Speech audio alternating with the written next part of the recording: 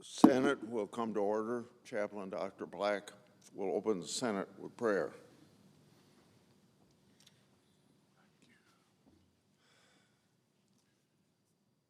Let us pray. Eternal God, the fountain of all wisdom, we bring our fragmented lives into your presence, seeking your wholeness and seeking your peace. We bring our restless spirits to you, seeking your calm strength and everlasting purpose. We bring you our transient thoughts, seeking the permanence of your gracious providence. Lord, remind our lawmakers that only as we lose ourselves in something higher can we truly find ourselves. To this end, give them great causes to embrace and a great faith to energize their work. Lead them to a confidence that in everything you are working for the good of those who love you, who are the called according to your purposes. We pray in your wonderful name. Amen. Would you please join me in the Pledge of Allegiance? I pledge allegiance to the flag of the United States of America and to the republic for which it stands, one nation under God, indivisible, with liberty and justice for all.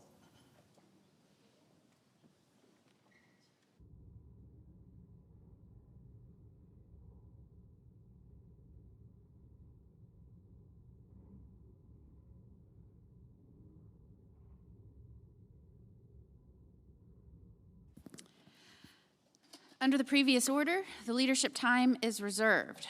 Morning business is closed. Under the previous order, the Senate will resume consideration of the motion to proceed to H.R. 3944, which the clerk will report. Motion to proceed to calendar number 121, H.R. 3944, an act making appropriations for military construction and so forth and for other purposes.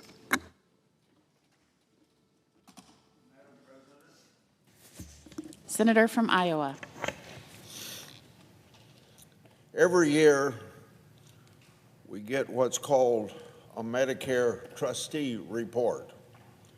I come to the floor to comment on that. We all know that Medicare is very much a part of America's social fabric. For decades, Medicare has provided seniors and people with disability access to routine and life-saving care at their local hospital, doctor's office, and pharmacy. The trustees reported, as they do every year, that Medicare's Part A hospital insurance trust fund is expected to be depleted by 2033. This is 3 years ahead of the projections that came out in last year's report. This results from higher than expected expenditures, the growth in inpatient hospital and hospice spending. Also, for now the 8th year in a row, the trustees have issued what they call a funding warning. This is because Medicare's outlays for its 2 trust funds are expected to exceed its dedicated revenue by 45%.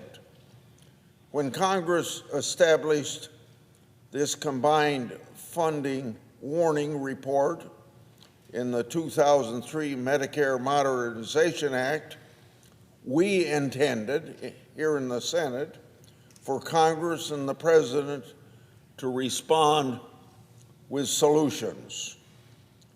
We should listen to this actuarial report, get on the job, and do something to preserve the Medicare program.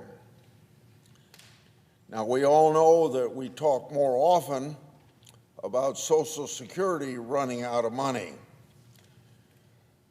I want to preserve and strengthen the Medicare program for future generations, just like I would say the same thing about the Social Security program. The only way to make these critical programs sustainable is to follow the Ronald Reagan and Tip O'Neill model. This goes back to 1983, when the Social Security system was running out of money. Ronald Reagan, a Republican, Tip O'Neill, Speaker of the House, a Democrat, got together and say, we can't let that happen. And they made sure it didn't happen. And what they devised, that I had a chance to vote for in 1983 or 4, whenever it was, they fixed it for 50 years, because that's 50 years coming to 2033, when Social Security likewise will run out of money. Now, I've come to the conclusion that when you have a President Biden and a candidate Trump both running in 2024, that they aren't going to do anything to fix Social Security. Why isn't it being done? I've come to the conclusion that it's not being done because we don't have any Ronald Reagans or Tip O'Neills in Washington, D.C., or in our government anymore. So they did it in a bipartisan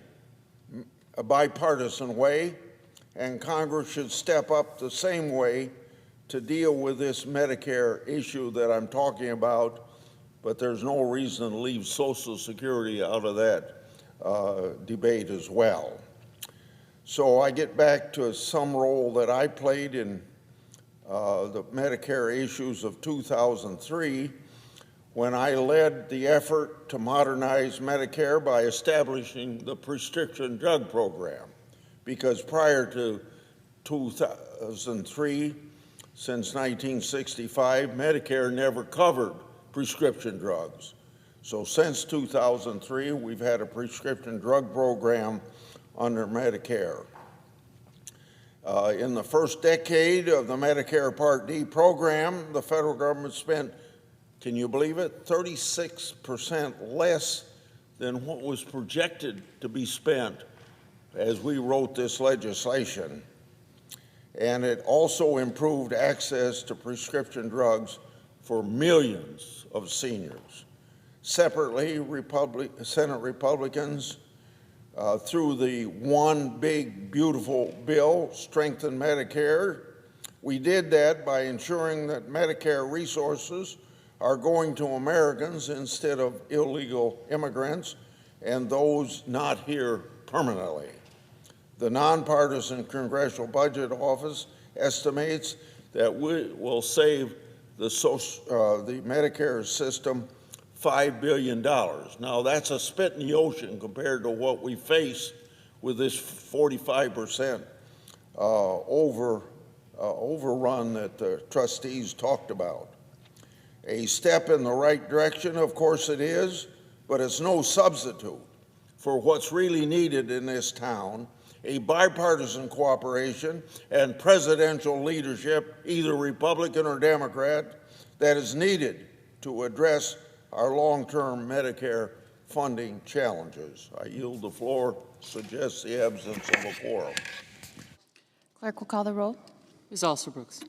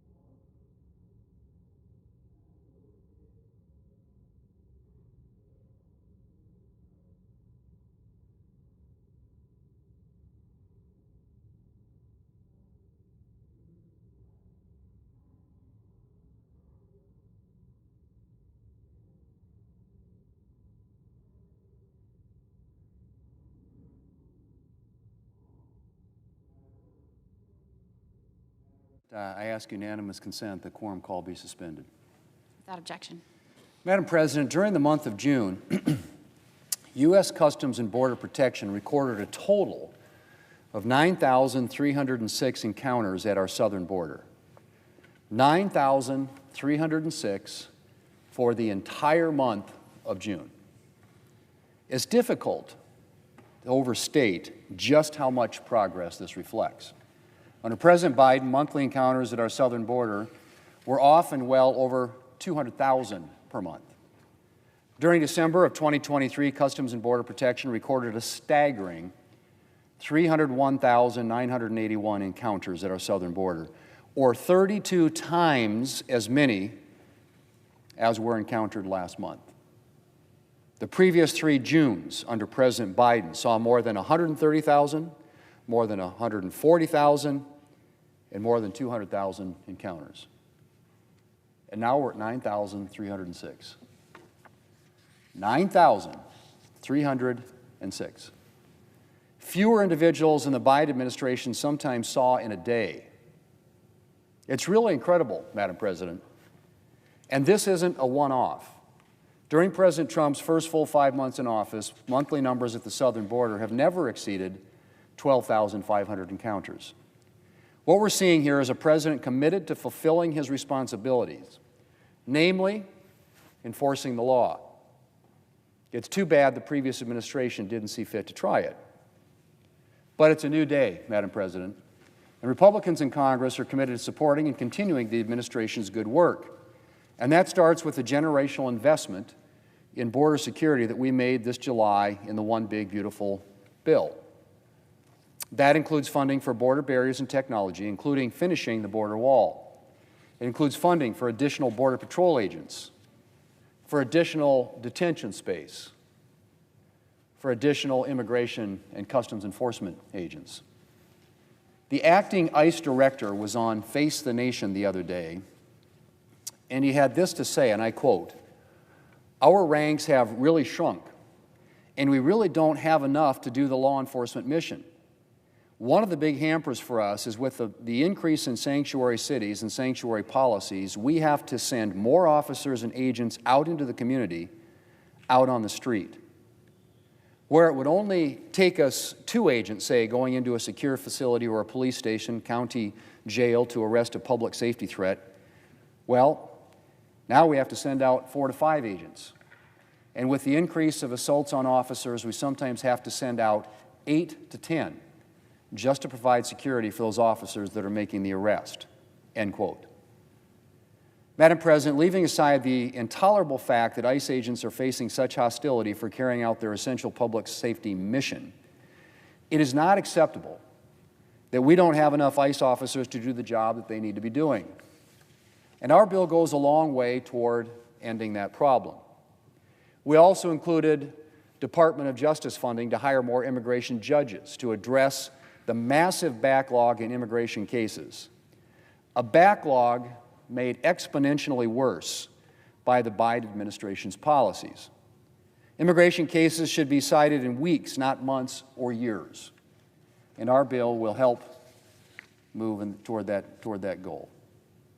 Madam President, one of the most basic responsibilities of the federal government is providing for our nation's security. And border security is an essential part of national security.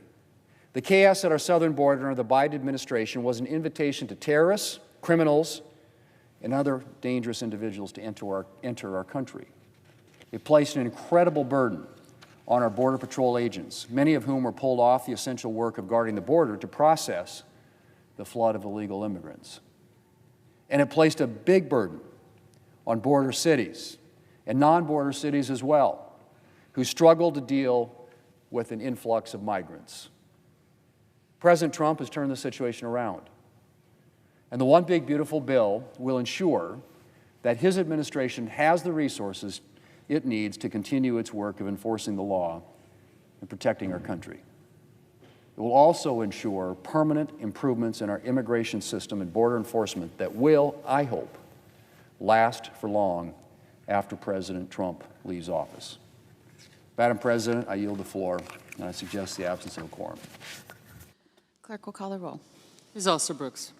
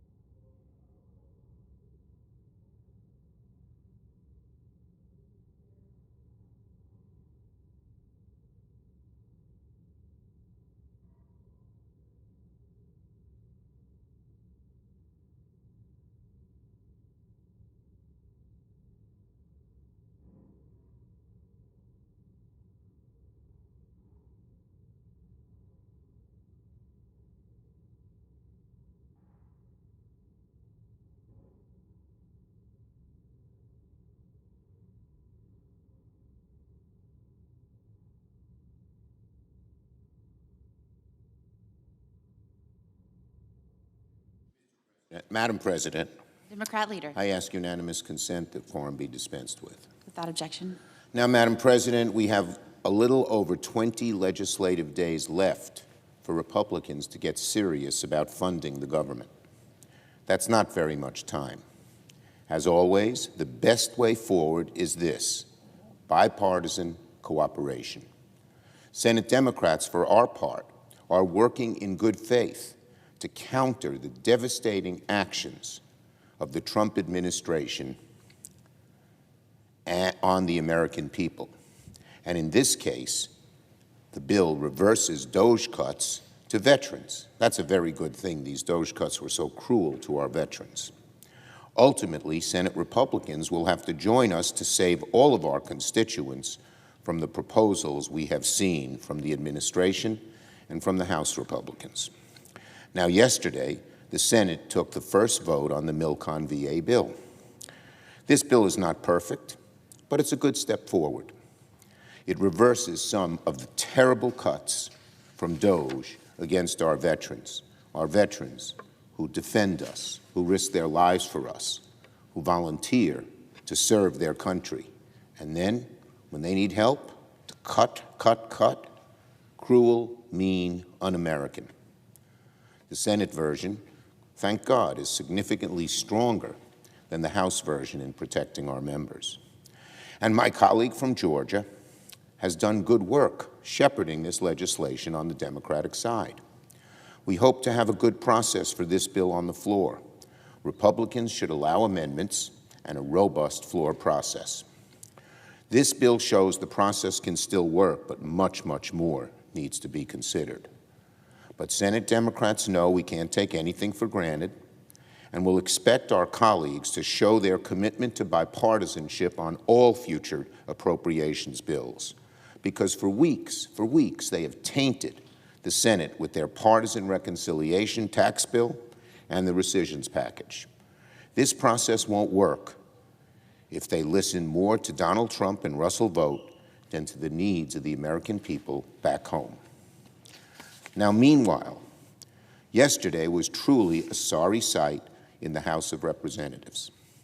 The ghost of the disgraced Jeffrey Epstein is haunting our Republican colleagues, so much so that Speaker Johnson decided to cut bait and send the House home to escape discussions about Epstein, instead of doing their jobs like grown-ups and making progress on appropriations.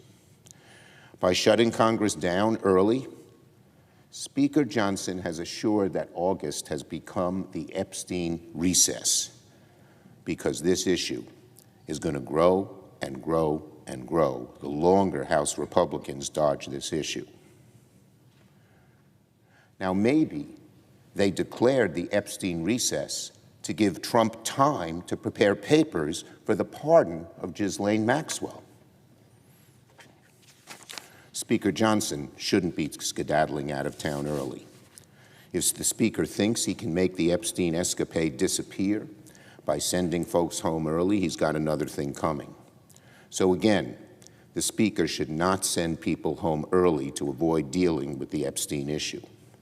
The American people have a right to know what happened, but instead Speaker Johnson created an Epstein recess. Speaker Johnson created that Epstein recess. It's an awful decision.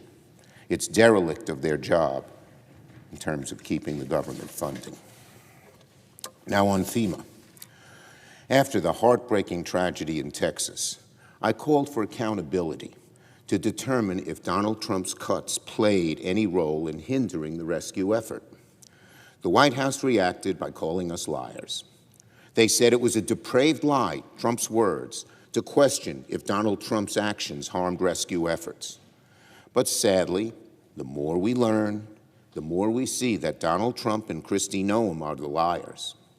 And there's very little doubt DOGE cuts made things worse at FEMA and affected what happened in Texas. Yesterday, the New York Times reported that the head of FEMA's FEMA's Urban Search and Rescue Unit resigned. The reason, he stated, was that Donald Trump has created chaos at the agency. The former worker said Donald Trump's cuts, bureaucratic obstacles, and abysmal response to the flooding in FEMA influenced his decision. He specifically cites, as many others have, Kristi Noem's decision. He specifically cites, as have many others, Kristi Noem's decision requiring her personal approval on every purchase of more than $100,000. Remember, experts have said that this stupid policy was responsible for getting rid of hundreds of call center staff for 5 days after the Texas flood. Thousands of calls to FEMA from flood survivors went unanswered, according to internal documents. That's unacceptable. That's incompetent. But this is the consequence of Donald Trump's terrible policies.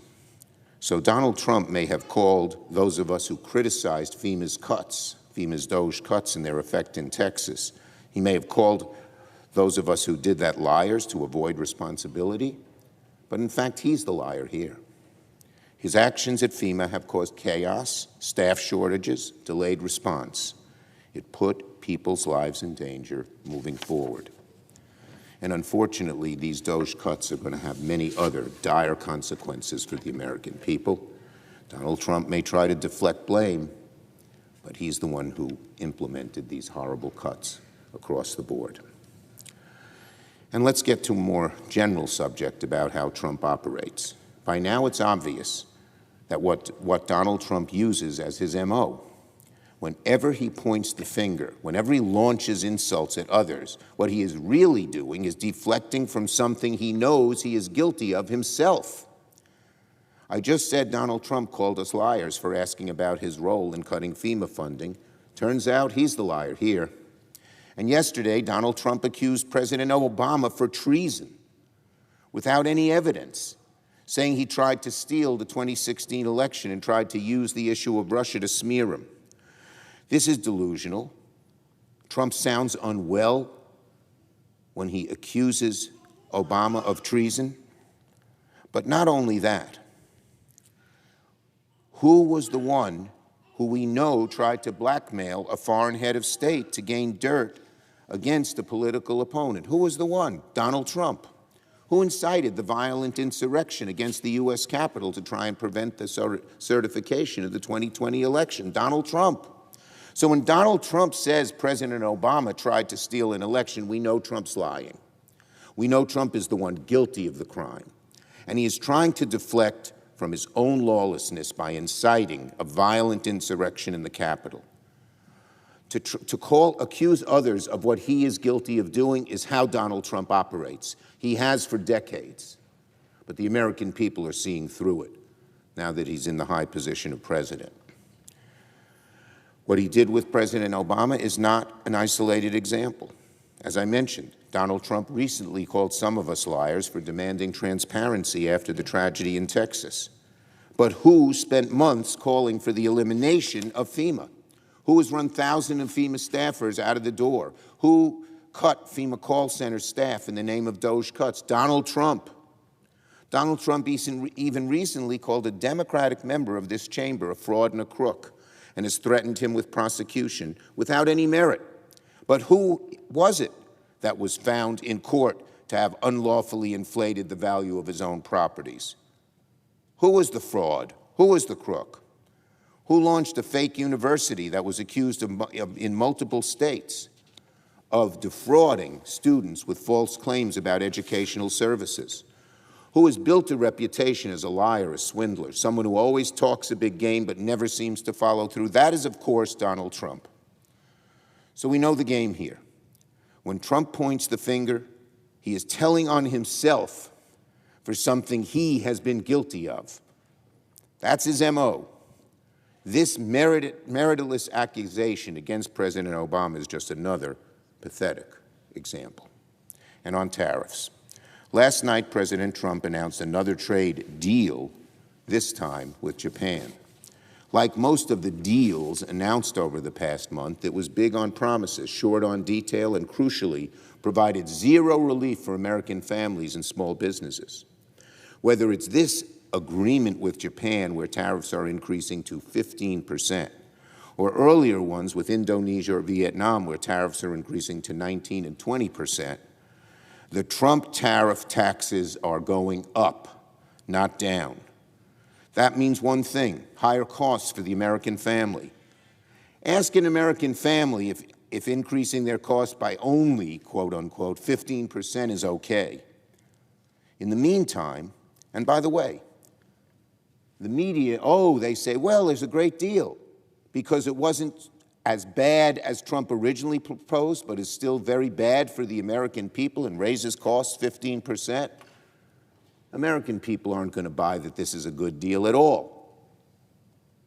Good deal at all. In the meantime, the Trump administration is granting greater access to advanced semiconductor technology, surrendering to China, higher costs for families and small businesses. Trump's trade war has been and continues to be a huge failure. Yield the floor. Majority Whip. Thank you, Mr. President. I come to the floor today to speak about something critical to our nation, and that is our nation's security. And for me, national security demands and starts with border security. We were through 4 years, open borders, high prices, pain for the American people. Well, with the signing of this big, beautiful bill into law, we are securing the border, we are finishing the wall, we are supporting federal law enforcement officers. You know, we also passed President Trump signed into law the HALT Fentanyl Act. It's now the law of the land, and today law enforcement finally has the tools that they need to crack down on drug traffickers. These are policies that will save lives here in America. These policies will make our nation safer. For 4 long years, Joe Biden and Democrats flung open the border walls, and over 10 million illegal immigrants flooded into our country as a result of their irresponsible behavior. This invasion raised costs for American families. People saw it all throughout their lives. They saw it when they went to the doctor's office, they found it at the grocery store, and they found it in the housing market. This invasion made our communities less safe. Innocent Americans are still suffering the consequences. Just this week, in New York City, an off-duty Customs and Border Patrol protection officer was ambushed by 2 illegal immigrant criminals. They shot him in the throat. Mr. President, both of these illegal immigrant criminals had long criminal records. And you say, how can that be in America, that somebody with a long criminal record is out there on the street shooting an officer of the law? Well, both of these illegal immigrant criminals entered the country illegally under Joe Biden. They were arrested multiple times in New York City, the minority leader's home city, arrested multiple times. Immigration judges ordered deportations. But what happens in New York City, in the minority leader's home city? They were released due to sanctuary city policies in his hometown. President Trump and Republicans have now made it a priority to enforce the law. Since taking office, President Trump has deported hundreds of thousands of illegal immigrant criminals. ICE arrests in my home state of Wyoming, as well as in my neighboring state of Colorado, are now 5 times higher than they were during the same time period under Joe Biden. A July poll by Harvard-Harris shows that 3 out of 4 Americans support President Trump's efforts to deport illegal immigrant criminals. The message is clear. Keep making our communities safer. Illegal border crossings are now at their lowest level ever recorded. Zero illegal immigrants were released into our country over the past 2 months. Hard to believe, but true. The number is 0. President Trump has successfully ended catch and release. By contrast, under Joe Biden and the Democrats, 10,000 illegal immigrants crossed our southern border on a daily basis. Republicans promised the American people we would secure the border, and we are keeping our word. The law we passed finishes the wall. It provides $75 billion for immigration and customs enforcement. That gives our agents the resources that they need to continue deporting illegal immigrant criminals. Our law allows and helps them hire, train, and retain Border Patrol agents. It even gives the agents a bonus. That's what we need to do to enforce the law. Republicans are committed to help fight back against child trafficking. This is why our law funds $300 million to vet those who sponsor children who show up at the border without an adult. And we knew it happened routinely during the Biden administration. I was there on the border during the night as children would show up without an adult. A recent report from the Department of Homeland Security's Office of Inspector General is clarifying to all of us who've read it. It is disturbing and it is frightening. The report found that the Biden administration lost track of hundreds of thousands of these unaccompanied children. In over 80% of the cases, the report says, the Biden administration didn't even have accurate contact information for the sponsors. In all, our new law is the most comprehensive border security investment in American history. It's invested in immigration enforcement and border security. Not a single Democrat supported these policies. Democrats continue to today to be the party of open borders and unsafe communities. They made our country weaker. They made our country poorer. They made our country less safe. Things have changed now. Across the country, ICE agents are doing excellent work enforcing the law and keeping our communities safe. Earlier this month, ICE conducted a lawful raid of a Los Angeles facility that produces marijuana. Federal officers arrested 361 criminal illegal immigrants. Many were convicted rapists, kidnappers, and child predators. Federal agents also rescued 10 children from forced labor at that marijuana production facility. 8 of them were unaccompanied minors who had been trafficked into our country and exploited. Last month, ICE arrested 1,361 illegal immigrant criminals in Houston, Texas. Those criminals were in our communities because of Democrats' open border policies. Now they are off the streets thanks to an administration that is committed to our nation's security. As law enforcement does its job, they are increasingly under attack. They're under attack, amazingly, from criminals, and they're under attack from the radical left. ICE agents have been demonized, doxxed, and demoralized. Attacks against ICE agents have soared over 800% in the last year. In California, as ICE agents rescued children from forced labors, a violent mob of left-wing activists threw rocks and even opened fire on them. Now, some Democrats in Congress downplayed it, they dismissed it, they defended the violence, as the Democrats tend to do. One Democrat even said the operation was, in their words, a misuse of federal resources. Let me be clear. Rescuing trafficked children, it's not a use, never a use, or a misuse of taxpayer money. If Democrats believe otherwise, they have truly lost their moral compass. Law enforcement deserves our support, especially as they are protecting children and when they are getting dangerous criminals off the street. This is common sense. It's exactly what immigration and customs agents are doing, and they are doing it very well. The American people have been clear. They want secure borders, they want safer communities, and that's what Republicans are delivering. And so, Mr. President, I will assure you Republicans will continue to protect our children, protect our communities, and protect our country. Thank you, Mr. President. I yield the floor.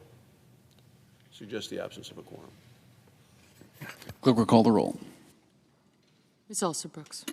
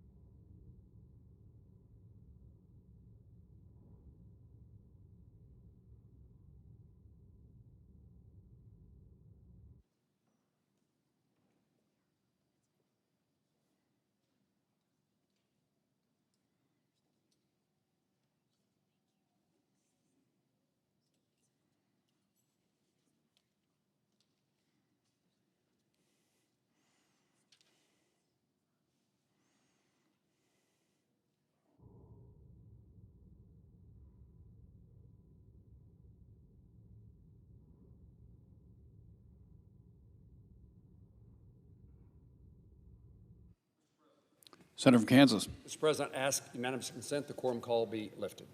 Without objection. Mr. President, I'm on the Senate floor today as we are beginning the process for this fiscal year of us considering appropriation bills.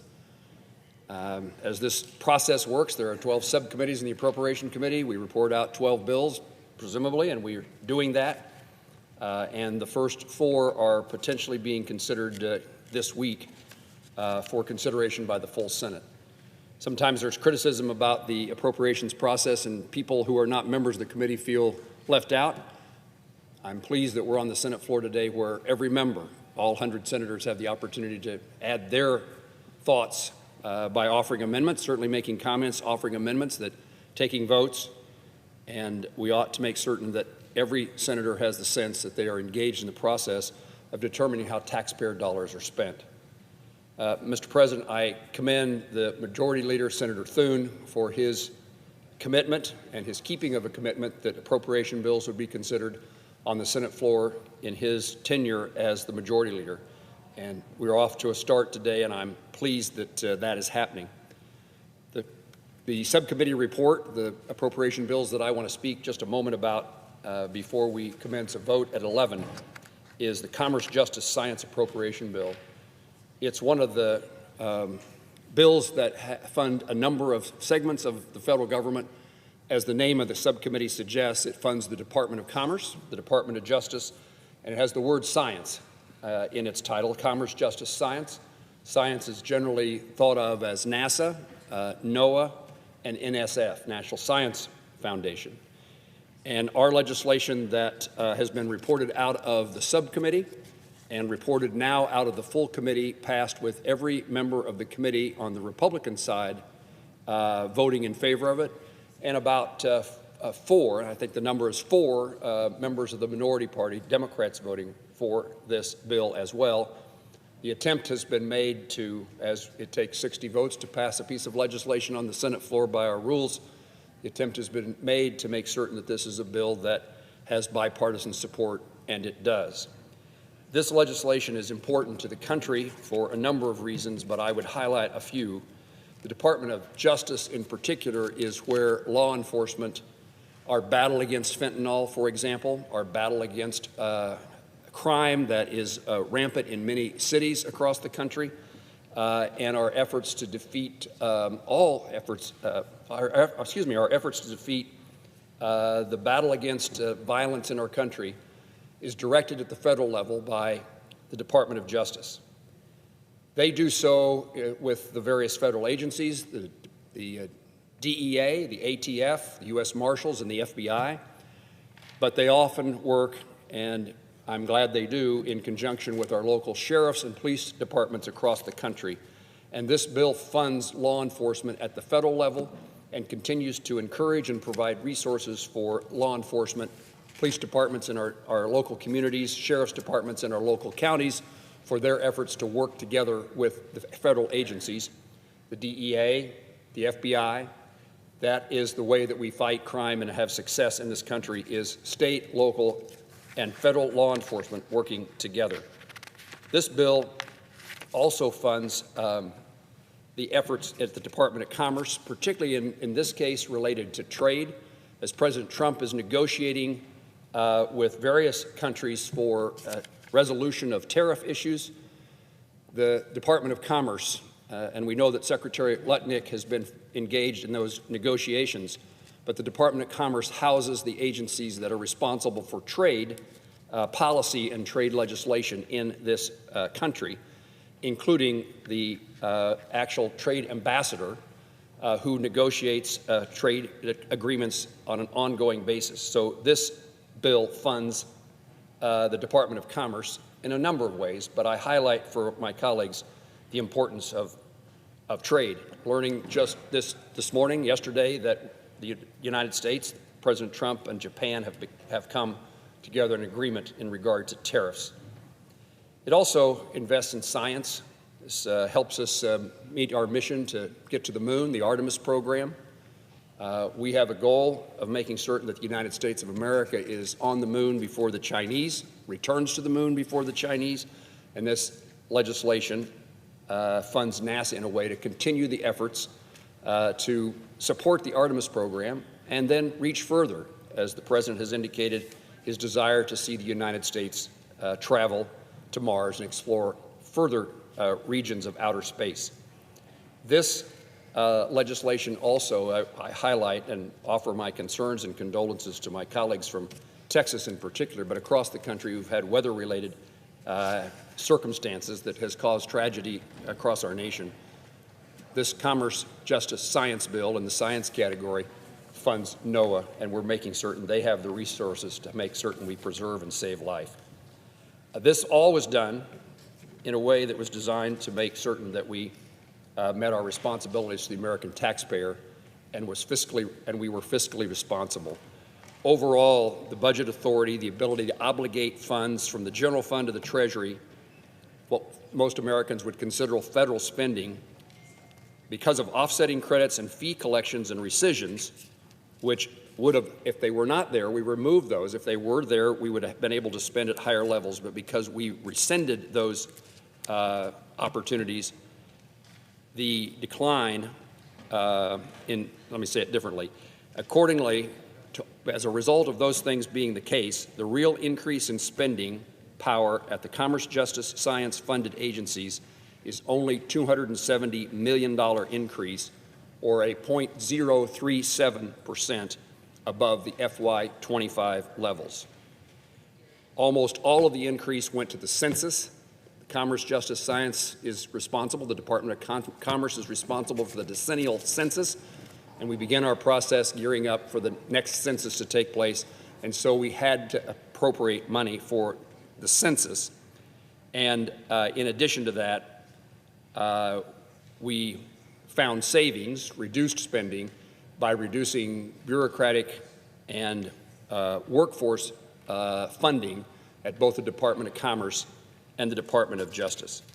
My point is that within the allocation that we were provided by the full committee, by the chairman and vice chairman of the committee, Commerce, Justice, Science is within its funding levels, of course, that they allowed us. And while we prioritized the things we thought were most important, we also did so in a way that the increase in spending is less than 1%, and certainly way less than last year, and certainly less than the rate of inflation.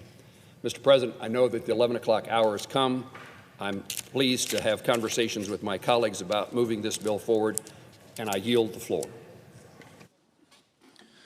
Under the previous order, the Senate will proceed to executive session and resume consideration of the following nomination, which the clerk will report. Nomination, Department of Commerce, Ariel Roth of the District of Columbia to be Assistant Secretary of Commerce for Communications and Information. The question is on the nomination. Kevin, yeas and nays? Is there a sufficient second? There appears to be. Clerk will call the roll. Ms. Alsa Brooks, Ms. Baldwin, Mr. Banks, Mr. Barrasso.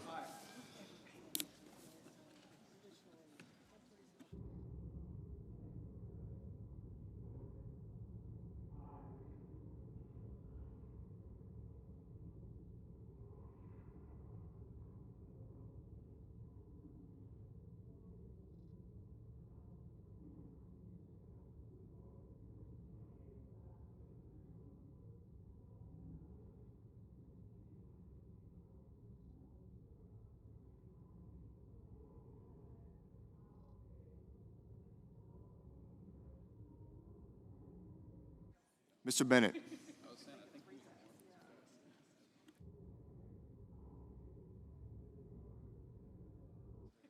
Mrs. Blackburn.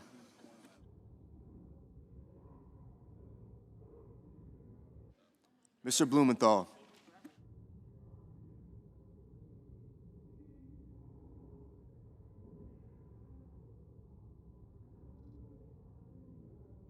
Ms. Blunt Rochester.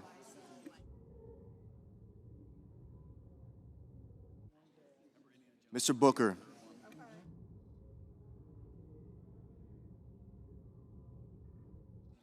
Mr. Bozeman.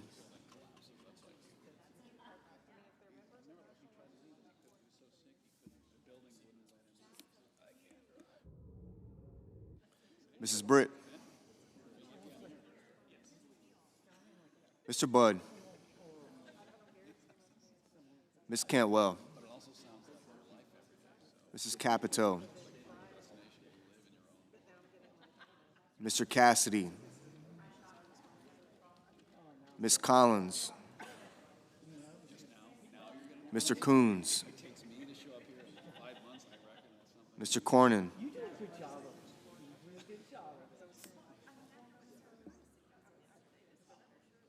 Ms. Cortez Masto. Mr. Cotton. Mr. Kramer. Mr. Crapo.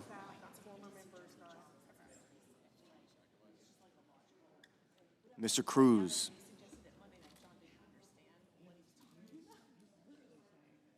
Mr. Curtis. Mr. Daines. Ms. Duckworth. Mr. Durbin. Ms. Ernst. Mr. Fetterman. Mrs. Fisher. Mr. Gallego. Mrs. Gillibrand. Mr. Graham. Mr. Grassley.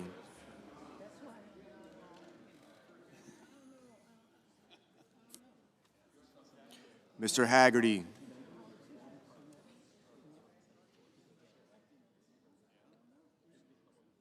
Ms. Hassan. Mr. Hawley. Mr. Heinrich. Mr. Hickenlooper. Ms. Hirono. Mr. Hovind. Mr. Husted. Mrs. Hyde-Smith.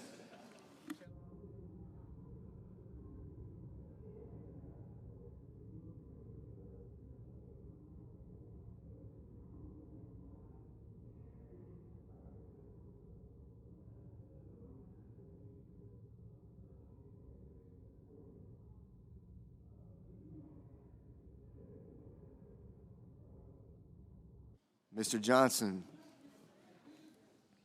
Mr. Justice. Mr. Kane. Mr. Kelly.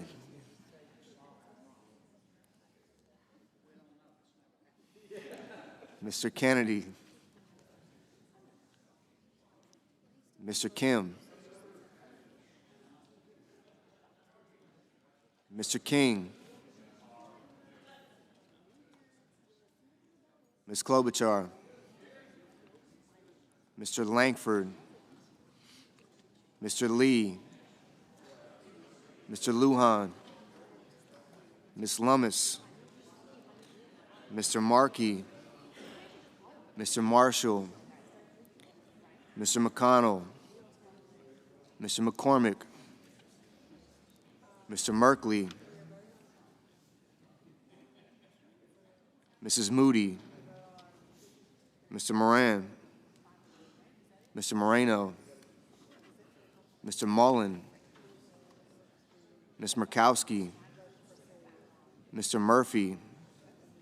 Mrs. Murray. Mr. Ossoff. Mr. Padilla. Mr. Paul. Mr. Peters.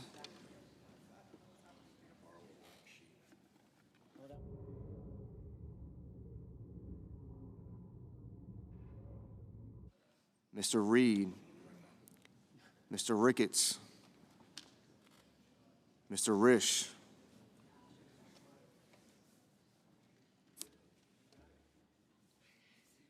Yeah.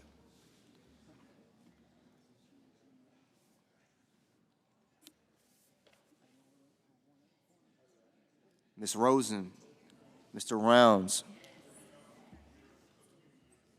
Mr. Sanders, Mr. Schatz, Mr. Schiff, Mr. Schumer, Mr. Scott of Florida, Mr. Scott of South Carolina, Mr. Shaheen, Mr. Sheehy,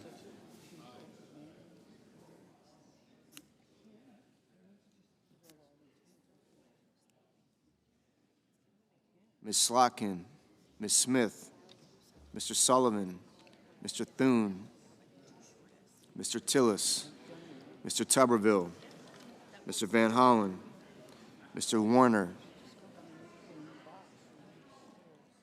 Mr. Warnock, Ms. Warren,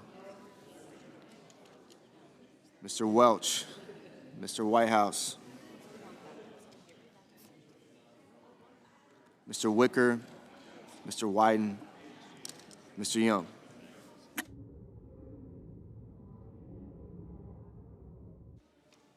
Senators voting in the affirmative: Barrasso, Bozeman, Britt, Capito, Kramer, Fisher, Graham, Grassley, Kennedy, Marshall, Moran, and Sheehy. Senators voting the negative: Rosen, Schatz, and Slotkin.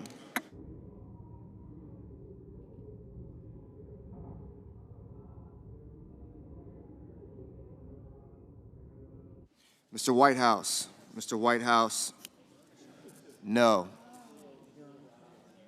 Mr. Tillis. Mr. Tillis, aye. Mr. Warner. Mr. Warner, no.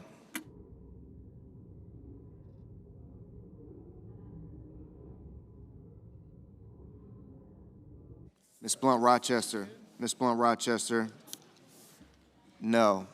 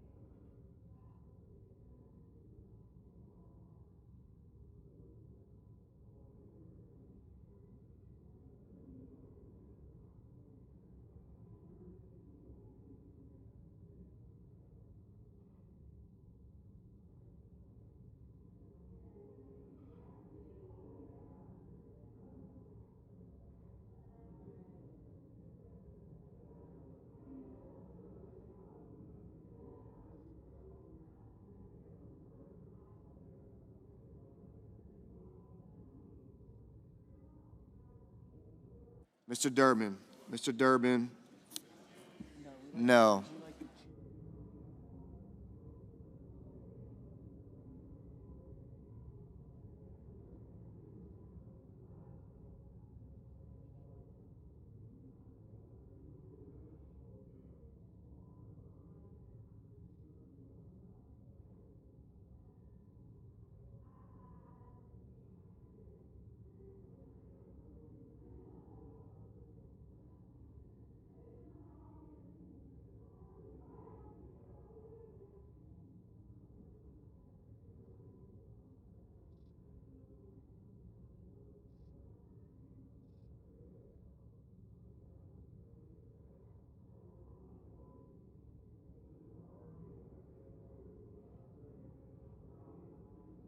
Mr. Ossoff.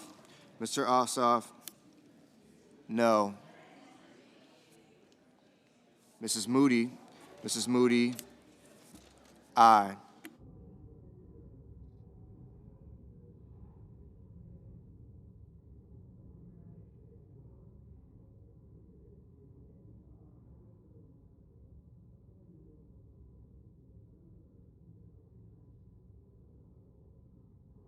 Mr. Peters.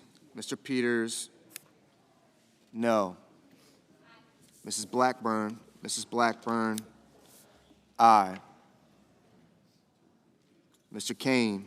Mr. Kane, no.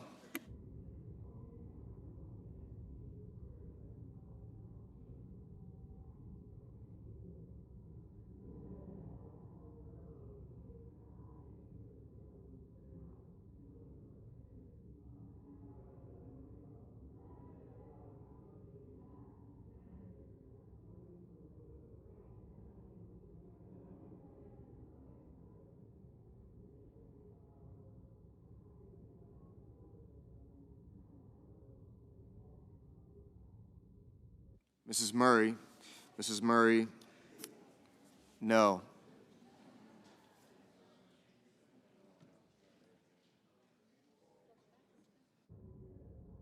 Mr. Sullivan. Mr. Sullivan, aye. Mr. Risch. Mr. Risch, aye.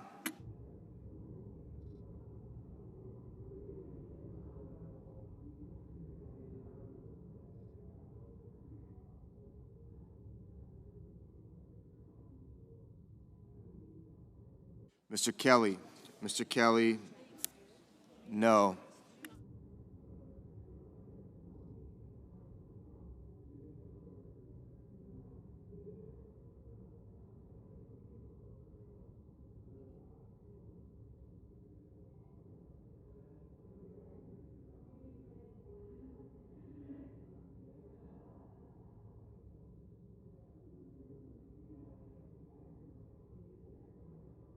Mr. Paul. Mr. Paul, aye. Mr. Bennett. Mr. Bennett, no.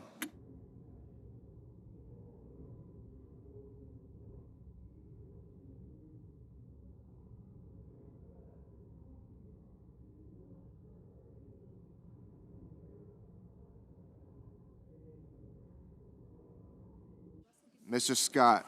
Mr. Scott of Florida, aye.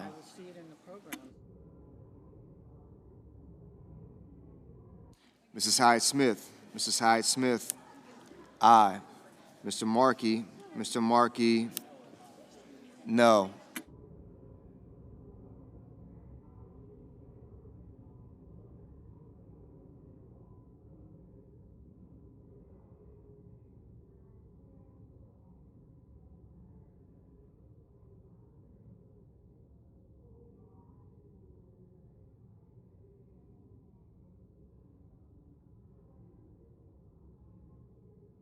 Mr. Banks. Mr. Banks, aye.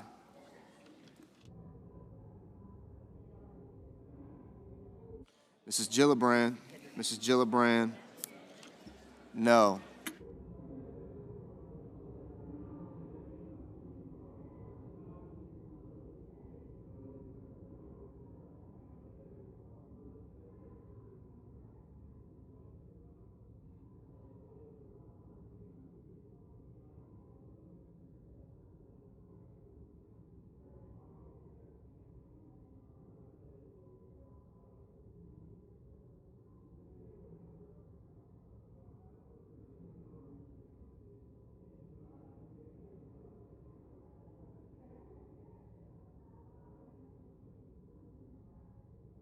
Mr. Hoven. Mr. Hoven, aye.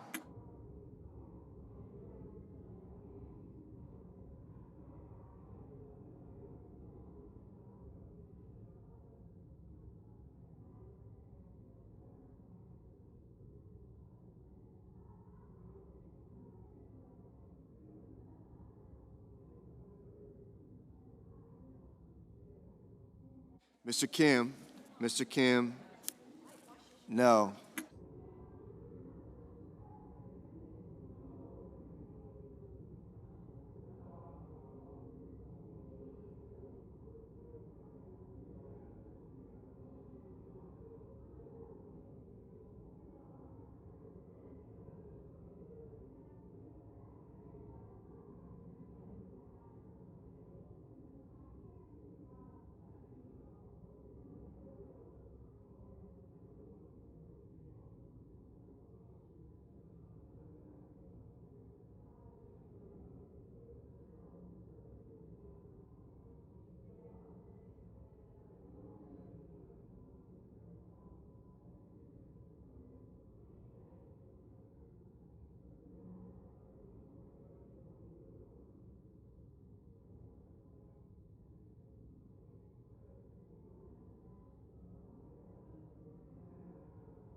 Mr. Lee.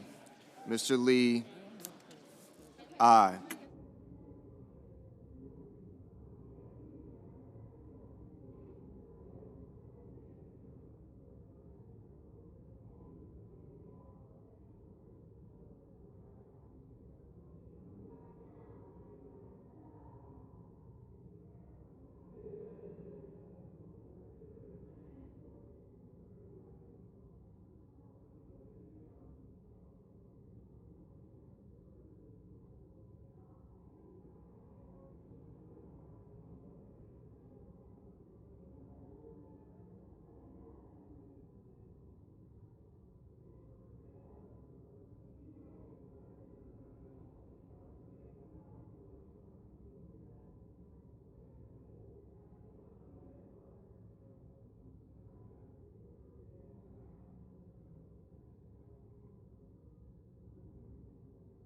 Mr. Merkley.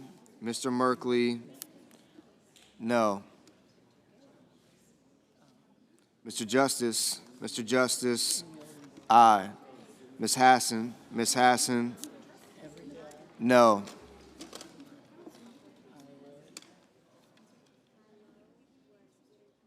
Mr. Murphy.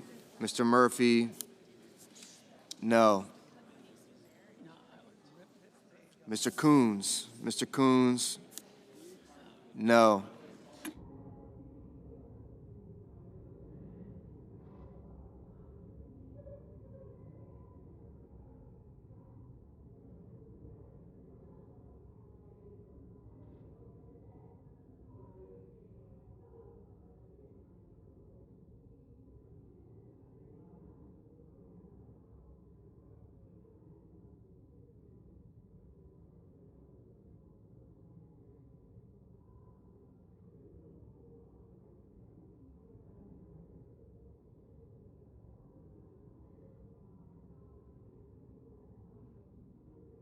Mr. Daines. Mr. Daines, aye.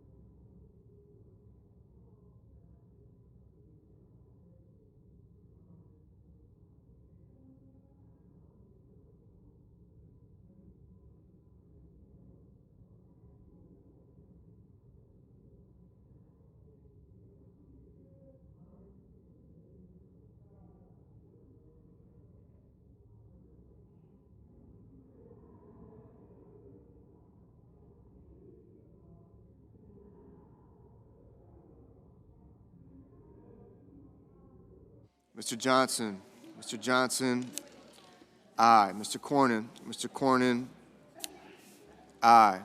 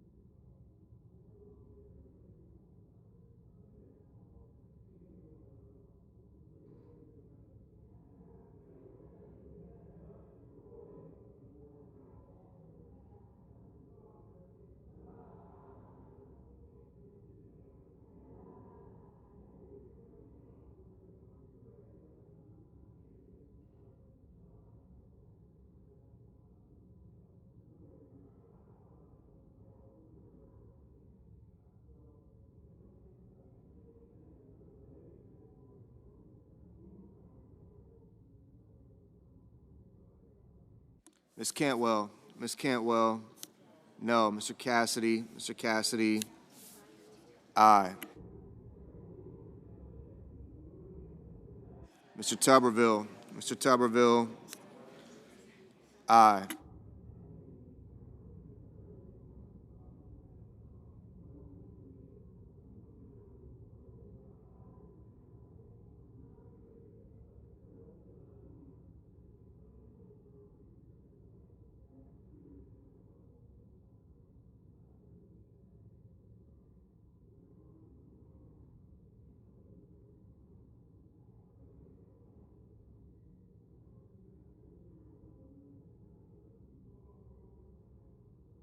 Mr. Wyden.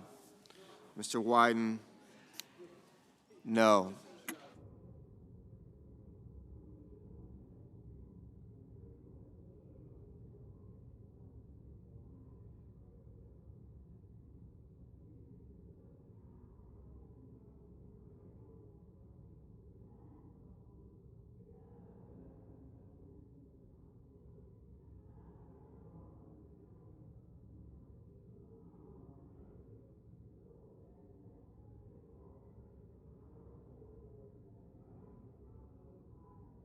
Ms. Collins. Ms. Collins, aye.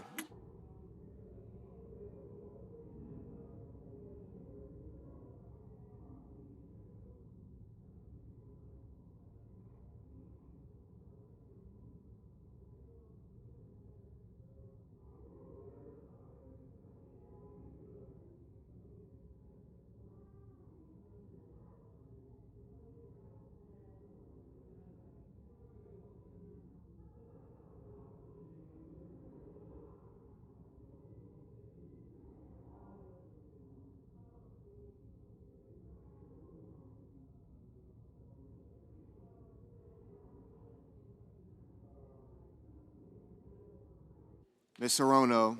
Ms. Hirono, no. Mr. Thune. Mr. Thune, aye. Mr. Wicker. Mr. Wicker, aye. Mr. Ricketts. Mr. Ricketts, aye.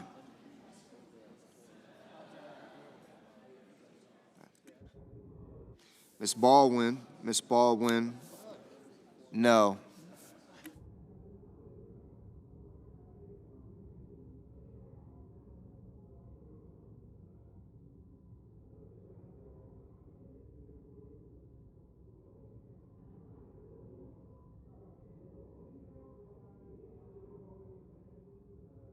Mr. Reed. Mr. Reed, no.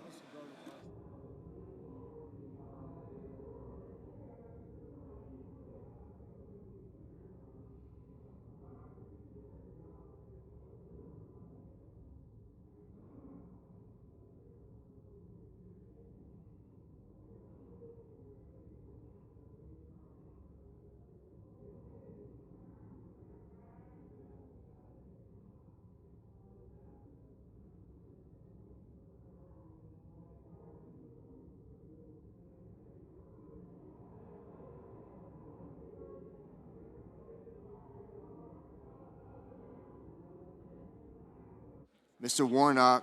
Mr. Warnock, no.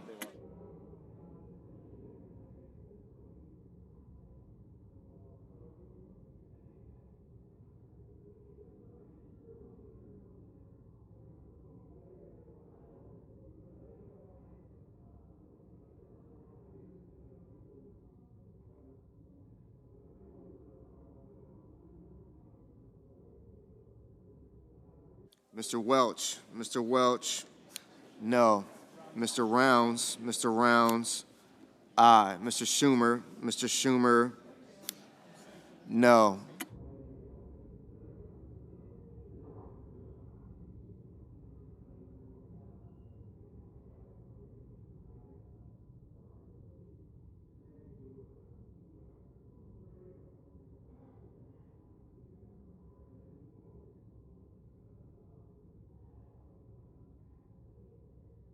Mr. Hawley. Mr. Hawley, aye.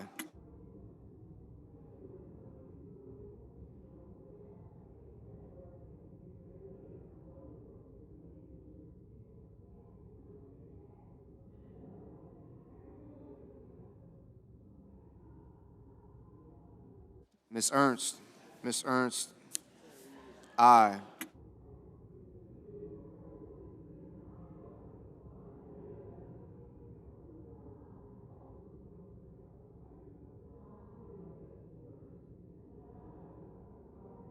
Mr. Husted.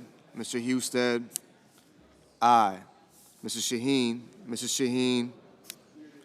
No. Ms. Lummis. Ms. Lummis. Aye. Mr. Crapo. Mr. Crapo. Aye. Mr. Young. Mr. Young. Aye. Mr. Curtis. Mr. Curtis. Aye. Mr. Langford. Mr. Langford. Aye.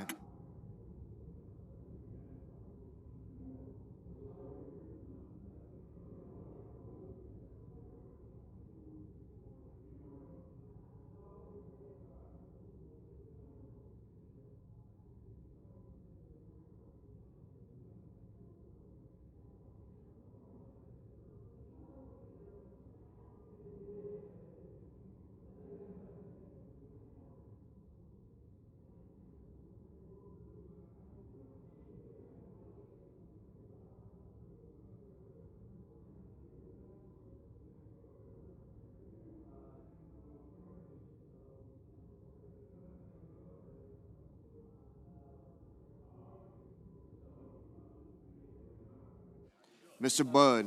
Mr. Budd. Aye.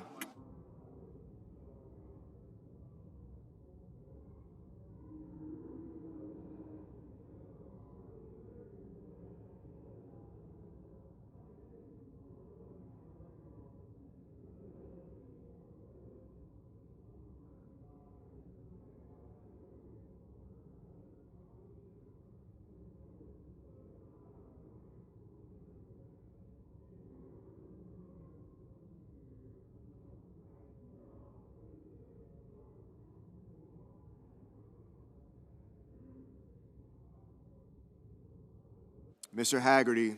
Mr. Haggerty. Aye.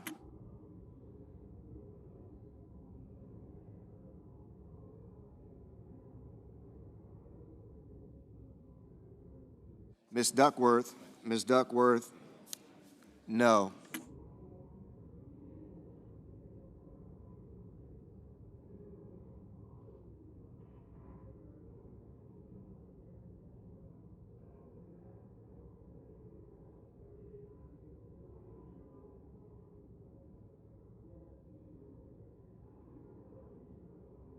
Mr. Van Hollen. Mr. Van Hollen.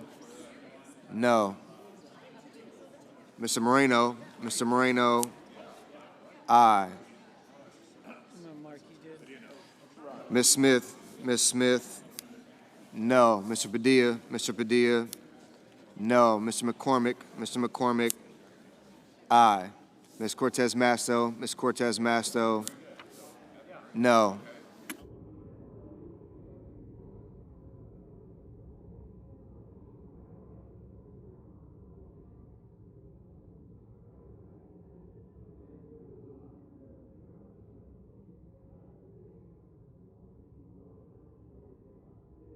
Mr. Booker.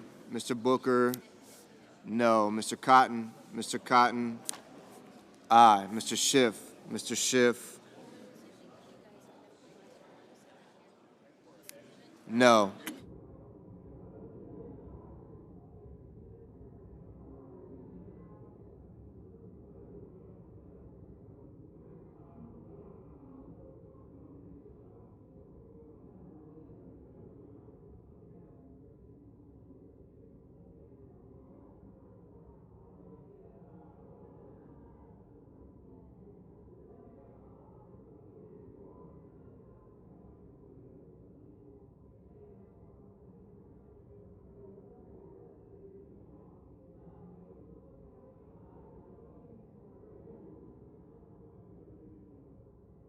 Mr. Scott. Mr. Scott of South Carolina. Aye.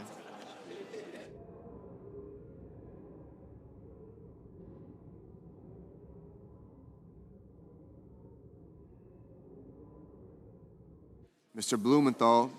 Mr. Blumenthal, no.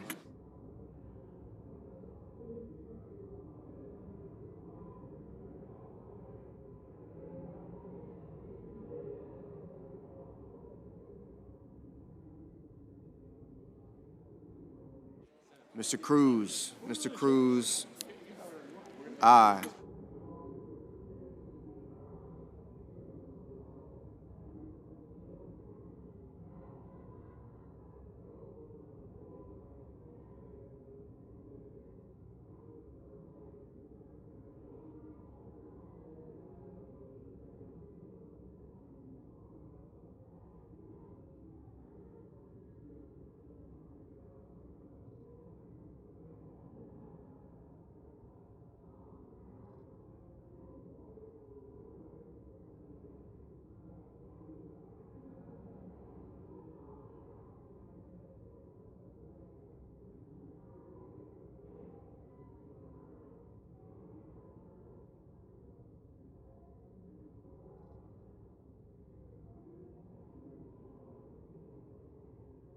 Mr. Schmidt.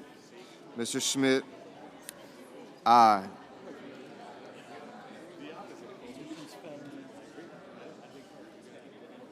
Mr. Fetterman. Mr. Fetterman, aye. Mr. Sanders. Mr. Sanders, no. Mr. King. Mr. King, no. Ms. Alsobrooks. Ms. Alsobrooks, no.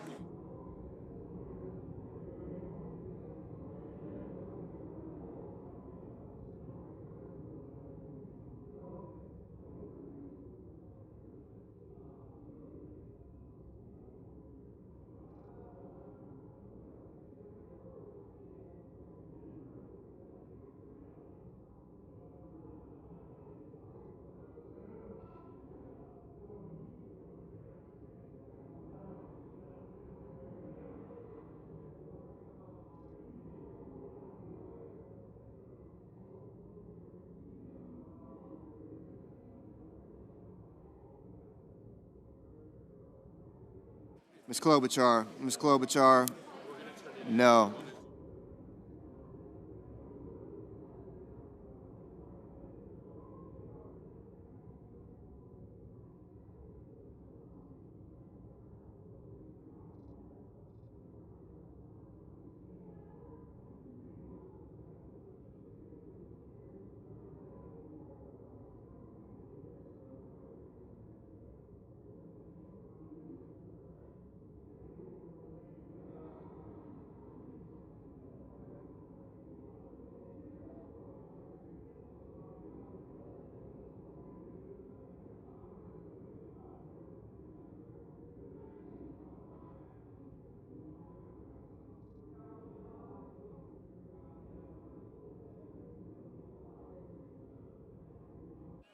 Ms. Murkowski.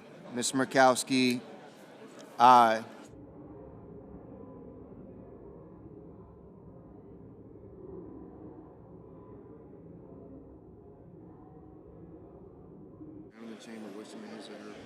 Is there anyone in the chamber wishing to vote or change their vote? Hearing none, the yeas are 52, the nays are 42. The nomination is agreed to. Under the previous order, the motion to reconsider is considered made and laid upon the table, and the President will be notified of the Senate's actions. Under the previous order, the Senate will resume consideration of the following nomination, which the clerk will report. Nomination, Department of Treasury, John Hurley of California to be Undersecretary for Terrorism and Financial Crimes. The question occurs on the nomination. Someone, yeas and nays? No sufficient second? There appears to be. Clerk will call the roll. Ms. Alsobrooks, Ms. Baldwin, Mr. Banks, Mr. Barrasso. Senator.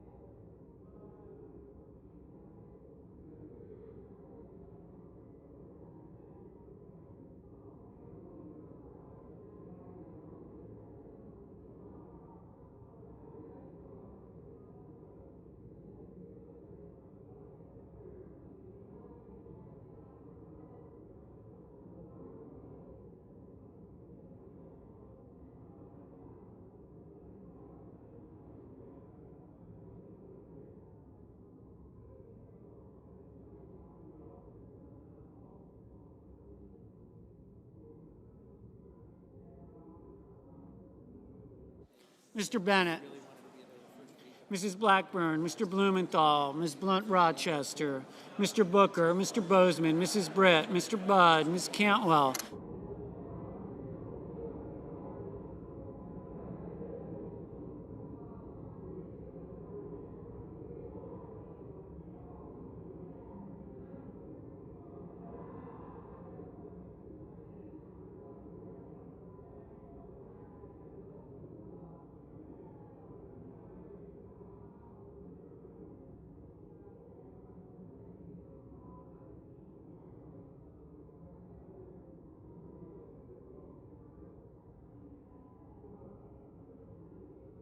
Mrs. Capito, Mr. Cassidy, Ms. Collins, Mr. Coons, Mr. Cornyn, Ms. Cortez Masto, Mr. Cotton, Mr. Kramer, Mr.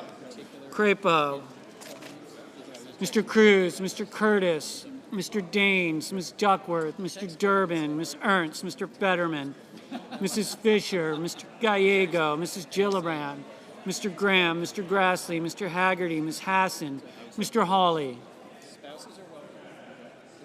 Mr. Heinrich, Mr. Hickenlooper, Mr. Rono, Mr. Hoven, Mr. Husted, Mrs. Hyde-Smith, Mr. Johnson, Mr. Justice, Mr. Kane, Mr. Kelly, Mr. Kennedy, Mr. Kim, Mr. King, Ms. Klobuchar, Mr. Langford, Mr. Lee, Mr. Lujan, Ms. Lummis, Mr. Markey, Mr. Marshall,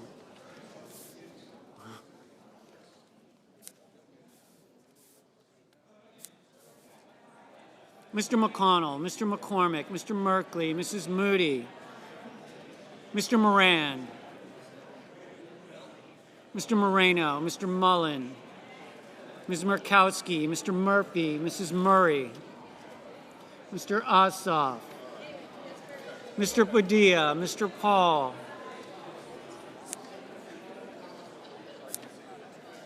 Mr. Peters, Mr. Reed, Mr. Ricketts, Mr. Risch, Ms. Rosen, Mr. Rounds, Mr. Sanders, Mr. Schatz, Mr. Schiff, Mr. Schmidt, Mr. Schumer, Mr. Scott of Florida, Mr. Scott of South Carolina, Mrs. Shaheen,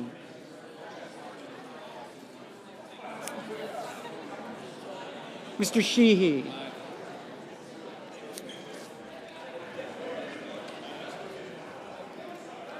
Ms. Slutkin, Ms. Smith, Mr. Sullivan, Mr. Thune, Mr. Chillis,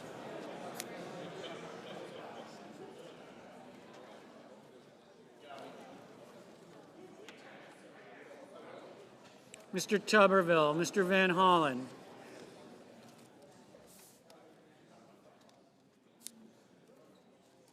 Mr. Warner, Mr. Warnock, Ms. Warren, Mr. Welch, Mr. Whitehouse, Mr. Wicker, Mr. Wyden, Mr. Young.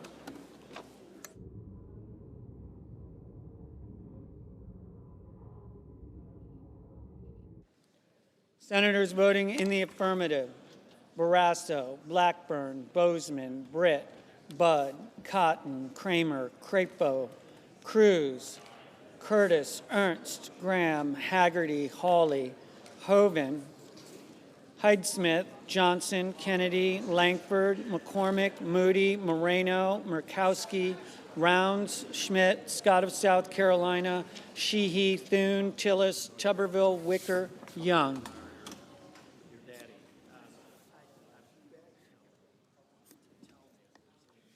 Senators voting in the negative: Also Brooks, Blumenthal, Duckworth, Fetterman, Gallego, Gillibrand, Hassan, Hickenlooper, Lujan, Murray, Padilla, Sanders, Schiff, Smith, Van Hollen, Warren, Welch, Wyden.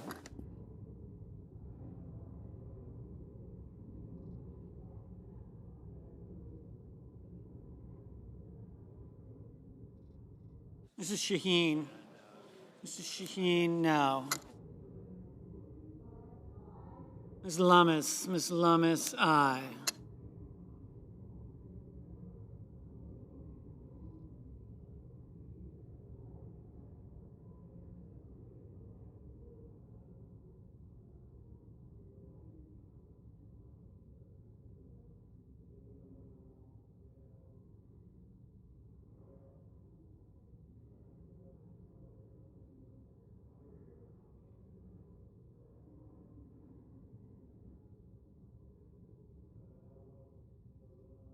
Moran. Mr. Moran, aye.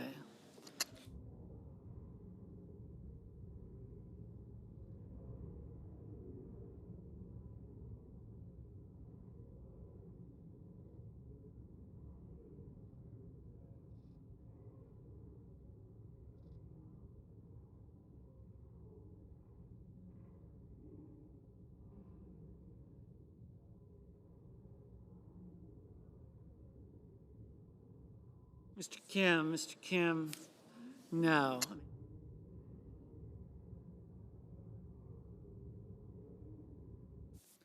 Mr. Banks, aye. Mr. Grassley, aye.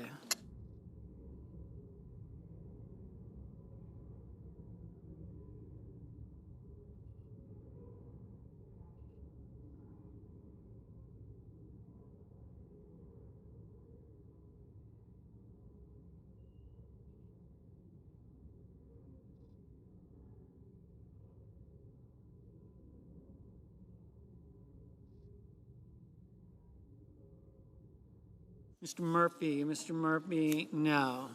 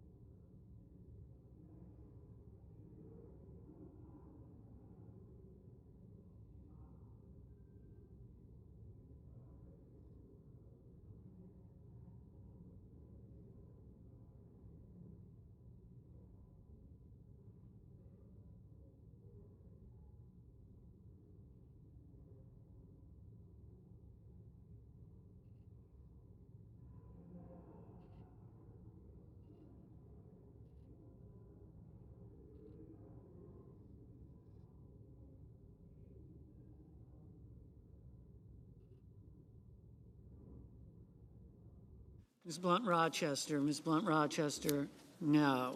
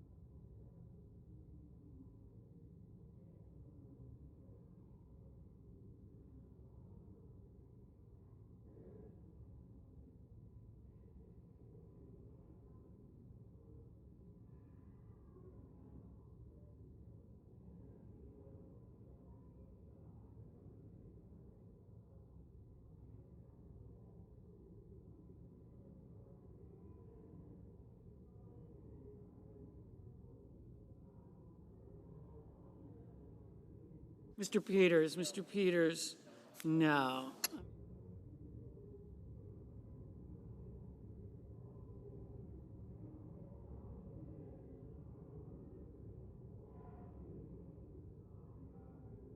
Mr. Heinrich, no. Mr. Marshall, aye.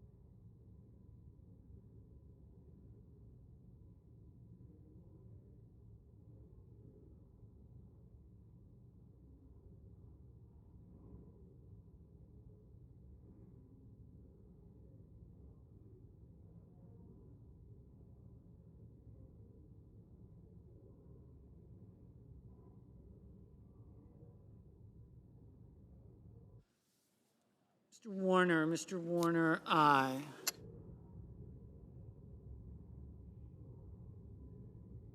Mr. Whitehouse, no.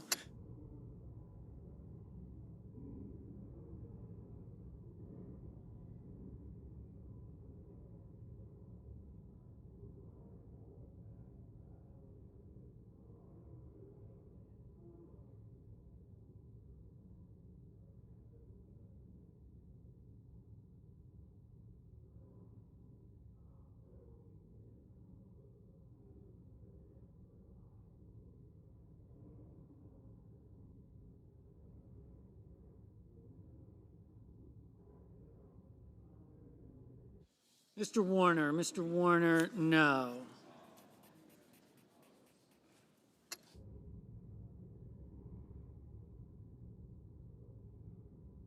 Mr. Kelly, no.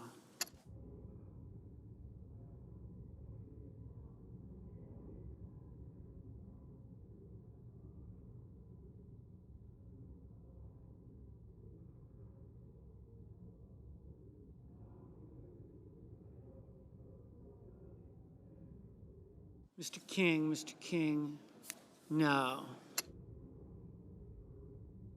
Mr. Scott of Florida, aye. Mr. Husted, aye.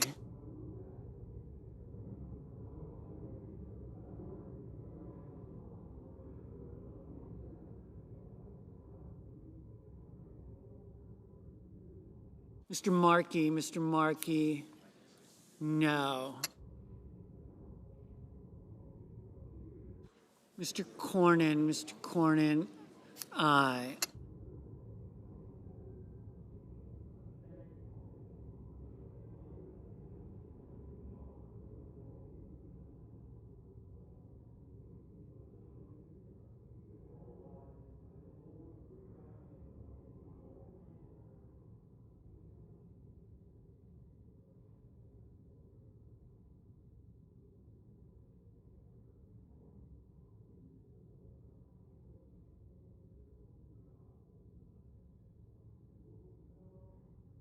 Mr. Schatz, no.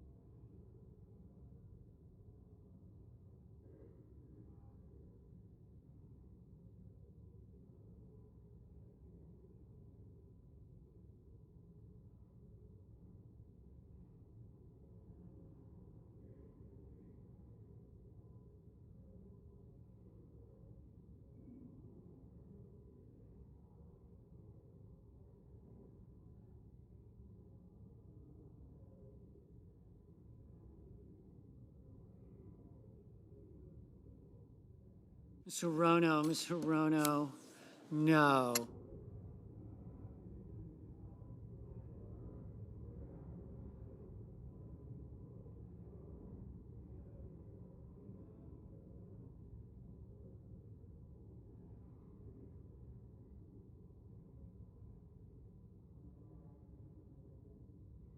Mr. Daines, aye.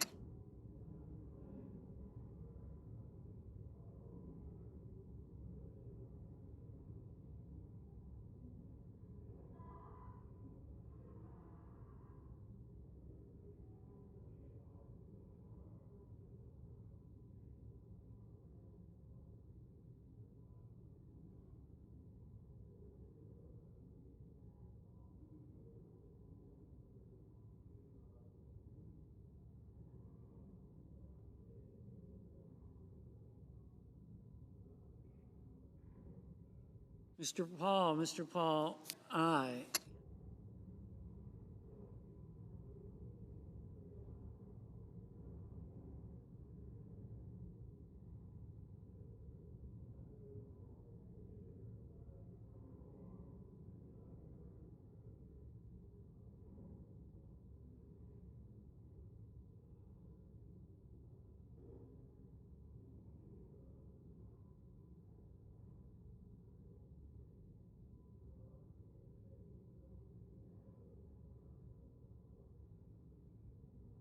Ms. Klobuchar, no.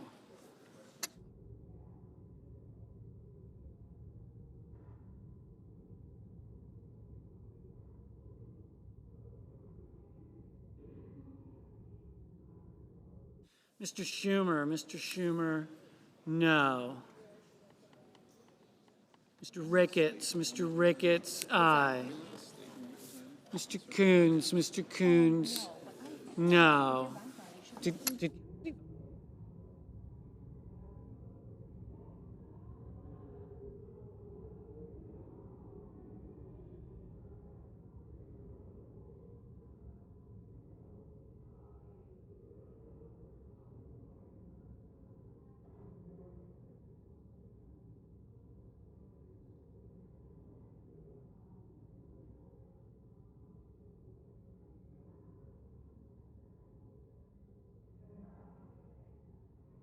Ms. Baldwin, no.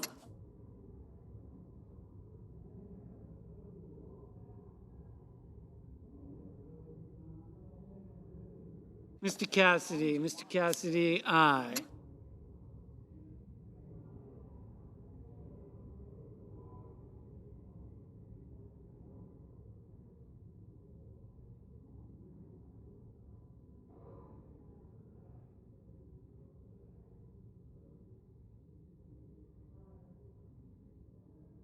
Ms. Cortez Masto, no.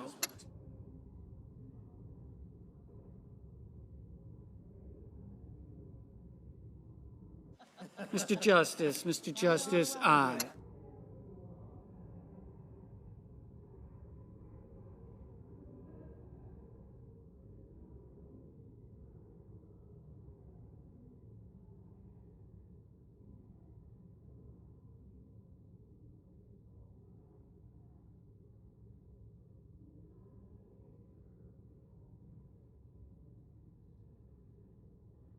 Ms. Rosen, no.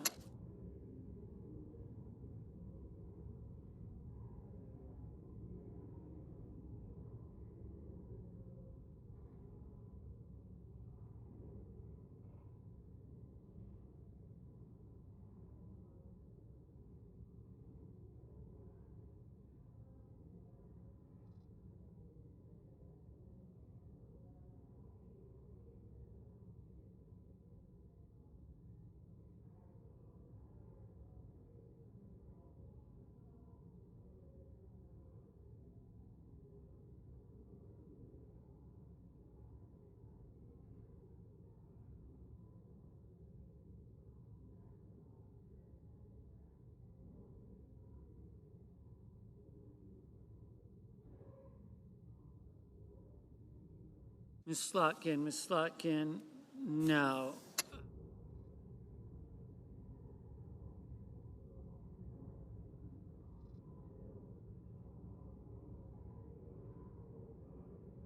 Cantwell, Ms. Cantwell, no. Mr. Booker, no.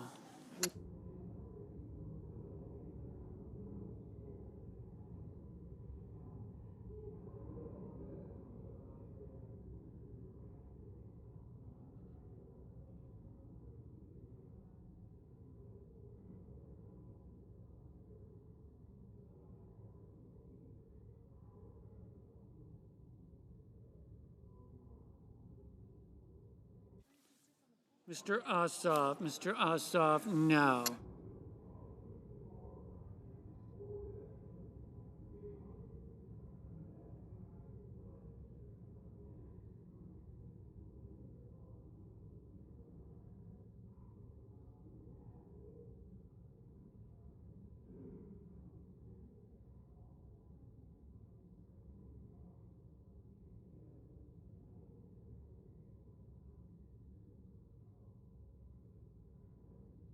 Mr. Merkley,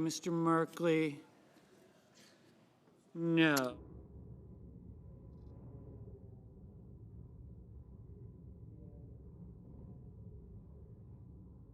Mr. Risch, aye.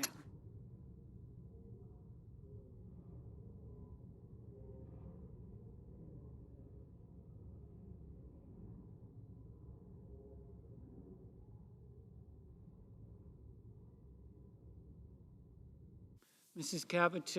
Capito, aye.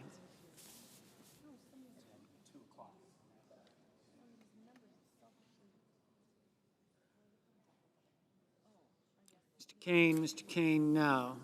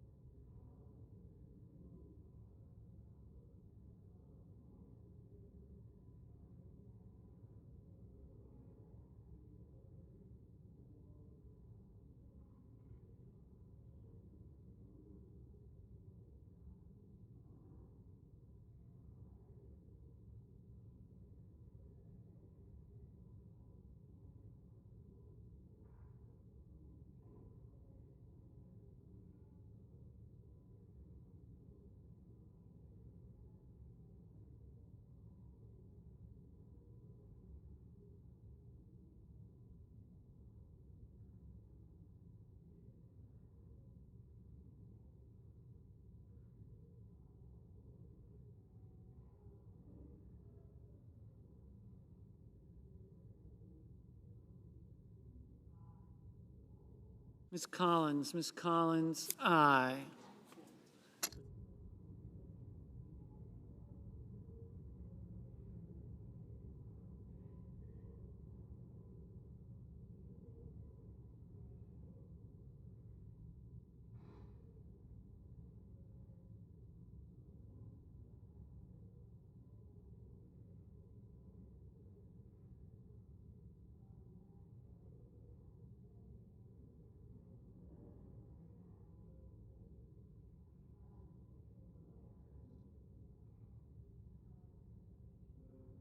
Mr. Bennett, no.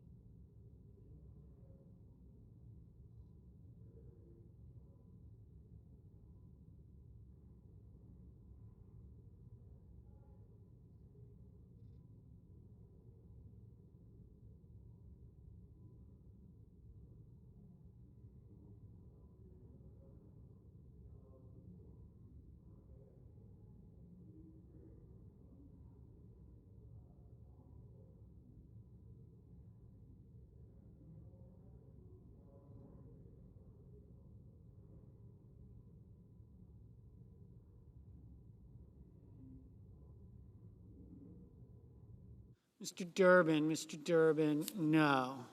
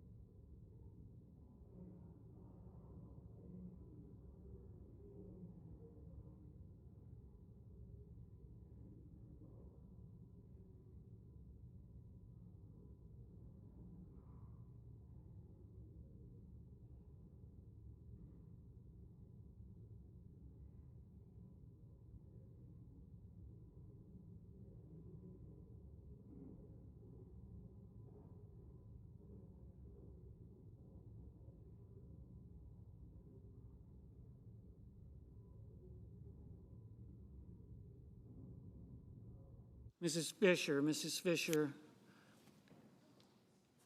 aye.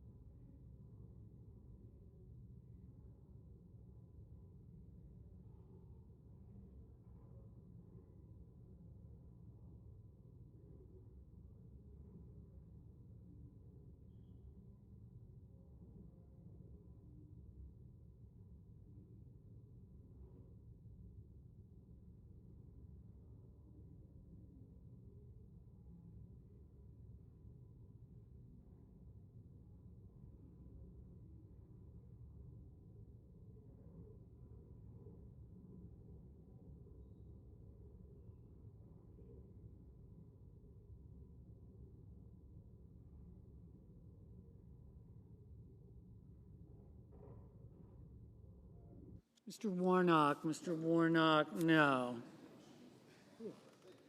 Mr. Sullivan, aye. Okay.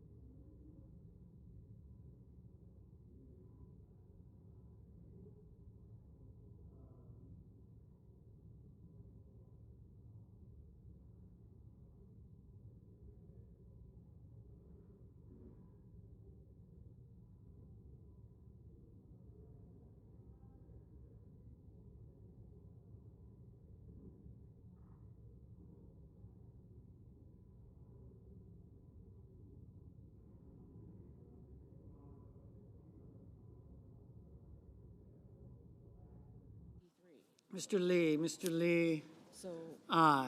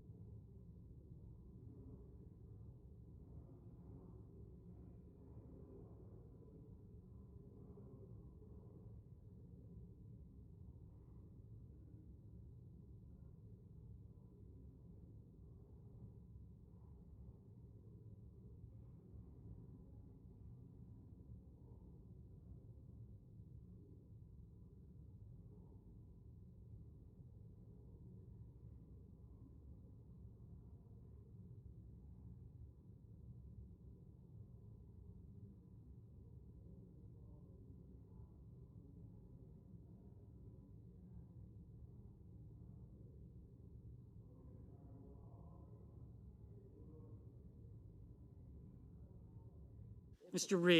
Reed, no.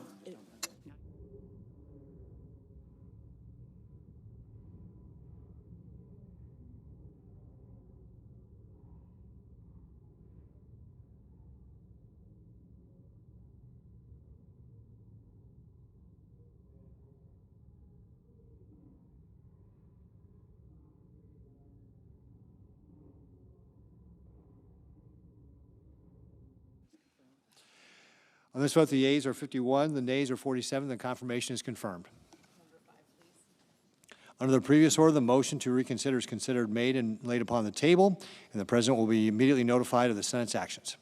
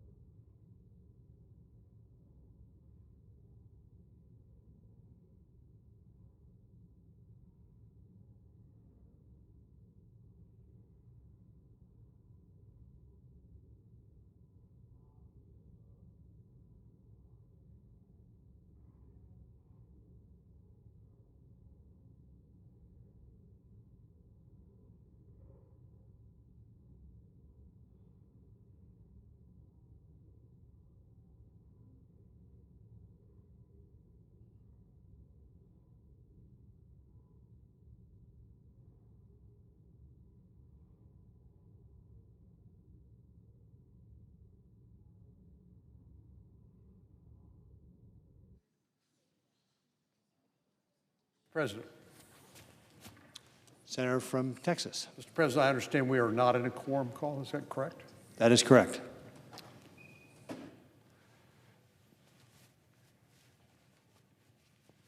Mr. President, in the United States, we justly pride ourselves on being a nation of laws. This is one of the things that makes our country different from the rest of the world. Economists have written about the fact that while there are many entrepreneurial or innovation societies and economies, it is the rule of law, the predictability, the enforcement of contracts, and the fundamental guarantees of rights that makes us successful where other countries fail. Unfortunately, we have seen the undermining of the rule of law by the last 4 years by President Biden's refusal to simply enforce our immigration laws. And my prediction is we'll be paying the price, not just in weeks and months, but in years and decades for what has come to be known as the Biden border disaster. President Biden's policies betrayed the American people because of the lack of leadership in the face of a historic crisis, here again of his own making, at the U.S.-Mexico border. Yesterday, I chaired a subcommittee of the Senate Judiciary entitled Biden's Border Betrayal, Criminal Aliens in America. At that hearing, we examined some of the false narratives that the mainstream media have peddled about President Trump's enforcement of our immigration laws. We were honored to be joined by 2 angel moms whose children were murdered by criminal aliens who never should have been in the United States in the first place. Marie Vega joined us. Marie is the mother of Javier Vega Jr., who went by the name Harvey. Harvey was a Border Patrol agent who was murdered by illegal aliens nearly 11 years ago. I'm grateful to her for sharing her story, as painful as I know it must have been for her, and talking about the trauma that she, her grandchildren, and her entire family have experienced over her son's murder. Our second guest was Tammy Nobles. Tammy was the mother of Kayla Hamilton, who was murdered by an illegal alien who was also a member of the MS-13 gang, one of the most violent gangs in the world. Kayla's murderer entered our country as an unaccompanied minor and was later released into the custody of an unvetted sponsor. Ms. Noble's passion for ensuring that this horrific tragedy won't happen again to more families was evident throughout the hearing, and I'm grateful to her again for sharing what had to be a very painful experience, but one she did in honor of her daughter's memory. Our third guest was Victor Avila, former ICE Homeland Security Investigations agent who, along with his partner, was shot in the line of duty by Los Zetas. Los Zetas, a cartel operating in Mexico and in the United States occasionally. Victor was seriously wounded that day and his partner was killed. I've known Victor a long time, and he is a steadfast advocate of the rule of law and understands what is required if we are going to keep Americans safe. These families and victims would never have had to suffer such devastating loss were it not for the criminal aliens who never should have been here in the United States in the first place. It was a curious matter to me that our Democratic colleagues claim to be the party of compassion when it comes to immigration. But they would rather society and the media and Congress turn a blind eye to these victims of criminals who entered the country as a result of open border policies. That's not compassionate. Some of the individuals ICE, or Immigrations and Customs Enforcement, is what the initials stand for, of course. Some of the individuals ICE has apprehended recently include murderers, rapists, pedophiles, and sex traffickers. Our fourth witness was Sheriff Roy Boyd of Goliad, Texas, a small South Texas county. And he described the horrifying details of human trafficking and criminal activity carried out by the transnational criminal organizations. This is organized crime, but cartels that he has witnessed in recent years. He said during his testimony, and I quote, "The border has always been a location for criminal activity. However, I've never witnessed such an increase in blatantly open criminal activity as I did between 2021 and 2024.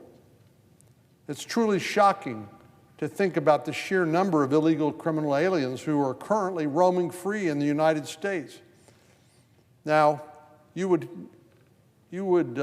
think, listening to some of my Democratic colleagues, that ICE is arresting gardeners, cooks, housekeepers, people who are basically just trying to earn a living. But the truth is there are 291,000 criminal aliens in the United States who are under final orders of removal. That means they've exhausted all potential legal remedies to be able to stay here, and they've been found not qualified to stay, and they've been ordered removed, but they've simply ignored that order by a court. For this fiscal year alone, 213,000 criminal aliens with final orders of removal have criminal convictions, while another 78,000 have pending criminal charges against them. Even more disturbing is the fact that 282,000 of these criminal aliens are still roaming free, not being held in ICE custody. Now, I know Tom Homan, who's the border czar, who's heading up these efforts, is working to chip away at this list of criminal aliens who's still present in the United States, who are under final orders of deportation. But again, to listen to the news or listen to some of the political rhetoric, you would think, again, that Tom Homan and ICE are detaining gardeners and cooks and housekeepers, when 282,000 of these criminal aliens with final orders of deportation are still roaming free. Most aliens with final orders of removal have been in the immigration system for almost a decade. Let's say been litigating their claims in immigration courts, some for almost a decade. And many, if not all, were given the opportunity to have their day in court, but many of them just neglected to show up, given a notice to appear in an immigration court, and if they had a bona fide claim to asylum, to present that to an immigration judge. But many of these individuals simply did not show up, forfeiting any right they had to claim that they could legally stay in the United States. But all of this doesn't stop our colleagues across the aisle from claiming that illegal aliens detained by ICE are not being given due process. Well, we're blessed to live in America, no doubt, and I think sometimes we take for granted all of the privileges that we are afforded and all the rights we have as citizens. So it's worth asking the question, what sort of process are these illegal aliens actually due? And while the Fifth Amendment to the Constitution and the Bill of Rights applies to all individuals in the United States, illegal aliens are not entitled to the same range of due process as U.S. citizens, especially when they neglect or refuse to show up in the first place when the notice to appear has been given, but they simply reject it. The idea that someone could break our laws, enter our country illegally, and then be entitled to all the rights and privileges of an American citizen is awfully far-fetched, and it's not the law. Let me be clear about what the law actually says. Aliens who already have final orders of deportation who are being detained for the purpose of removal already had their due process. I would encourage my colleagues on the left to reflect on this before continuing to use the buzzwords due process to mislead the American people as they discuss cases that appear sympathetic, but where the process that these aliens were entitled to has simply been exhausted and they lost, or they refused to show up in the first place. The American people know what Democrats fail to admit. Deterrence. Deterrence is a critical part of immigration enforcement and preventing the flow of criminal aliens into the United States in the first place. In other words, if you know that it's likely that if you pay a coyote or a human smuggler $10,000 to smuggle you into the United States, but you're unlikely to be able to stay, then you're probably not going to make that decision to make that dangerous trip in the hands of a criminal organization to come to the United States. That's part of what we talk about when we're discussing deterrence, the likelihood that you'll be unsuccessful, so you don't try in the first place. I've been impressed by the way that the state of Florida has stepped up to the plate by helping the administration open a detention facility known in the press as Alligator Alcatraz. Well, whatever's necessary to provide detention facilities for people who have no legal right to remain in the United States because they've exhausted all of their legal remedies, we've just provided significant additional resources in the One Big Beautiful Bill to the Department of Homeland Security and ICE to build those detention facilities, like the one in Florida, as needed, in order to detain people before they are repatriated or removed from the United States. I'm hopeful other states will step up in a similar way, and I'm strongly supportive of creating those necessary detention facilities in places like Texas.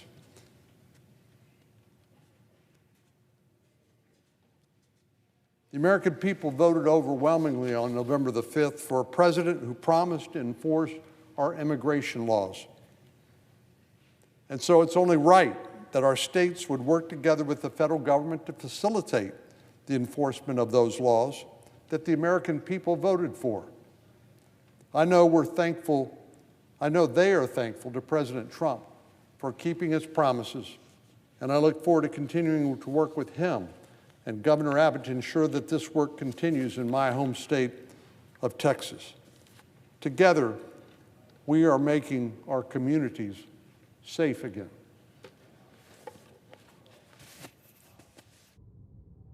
Yield the floor.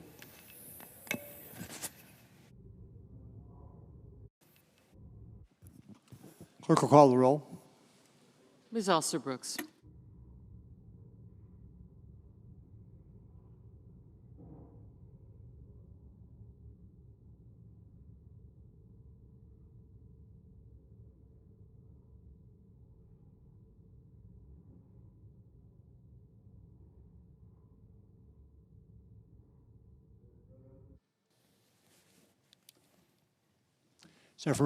Senator from Rhode Island. Mr. President, I ask that the quorum call be vitiated.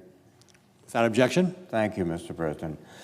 Mr. President, I rise today to urge my colleagues to carefully consider their vote on the nomination of Mr. Matthew Lomere to be Undersecretary of the Air Force.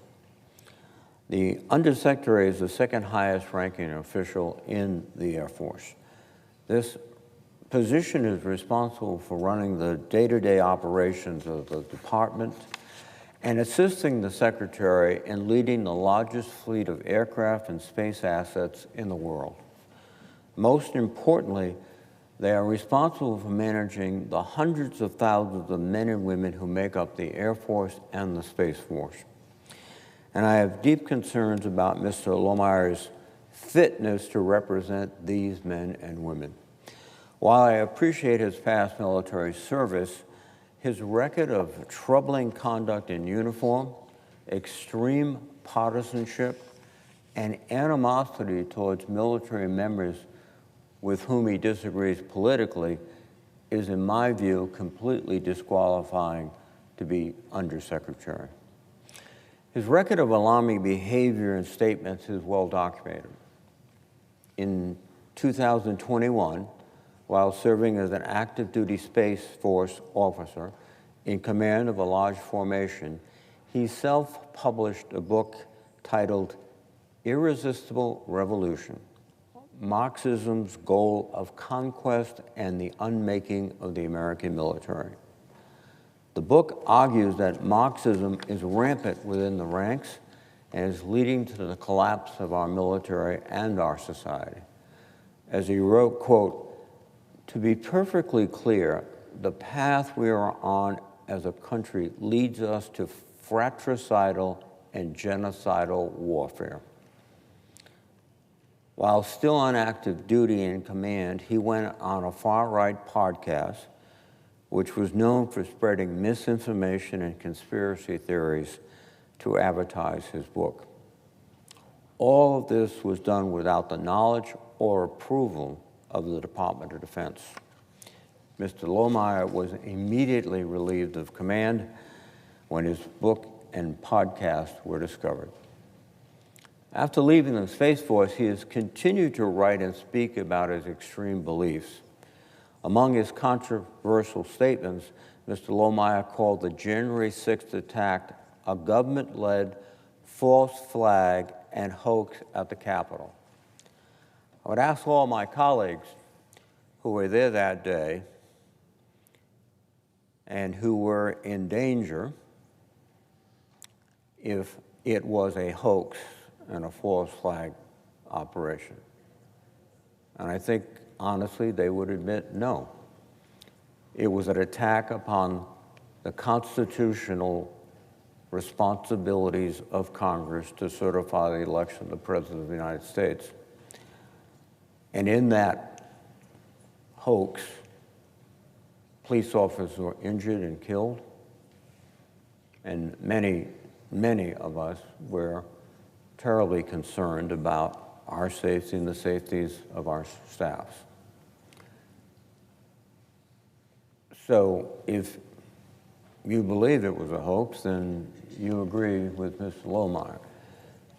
If you think it was and is an attack on our Constitution and on ourselves, this is not the gentleman to be the Deputy Commander of the United States Air Force, Deputy Secretary of the United States Air Force.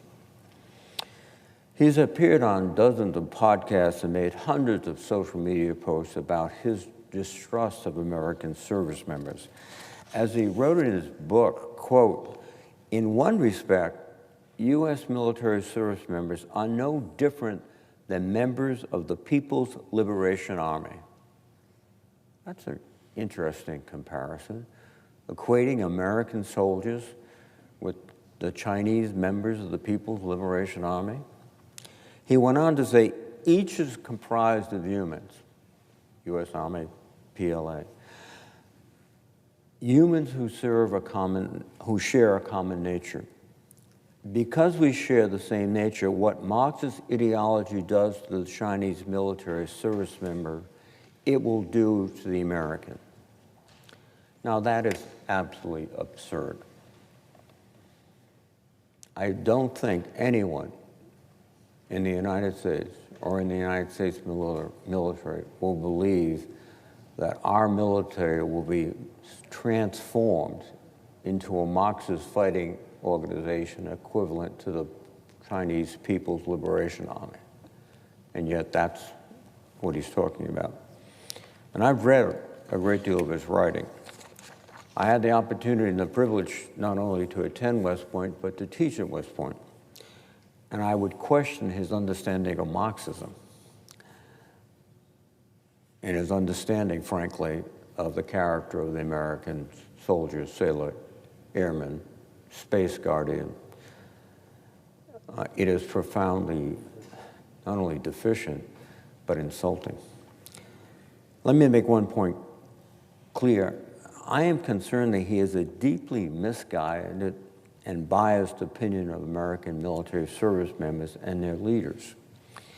If confirmed, he would lead an organization that, like this country, represents a spectrum of individuals, Republicans, Democrats, independents, of all races and creeds and sexualities.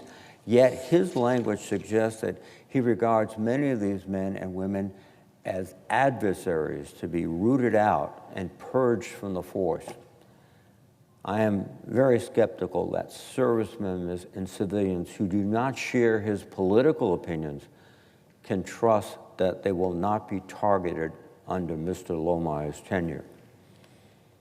This could be, for the former Space Force officer, a revenge tour in the Department of the Air Force to get even with those he feels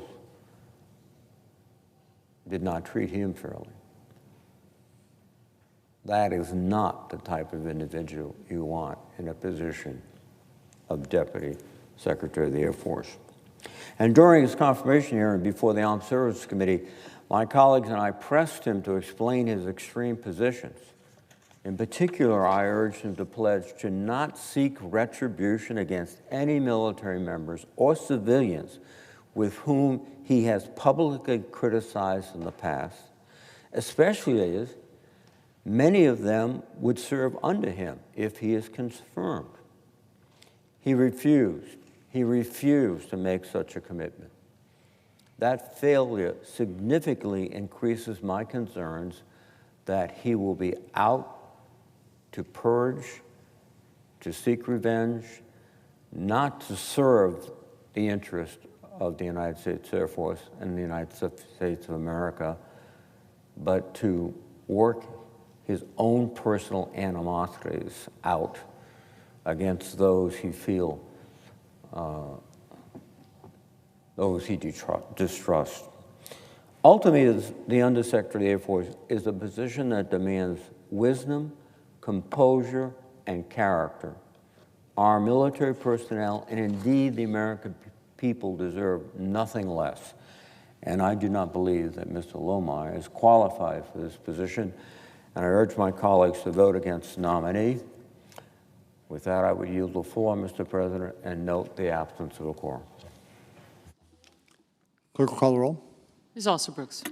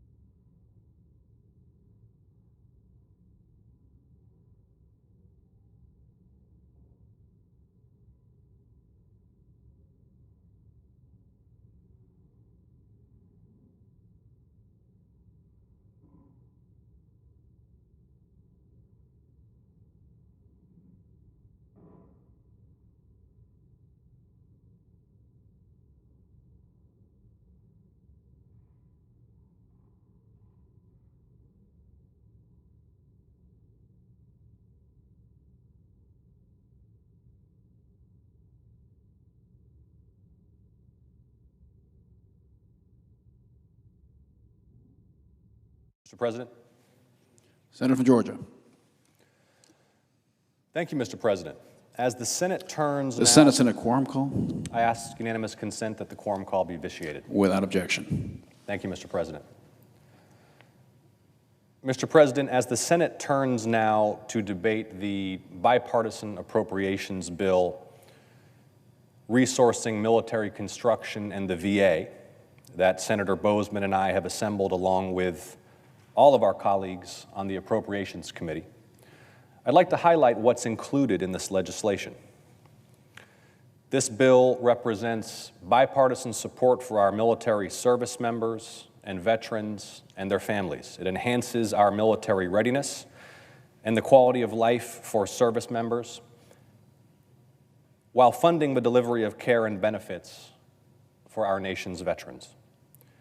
Military construction funds are included for infrastructure that supports our service members' quality of life at home and abroad, and for the construction of facilities vital to our national security. In the state of Georgia, for example, Mr. President, this bill includes resources to build a brand new elementary school at Fort Benning, where there's currently a wait list of more than 200 families trying to get into school on the base. Resources to construct a new barracks at Fort Stewart, where housing has desperately needed upgrades following alarming reports of mold and pest infestation. Resources to bring the F-35A flight simulator to Moody Air Force Base in Valdosta and accelerate the arrival of those aircraft to South Georgia. Resources to replace the control tower at Robins Air Force Base, where our service members are currently working in a tower with a leaking roof, no air conditioning, and a broken elevator. Resources for major upgrades at Naval Submarine Base Kings Bay, where they're continuing to prepare for the arrival of Columbia-class submarines. Now, Mr. President, across the country, family housing for service members operated by private companies has long been a disaster, as evidenced by my investigation of conditions for families living on post at Fort Gordon. That's why this bill rejects the administration's proposed cuts to oversight of privatized family housing and provides additional resources for construction of new family housing. These are young men and women, as you well know through your service, Mr. President, many of them 19, 21, 23 years old, who sign up to serve not for money or for glory, but out of their love for our country. Their entire families make sacrifice on behalf of our nation, and they should not have to sacrifice safe, clean housing and high-quality schools. For years, the department has neglected quality of life and health and safety for enlisted service members, and that neglect extends to those service members' families. But this bill provides necessary and overdue investments in military quality of life. Now, Mr. President, to the VA.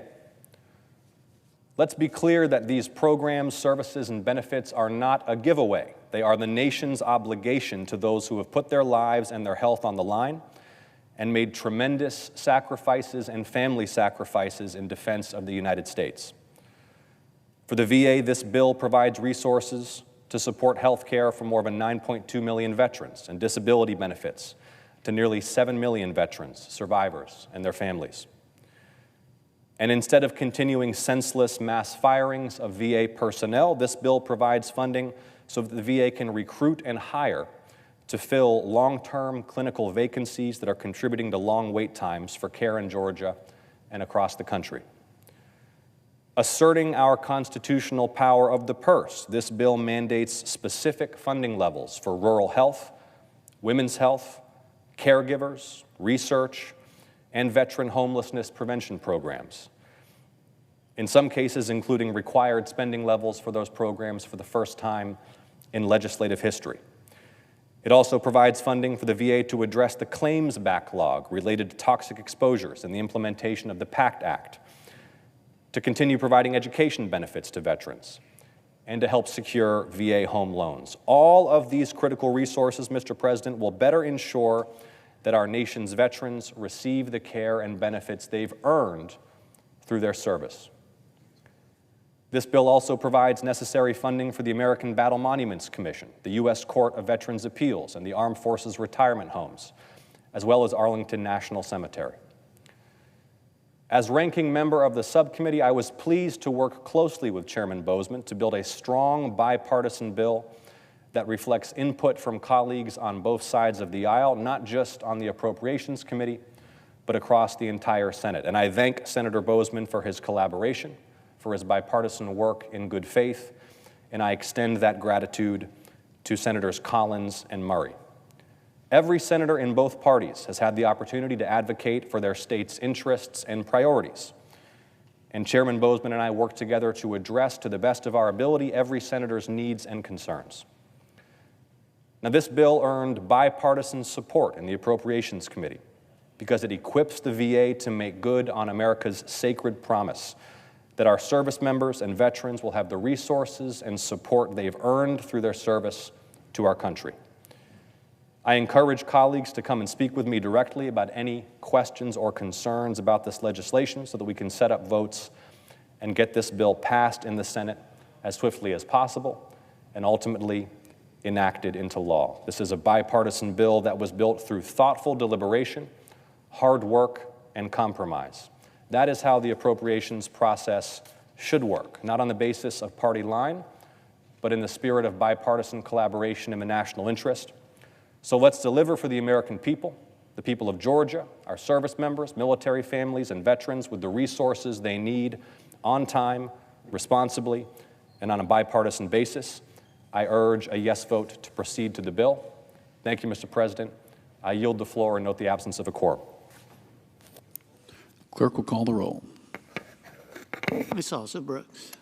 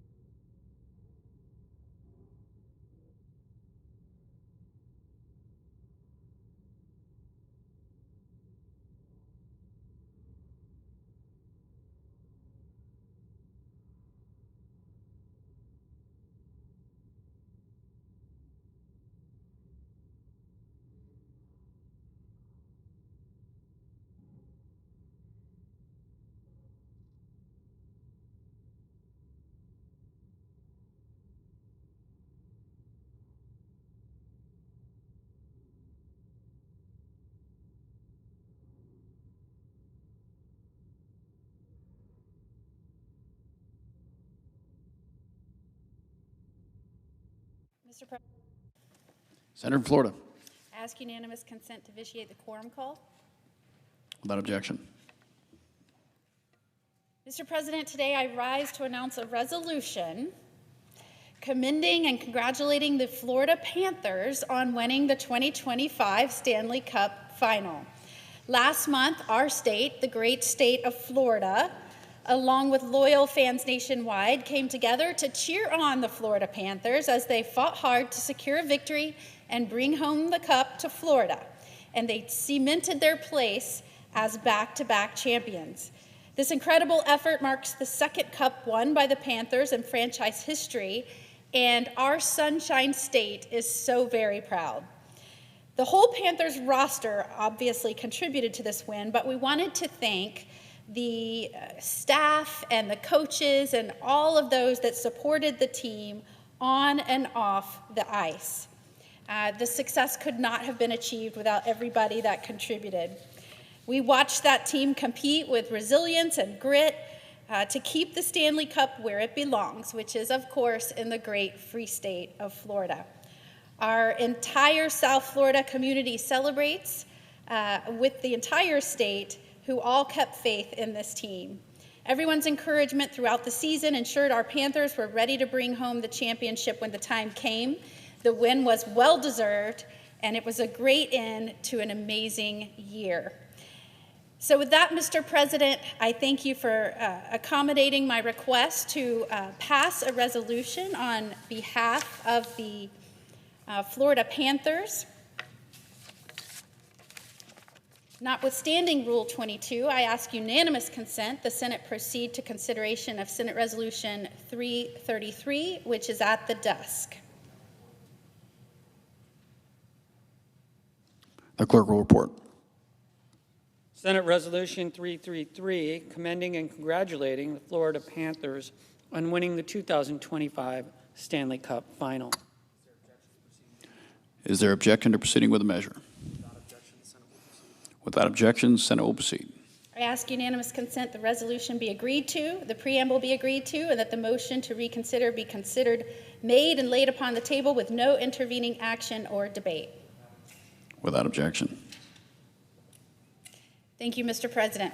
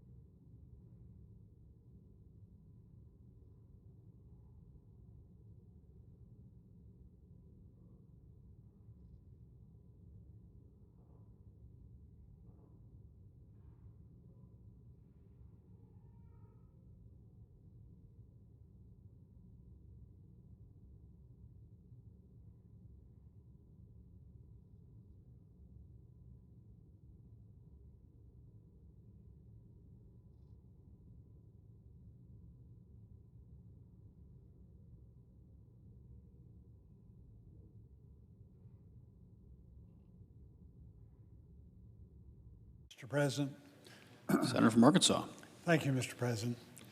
I'm pleased to join Senator Collins and Murray, as well as my Democratic counterpart on the Milcon VA Subcommittee, Senator Ossoff, in presenting the fiscal year 26 and 27 appropriations bills for the Department of Veterans Affairs and the Department of Military Construction. It's important to remember that we followed tradition in crafting the bill in a very open and a very bipartisan way.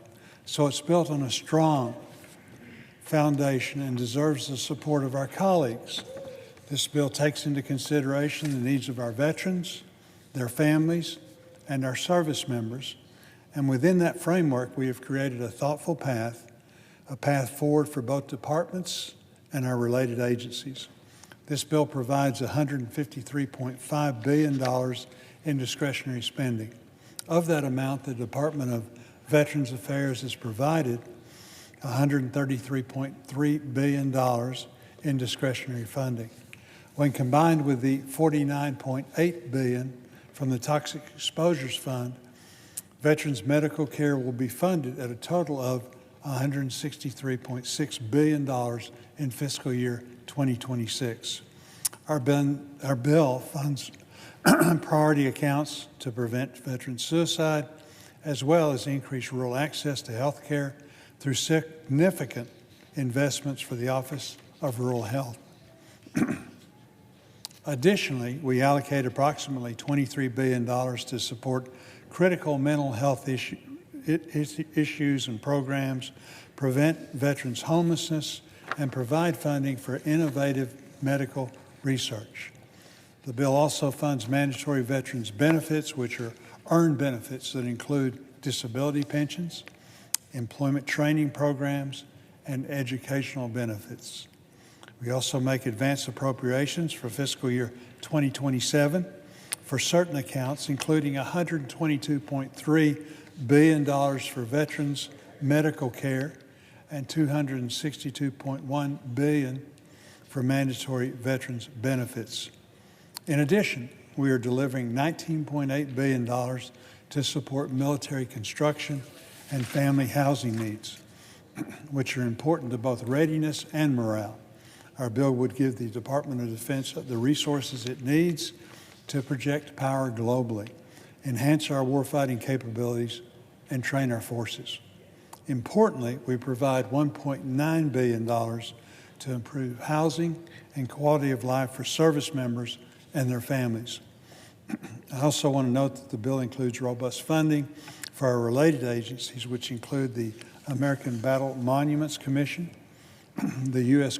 Court of Appeals for Veterans Claims, Arlington National Cemetery, and the Armed Forces Retirement Home. Funding these priorities at these levels represents solid, bipartisan work to provide the resources necessary for our veterans, their families, and the service members defending our nation, which was evident with the passage of our measure in the Appropriations Committee by a vote of 26-3. I want to again thank Senator Ossoff, as well as Chair Collins and Vice Chair Murray for their hard work and collaboration, and also a special thanks to our staff that have worked so very hard to put an excellent bill together. And with that, Mr. President, I yield back. Democratic Whip. Mr. President, America is a great nation. Just look at the record. When it comes to the discovery of new drugs and pharmaceuticals, we lead the world. But we also pay the highest prices in the world for prescription drugs. The very same drug made in the United States is for sale in Canada at a fraction of the cost, and the same thing is true of Europe. What's going on here? Our country producing these drugs, paying more for them than other customers around the world? The problem is so glaring that even President Trump has identified fixing this issue as a priority. Bipartisan feeling, change it, reduce the price of drugs. Why is the United States such an outlier? One of the major reasons, if you watch television, you see it every single day. The United States is one of only 2 industrialized countries in the world that allows people to advertise drugs on television. This is a trivia quiz. What's the other country? New Zealand. 2 countries in the world that allow advertising of prescription drugs on television. You know the ads with the catchy jingles, flashy images of patients rock climbing, golfing, dancing, parading. Big Pharma spends $6 billion a year to flood the airwaves with ads for the latest wonder drug. $6 billion. Why? Why would they spend all this money to advertise drugs and say, talk it over with your doctor? They spend such astronomical sums to promote their drugs because it increases their profit margins. Big Pharma thinks if they hit you hard enough and often enough with ads on television, not only will you be able to pronounce but spell Xarelto, but you'll also tell your doctor, that's my favorite blood thinner. I've seen that ad over and over again. Don't take my word for it. The American Medical Association said, and I quote, direct-to-consumer advertising inflates demands for new and expensive drugs, even when these drugs may not be appropriate for your health.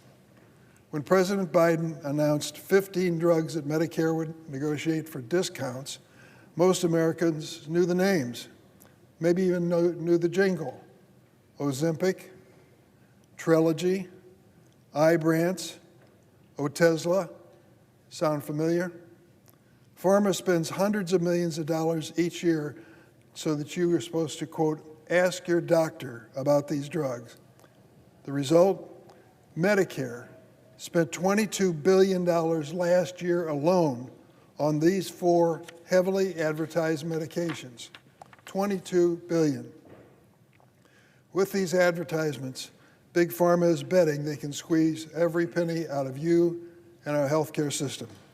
Just last week, I released a report about the new telehealth advertising scheme launched by Pfizer and Eli Lilly.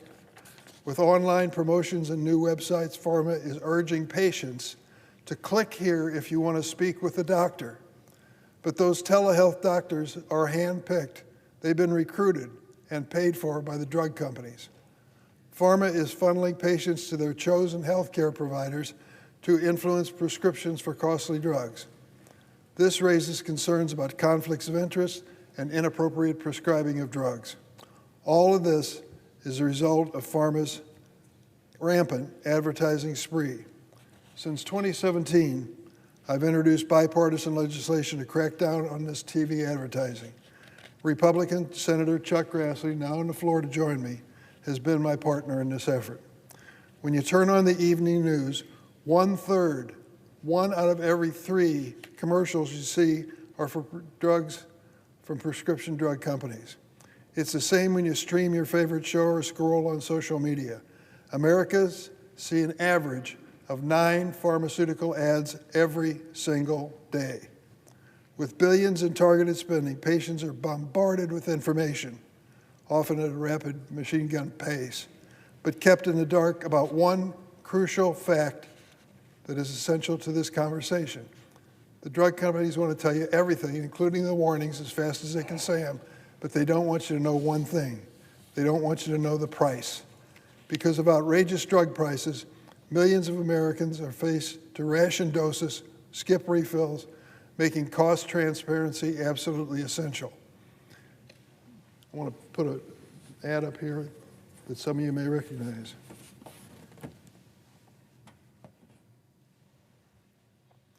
In 2023, Illinois company AbbVie spent $315 million on TV ads for Rinvoq, an eczema and arthritis drug.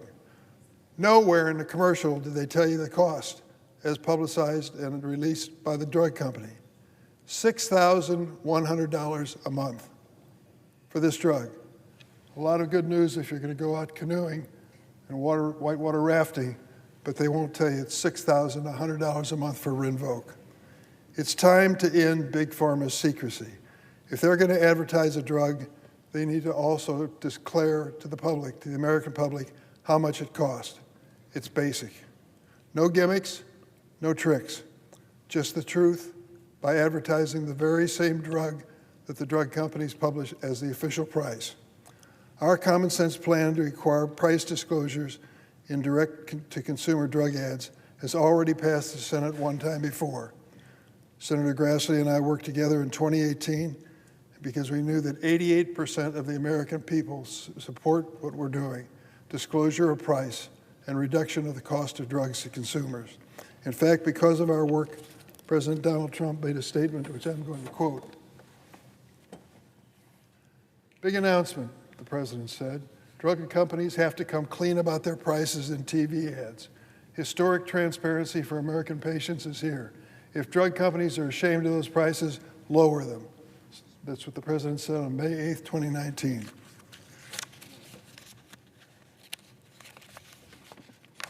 Vice President Vance previously co-sponsored the measure Senator Grassley and I support, while Health Secretary Kennedy has railed against drug advertising and suggested our price disclosure policy has his support too. So this is a bipartisan undertaking. Big Pharma hates being honest with patients about the price of their drugs. They fear it's going to cut into their profits. Patients in America, American citizens and others deserve lower drug prices. The Trump administration has called on Congress to rein in these deceptive drug advertisements. But Big Pharma is looking for one senator. If they could just get one senator to come down here on the floor and object to the passage of this common sense bill. I hope we can pass it right now to deliver real relief at the pharmacy counter. I'm now going to yield to my partner in this effort, Senator Grassley, before I make a motion. Senator Durbin for... Senator from Iowa is recognized. Thank you. I thank Senator Durbin for his leadership in this area. And 2 or 3 times we've attempted to do this. One time I think we were successful, but it's still not law. I'd like to put this in the simplest form I can by saying, watching television all the time, prices are showing up all the time for this product or that product. I don't know how many times I see something cost $9.99 or $19.99, or the price of an automobile for $26,000. But when it comes to prescription drugs, presumably there's something very sensitive about this that they don't want to tell us what it's going to cost. And of course, that irritates me, but most importantly it's not fair to the consumer. Today, we've got a president, we have a vice president, we have a secretary of Health and Human Services, all on record supporting this common sense measure to require prescription drug ads to list to the price of a drug. In fact, I discussed this with the HH secretary prior to his confirmation, and he told me he thought that it could be done by regulation. It's my understanding they're studying doing it by regulation, and I wish they'd hurry up and get it done, because whether it's done by law or whether it's done by regulation, this is something that should be done. I want to say that I think my colleagues know that lowering cost of prescription drugs is a top priority of mine, no more than it is Senator Durbin's. Without their prescription medication, millions of Americans would not survive. As a nation, we're blessed to live in a country where investment and innovation unlocks cures and treatments. Some of them we even refer to as miracle cures. But the escalating prices of prescription drugs are a consuming concern for millions of Americans, including in my state of Iowa, who bring up this very subject regularly at my county meetings. There are many reasons for the high cost of prescription drugs. It could be the lack of competition and abusive practices. It could be opaque and powerful drug middlemen that we call pharmacy benefit managers, and a lack of transparency on prices. And by the way, I just mentioned PBMs. There's at least 65 to 70 senators that are co-sponsors of one or more bills, at least 3 bills that exist out of 3 different committees that want more transparency with PBMs, and somehow we ought to be able to get that up. But and hopefully we'll be successful before this year's out. So I'm working in all three of these areas I just told you about to advance bipartisan solutions. When voluntarily choosing to promote medications over the airwaves, manufacturers are already required to disclose safety and side effects, yet for many patients, price plays a primary role in clinical adherence. There's a lot of value in knowing a prescription drug list price. This is the most accessible and standardized price of a drug, which is set by the manufacturer itself. Despite efforts by Big Pharma to stop our bill, I'm confident that the American consumer will continue to demand the kind of price transparency that they deserve. President Trump, Vice President Vance, and Secretary Kennedy will also continue to fight with us. If critics have solutions to make our bill better, come to the table, present your ideas, work with us. And also, I want to thank the chairman of the Finance Committee. He's a friend. He may be against this bill today, but he's very much an advocate for PBM reforms. I thank you, Senator, for doing that. The Finance Committee, along with several other committees in the Senate, has a bipartisan PBM reform ready to pass the Senate. The President made it clear that he wants to see PBM transparency and accountability, and we must tackle PBM reform and, of course, through the sunshine on drug prices that Senator Durbin and I are proposing. I yield. Mr. President, before I make a motion, I just make one comment, and it's this. Democratic whip is recognized. Take a look at the agenda of the United States Senate. Tell me an issue that 88% of the American people agree with. Tell me an issue where you have bipartisan sponsorship. Senator Grassley, chairman of the Senate Judiciary Committee, I'm ranking member of that committee, a Republican, a Democrat supporting it. Tell me an issue where you have President Trump supporting our position and Democratic senator like myself on the floor espousing the same position as the President of the United States. And tell me an issue that is more timely than the affordability of prescription drugs. I can't think of another issue that fits that mold. I want to make a motion. I ask unanimous consent that notwithstanding Rule 22, the Committee on Finance be discharged from further consideration of S229 and the Senate proceed to its immediate consideration, that the bill be considered read a third time and passed, and the motion to reconsider be considered made and laid upon the table. Is there objection? Senator from Idaho. Reserving the right to object. Mr. President, I am the chairman of the Finance Committee, the committee they're trying to pull this bill out of. The fact is that I completely agree with the objective of my colleagues on the floor today that we need to get transparency in the prescription drug pricing system. Americans deserve a transparent, affordable, and accessible prescription drug market. Far too often, the current system fails to meet those needs. It's not only, though, because we haven't got ads on TV saying the list price of the drug. I don't have an opposition to just doing something like that. But it's much more complex. Vertically integrated health plans, pharmacy benefit managers, and other intermediaries suppress competition, pocket valuable drug discounts, and increase prices for consumer, all unrelated to the list price of the drug. Last Congress, the Senate Finance Committee, which I chair, advanced a number of our bipartisan proposals to reform our broken prescription drug supply chain. Senator Grassley has just referenced those proposals, and he's a strong ally and advocate of those. These policies would ensure that patients, not middlemen, benefit from the negotiated price of drugs. Not the price you see if you just look at the list price, the negotiated price of the drugs. With bipartisan support and cooperation, we can pass that package by the end of this year.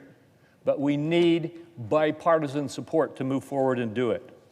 While well-intended, the proposal before us today risks confusing patients further by requiring disclosure of list prices in advertisements that no consumer should pay. None. A drug's list price includes none of the discounts, rebates, or other price concessions found in net prices, which continue to decline even as other prices grow. Rather than broadcast and validate a list price, Congress should ensure that patients can share in the savings reflected in the net pricing points, enabling both increased transparency and reduced out-of-pocket costs at the pharmacy counter. What I'm saying, Mr. Chairman, or Mr. President, is that this is complex and we are working and have a working solution. I stand ready to work with the administration and my colleagues on both sides of the aisle on an effective method to increase transparency and access to relevant information that patients need to make informed choices about their own health, but not to pull a bill out of our committee when we are already working in committee to get the right and most effective solution put into place. And for those reasons, I object to my colleague's request. Objection is heard. Democratic whip is recognized. The senator from Idaho is my friend. We've worked together in the past, and I'm sure we will in the future. But I want to tell you something. When he professes a deep concern about whether senior citizens are going to get confused if we tell them the actual price given by the drug company itself, he thinks it's too confusing for them to understand that that price means anything at all. You know who disagrees with him? AARP, the American Association of Retired Persons. They represent American seniors, and they endorse the Grassley-Durbin bill. They believe that seniors can understand completely how much the cost of the drug is, even if it can be discounted with an insurance coverage of your policy as well. The list price is the proper method of disclosure because the drug companies create the list price. We're not imposing a price on them. It's a price that they have to publish. It's an objective, factual figure. Many patients do indeed pay this price when they don't have copays. And let me say a word about what it means in the real world. In 2022, 19,000 seniors in the state of Idaho paid an average of $570 out of pocket on a drug known as Eliquis, pretty well-known drug. Another 6,000 seniors in Idaho paid an average of $607 out of pocket for Xarelto, the one that's impossible to explain. Both of these blood thinners are among the most heavily advertised medications. We're talking about a dose of transparency in the state of Idaho and every other state. So the 25,000 seniors in Idaho can save money by knowing up front what costs they may face and make informed treatment choices. Why are we afraid to ask the drug companies to disclose a price they publish in private, at least to some sources, and not tell the American consumer? If they had to do that, we think the American consumer would think twice about falling for these ads. I yield the floor. Senator from Washington. Mr. President, I ask unanimous consent to speak for 6 minutes prior to the vote. Without objection. Thank you, Mr. President. Today, I will be voting to move ahead with the first spending bill for fiscal year 26. Now, there's no doubt the path forward on appropriations this year has been made extremely challenging by President Trump's flagrant lack of regard for Congress and our laws, and it has not been made any easier by the unprecedented partisan rescissions package that Republicans passed last week. But we cannot afford another slush fund full-year CR, and we cannot accept the draconian cuts being pushed by Trump and House Republicans. So we do need to chart a different path forward and pass full-year bipartisan spending bills that invest in folks back home and make sure Congress and our constituents have a say in federal spending.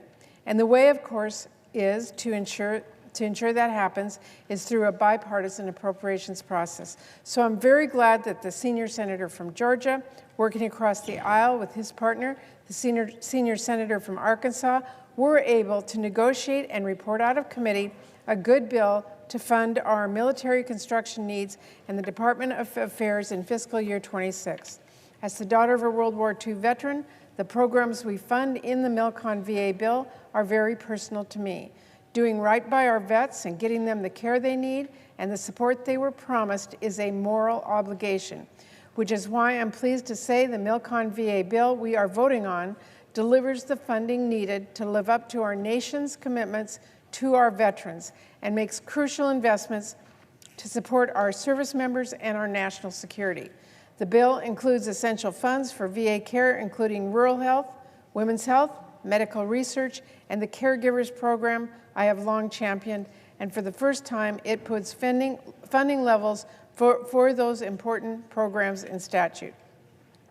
It also expands the pilot I started to make sure childcare is not a barrier to any veteran who needs care, and increases funding to address veteran homelessness and mental health needs.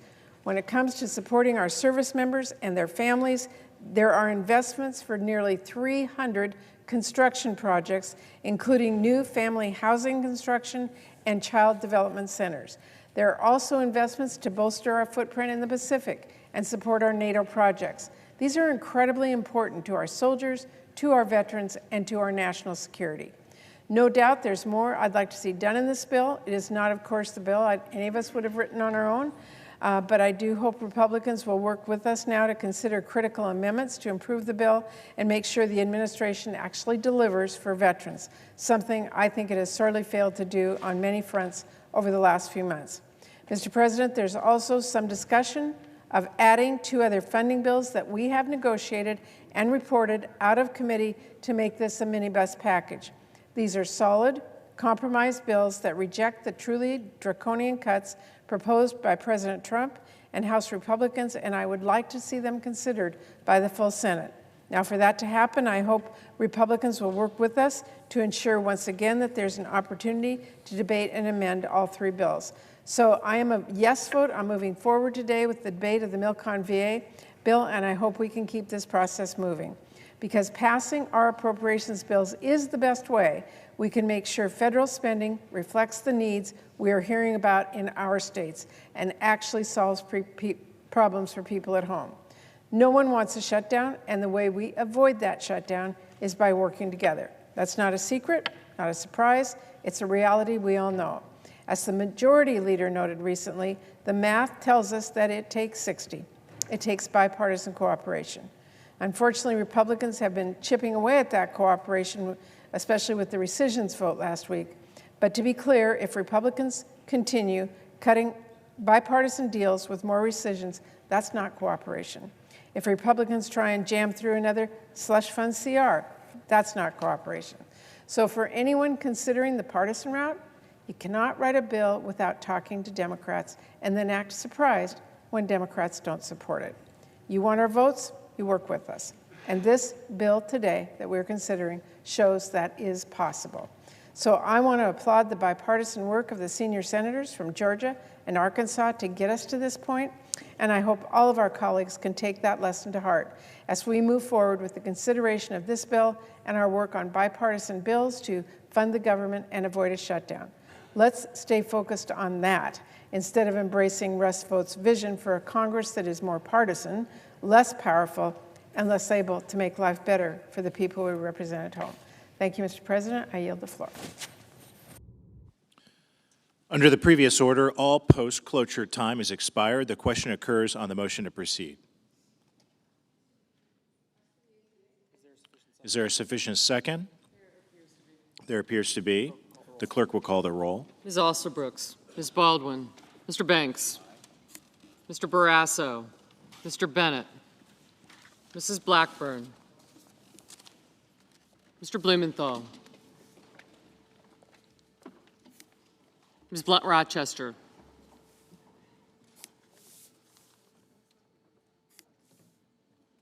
Mr. Booker, Mr. Bozeman,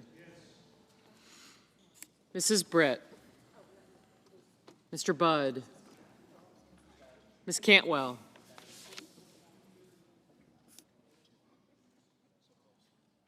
Mrs. Capito, Mr. Cassidy,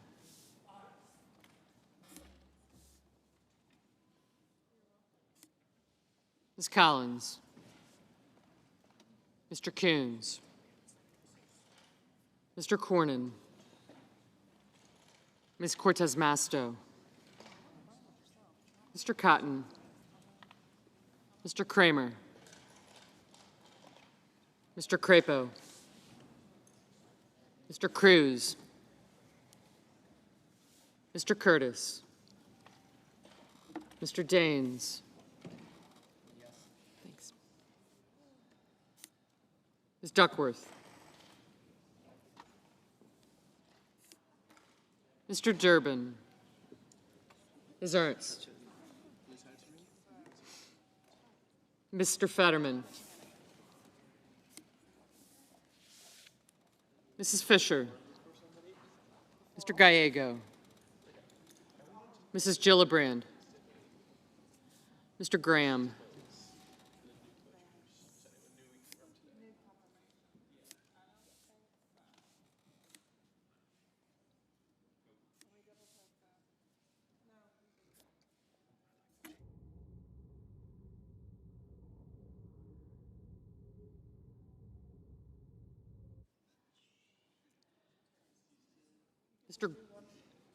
Mr. Grassley.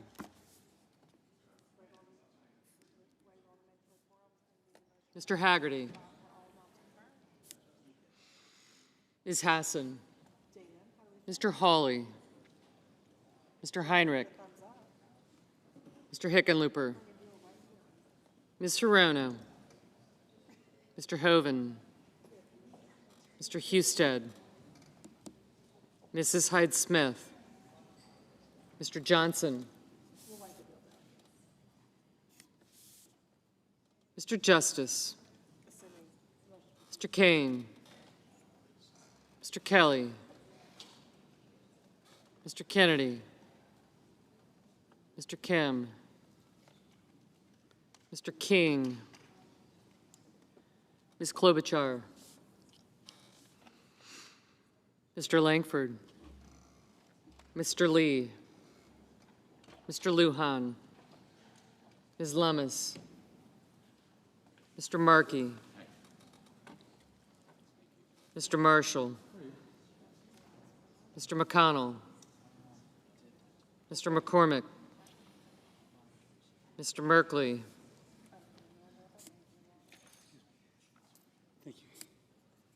Mrs. Moody. Mr. Moran. Mr. Marino. Mr. Mullen. Ms. Murkowski. Mr. Murphy. Mrs. Murray. Mr. Ossoff. Mr. Padilla.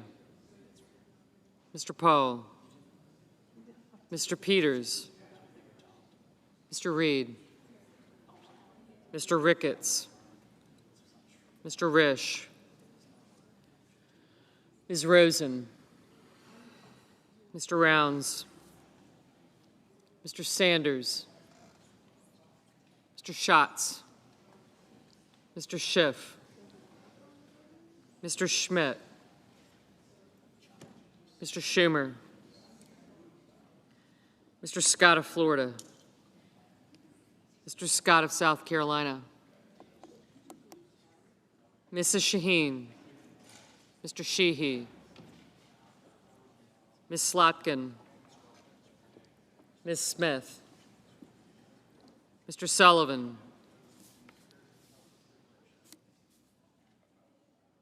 Mr. Thune.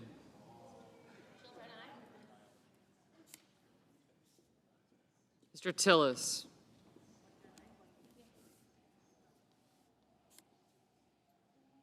Mr. Tuberville.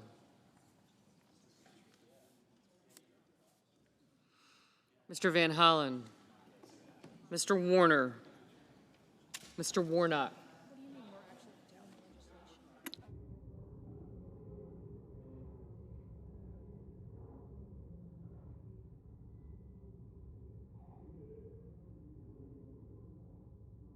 Ms. Warren. Mr. Welch.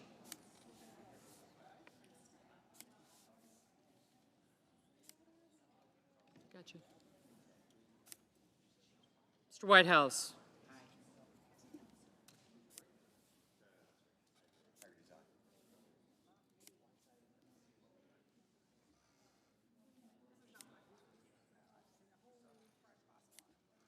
Mr. Wicker.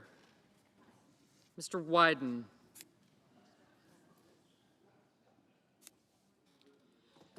Mr. Young.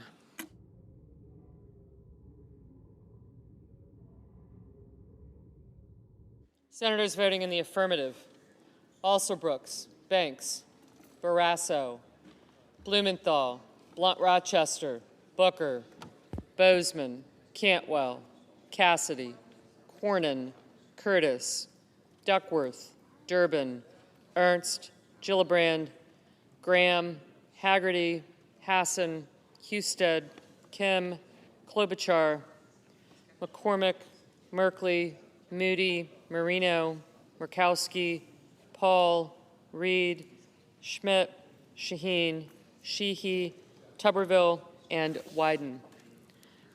Mrs. Murray, aye.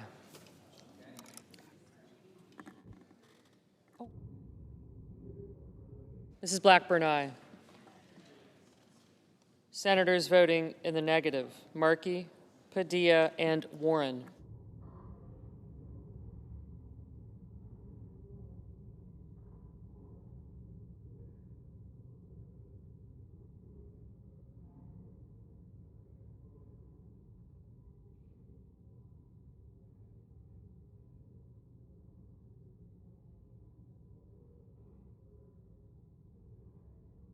Mr. Whitehouse, aye. Mr. Heinrich, aye. Mr. Cotton, aye.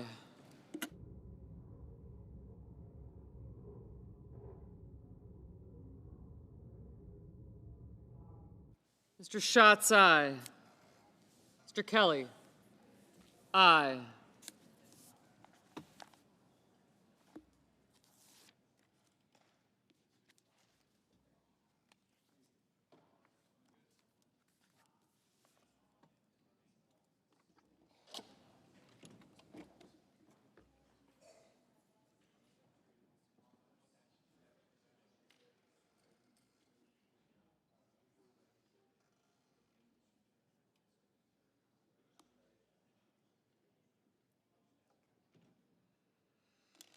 Mr. Crapo, aye.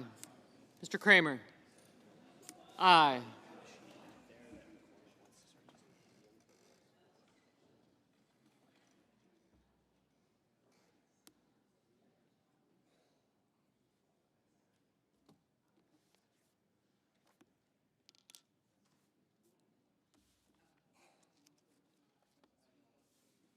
Mr. Tillis, aye. Mrs. Hyde-Smith, aye. I got you. Mrs. Fisher, aye. Mr. Daines, aye.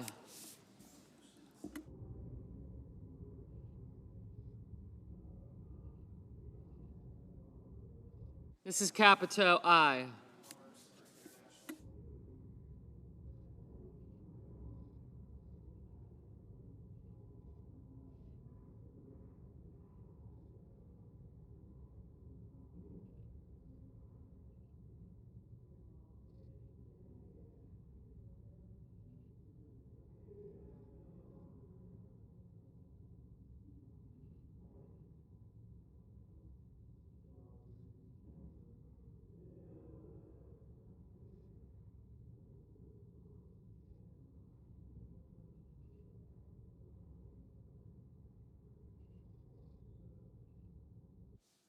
Mr. Lujan, aye.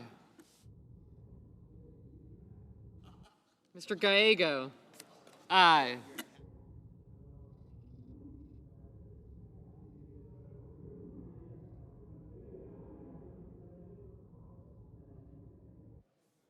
Ms. Slotkin, aye.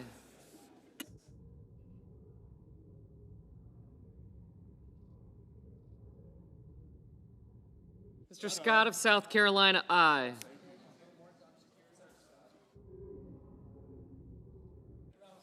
Mr. Rounds, aye.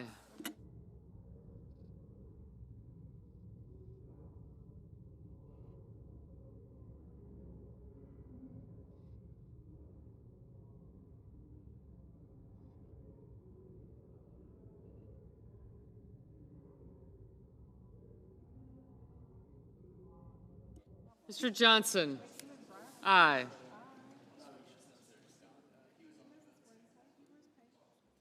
Thank you.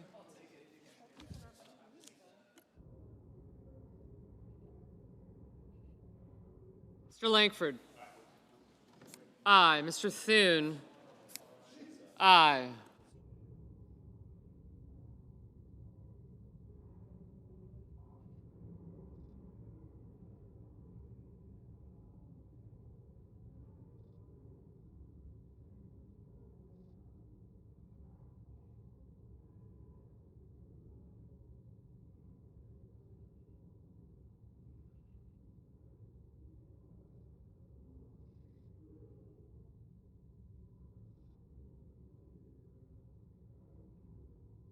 Mr. Cruz, aye.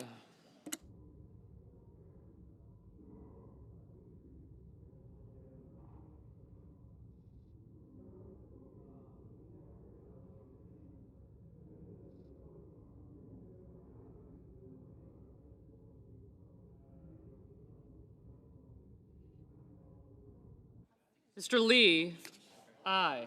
No. Did you? Oh, I'm sorry. I saw your finger. Mr. Lee, no.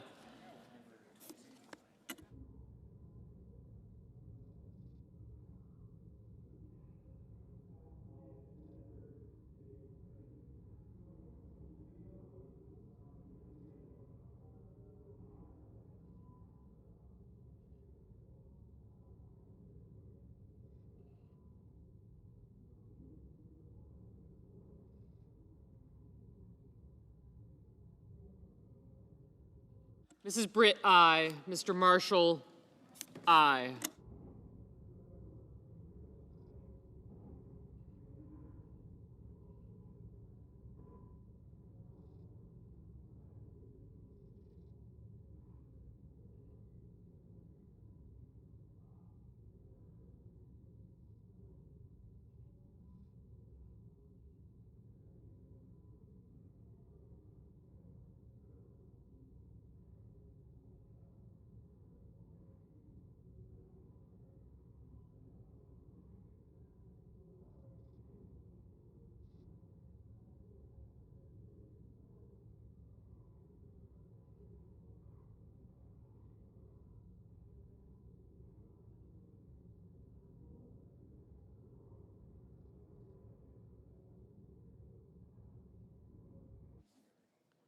Ms. Smith, aye.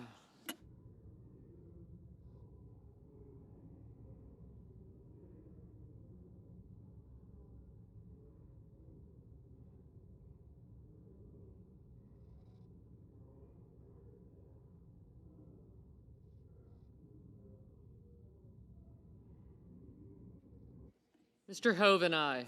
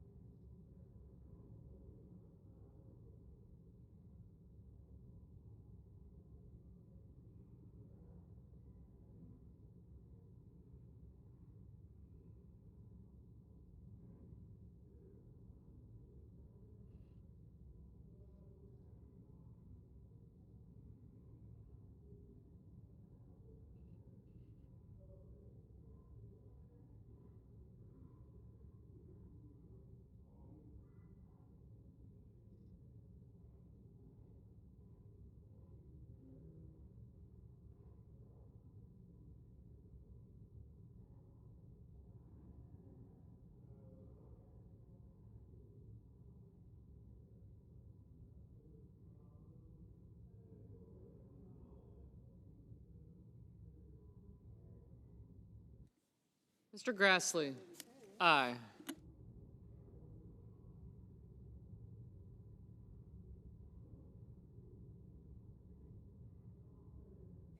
Mr. King, aye.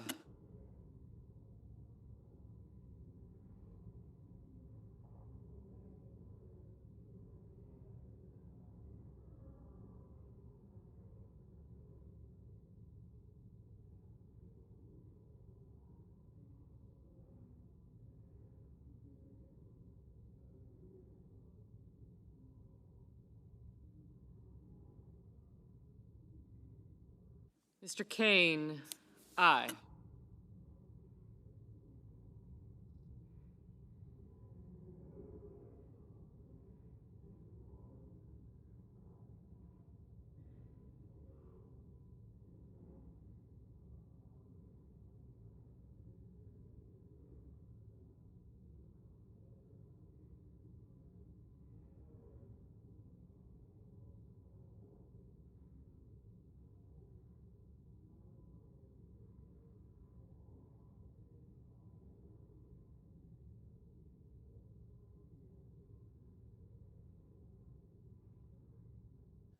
Mr. Kennedy.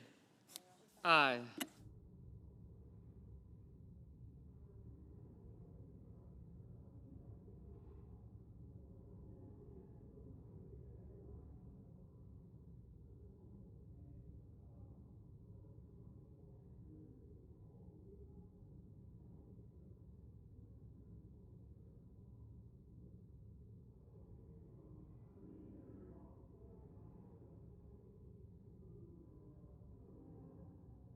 Mr. Peters, aye. Mr. Murphy.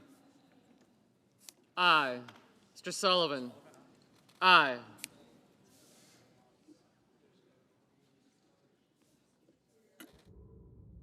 Mr. Fetterman, aye.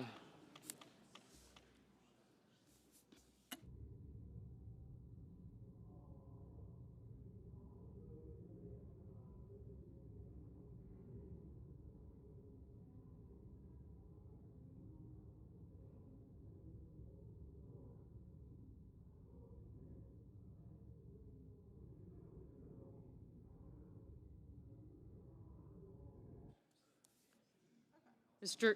Coons, aye.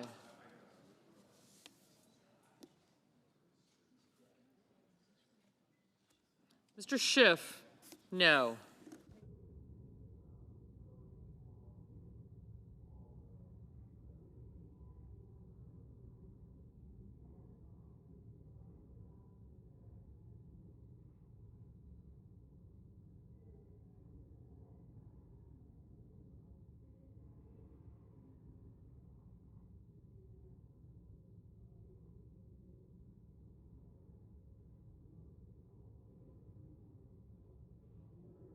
Mr. Barrasso, aye.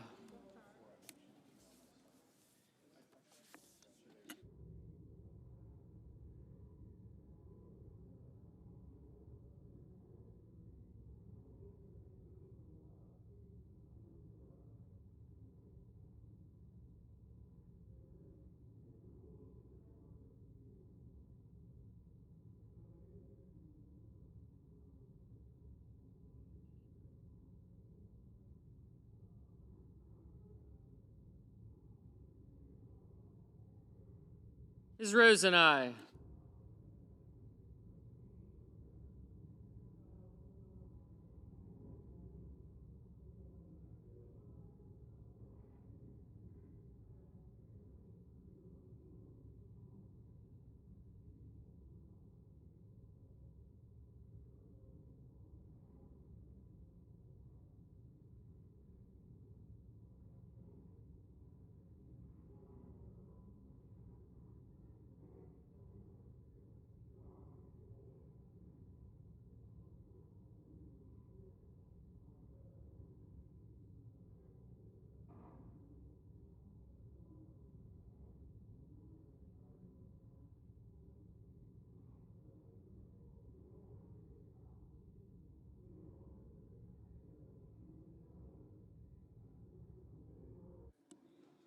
Ms. Cortez Masto, aye.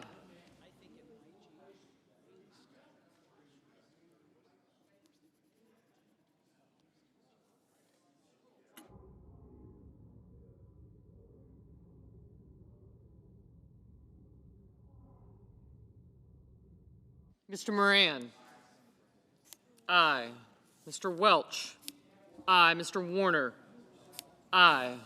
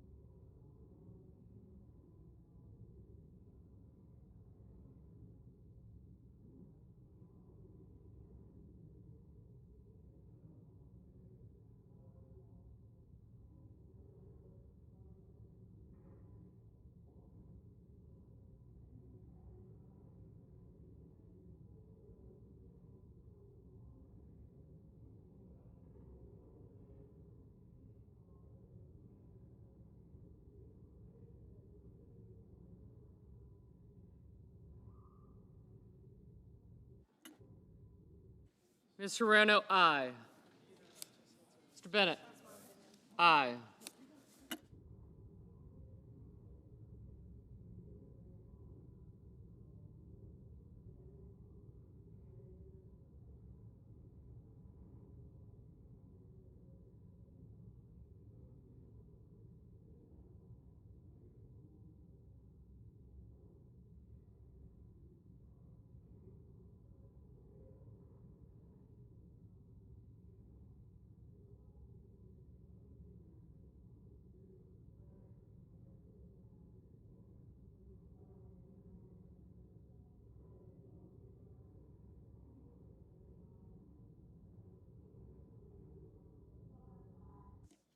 Ms. Lummis, aye.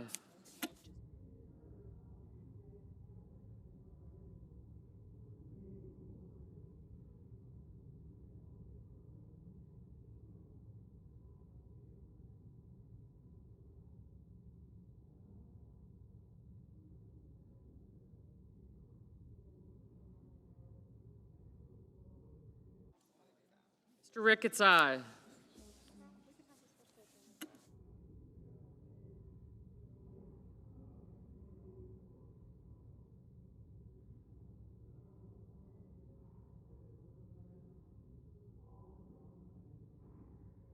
Mr. Ossoff, aye.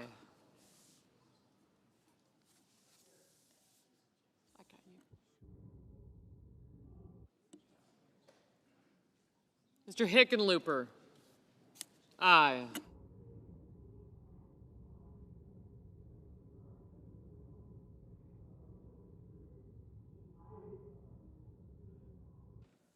Mr. Wicker, aye.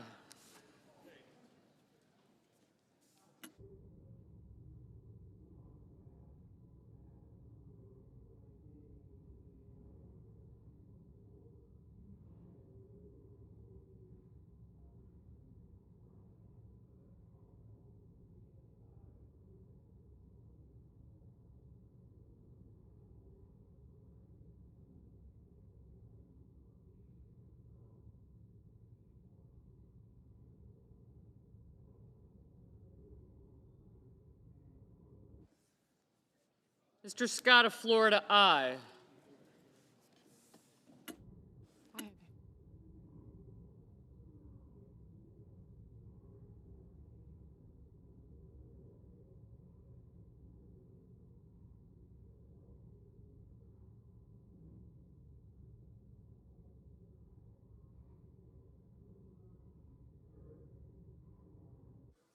Mr. Van Hollen, aye.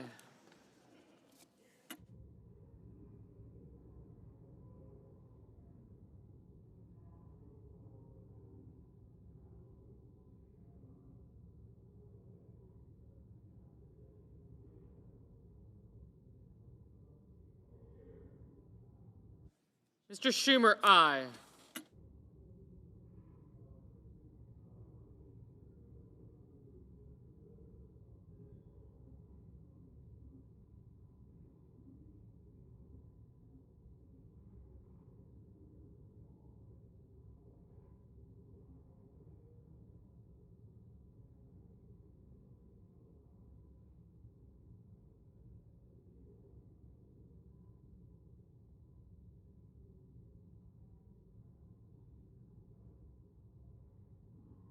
Ms. Baldwin, aye.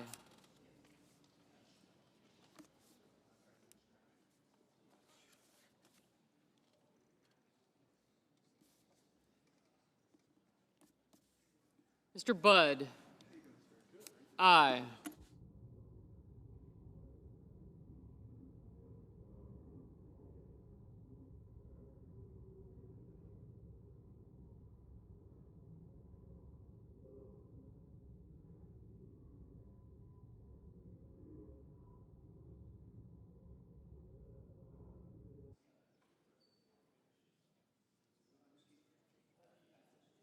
Mr. Sanders, no. Mr. Murphy, no.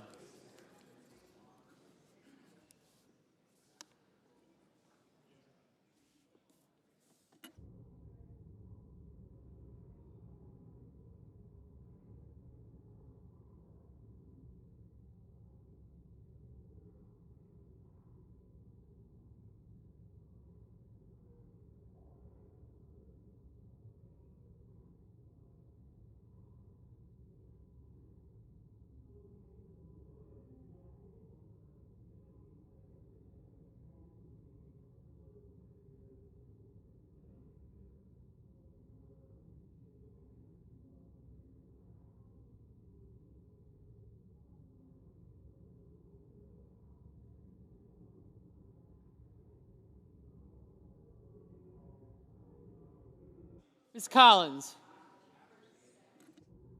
Aye.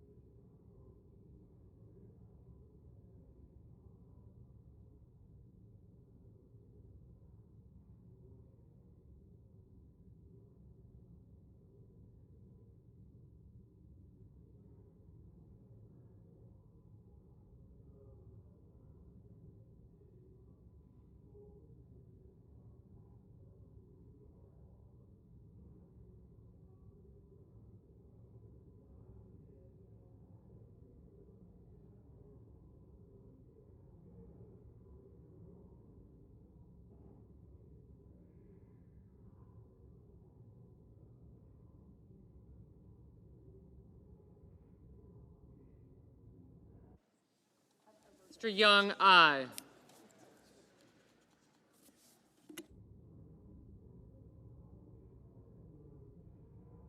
Mr. Justice, aye.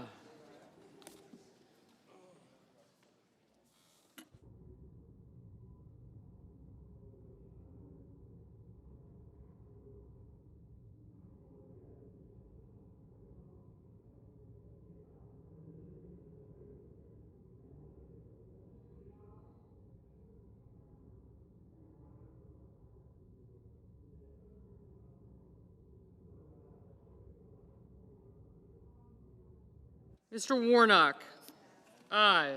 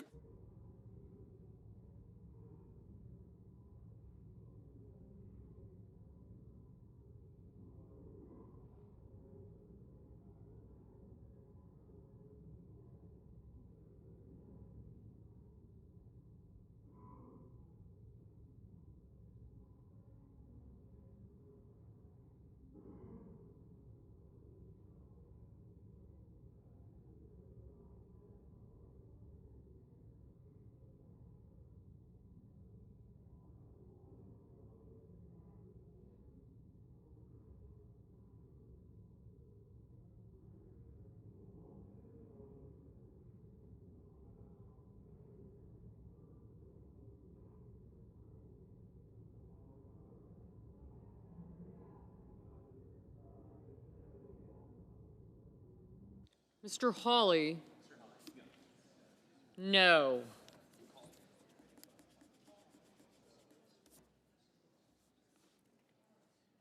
Mr. Risch, aye.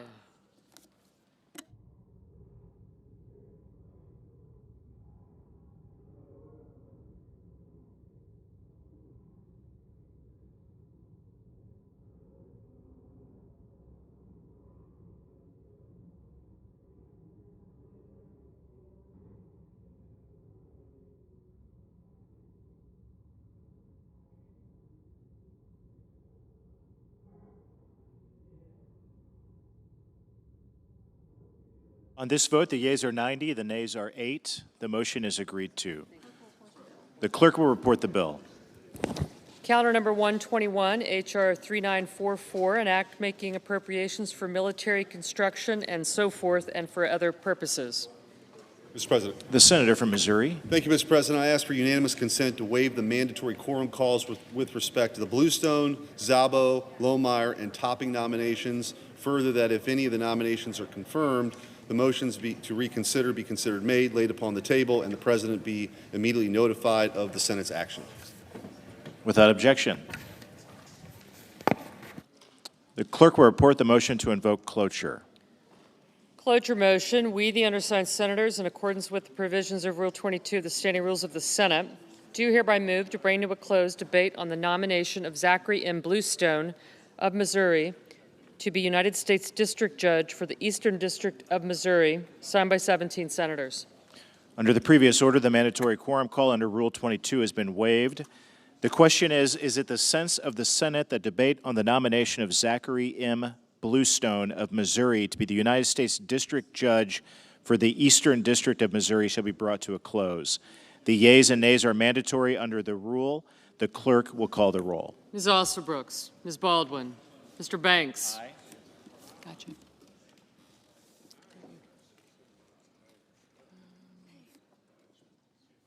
Hold on a second.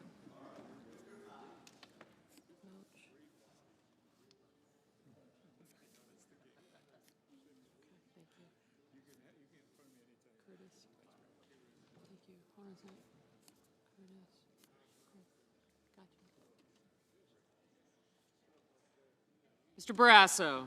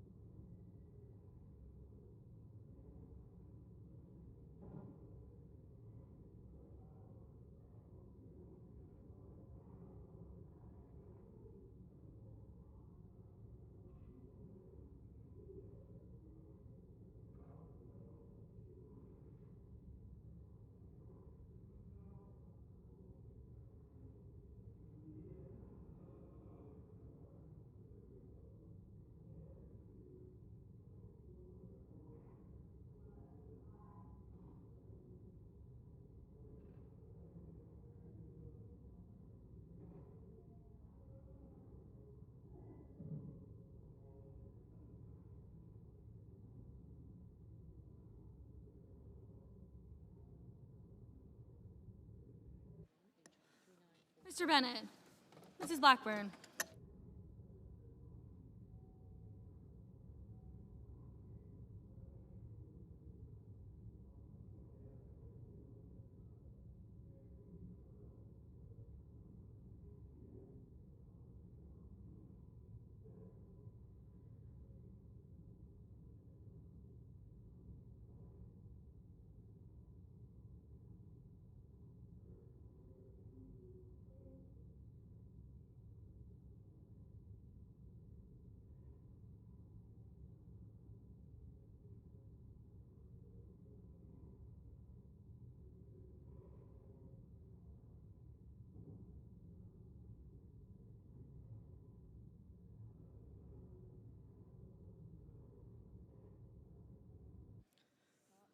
Mrs. Blackburn, Mr. Blumenthal, Ms. Blood Rochester, Mr. Booker, Mr. Bozeman, Mrs. Britt, Mr. Budd, Ms. Cantwell, Mrs. Capito, Mr. Cassidy, Ms. Collins, Mr. Coons, Mr. Cornyn.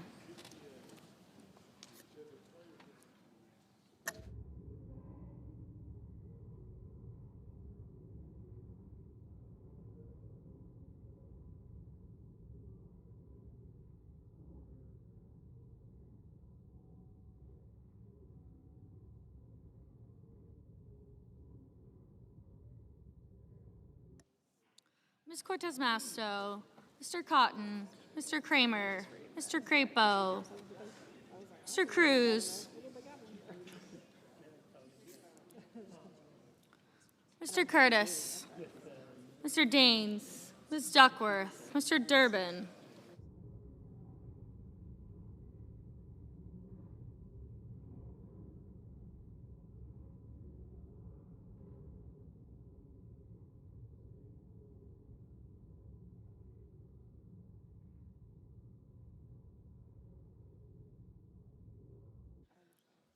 Ms. Ernst, Mr. Fetterman,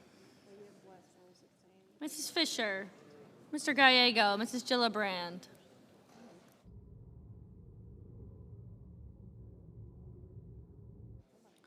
Mr. Graham, Mr. Grassley, Mr. Haggerty, Ms. Hassan, Mr. Hawley, Mr. Heinrich, Mr. Hickenlooper, Ms. Hirono,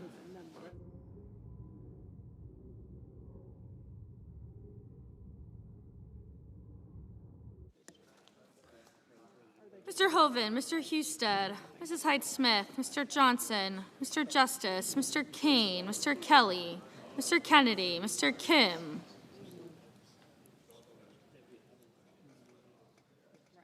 Mr. King, Ms. Klobuchar,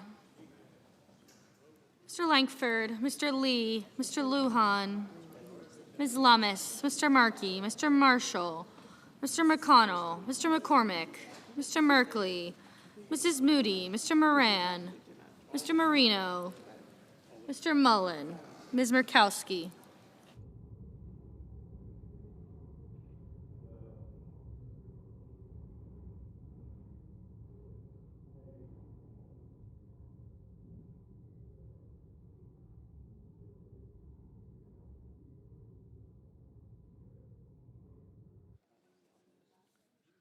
Mr. Murphy, Mrs. Murray, Mr. Ossoff, Mr. Padilla, Mr. Paul, Mr. Peters, Mr. Reed, Mr. Ricketts, Mr. Risch, Ms. Rosen, Mr. Rounds, Mr. Sanders, Mr. Schatz, Mr. Schiff, Mr. Schmidt, Mr. Schumer, Mr. Scott of Florida, Mr. Scott of South Carolina, Mrs. Shaheen, Mr. Sheehy.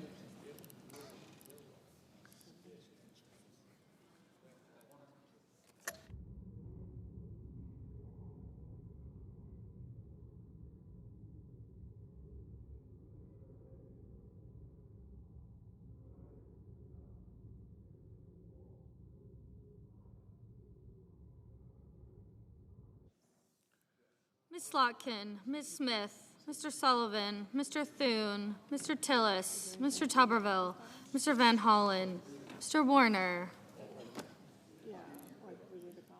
Mr. Warnock, Ms. Warren, Mr. Welch, Mr. Whitehouse, Mr. Wicker, Mr. Wyden, Mr. Young.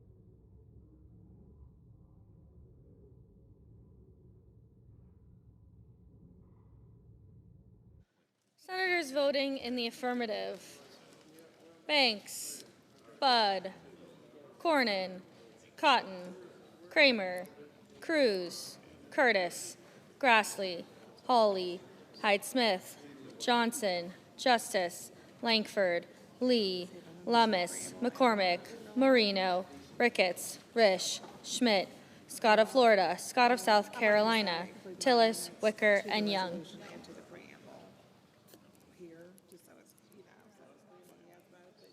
Senators voting in the negative: Baldwin, Bennett, Cantwell, Fetterman, Gallego, Heinrich, Hickenlooper, Hirono, Kane, Lujan, Murray, Peters, Rosen, Sanders, Smith, Warner, Warnock, Welch, and Wyden. Mr. Thune. Mr. Thune, aye.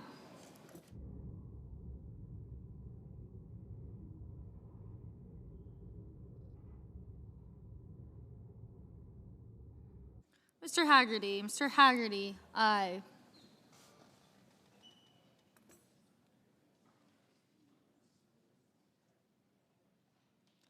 Mr. Murphy. Mr. Murphy, no.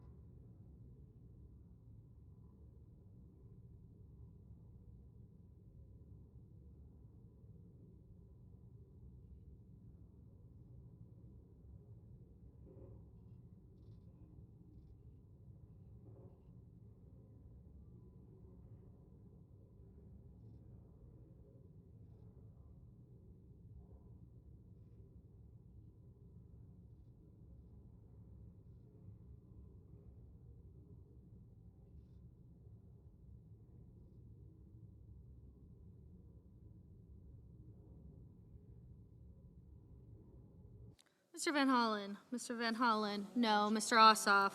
Mr. Ossoff, no.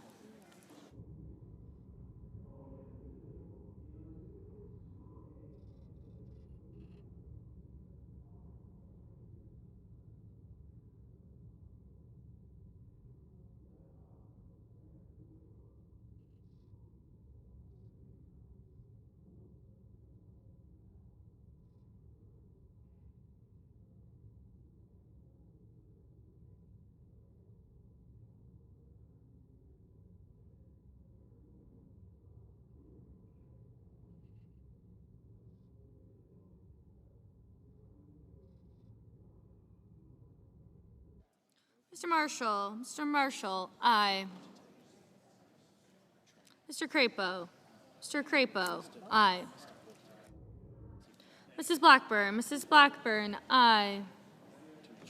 Ms. Alsobrooks. Ms. Alsobrooks, no. Mr. Daines. Mr. Daines, aye.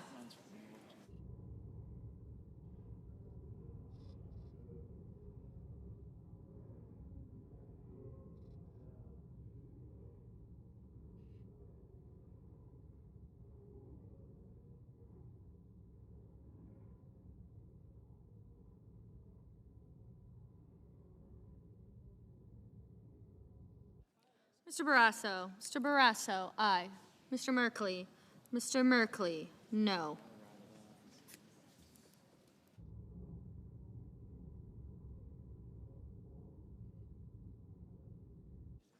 Mr. Sheehy. Mr. Sheehy, aye. Mrs. Shaheen. Mrs. Shaheen, no.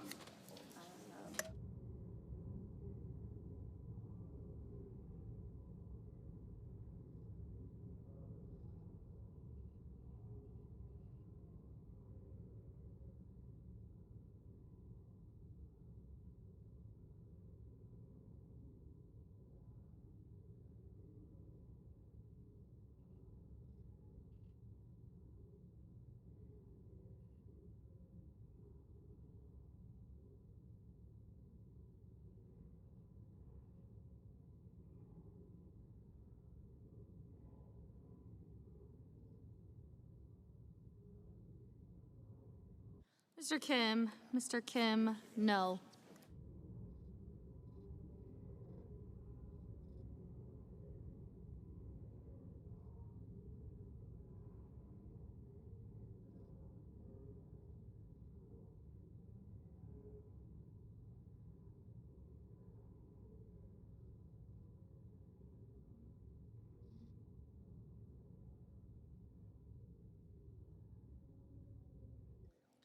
Mr. Durbin. Mr. Durbin, no.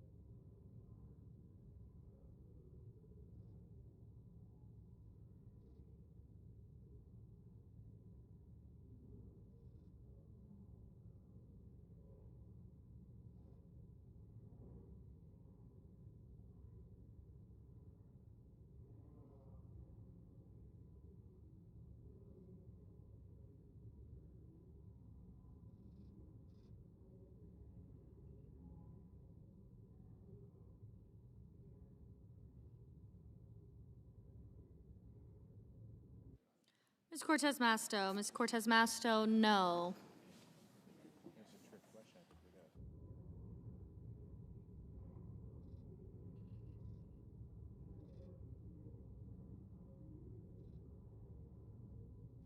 Ms. Klobuchar. Ms. Klobuchar, no.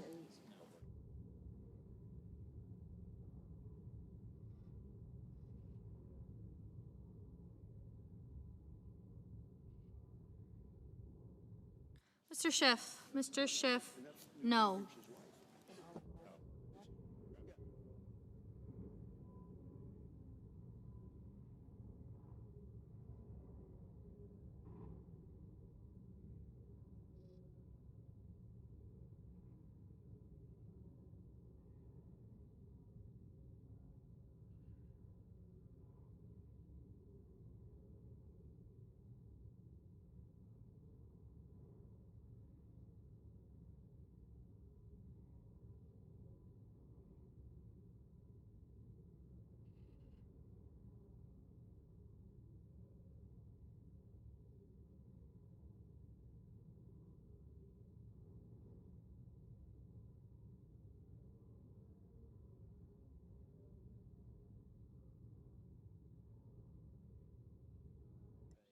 Mr. King. Mr. King, no.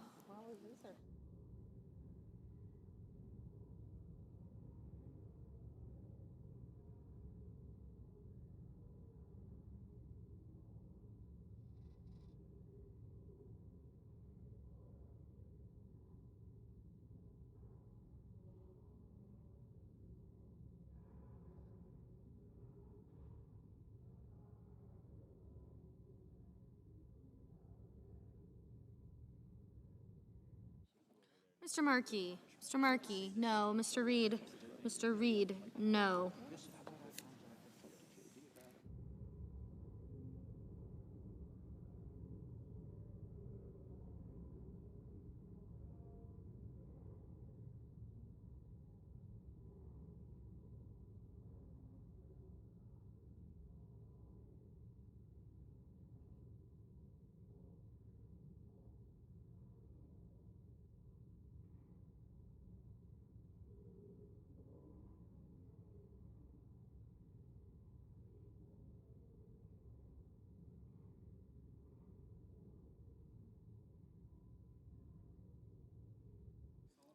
Mr. Sullivan. Mr. Sullivan, aye.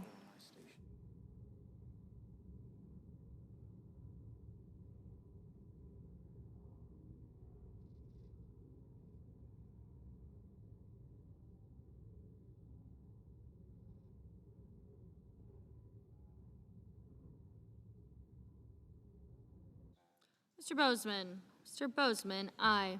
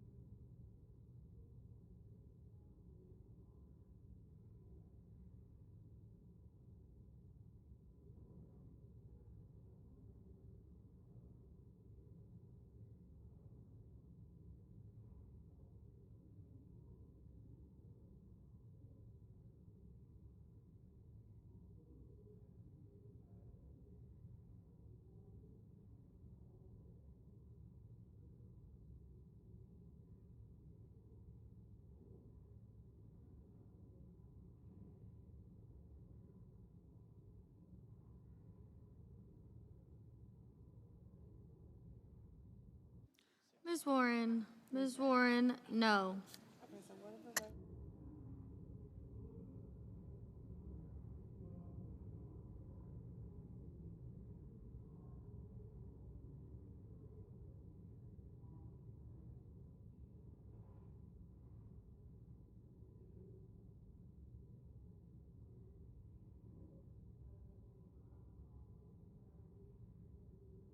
Ms. Ernst. Ms. Ernst, aye.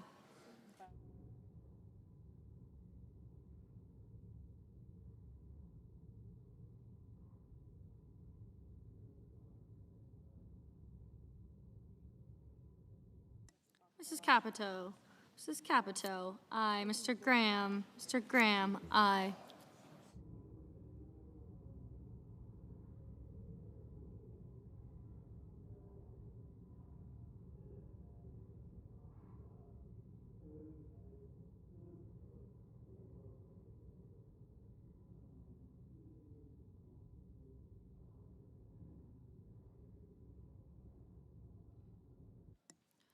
Mr. Kennedy. Mr. Kennedy, aye.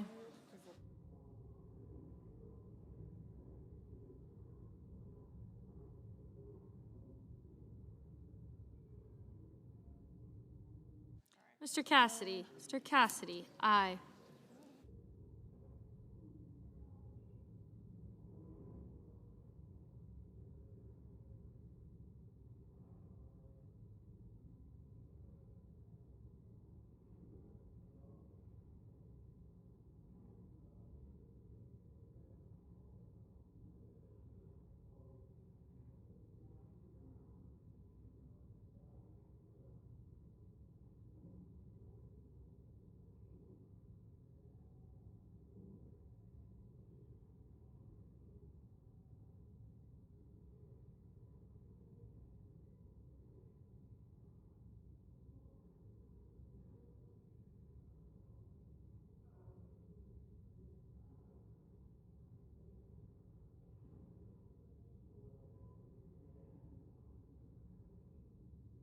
Mr. Padilla. Mr. Padilla, no. Mrs. Moody. Mrs. Moody, aye.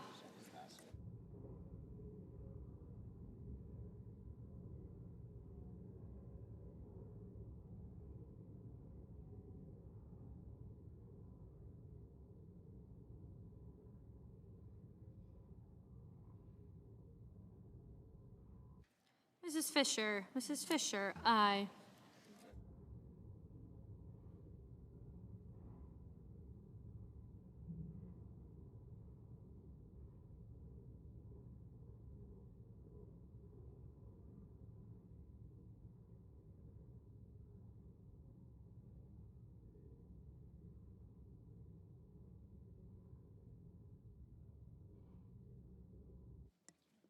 Mr. Blumenthal. Mr. Blumenthal, no.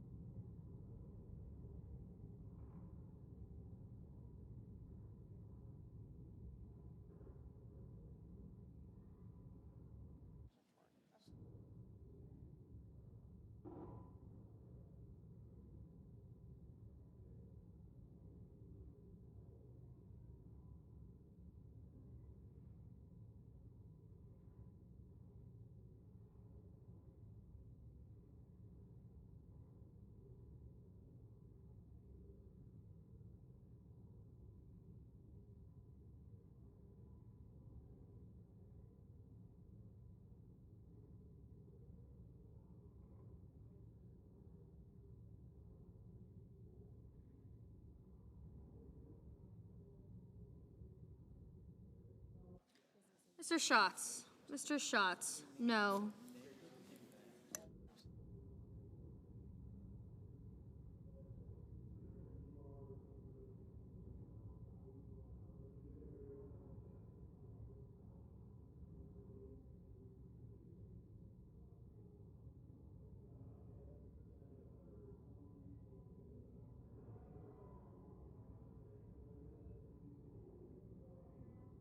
Mrs. Gillibrand. Mrs. Gillibrand, no.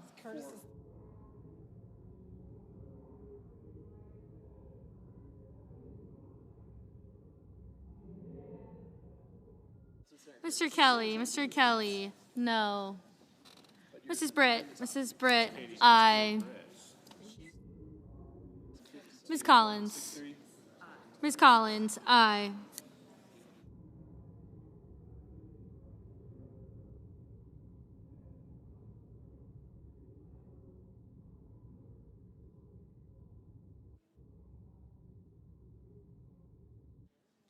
Mr. Coons. Mr. Coons, no.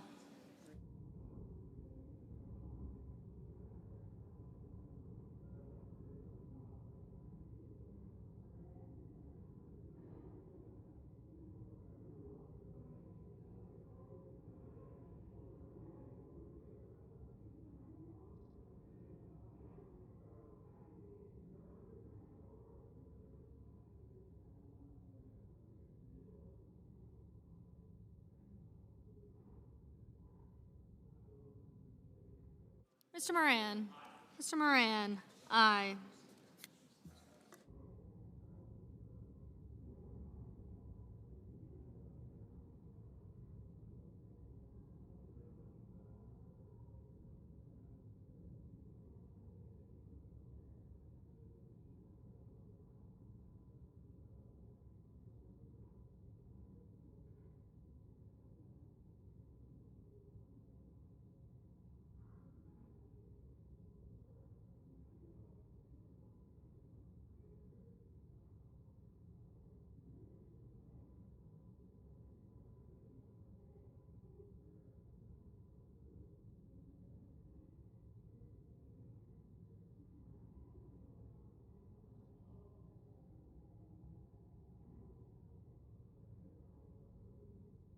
Ms. Duckworth. Ms. Duckworth, no.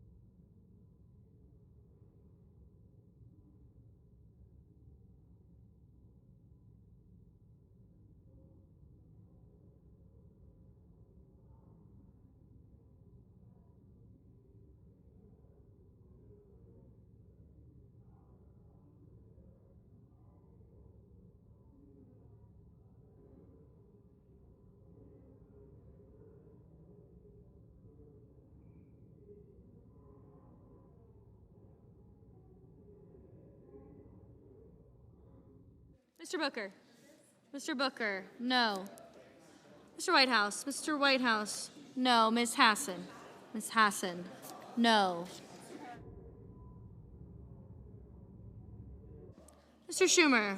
Mr. Schumer, no.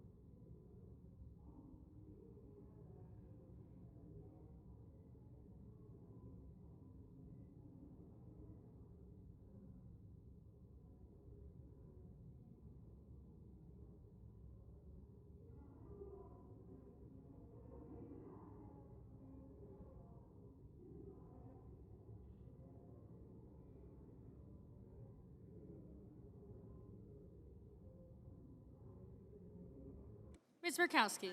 Ms. Murkowski, aye.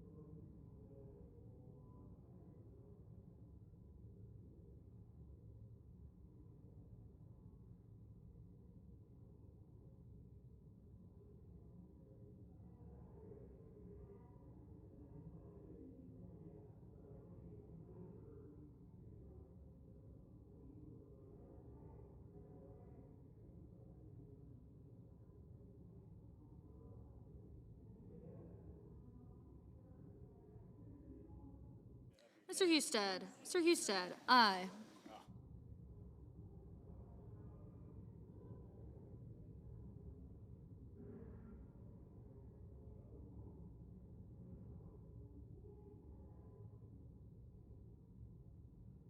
Ms. Slotkin. Ms. Slotkin, no.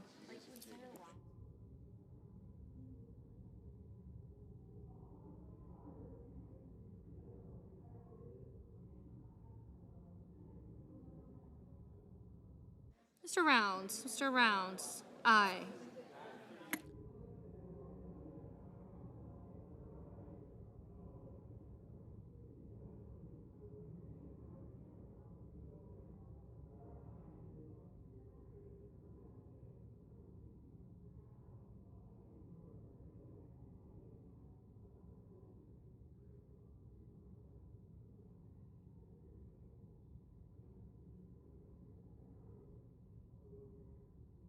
Ms. Blunt Rochester. Ms. Blunt Rochester. No. Mr. Hoven. Mr. Hoven.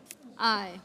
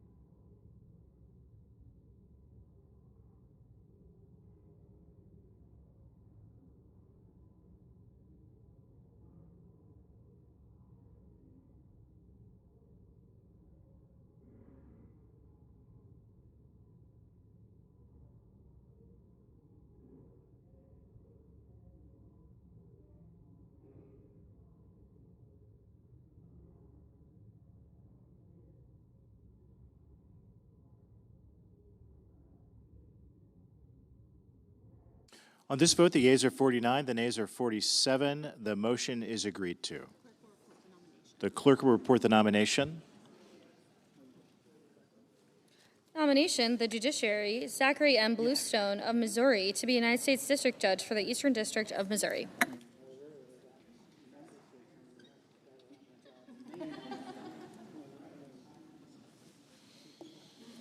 The senator from Oregon. Mr. President, I ask unanimous consent that the following members from my personal office and the Senate Finance Committee teams be granted floor privileges for the remainder of the Congress. Sarah Korn-Owitz, Sabine New Lee, Will Wyden, Gabriel Ritter, Jackson McFadden Ray. Without objection.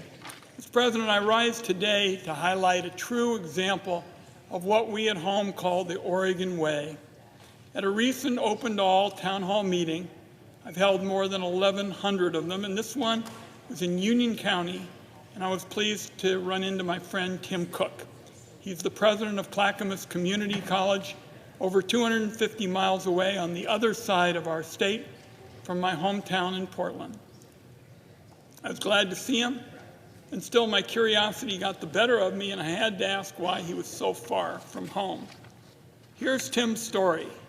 He's been in the process of running to every one of Oregon's 17 community colleges to raise awareness for community college students about how challenging it is for them to meet the basic needs that they have to address as students.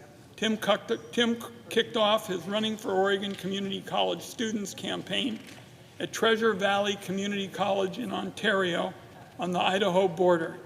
He plans to run 32 miles each day to reach each community college across our state. He's on track to complete this 1,500-mile, let me repeat that, 1,500-mile journey by August 11th. Tim told me he was inspired by so many students that have shared their stories with him about the hardships, particularly the financial hardships they've endured while attending school. That includes William Moorhead, a Portland Community College student who said he's had virtually no family support. And he had no help as a young adult yearning for an education. So there he was with zero support, and William decided he could make a better life for himself through training and education. He signed up for welding classes and attended regularly. And Mr. President, he did that while living in his car. Despite these roadblocks, he persevered and graduated with an associate degree in welding and had a 3.9 GPA. He was nominated to serve as the student commencement speaker at graduation. Now William is learning AI ethics, and he said recently, in welding you use metal and fire, and in computing you do the same thing but in a digital realm. I want to apply this degree to evaluating artificial intelligence systems that interface with the public and make sure it does it in a way that's beneficial and not harmful. The story I tell about William isn't unique. Many young, promising Americans are not living up to their vast potential, and not for a lack of trying, but there's really been a lack of support. When adults lecture young people to, quote, pull yourself up by your bootstraps, they often miss the point that some students were never even provided with the boots. They didn't have the boots to yank themselves up. Getting any degree is expensive enough, but it's even further out of reach for so many young people when you factor in everything a student needs to succeed beyond tuition. Things like transportation, housing, food, books, access to technology, an array of other necessities. Many talented and promising students can't fulfill their potential and suffer in a system that lacks the potential to see that and see it and get them the opportunity for them to get ahead. And now, with deep cuts to programs like SNAP and Medicaid under the Republican disastrous recent budget bill, coupled with high housing costs and rising prices from the Trump tariffs, the safety net for students who fly solo is being slashed. Donald Trump and DOGE are even trying to take a sledgehammer to funding for key programs like Job Corps, which help young people get the resources they need to secure a degree and a good-paying job. So President Tim Cook is running not for office, but he's running for his students. He's pounding the pavement in the summer heat to highlight that when students' basic needs are met, they can focus on their education and create a brighter future for themselves, their families, and their communities. That's why I'm here on the floor today. I want to be part of sending Tim a powerful message that Congress agrees with him and not leave students behind. The world's next Einstein, and I say this to all my colleagues, may be in your town, scraping together a way to earn an education and make a positive impact on the community and the world. Let's help light the beacon of opportunity for those students. For America to be great, we've got to make sure that everybody in our country gets a fair shot. So I'll close by saying I'm gratified by the passion and insight that Tim Cook and other Oregonians are bringing to this cause. They understand the importance of investing in our kids, because that draws a map to a brighter future for all of us. It may not be possible for everybody to run 32 miles a day for nearly 2 months, but as senators, we can certainly make a difference. This country needs more common sense policies that put students first and prepare us all for a brighter tomorrow. That's what Tim Cook is bringing us. I yield the floor, and I urge all my colleagues to support these educators and others who are helping the students, and I yield the floor. Mr. President. The senator from Georgia. Thank you, Mr. President. I want to urge my colleagues, and I know that there's this temptation of the upcoming summer break and folks want to get home to their families. But we have the opportunity and the obligation right now to pass this legislation for the Crime Victims Fund. Are we really going to miss this opportunity and this obligation when in my state, 1/4 of victims of domestic violence were turned away from services last year? These are the organizations, the child advocacy centers, the domestic violence agencies, the rape crisis centers who respond to the needs of the most vulnerable, neglected, and abused people in our states. We just spent last week defunding Big Bird. We spent an entire week defunding public television and public radio, and you mean to tell me that before we leave for the recess, we can't fund child advocacy centers, domestic violence agencies, and rape crisis centers? It's unacceptable. And this has bipartisan support, and we should pass this legislation right now. Here is what one organization in Georgia said if we fail to pass this bill. They said, quote, "Our organization would have to lay off approximately 50% of essential staff. We would not be able to support or meet the critical needs of victims in the community. The lack of support and services over time will negatively impact the community with an increase in crime and victimization." Mr. President, another organization in Georgia said, quote, "Without our centers, states will see an increase in domestic injuries, child abuse, sexual assault, and even death in many cases." Child abuse, sexual assault, death. In the state of Georgia, where hundreds of foster children have been trafficked by sexual predators, these are the organizations who support them and women facing domestic violence. This is a bipartisan bill led by Senators Durbin and Murkowski. It should have bipartisan support on the Senate floor right now. We should pass it before we leave for the summer. Thank you, Mr. President. I yield the floor.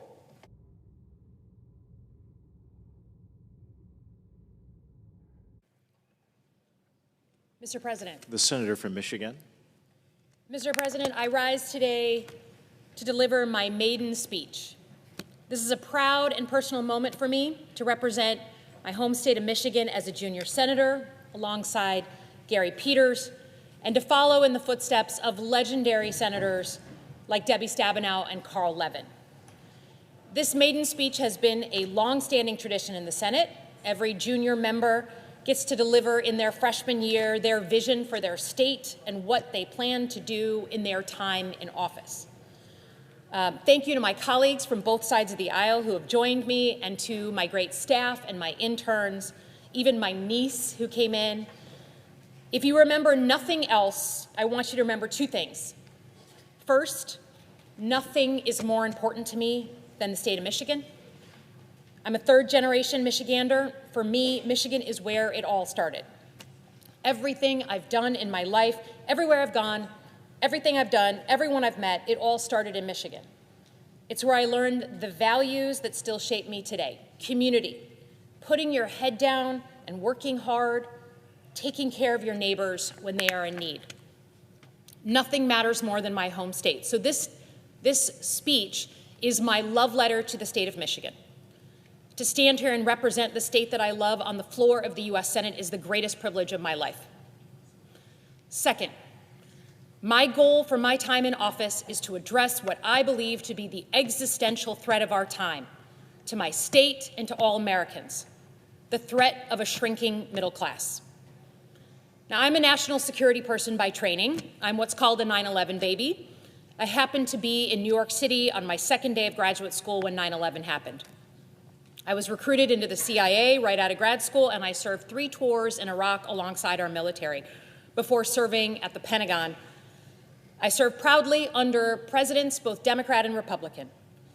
I've come face to face with some of the greatest threats facing our country, but I believe in my bones that the single greatest threat today to our national security is not coming from abroad, but coming from the very real threats that come from that shrinking middle class. So my goal as a senator is to deliver for Michigan's middle class, to expand it, to secure it. That mission is personal. Michigan is where my family achieved that very American dream. My great-grandfather, at 13 years old, came through Ellis Island, not speaking English. He ended up starting a meat company, moved to Michigan, and built that business and built an iconic hot dog that Michiganders have enjoyed for 60 years. Michigan has been the place where hard work means something. It's where the middle class was literally invented, where you could work at an auto plant and afford the car that you were building. That was a revolutionary idea at the time. It shouldn't be revolutionary now. So as a U.S. Senator, my highest priority is to help make Michigan a place where that American dream is achievable again. Today, too many Michiganders are falling out of that middle class. Too many families can't get in at all. I live on my family farm in Holly, Michigan. Growing up, I was surrounded by families whose path to the middle class ran through Michigan's factories, our farms, our small businesses. We are people who build things and grow things. People proud of their role in manufacturing Americans' future. Our cars, our tanks, our food. People who, like my great-grandfather, were prepared to work hard for success and often achieved it. But over the years, I've watched younger generations of those same families live a very different story. Parents can't provide for their kids what was provided to them. That fishing cabin up north that Dad had, the son can't have. A trip to Disneyland, can't do it. Across Michigan, there are so many families who feel like hard work doesn't seem to be enough anymore. No matter what your political views are, it is just a fact that the middle class has shrunk over the past 40 years. And I've seen firsthand what happens next. When people feel like they can't get ahead, when they can't provide for their kids what was provided for them, they feel anger, they feel shame, they lose their dignity, and they look for something or someone to blame. In a multiracial, multi-ethnic experiment in democracy, people end up blaming people who don't look like them, or speak like them, or pray like them. I've seen this up close and personal, how that kind of anger and suspicion can tear communities apart. If you want to understand how we got to this moment in our politics, this angry, vitriolic, polarized moment in American history, all you have to do is understand that shrinking middle class. So even among today's chaos, especially now, there are things we have to do, simple things, to bring back that middle class and make it thrive. This is my North Star. It will guide my work in the Senate. Okay, so how do we do that? Our government certainly needs to change. I don't think it's hard to understand that our government is not working for a majority of Americans, not just Republicans, Democrats as well. And you have to hear that loud and clear. Fundamentally, I believe that government needs to get back to the basics. No one cares about your trick plays if you don't have your fundamentals right. Government needs to set the conditions for success, and Michiganders and Americans need to work hard to achieve that success. These basics are jobs that pay you enough to save every month, health care you can actually afford, a home you can call your own, schools that prepare our kids for the workforce, energy to power our lives, an environment we can pass on to our kids, and safety and security from fear. That is it. First, on jobs. We need job creation for Michigan's middle class to create the jobs of the future.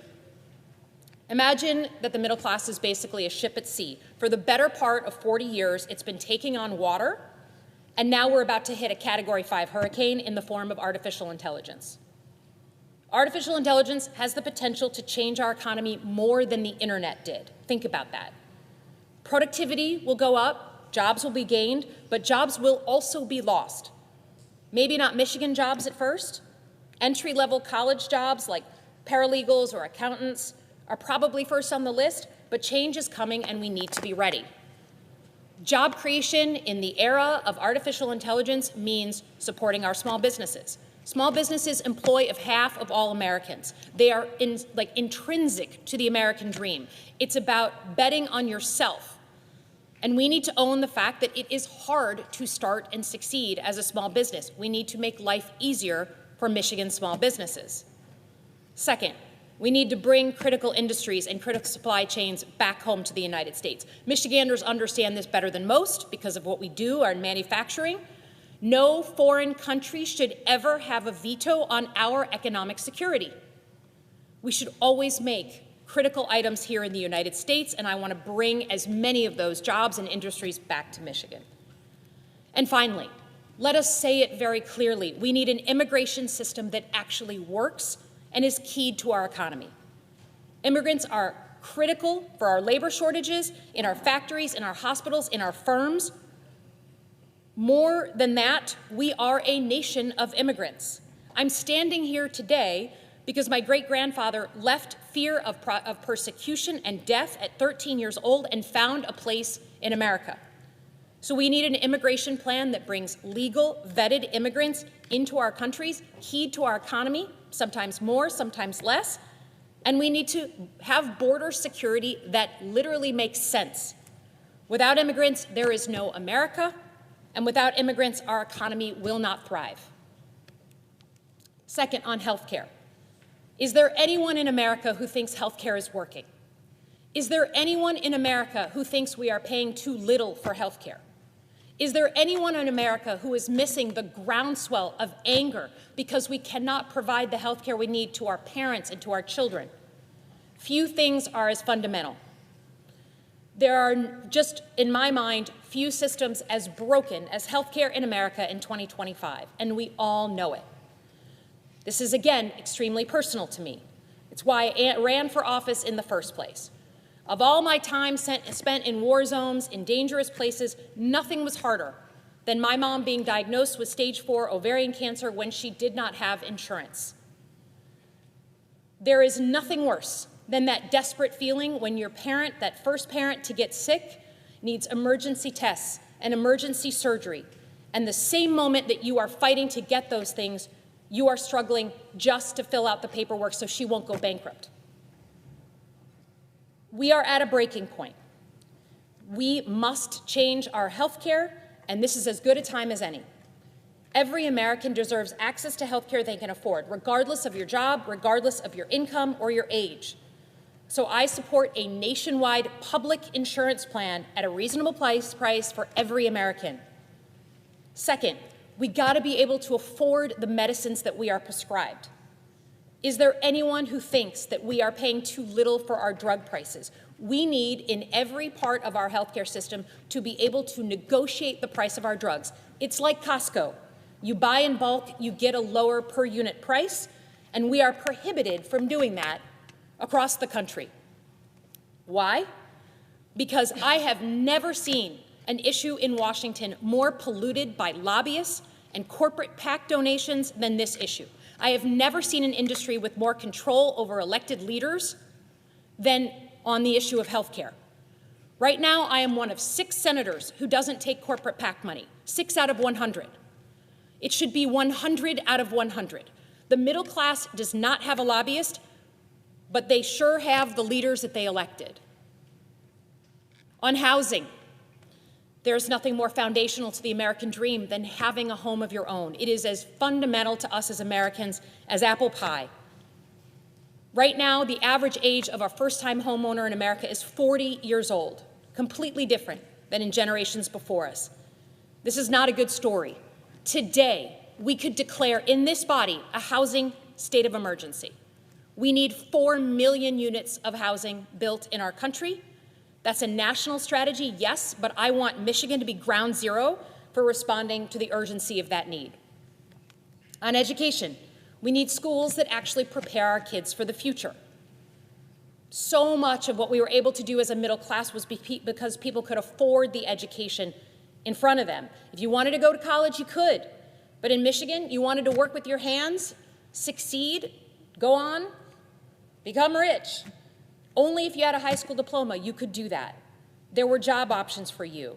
We need an obsessive focus and reorganization of our job training federal programs. We have 17 different organizations doing job training. It's broken. We need to focus on trade schools and apprenticeships and an education system that prepares us for what is coming.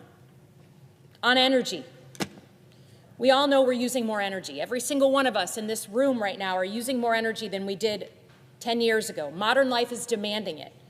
But supply isn't meeting demand. And Michiganders are seeing that hitting their wallets every single day. If you don't plan now, it's going to get worse. Rolling blackouts and brownouts in a decade. And what I'm asking for is not a renewable energy plan or a fossil fuel plan. It's an all-of-the-above energy plan. Natural gas. You can't do it without it. Nuclear, batteries, renewables, solar, hydropower, new stuff that's in creation right now. We need all of it. And we can't be willing to scrap certain energy because it's woke. Anyone who disagrees with that is just scoring political points and doesn't give a damn about people's electricity bills. On the environment, I'm committed to protecting the environment, especially our water. In Michigan, clean water and the Great Lakes are not partisan. It's our heritage. It's in our blood. No single Michigander lives more than 6 miles away from a lake or 82 miles from a Great Lake. We all know the sound of water hitting the beach or how the light looks up north. Our water is why people raise their kids in Michigan, and sharing that legacy with our kids is the dream that every Michigander has. We have the responsibility of being the stewards of the Great Lakes. So when our water is threatened, when our kids are poisoned, when they can't swim in contaminated lakes, it's not just a health issue. It's a security issue. Lead, PFAS, invasive species in our Great Lakes, these are threats to us as Michiganders, and it's my job to fight these threats. And last, can we just say that climate change is upon us? 20 years ago, it was theoretical. Now, Michiganders understand that extreme weather is real. It is here. They feel it in their pocketbooks. We have to mitigate it. We have to accept it, and we have to be ready to prepare ourselves when we have these crazy ice storms, these crazy once-in-a-generation tornadoes, and move on and not exclude people because they don't want to talk about, woke policies. Safety and security, finally. Every Michigander has the right to live free from fear, to feel safe in their own homes and in the country they love. That's what got me into public service in the very beginning, right after 9/11. Shootings in our schools and our businesses are a threat to our lives. Our government and our computers, our personal data shouldn't be hacked. Neither should our cars or our homes. And we should get to know and understand always who is coming across our border. We're a border state in Michigan. Every country in the world has the right to know who's coming inside its borders. So in the Senate, I'm going to spend my time protecting American citizens as I have always done.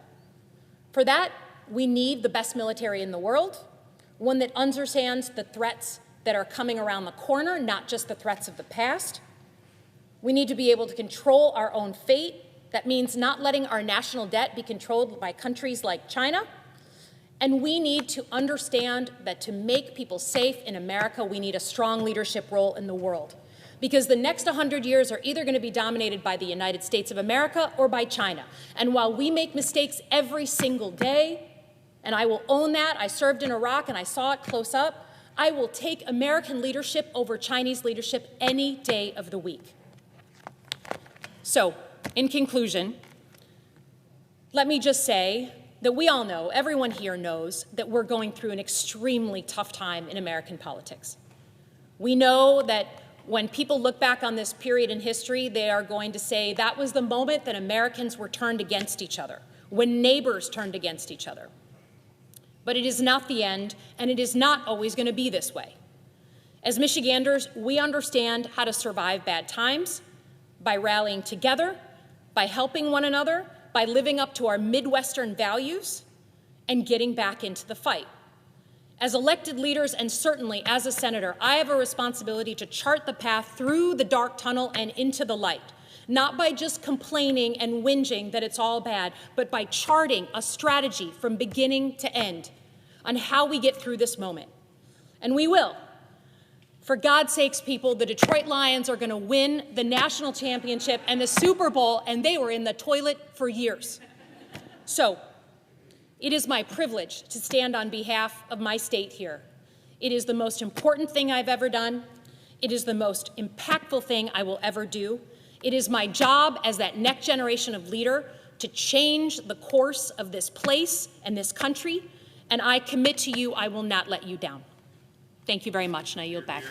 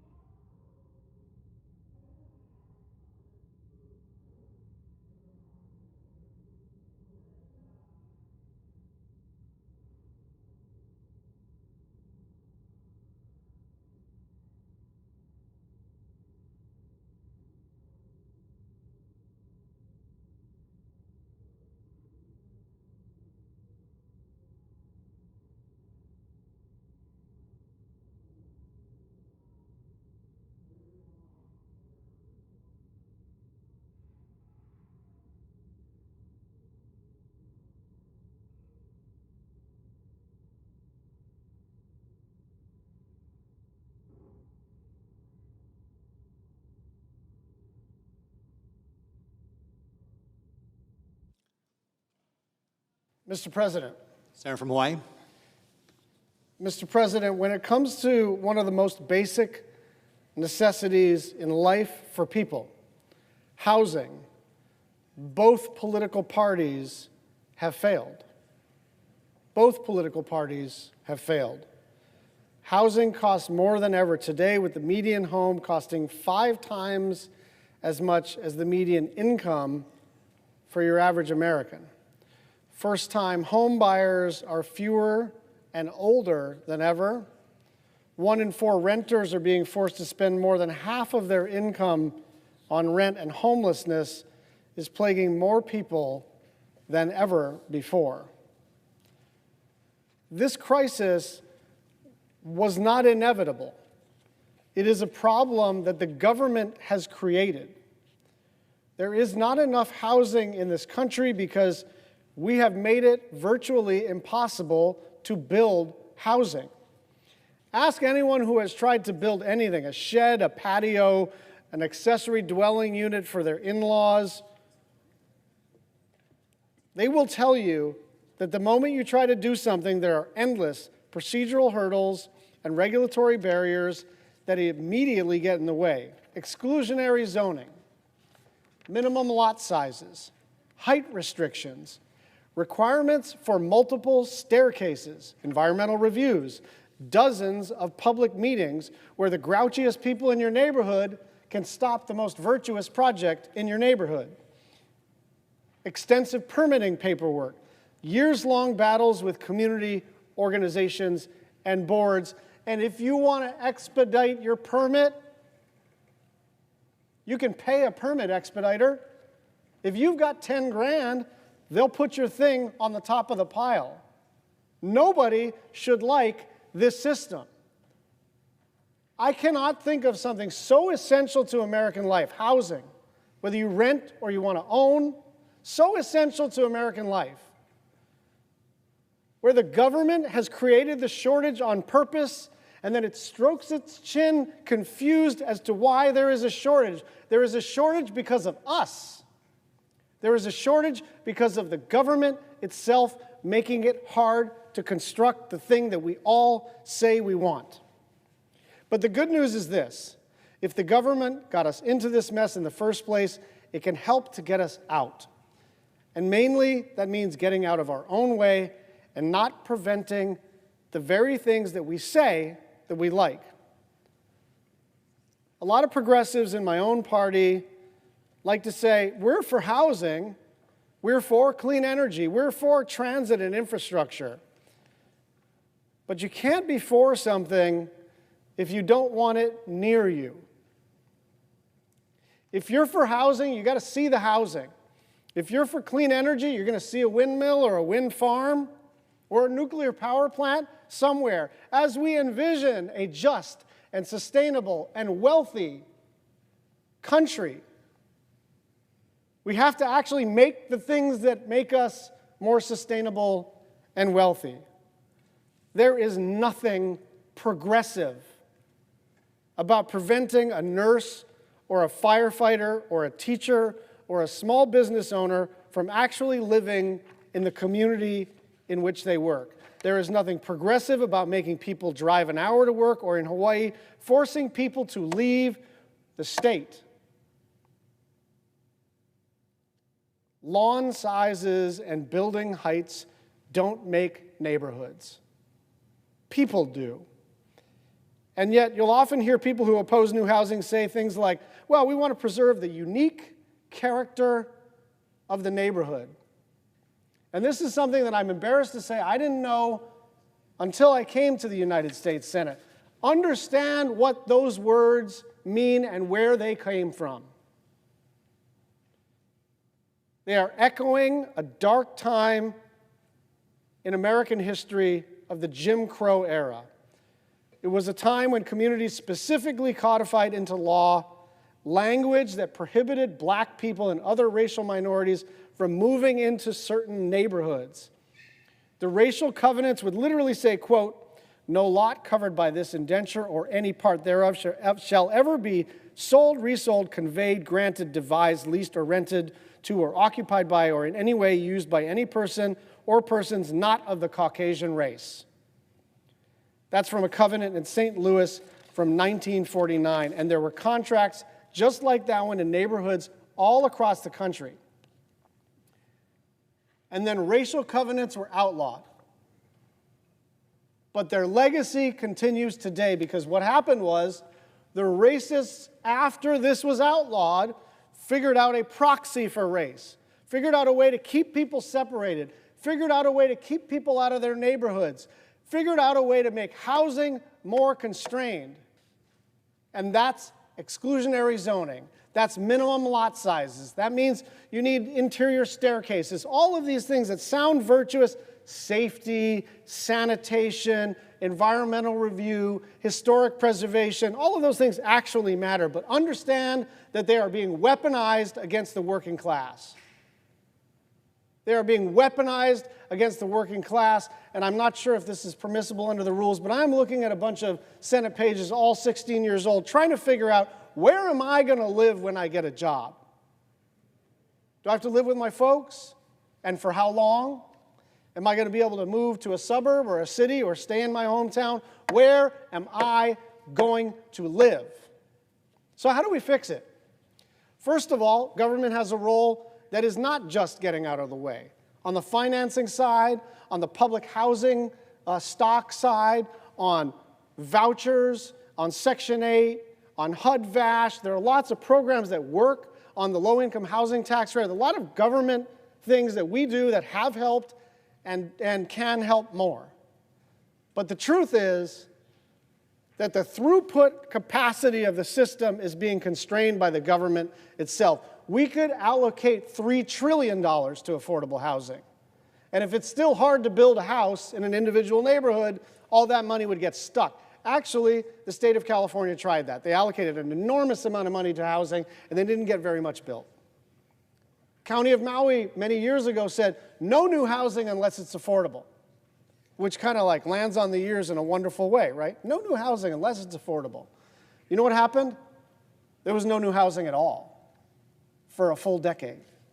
And so we just have to embrace, on the left, the reason I care about this is because I think it is the single most impactful economic policy that we can implement to make it easier to build housing for working people, for students, for the disabled, for the elderly, for the entrepreneurs, for cities, for towns, for rural neighborhoods. This is important because I care about that. Now, if you are a conservative, the basic principle is almost even more simple, which is, it's your damn property. You should be permitted to do what you want with your property within certain safety boundaries and all the rest of it. But if it's your property and you've got 1/4 acre and you want to build an accessory dwelling unit for your kids because they're adults and they just had a baby, you should be allowed to do pretty much whatever you want with your property. But we have inverted the presumption so that it's your neighbors that get to decide what you get to do with your property. So if you're a private property rights person, you should love the idea of deregulating the housing market. And if you are a progressive and you see how much people are struggling right now, you should love the idea of deregulating the housing market.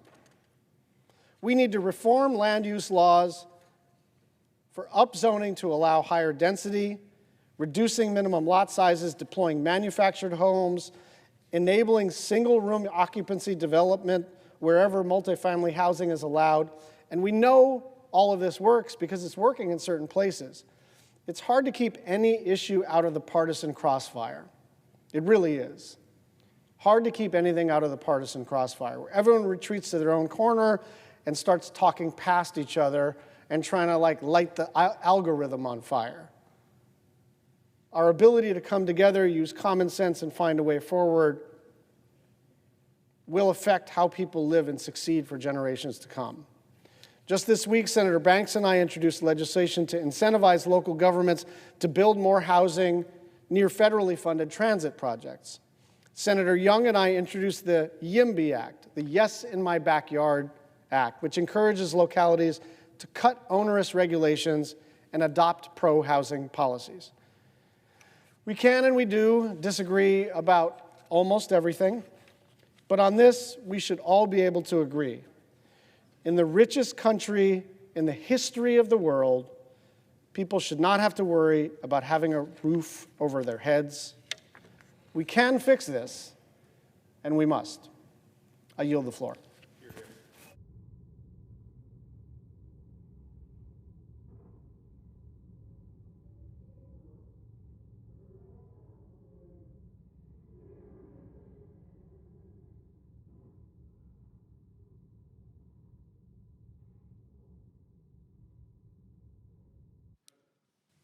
Senator from Rhode Island. Mr. President, the Trump corruption of the Environmental Protection Agency continues apace, so I'm here today in opposition to the nomination of Aaron Szabo to serve as the Assistant Administrator for the Office of Air and Radiation over at EPA. The Constitution provides the President the power to nominate ministers and officers of the United States, and the Senate advice and consent power over his nominees. I think we probably agree that the Constitution means something, that advice and consent is not a mere rubber stamp, that when a nominee comes before your committee, they should provide straight answers to questions. Well, this nominee dodged our questions and then doubled down with more obfuscation when we gave him a chance to clarify through questions for the record. That alone should be sufficient reason to withhold consent until proper answers are obtained. This character, Szabo, is credited by name as a contributor to the EPA chapter of Project 2025, the extremist, right-wing, fossil fuel-funded blueprint for dismantling the federal government, which President Trump is now dutifully implementing. Some of the environmental highlights from Project 2025: weaken the Clean Air Act by reversing the endangerment finding, purge the agency, and bring to its staff trauma. In case you aren't keeping score at home, EPA Administrator Zeldin is already hard at work on these. Szabo was an advisor to the America First Policy Institute, the Trump-aligned think tank funded by fossil fuel and aligned with big oil interests. He worked as a lobbyist, pushing the interests of major polluters, like members of the American Petroleum Institute. Well, chief on the wish list of his former clients is rescission of the EPA endangerment finding. That was a 2009 evidence-based determination that greenhouse gases, in fact, are harmful to human welfare and the environment. When that rule was adopted back in 2009, it had actually already been settled scientific fact for decades that greenhouse gases harm the public and the environment.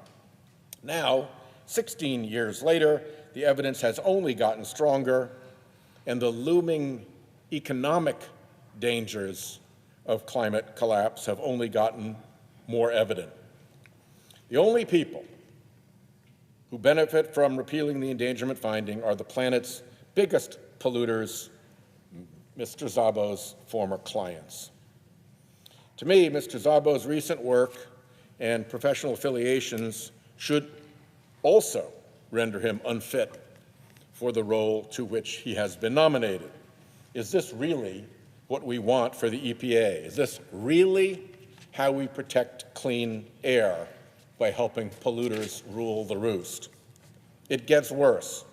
When questioned at his hearing about his ties to Trump's donors' extreme anti-environmental agenda, Szabo provided obfuscatory answers. He acknowledged that he was a contributor to Project 2025, which he could hardly fail to do since his name was on it, but he stated that he kept no records of his contributions to that effort. He was asked whether he had no records because he never had any, or because he deleted them. Couldn't answer. Bumbled, stumbled, bobbed, weaved, dodged, and ultimately refused to answer, although he did concede that some of the advice he had provided was written advice.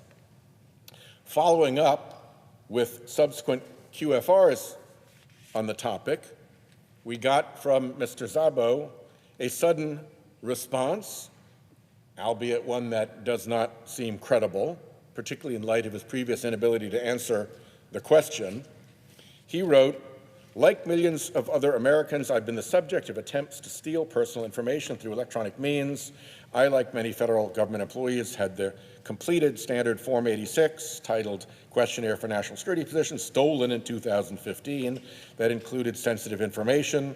I periodically delete old messages and documents that are no longer necessary to help ensure privacy and security to my family, those I interact with, and myself." Seriously.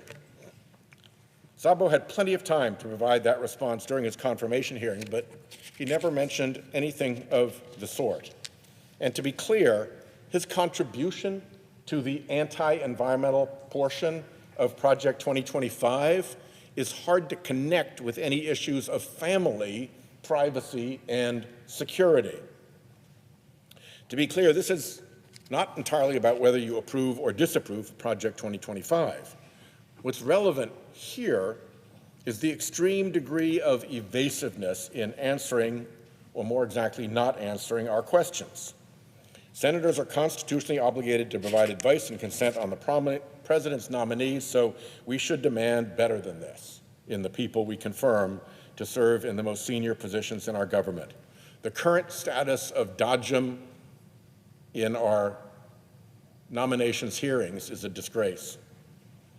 Beyond Mr. Szabo's own questionable qualifications and his deceptiveness and his troublesome testimony, we also cannot ignore the full-on corruption of EPA on behalf of Trump's polluting fossil fuel donors. Corruption well underway. I already mentioned the endangerment finding, but there's more. Proposed deregulatory efforts will make cars dirtier and less fuel efficient. Why? So Trump's donors in the oil industry can sell more gasoline. They will let power plants and oil and gas facilities spew more carbon dioxide and methane without limits. Why? So Trump's fossil fuel political donors can sell more oil and gas to those facilities. EPA is even attempting to shut down the program that keeps track of how much carbon pollution industrial facilities emit. See no evil, hear no evil.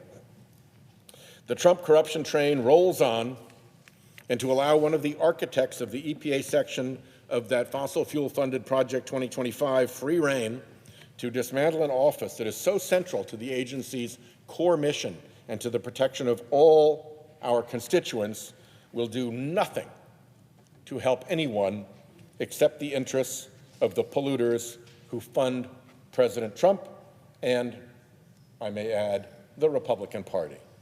I will vote no on his nomination, and I strongly urge my colleagues to do the same for a multiplicity of good reasons. I yield the floor.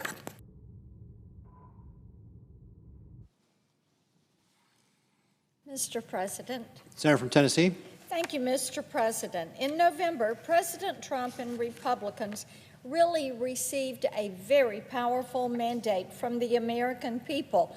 They wanted to make certain that our border was going to be secured, that we were going to strengthen the economy, get inflation under control, rein in wasteful government spending, and get ourselves back on track. Make America great and prosperous and safe and secure once again. By passing the One Big Beautiful Bill, we delivered on this mandate by securing the largest tax cut in U.S. history, including reduced taxes on tips and overtime, a $6,000 bonus deduction for seniors, and the permanent extension of President Trump's 2017 tax cuts. It also reduces the burden of the death tax for millions, providing critical relief for family-owned businesses and so many of our nation's farms and farmers. It bolsters our armed forces with a $150 billion increase in military spending. It provides the largest ever investment in border security so that we can indeed complete building the wall and also hire new Border Patrol agents and officers. It strengthens Medicaid by rooting out waste, fraud, and abuse. It restores fiscal sanity by eliminating hundreds of billions of dollars in far-left spending. And the list goes on and on. These are all enormous wins for Tennesseans that I represent, and indeed for all Americans. But our work here in this chamber is far from over. At the top of the list, we have the need to confirm President Trump's nominees.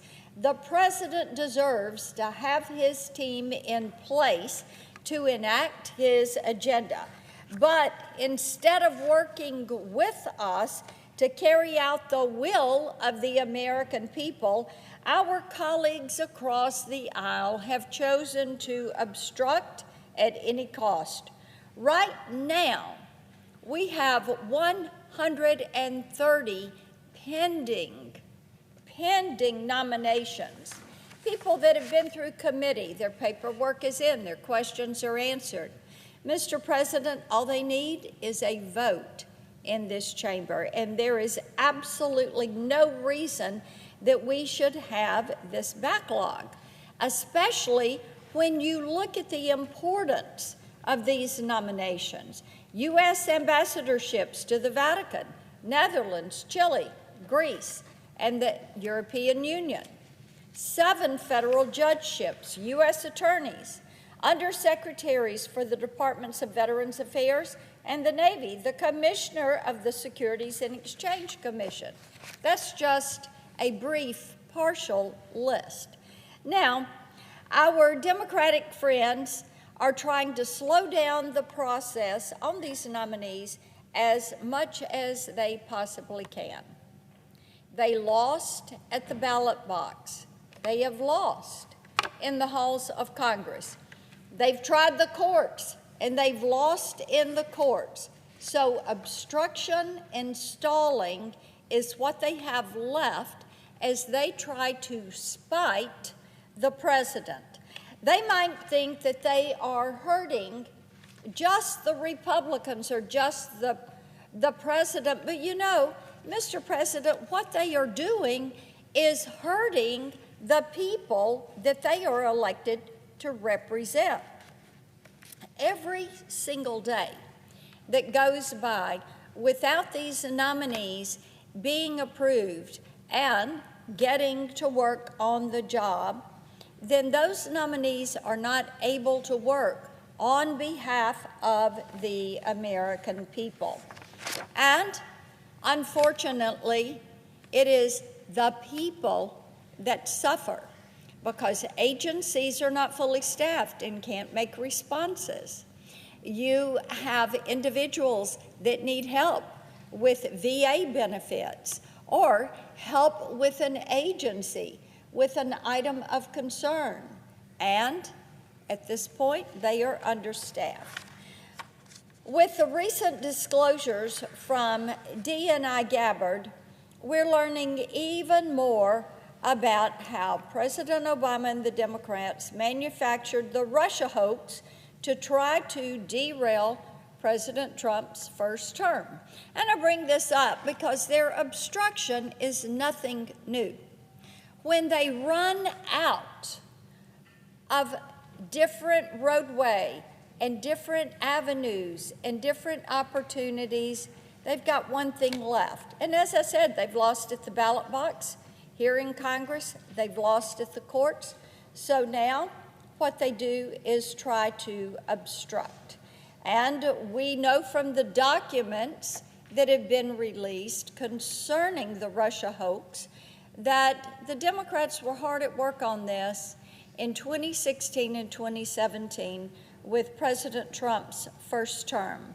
For months, far-left activist judges undermined our Constitution by blocking lawful orders from the Trump administration in a brazen effort to decide nationwide policy. Their abuse of power only came to an end when the Supreme Court reined in those district federal judges and said, no, you have no ability and you have no right to issue nationwide injunctions. And more recently, we've seen Democrats try their best to obstruct a core part of the America First agenda, and that is securing our southern border. Americans want our border to be secure, and they want criminal, illegal aliens removed from their communities. Across the country, ICE and the Border Patrol agents have been hard at work carrying out this mandate and arresting criminals who have absolutely no right to be here in our country. Well, the Democrats are working to vilify and undermine our brave federal law enforcement. We've seen congressional Democrats try to storm ICE facilities, including a House member who faces federal charges for assaulting a federal ICE officer. They've smeared ICE agents who are risking their lives to protect our country, comparing them to the secret police and Nazis. They've pushed legislation that would prohibit officers from wearing masks, exposing them and their families to targeted harassment. This is all happening as ICE officers face an 830% surge in assaults. That's correct, 830% increase in assaults. Just this month, far-left criminals ambushed officers at an ICE facility in Texas, shooting one officer in the neck. 3 days later, a man sent 3 people to the hospital after firing dozens of rounds at a separate Border Patrol facility in Texas. These brave officers deserve our total and undivided support, and the American people deserve to have elected representatives who protect their interests. That's why Republicans are working to do every single day, working to protect our nation's citizens. And nothing, not even this obstruction that continues every single day by the Democrats, is going to stop us. Mr. President, I yield the floor and note the absence of a quorum. Clerk will call the roll. Ms. Alsobrooks.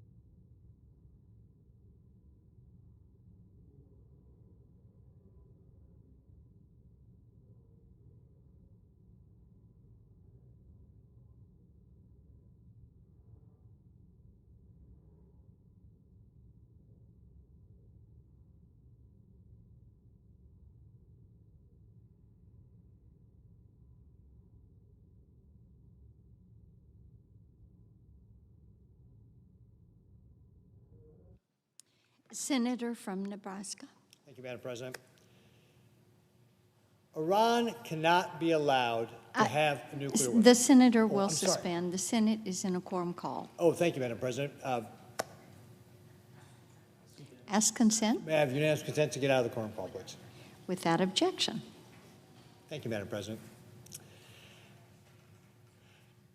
Iran cannot be allowed to have a nuclear weapon. This has been a red line for decades, going back to President Clinton. And the reason is because the results would be catastrophic. It would create an existential threat to our allies and partners in the region, such as Israel. Even worse, it would create a threat to our heroic service members at a time when Iran and its proxies have already shed blood and have that blood on their hands. It would trigger a regional arms race as countries threatened by Iran's persistent malign aggression seek their own nuclear deterrent. And it would lead to an even more assertive and aggressive Iran that would be emboldened by its perceived security guarantees that come with a nuclear weapon. That's why Israel's recent military campaign against Iran, which culminated in the successful airstrikes ordered by President Trump on Iran's key nuclear facilities, is so important. Iran is now as weak Iran is now as weak now as it ever has been since the 1980s, probably weaker. The strikes have delayed Iran's path to a nuclear weapon by a few years. But in order to seize this moment, the U.S. and our allies must impose maximum pressure to the highest extent possible to force Iran to permanently and verifiably end its nuclear program, including its capacity to enrich uranium. This is why the snapback of UN sanctions is so important. 10 years ago, Iran made commitments under JCPOA, including reducing its enriching of uranium and its uranium stockpile, limiting the enrichment of uranium and its centrifuges, and allowing intrusive monitoring. As a result, the UN passed UN Security Council Resolution 2231, which endorsed the JCPOA. In exchange for Iran's compliance, it provided for the eventual termination of all previous UN sanctions targeting Iran's nuclear program after 10 years. It also sunset UN arms restrictions on Iran after 5 years and UN prohibitions on Iran's missile and drone activities after 8 years, both of which have now expired. However, even before the prohibitions ended, Iran was blatantly violating them, sending suicide drones to Russia and weapons of terror to its proxies like Hamas and the Houthis. These sanctions shouldn't have not been allowed to expire in the first place, especially when the price was the destruction of European cities and the lives of American citizens threatened by Iranian weapons. Under 2231, any signatory to the JCPOA, which includes the UK, France, and Germany, can trigger the snapback of these waived sanctions and restrictions if Iran is in, quote, significant non-performance of its commitments under the JCPOA, end quote. Not only has Iran blatantly violated these commitments, it has done so repeatedly for 6 years, all without consequences from the UN. On top of that, in June, the IAEA, the world's nuclear watchdog, for the first time in 2 decades, declared that Iran had failed to comply with its IAEA safeguard obligations. And how did Iran respond? By threatening Director General Grossi and effectively kicking out the IAEA's remaining inspectors and booting them out of the country. From breaching the cap on its stockpile of uranium and enriching to 60% to expanding its nuclear enrichment facilities, Iran has trampled on its obligations under the JCPOA. So where does that leave us? The West has 87 days before we lose our ability to snap back tough UN sanctions on Iran. That opportunity permanently expires October 18th. But the real deadline is much sooner. the snapback process takes at least 30 days to fully complete. Adding to the urgency, Russia is set to take over the president of the UN Security Council in October. This would allow Russia to use its position to delay the process and run out the clock. Iran knows this. Just yesterday, Iran held talks with Russia and Communist China to discuss preventing the activation of the snapback. This cannot be allowed to happen. Our European allies have said that they are prepared to trigger snapback by the end of August if no firm, tangible, and verifiable nuclear commitments from Iran are in place. This is being done in coordination with the Trump administration, who continues to pursue diplomatic talks with Iran. I commend our allies for setting a deadline. However, this path is under a timeline that leaves little room for error. Unsurprisingly, the Iranian regime is resorting to its long-standing playbook to delay, and prevent snapback from happening.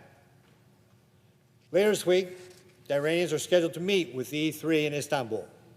There are rumors that the discussions could center on what conditions the E3 would postpone the snapback. But today, I stand to urge our European friends to hold the line and not to bend to Iranian threats or be fooled by Iranian assurances. After 10 years, Iran does not need more time, it needs more pressure. A window now exists to completely change the trajectory of the Middle East for the better. But that window will close unless we convince Iran that its nuclear weapons program will never be tolerated. Period. That's why this resolution urges the E3 to snap back sanctions as soon as possible. We must not let Iran off the hook. At this point, I'd certainly love to hear from my esteemed colleague from Idaho. Thank you, Madam President. I yield the floor. Senator from Idaho. Yeah, thank you, Senator Ricketts, for those very clear remarks that demonstrate exactly why this needs to be done. I, myself, for a long time, have hoped to see our European partners wake up to the extreme threat that we all face from a nuclear Iran. Today, we are 10 years on from President Obama's failed nuclear deal with Iran.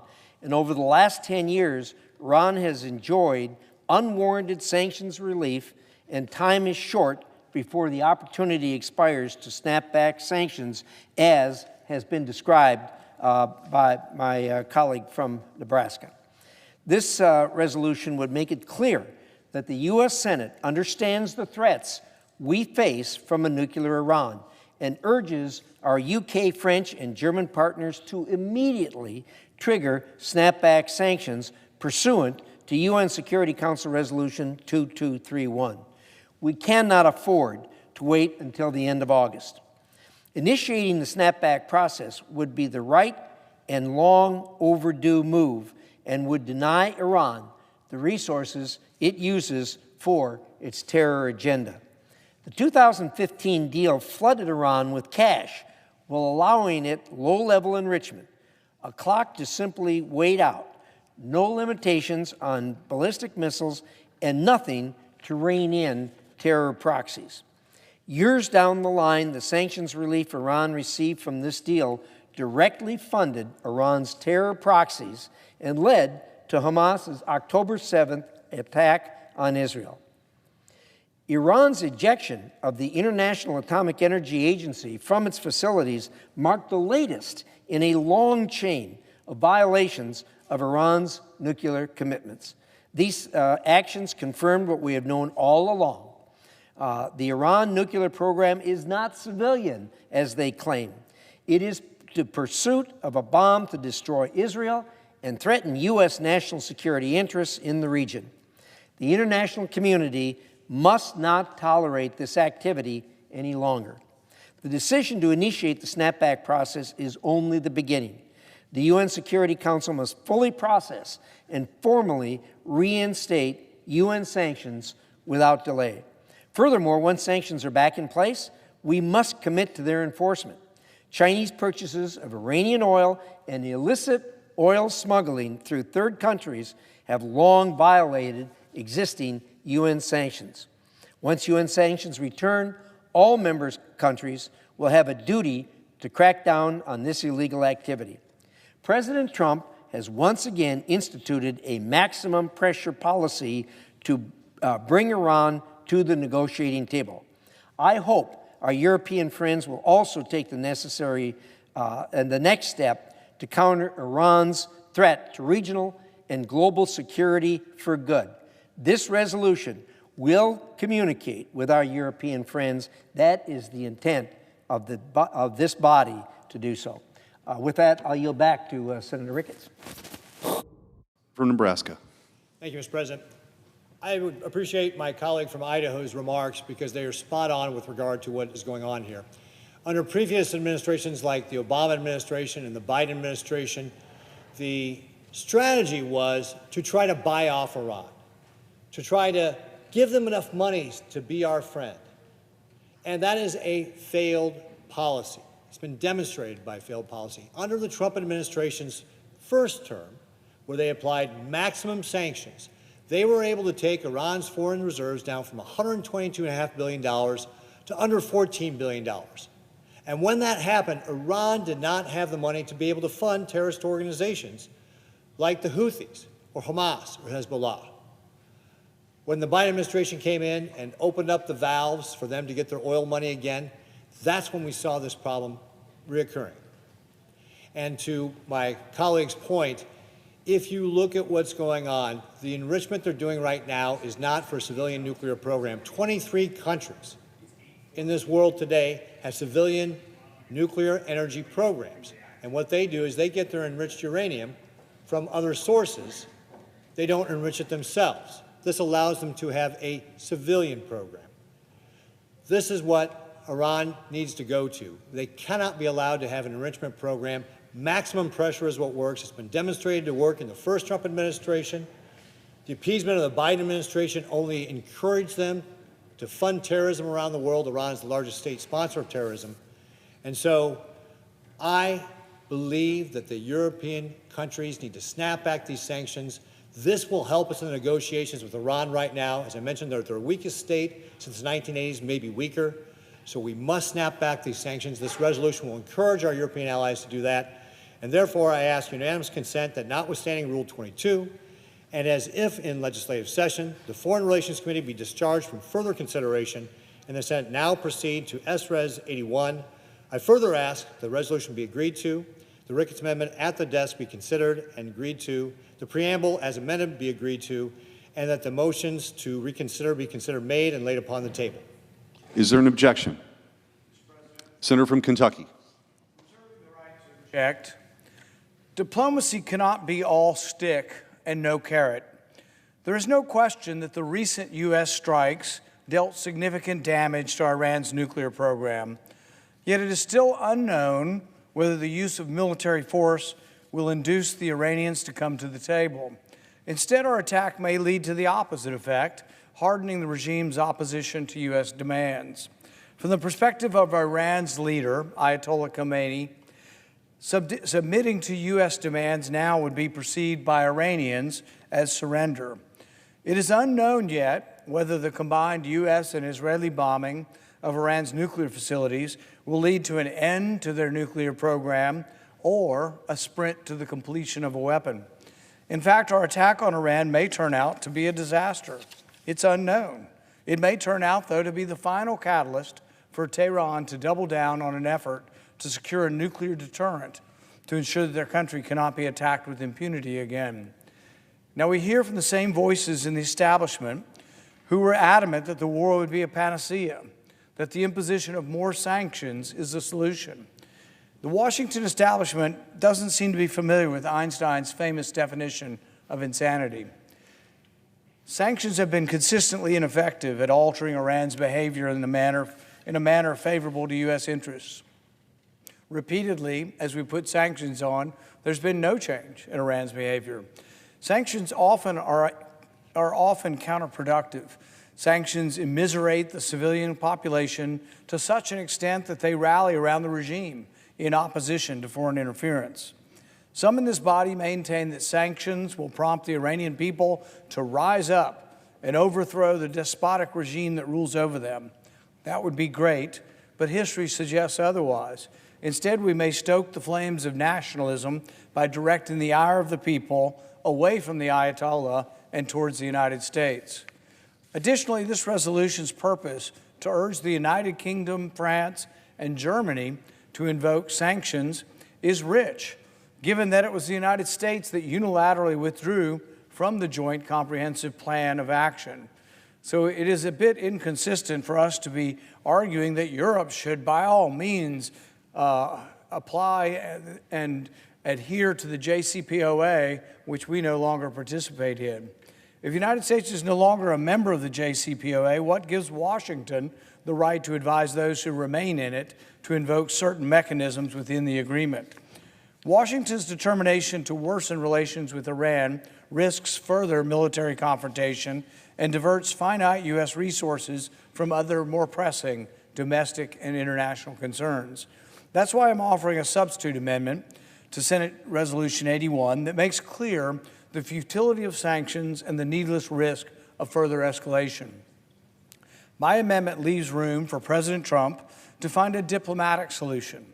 It resolves that the United States supports the de-escalation of tensions between the United States and Iran, affirms that stable relations with Iran are in the U.S. national interest, seeks a peaceful resolution to concerns regarding Iran's nuclear program, and urges the Trump administration to prioritize diplomacy with Iran over further war. Prudent diplomacy requires tact and respect. Instead of adopting the same tried and failed policies of the past, let us today have the courage to forge a new path. I urge my colleagues to support my amendment. Therefore, I ask the senator to modify his request to include my amendments to the resolution and preamble, which are at the desk. Does the senator from Nebraska so modify his request? Reserving the right to object. My esteemed colleague from Kentucky has argued that we should pursue diplomacy, and indeed, the Trump administration is pursuing diplomacy. However, the path he is arguing for right now was tried by the last administration and failed miserably. What Iran respects is strength. And while we are certainly not advocating regime change, what we are advocating is the use of policies that were effective in the first Trump administration. As I stated already, in the first Trump administration, by applying maximum pressure, the Trump administration was able to take Iran's foreign reserves down from $122.5 billion to under $14 billion. They may have had the desire to fund terrorism, but they did not have the ability to fund terrorism. And that's what these sanctions would continue to do, is put pressure on Iran. We may not be able to change the regime, but we can make them poor so they cannot fund terrorism. Yes, by all means, we should continue diplomacy, but we should do it from a position of strength, which is why we're encouraging the European nations of France, Germany, and the UK to snap back those sanctions, to give us that strength in going into these negotiations, to convince Iran that there is no path for them to have a nuclear weapon. They must give up that plan. They must give up their enrichment. And therefore, I will not modify my request. The objection to the modification is heard. Is there an objection to the original request from the senator from Nebraska? Mr. President. Senator from Kentucky. I object. Objection is heard.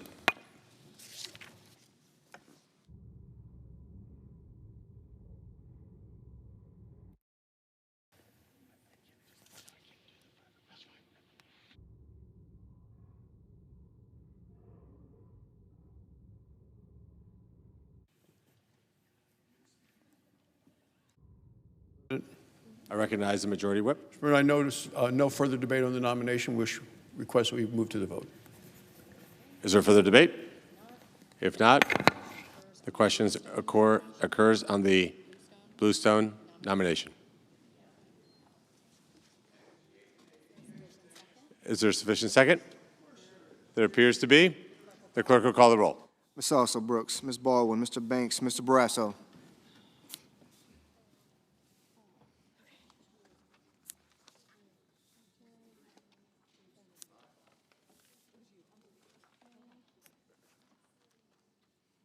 Mr. Bennett.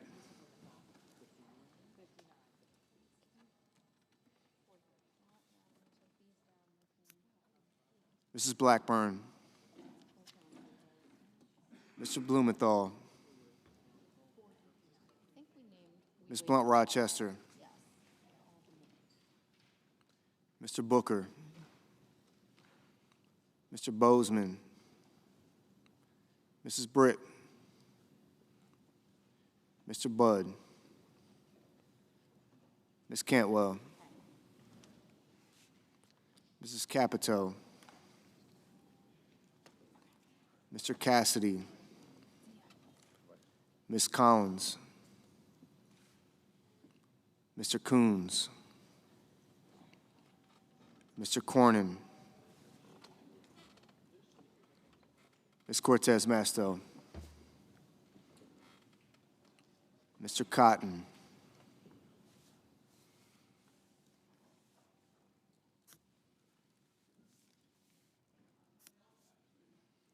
Mr. Kramer. Mr. Crapo. Mr. Cruz. Mr. Curtis. Mr. Daines.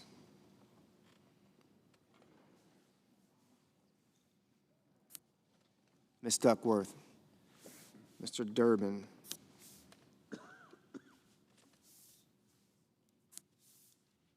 Ms. Ernst. Mr. Fetterman. Mrs. Fisher. Mr. Gallego. Mrs. Gillibrand. Mr. Graham. Mr. Grassley.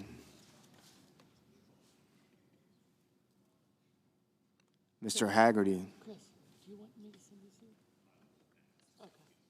Ms. Hassan.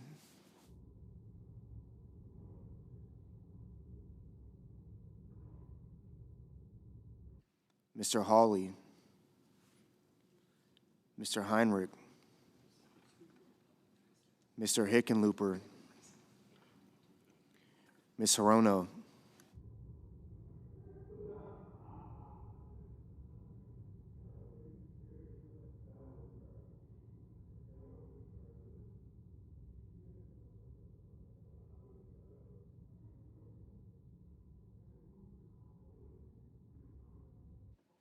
Mr. Hoven. Mr. Husted.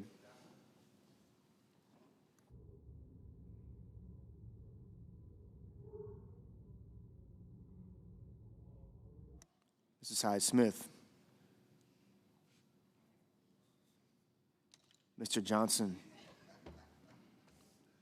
Mr. Justice.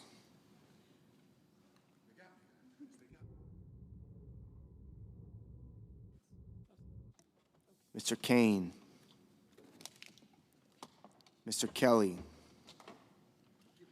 Mr. Kennedy. Mr. Kim. Mr. King. Ms. Klobuchar. Mr. Langford. Mr. Lee. Mr. Lujan. Ms. Lummis. Mr. Markey. Mr. Marshall. Mr. McConnell. Mr. McCormick. Mr. Merkley. Mrs. Moody. Mr. Moran.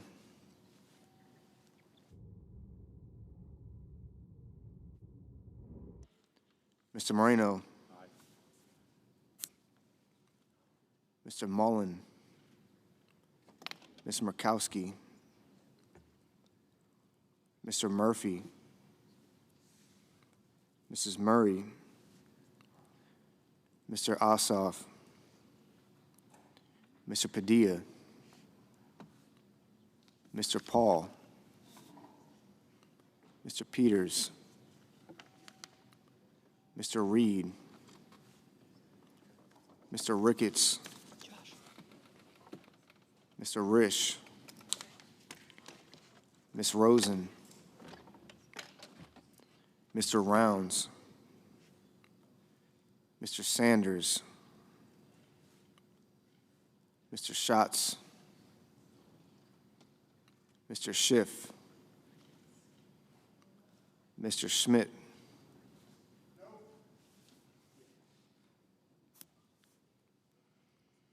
Mr. Schumer.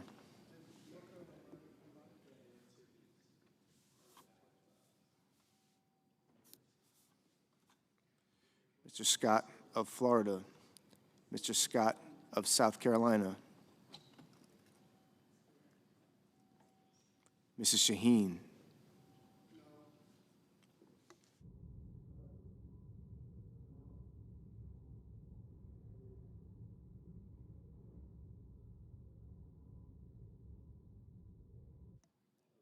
Mr. Sheehy, Ms. Slotkin, Ms. Smith,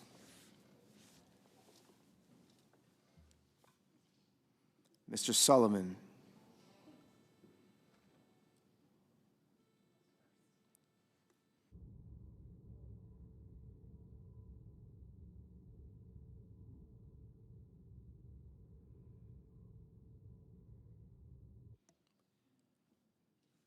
Mr. Thune, Mr. Tillis, Mr. Tuberville, Mr. Van Hollen, Mr. Warner, Mr. Warnock, Ms. Warren, Mr. Welch, Mr. Whitehouse, Mr. Wicker, Mr. Wyden, Mr. Young.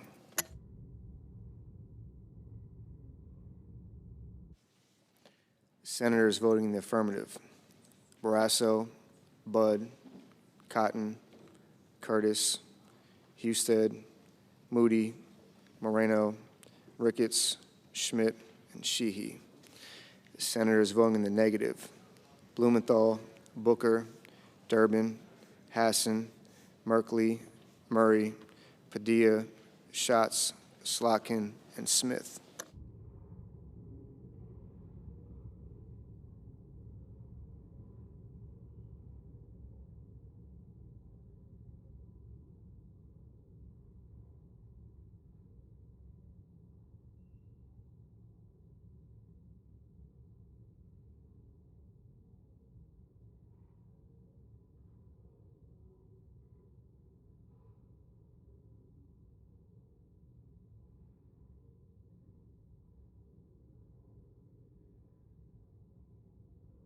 Mr. Bennett, no.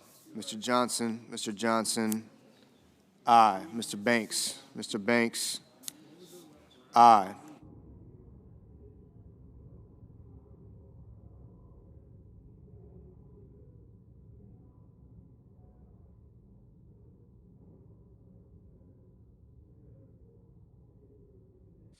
Mr. Justice, aye.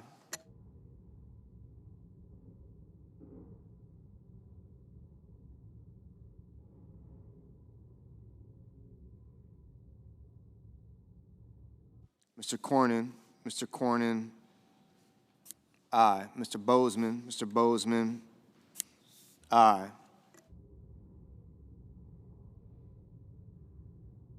Ms. Brooks, no.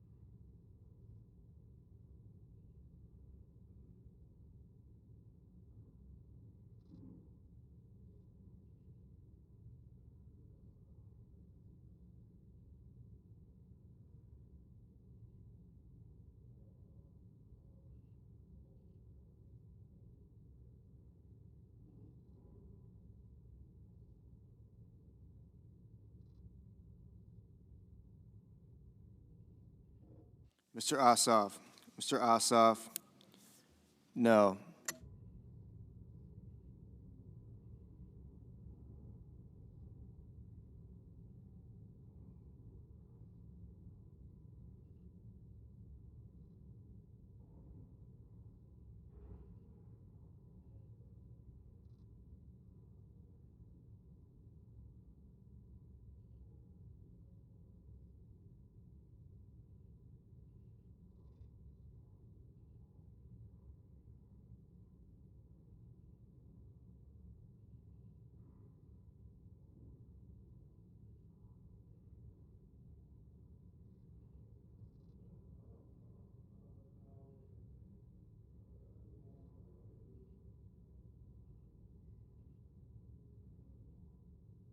Mr. Hoven, Mr. Hoven, aye. Mr. Paul, Mr. Paul, aye.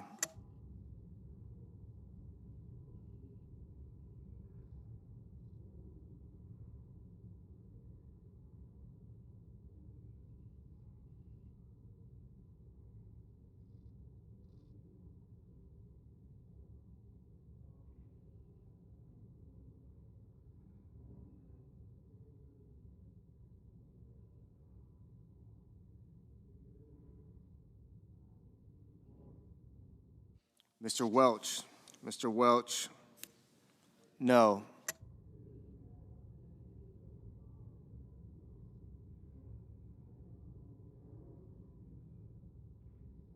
Mr. Warnock, Mr. Warnock, no.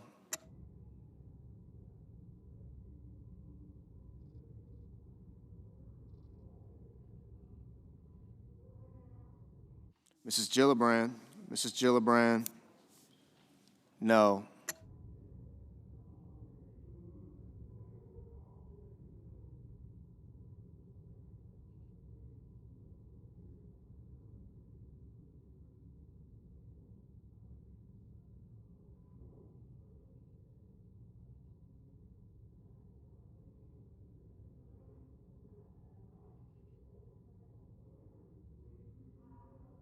Mrs. Blackburn, Mrs. Blackburn, aye. Mr. Young, aye.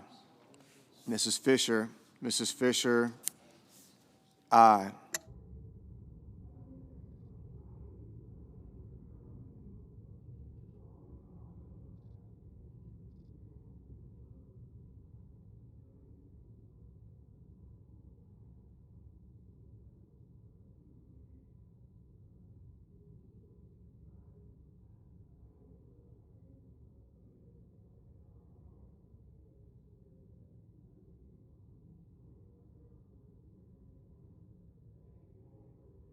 Mr. Kane, no.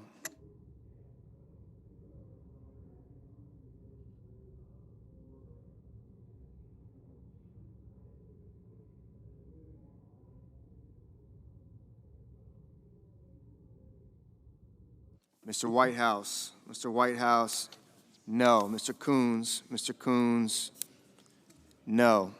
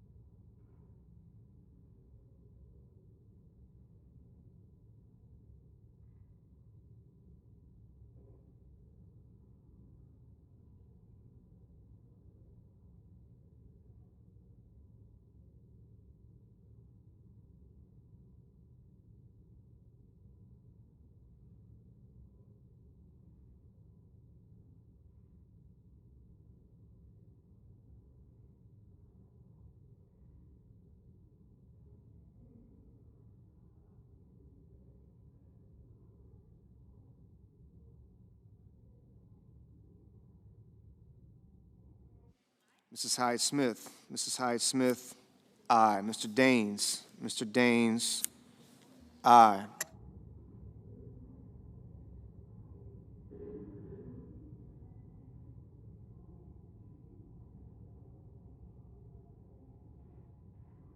Ms. Duckworth.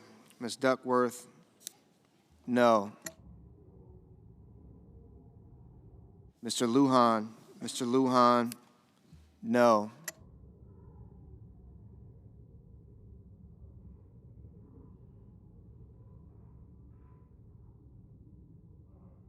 Mr. Langford. Mr. Langford, aye.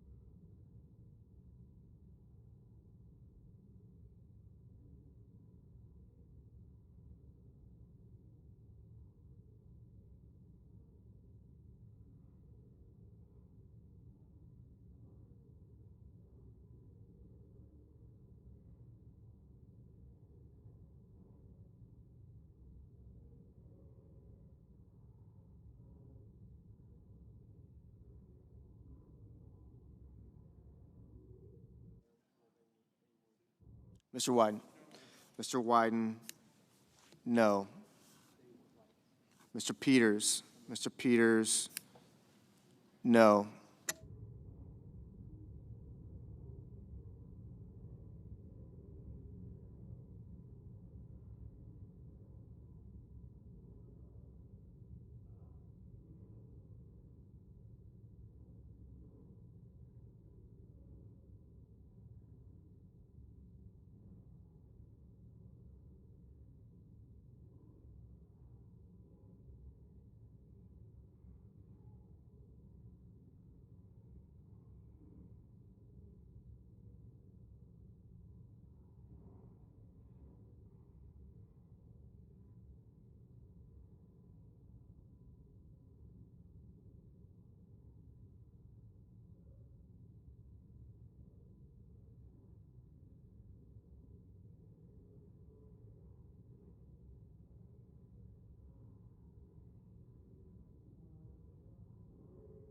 Ms. Cortez Masto. Ms. Cortez Masto, no.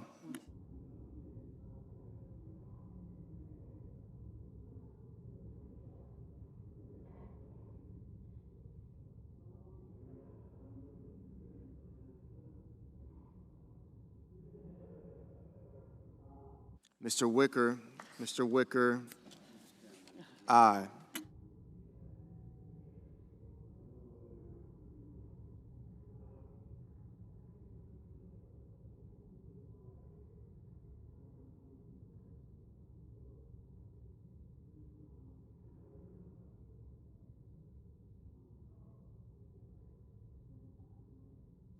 Mr. Kim. Mr. Kim, no.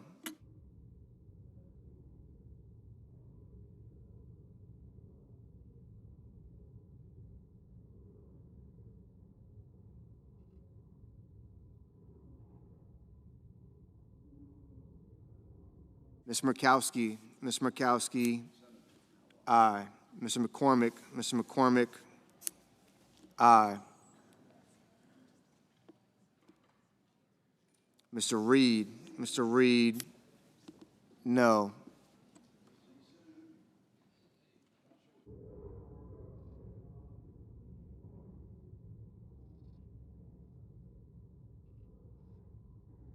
Mr. Hawley. Mr. Hawley, aye. Ms. Hirono. Ms. Hirono, no.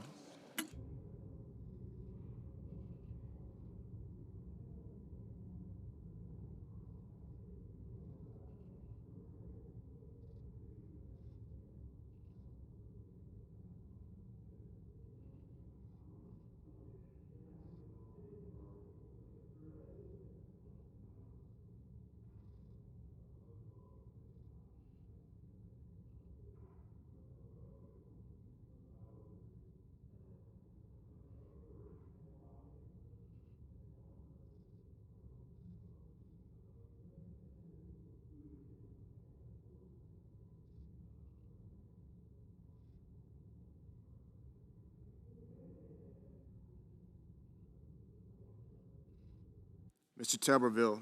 Mr. Tuberville, aye. Mr. Schiff. Mr. Schiff, no. Mr. Fetterman. Mr. Fetterman, no.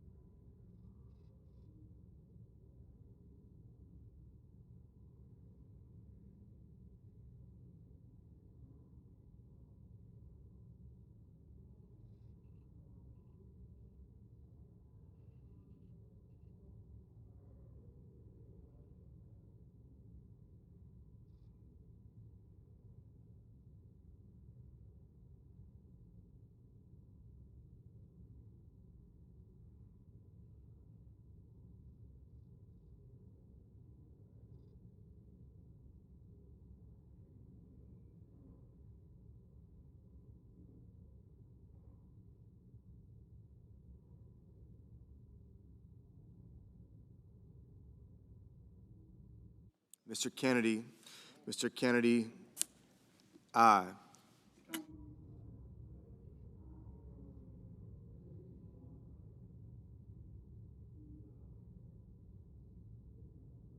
Mr. Rounds. Mr. Rounds, aye.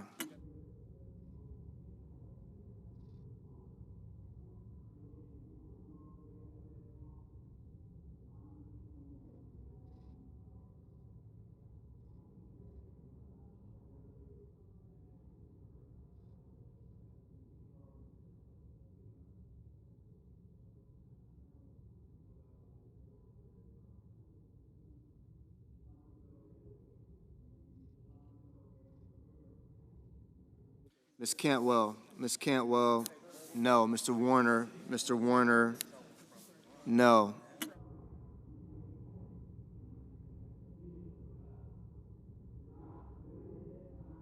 Mr. Crapo. Mr. Crapo, aye.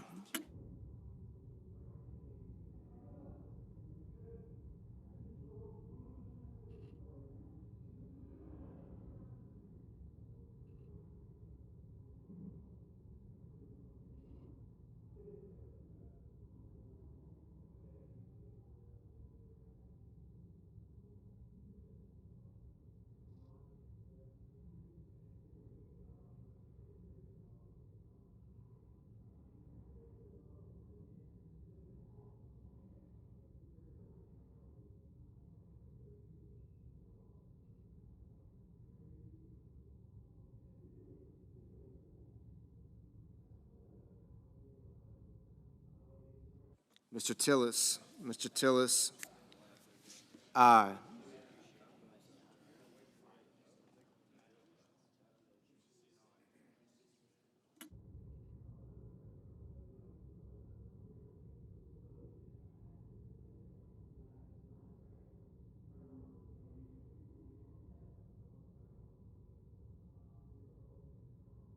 Mr. Gallego.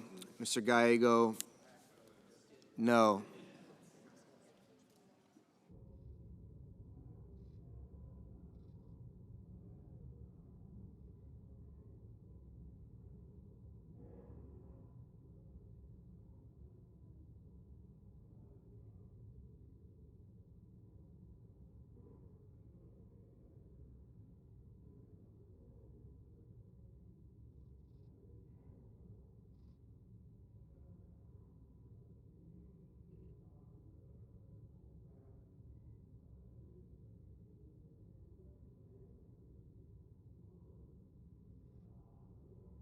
Mr. Schumer.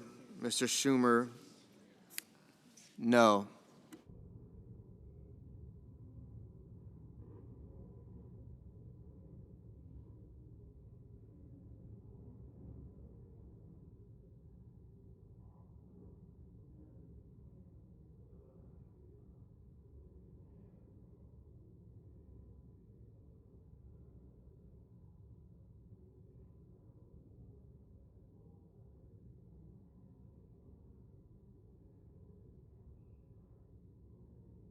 Mr. Hickenlooper, Mr. Hickenlooper, no. Mr. Graham, aye.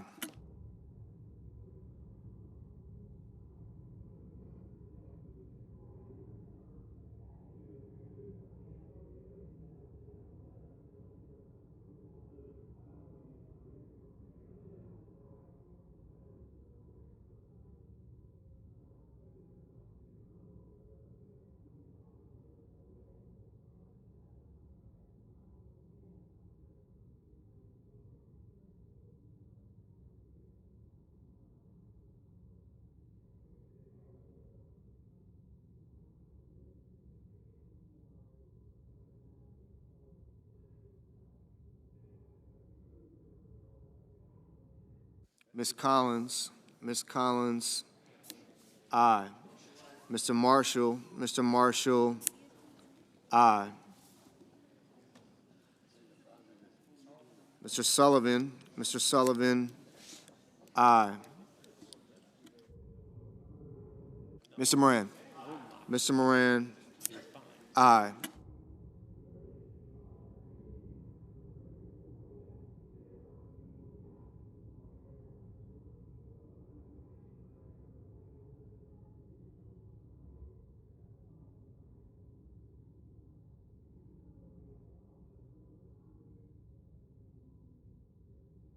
Mr. Murphy, no. Mr. Thune, aye.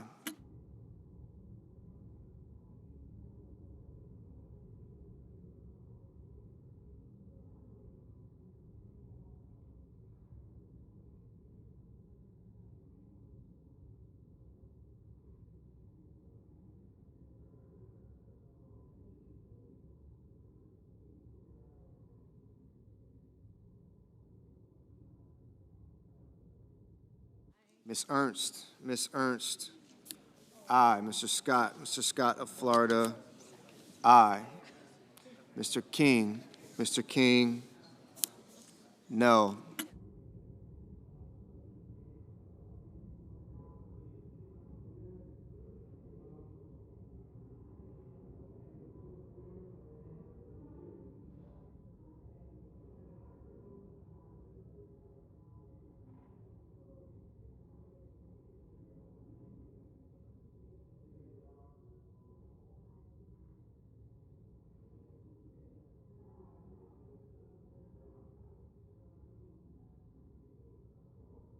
Ms. Blunt Rochester, no. Mr. Cassidy,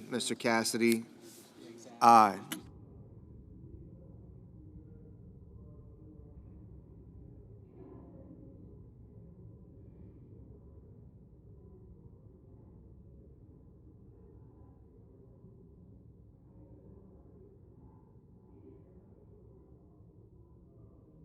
Ms. Warren, no. Ms. Lummis, aye. Ms. Baldwin, no.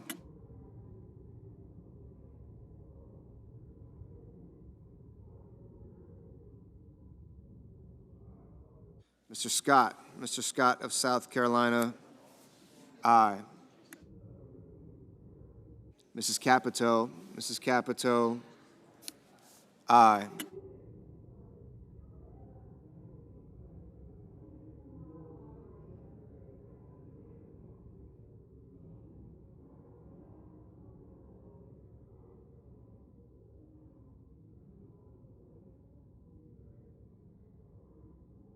Mr. Kelly, no.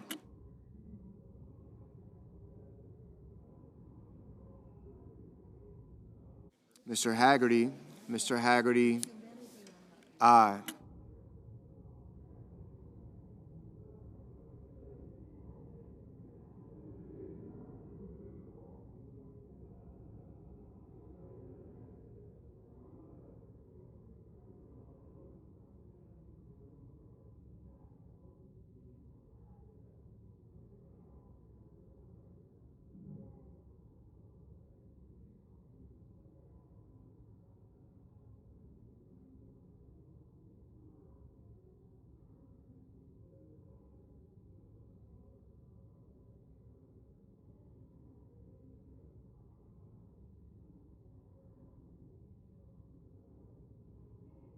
Mr. Heinrich, no. Mr. Lee, aye.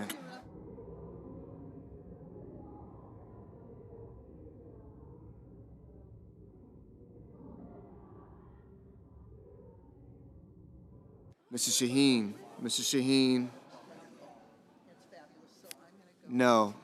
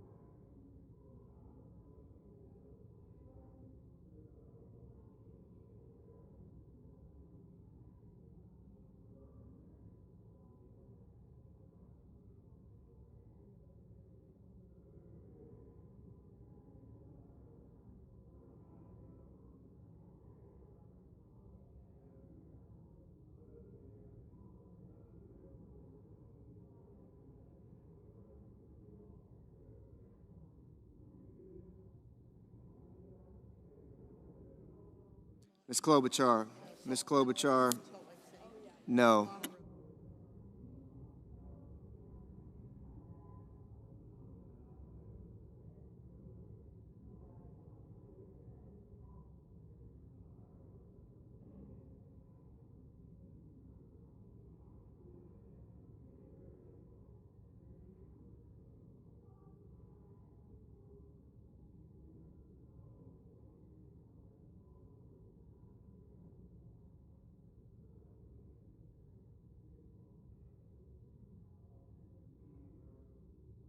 Mr. Sanders, no.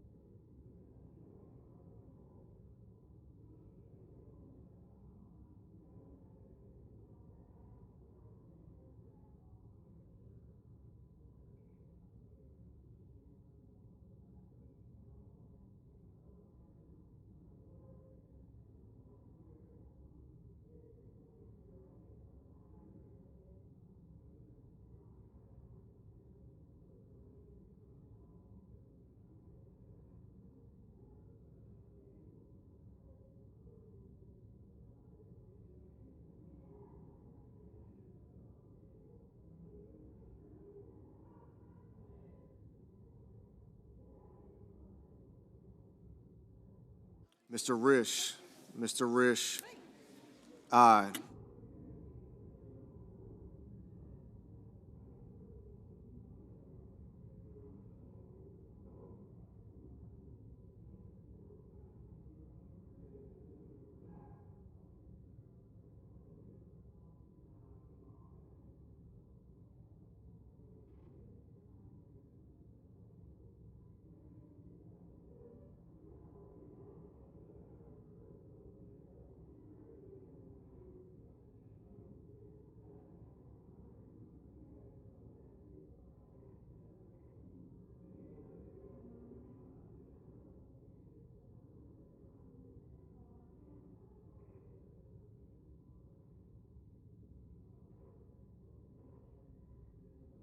Mr. Markey, no. Ms. Rosen, no.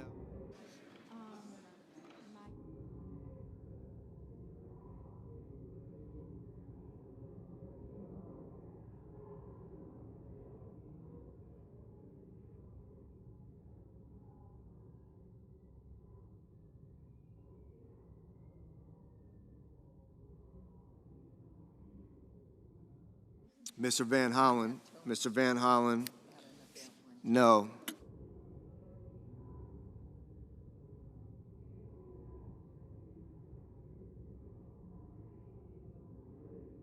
Mr. Grassley. Mr. Grassley, aye. Mr. Kramer. Mr. Kramer, aye.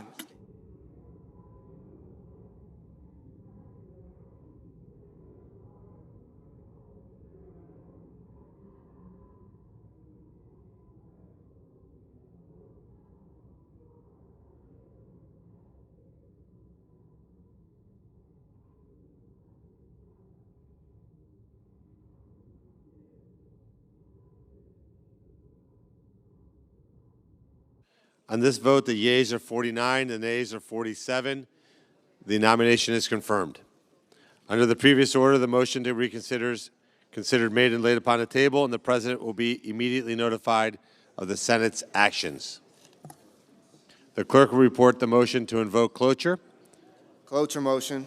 We, the undersigned senators, in accordance with the provisions of Rule 22 of the Standing Rules of the Senate, do hereby move to bring to a close debate on the nomination of Aaron Sabo of Virginia to be an Assistant Administrator of the Environmental Protection Agency, signed by 17 senators. Under the previous order, the mandatory quorum call under Rule 22 has been waived. The question is it the sense of the Senate that the debate on the nomination of Aaron Sabo of Virginia to be an Assistant Administrator of the Environmental Protection Agency shall be brought to a close? The yeas and nays are mandatory under the rule. The clerk will call the roll. Ms. Alsobrooks, Ms. Baldwin, Mr. Banks, Mr. Barrasso, Mr. Bennett, Mrs. Blackburn, Mr. Blumenthal.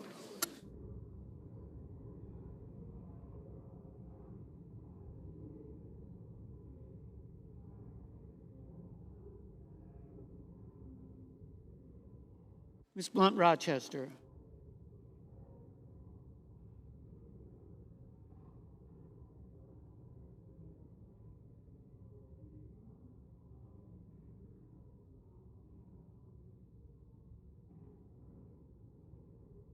Mr. Booker.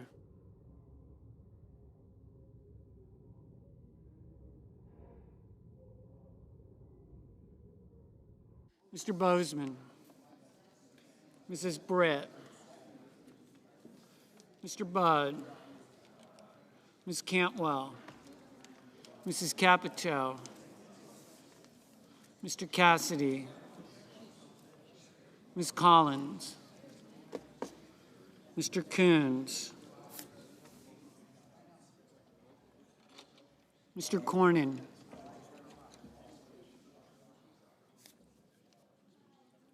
Ms. Cortez Masto. Mr. Cotton. Mr. Kramer. Mr. Crapo. Mr. Cruz.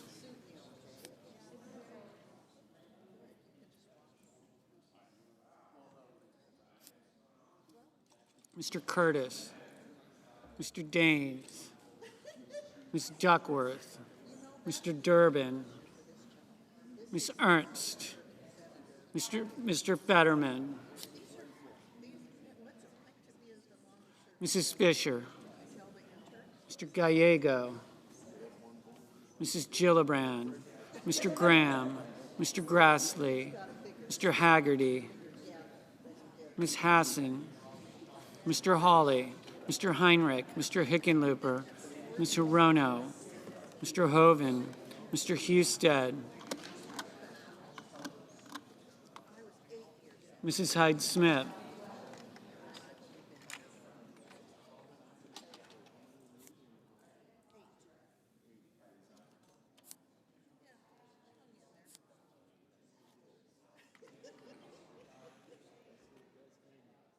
Mr. Johnson, Mr. Justice, Mr. Kane, Mr. Kelly, Mr. Kennedy, Mr. Kim, Mr. King, Ms. Klobuchar, Mr. Langford, Mr. Lee,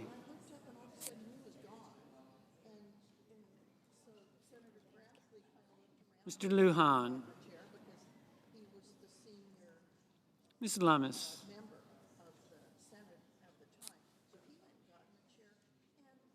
Mr. Markey.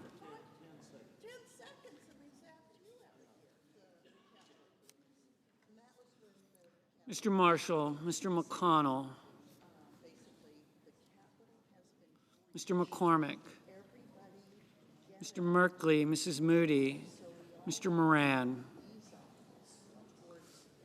Mr. Moreno, Mr. Mullen,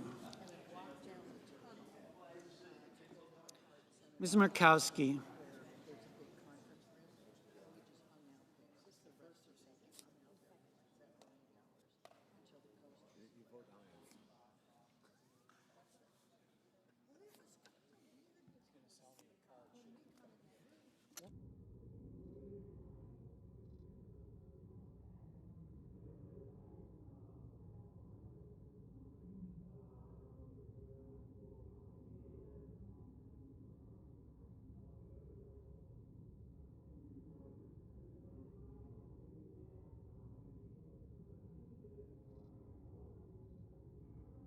Mr. Murphy,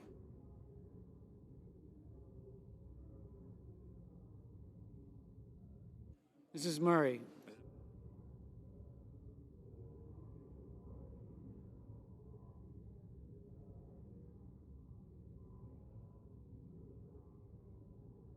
Mr. Ossoff,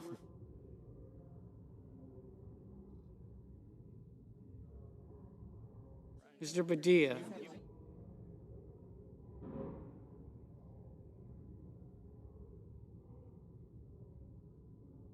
Mr. Peters, Mr. Reed, Mr. Ricketts, Mr. Risch, Ms. Rosen, Mr. Rounds, Mr. Sanders,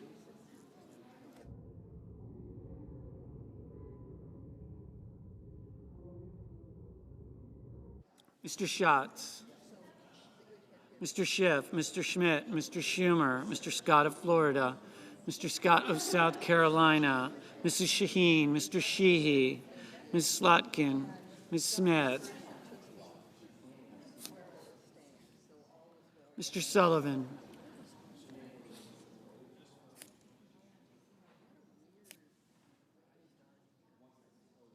Mr. Thune, Mr. Tillis, Mr. Tuberville, Mr. Van Hollen, Mr. Warner,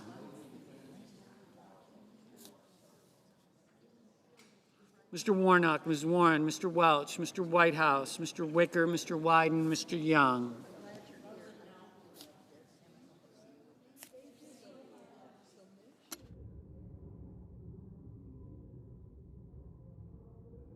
Senators voting in the affirmative: Banks, Capito, Kramer, Ernst, Graham, Grassley, Haggerty, Husted, Hyde-Smith, Johnson, Lankford, Lummis, Marshall, Moreno, Risch, Sheehy, Sullivan, Tillis, Wicker, Young. Senators voting in the negative: Blumenthal, Blunt Rochester, Cortez Masto, Betterman, Gallego, Heinrich, Hickenlooper, Hirono, Kane, Kelly, King, Peters, Reed, Rosen, Schiff, Van Hollen, Welch. Ms. Collins. Ms. Collins, aye.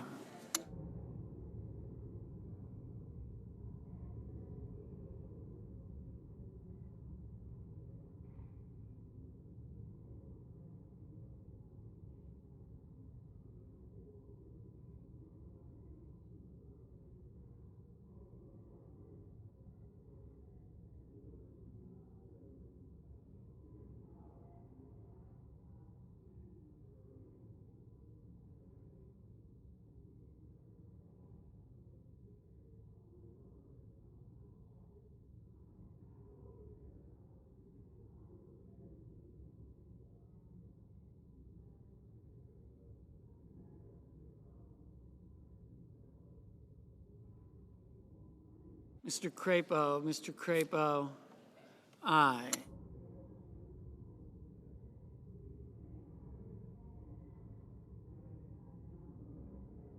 Mr. Cornyn, aye. Mr. Rounds, Aye.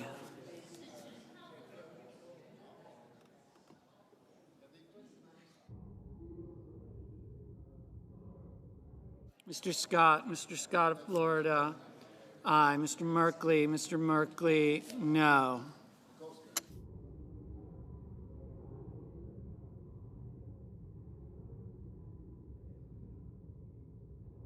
Ms. Klobuchar, no.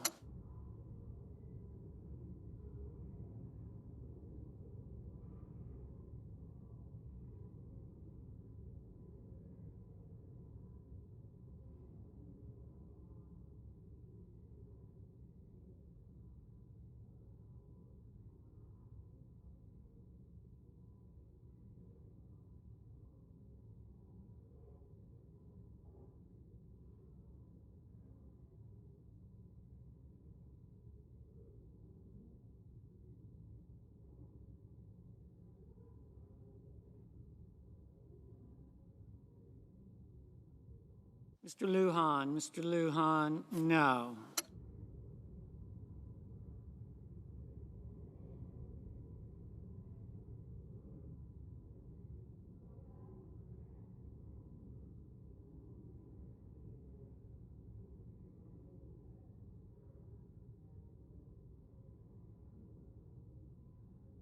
Mr. Cassidy, aye. Mr. Lee, aye.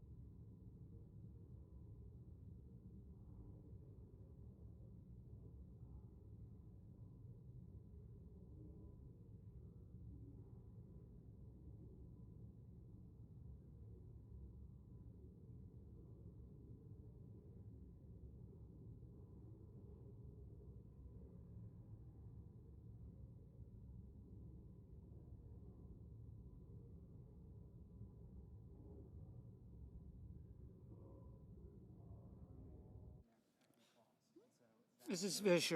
Fisher, aye.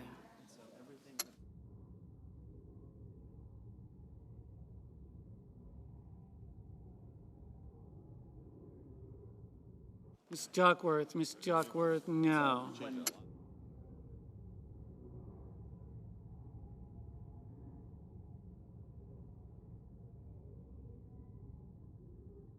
Mr. Markey, no.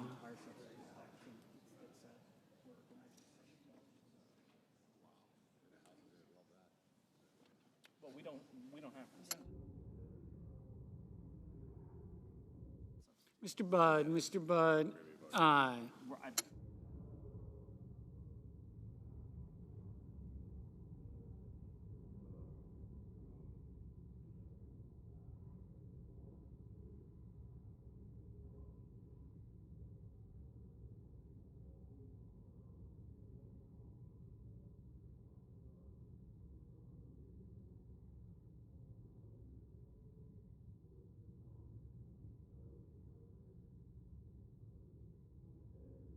Mr. Barrasso, aye.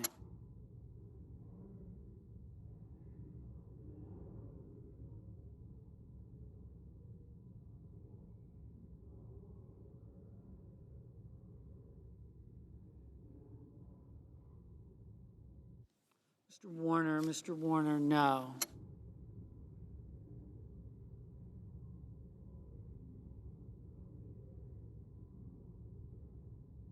Ms. Slotkin, no.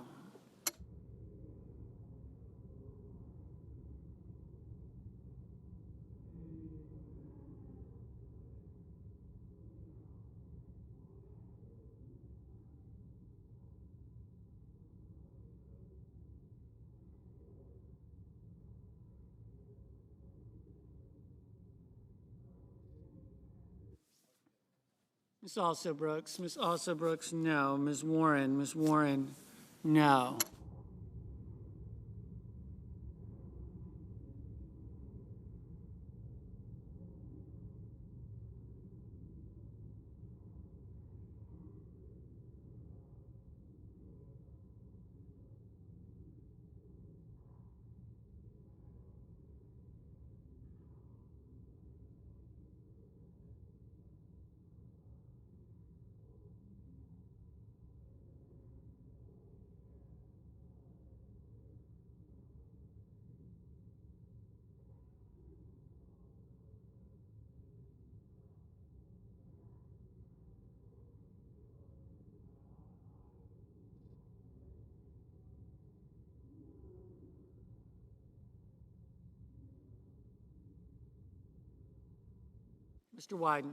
Mr. Wyden, no. Mr. Schmidt, aye.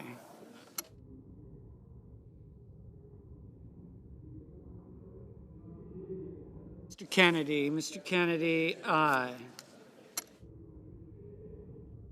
Prepared.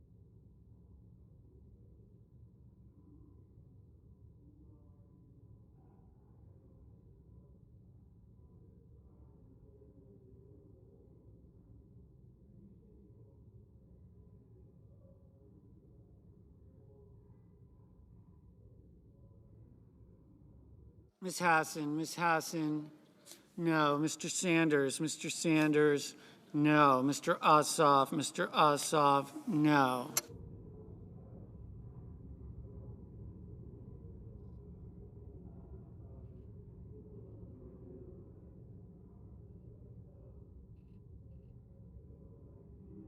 Mr. Kim, no.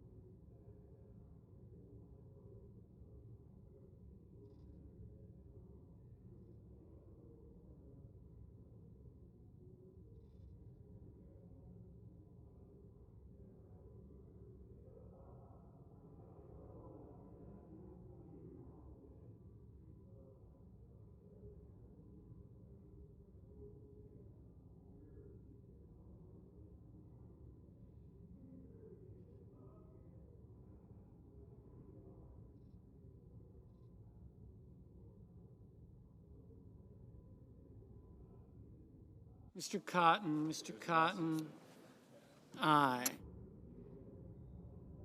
Mr. Thune, aye.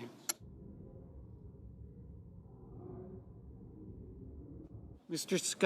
Scott of South Carolina, aye. Mr. Tuberville, aye. Mr. Warnock, no.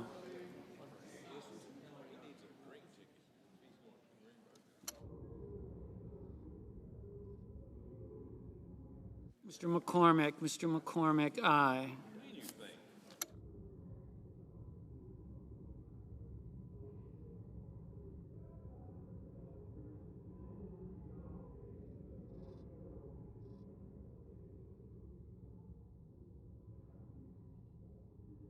Mr. Durbin, no.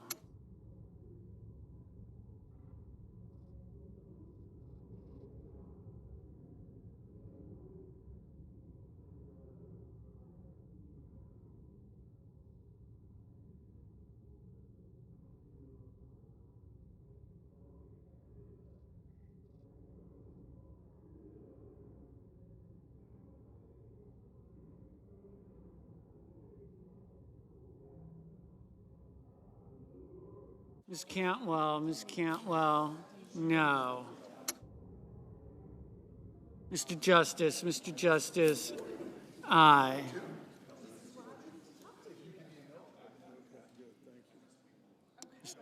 Mr. Booker, no.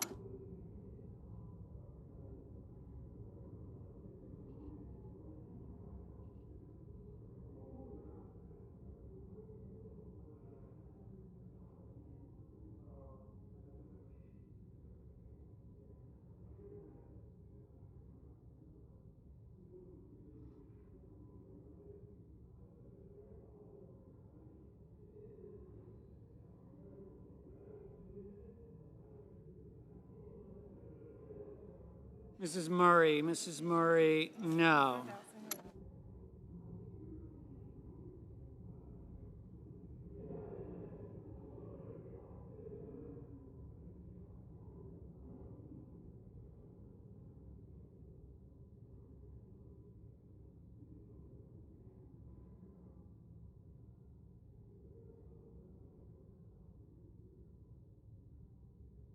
Ms. Smith, no.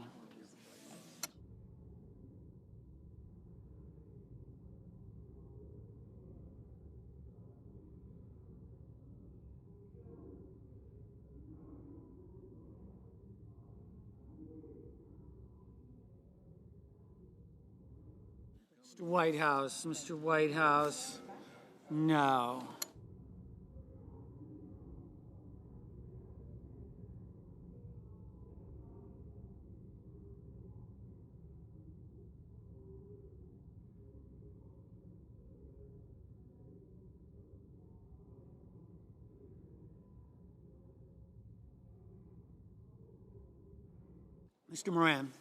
Mr. Moran, aye.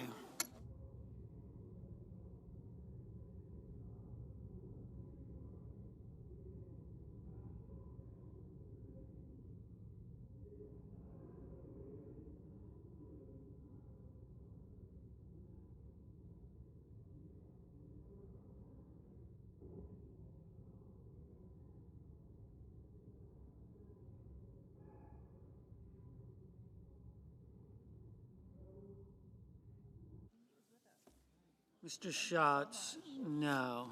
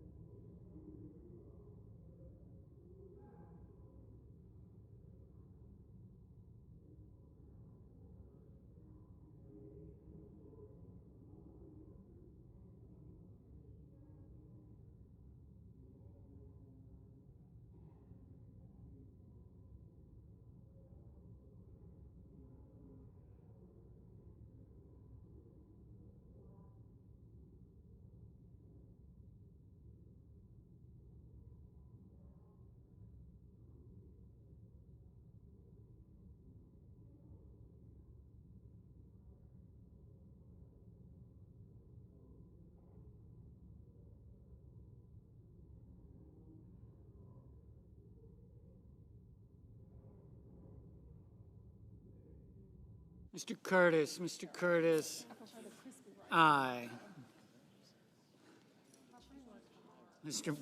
Mr. Bennett, no.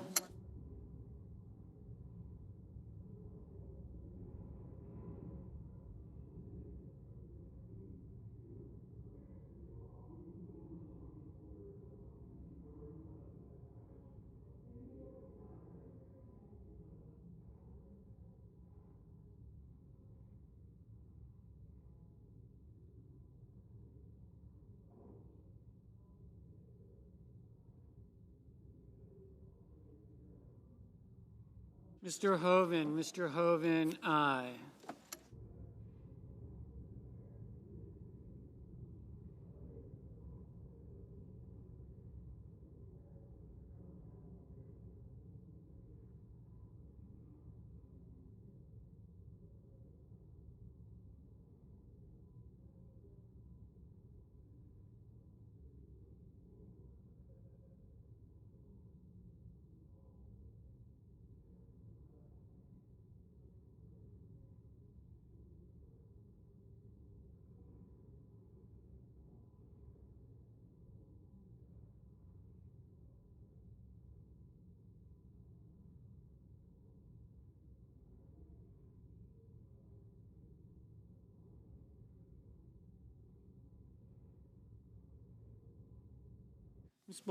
Ms. Baldwin, no. Mr. Murphy,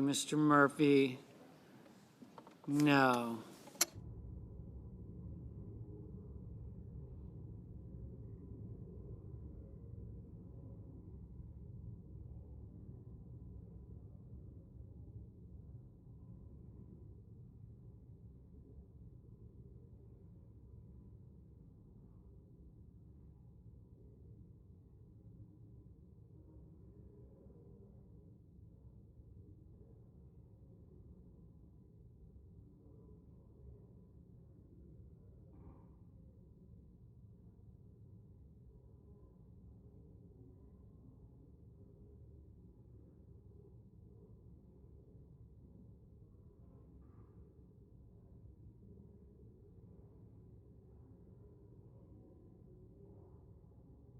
Mr. Cruz, aye. Mrs. Moody, aye. Mrs. Shaheen, no. Mr. Padilla, no.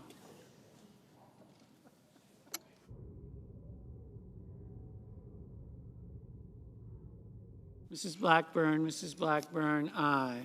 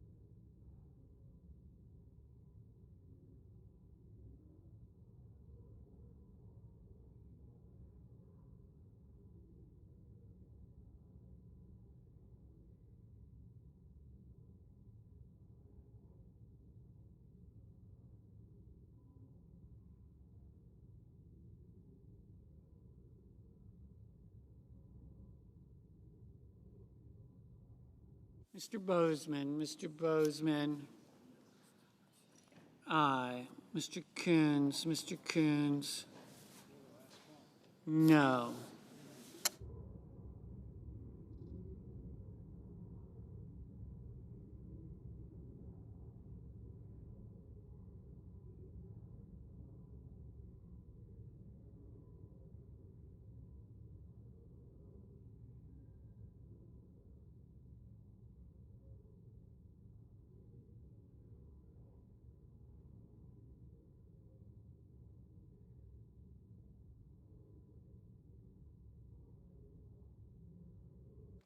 Mr. Ricketts, Mr. Ricketts. Aye.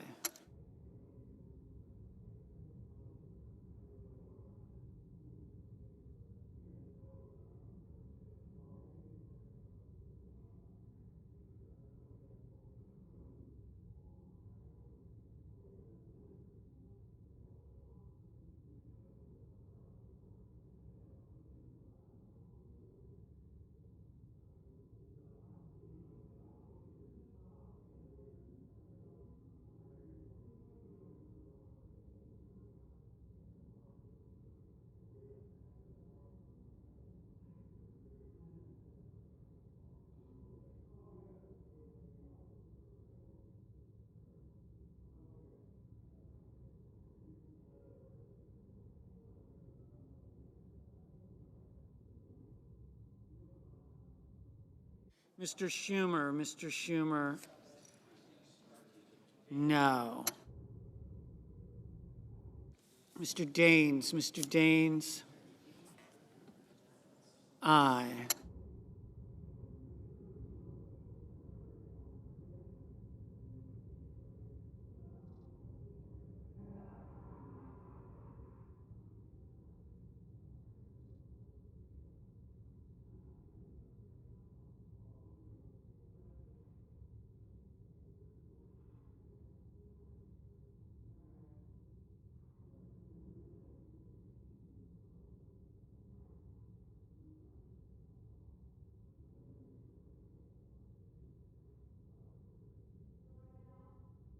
Mrs. Gillibrand, Mrs. Gillibrand.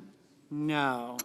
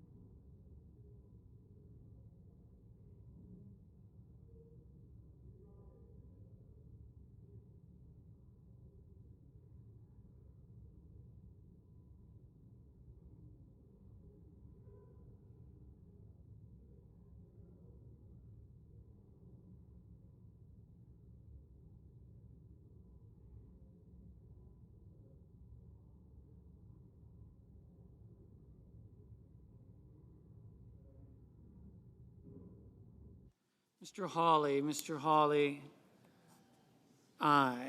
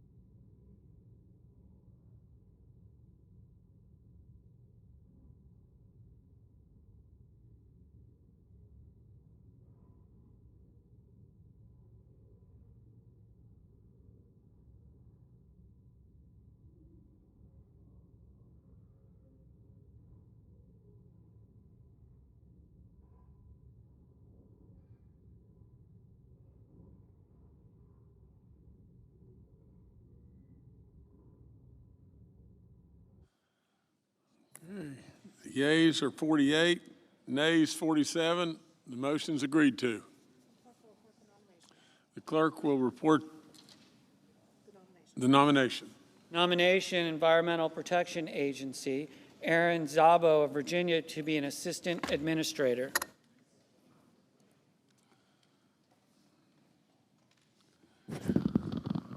President. The senator from Louisiana.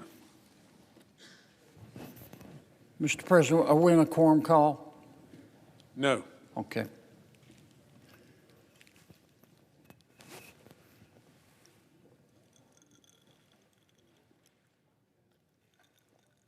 Mr. President, I want to speak briefly about two subjects.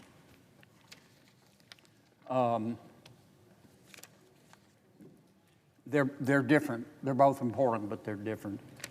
Let me start with the reconciliation bill, which President Trump and others called the one big beautiful bill. I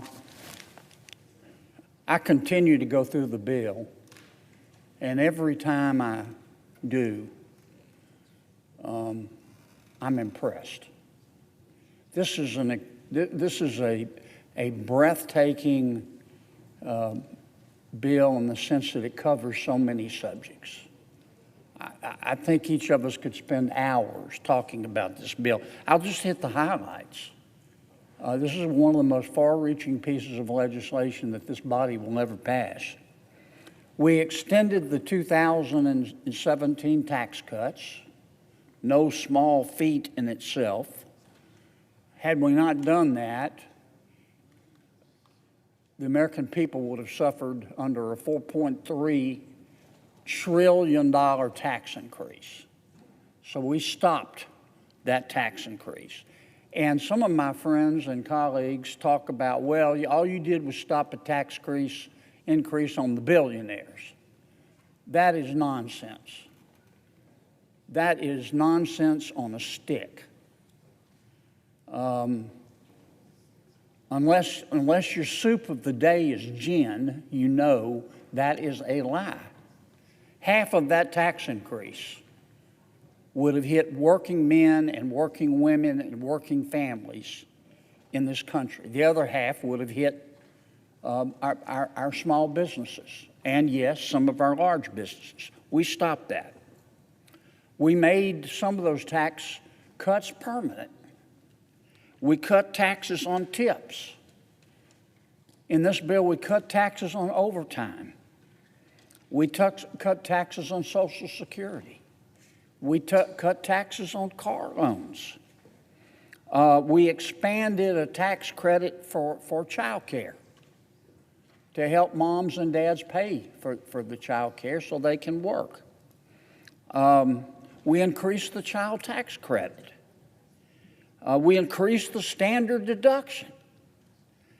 And that's going to take effect immediately. We funded school choice. For years and years and years, I have tried, we all have tried, many of us have tried to provide the American people, moms and dads, with school choice. This bill did it. You know, I went to a public school. I'm proud of that. But competition makes all of us better. I can go to my overpriced Capitol Hill apartment or Capitol Hill grocery store and choose from 6 or 7 types of mayonnaise. Why shouldn't we give parents, moms and dads, choices for their kids' education? We're doing that with the school choice portion of this bill. We increased money for the border. And we increased money for defense. Now, we also addressed the problem in Medicaid, and I've been very disappointed because some commentators have said that we're going to throw off from the Medicaid rolls. I've read anywhere from 10 to 12 million people. And the implication in some of these articles and some of these comments is that we're just going to look at the Medicaid rolls and go through and say, you're gone, we can't afford you. And that's not what this bill does. The first thing you have to realize is that actually Medicaid's not going to be cut at all under this bill. Under our bill that we just passed, our spending on Medicaid over the next 10 years is going to go up 20%. So nobody's cutting Medicaid. There are some people, as a result of the new provisions that we have put into law, who will no longer be eligible for Medicaid and will no longer get Medicaid. But they weren't entitled to get it in the first place. So when you say, well, you're throwing people off of Medicaid, they weren't entitled to it in the first place. You're not entitled to Medicaid if you're making $200,000 a year. And you didn't tell the truth when you signed up for the Medicaid in your state, and your state didn't verify your statements. But let me give you one example. CMS just put out a report.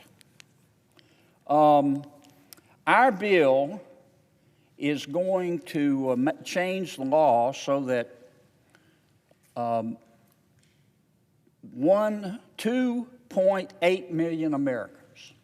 This is the CBO says like we're throwing 10 or 12 million Americans off of Medicaid. I'll just give you this one example. 2.8 million of those Americans who will lose Medicaid are double dippers. They signed up twice. We have 1.2 million people on the Medicaid rolls who are signed up in 2 states. And the American taxpayers paying twice. As you know, Mr. President, well, you were a great governor. You were a governor and a damn good one. Most states use managed care, and they pay per Medicaid patient. So if a state is paying, let's say, I'll pick a number, $8,000 per Medicaid patient per year to the health care organization to provide their care, and that person is signed up in 2 states, they're double dipping, and it's costing the American taxpayer $2,000 to $8,000 payments a year. That's cheating. So from one perspective, you're throwing these people off Medicaid. They weren't entitled to double dip in the first place. CMS also came out with a report, and by CMS I mean the Centers for Medicare and Medicaid Services, which is the federal agency that administers Medicare and Medicaid. CMS has also found that there are 1.6 million people who are on Medicaid today who are receiving both Medicaid and Obamacare. Well, what's Obamacare? I'll refresh everyone's memory. Medicaid is supposed to be for the poor and disabled, and Medicare is for the elderly, and a lot of other Americans have health insurance through their job. But there are a certain number of Americans who don't have health insurance because they're not old enough for Medicare, and they're not poor enough for Medicaid, and maybe their employer doesn't offer health insurance. So they can go to an exchange, we call them the Obamacare exchange, and buy health insurance. Now, President Obama and some of my colleagues, I wasn't here then, but when we passed Obamacare, the Obamacare exchanges, the Affordable Care Act, we were told that health insurance would be cheaper, and we were told it would be more accessible. It's been neither. We were also told if you like your doctor, you can keep your doctor. That wasn't true either.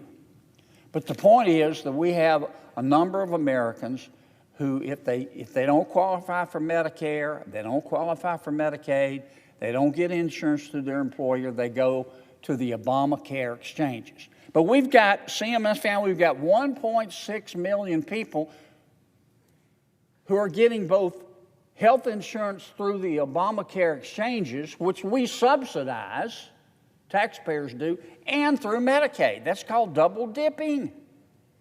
It's illegal. And CBO can put out all the reports that they want to saying, oh, you're throwing all of these people off Medicaid. And technically they're right, but they're not eligible to be on Medicaid.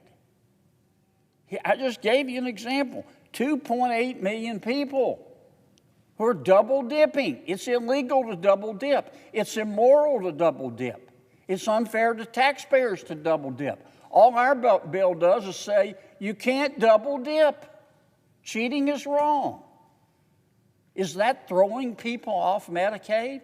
Technically, yes. But once again, as the other provisions in this bill also do, we're taking people off Medicaid who weren't eligible for it in the first place.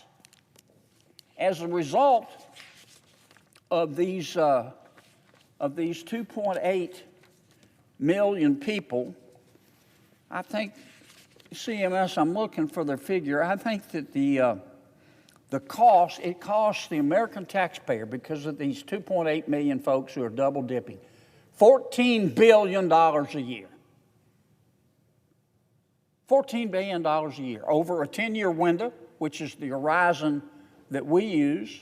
That's $140 billion that we're going to save. And that savings is going to go back into Medicaid to make it even stronger. And that's just one example of how much of, not much, but well, yeah, much of the reporting on our bill is misleading. The second thing I want to talk about, Mr. President,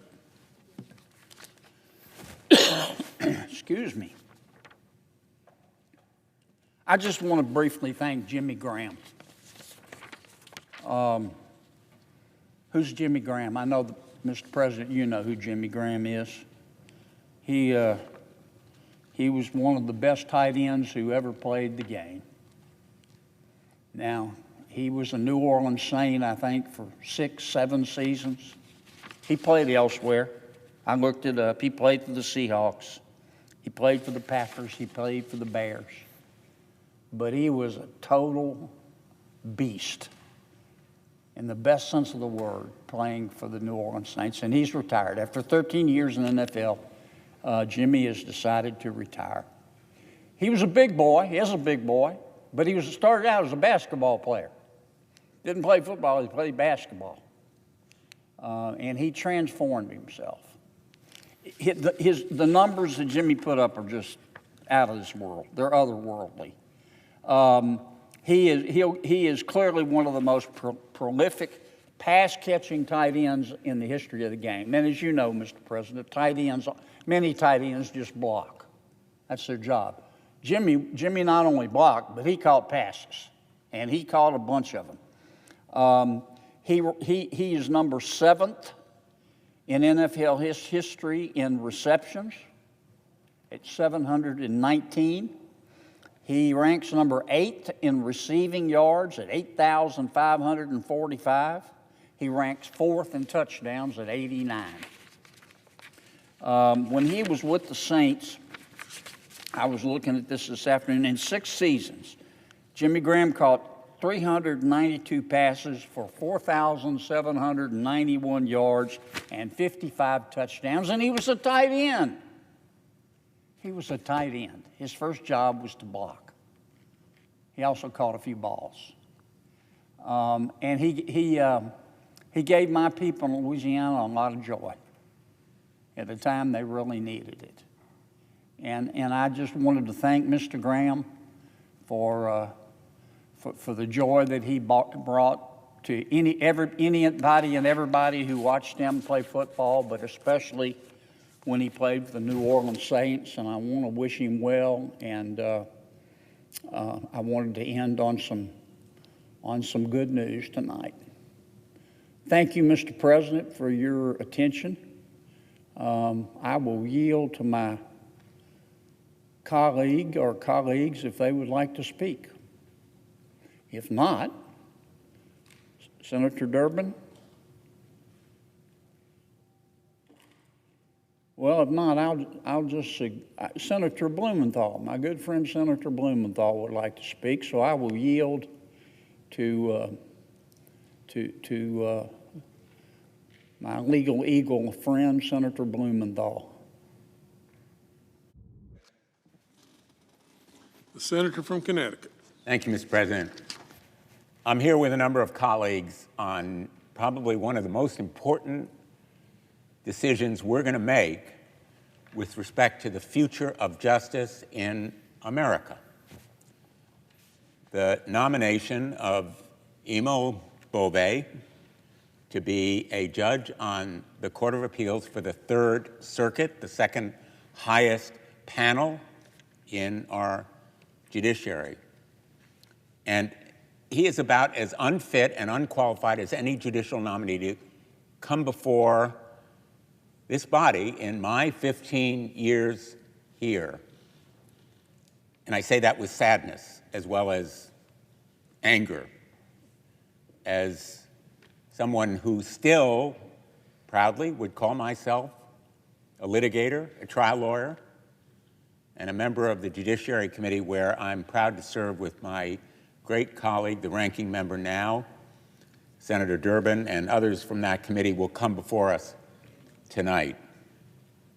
We're here not only on the merits of Mr. Bove, but also because we were denied an opportunity in the committee to present fairly and fully our case against Mr. Bove based on the record.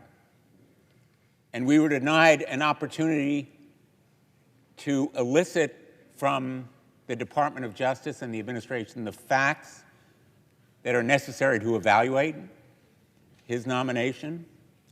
We were denied the opportunity to have a whistleblower come before the committee, a whistleblower who bravely came forward with facts showing how Mr. Bove suggested, indeed urged, that lawful court orders be disobeyed, that the Department of Justice ought to tell the courts to F themselves. We were denied access to an Office of Professional Responsibility investigation bearing on this nomination, an OPR inquiry into the failure of the team supervised by Mr. Bove to divulge to the defense exculpatory evidence, as they were obligated to do during a prosecution when he was an assistant United States attorney. And Mr. Bove himself, in the hearing that we conducted, was evasive, obfuscating. He refused point blank to answer relevant questions. One of my colleagues, Senator Whitehouse, who will be here tonight, characterized it as the deliberative process privilege. There is no deliberative process privilege. And Mr. Bove had no right to refuse to answer our question about what he has done in his role during the first 6 months of this administration.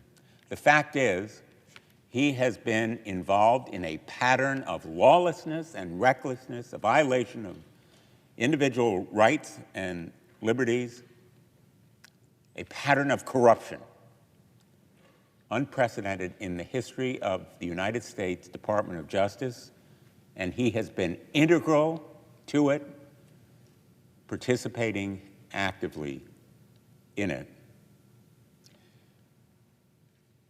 We have opposed other nominees because we disagree with their judicial philosophy. We've opposed them because they were out of the mainstream. They were ideologues with an axe to grind that was potentially detrimental to rights and liberties. Mr. Bove is in a different category. Yes, he is conservative. He's out of the mainstream. But he is corrupt. He's dangerous, vindictive, and revengeful in a way that this administration has made a pattern of doing.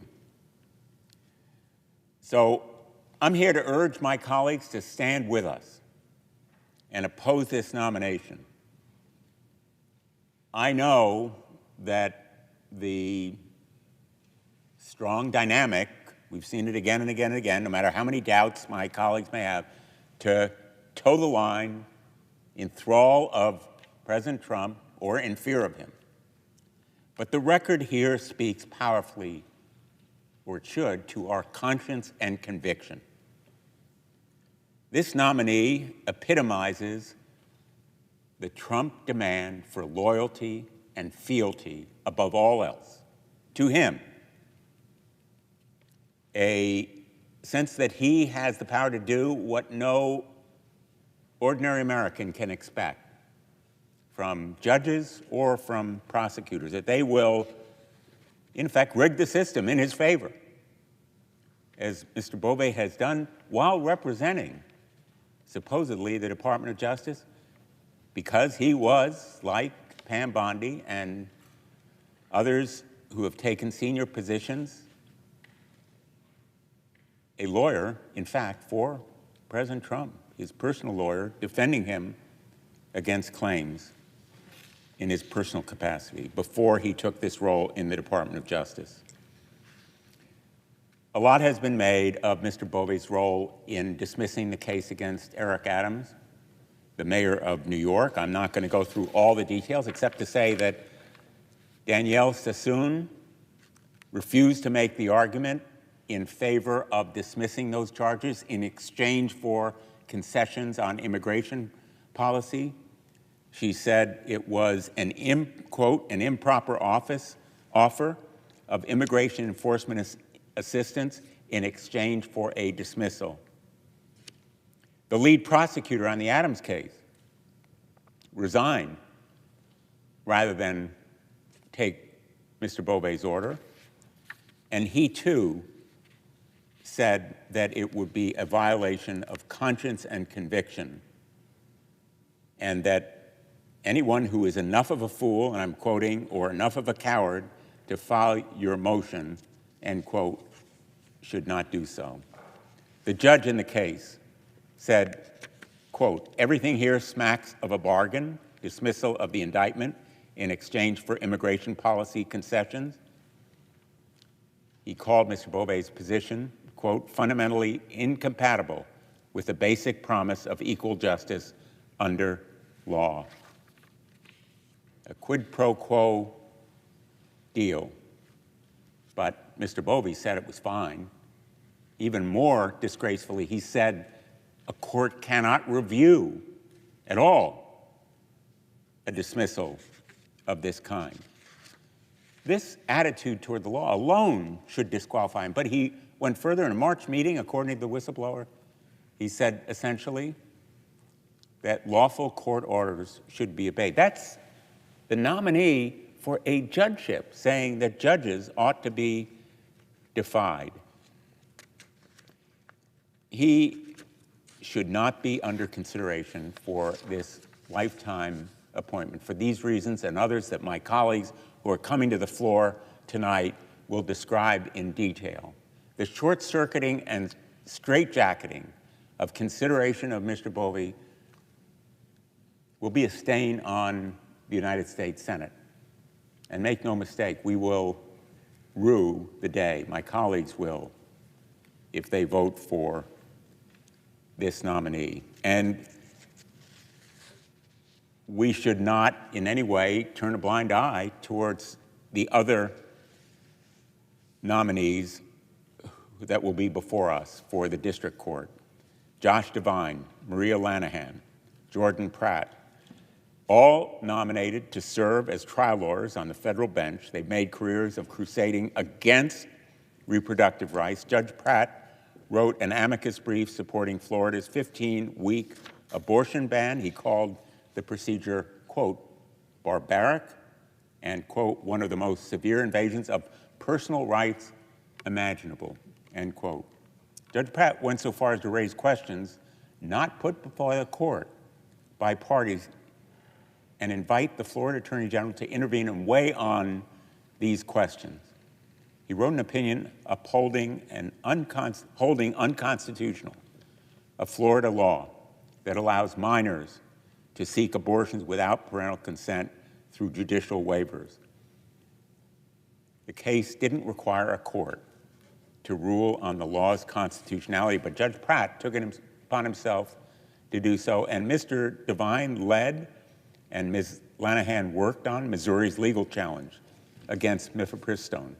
The science is clear. Mifepristone is safe, yet Mr. Devine and Ms. Lanahan didn't hesitate, not at all, to challenge its approval. And their court filing cited 2 research studies mere weeks after he filed the complaint that were retracted due to a lack of scientific rigor, problematic methodology, and undisclosed bias.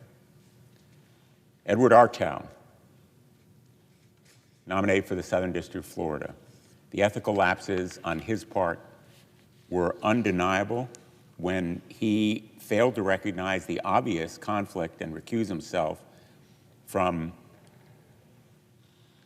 his involvement in a case involving the president at a time when he potentially was under consideration for a nomination. These nominations are unqualified.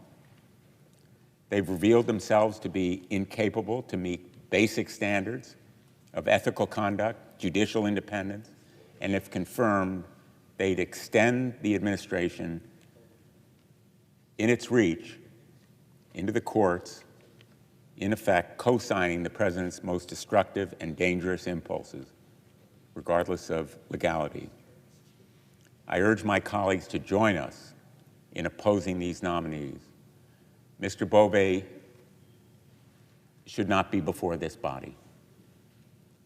And I hope my colleagues will recognize the importance of standing strong and speaking out and voting against his nomination and the others that have been made. And I yield to the senior senator from Illinois, the ranking member of the Judiciary Committee, our great colleague. Mr. President. The senator from Illinois. First, thank the senator from Connecticut, Senator Blumenthal, who really brings a level of expertise and experience to the Judiciary Committee and the Senate that is really unmatched. He's been a friend and a faithful participant in this process and all the time that I've been honored to serve with him, and I thank him for bringing us together this evening. Mr. President, last Friday I was in Chicago for the formal ceremonial investiture of a new federal district court judge named April Perry. April Perry has an interesting story that brought her to the bench. The story starts with her nomination to serve as U.S. Attorney for the Northern District of Illinois. That includes the city of Chicago. And she was extremely well qualified for that position and went through the Judiciary Committee at the time. I was chairing it, and went through without a hitch. She was approved and on the list of U.S. attorneys. Now, historically, U.S. attorneys were chosen by voice vote. When President Trump is in his first term in office, I believe he had around 90 U.S. attorneys spread all across the United States, and all but one, perhaps, I'm trying to make sure I'm accurate here, all but one was approved by voice vote. Now look what happens.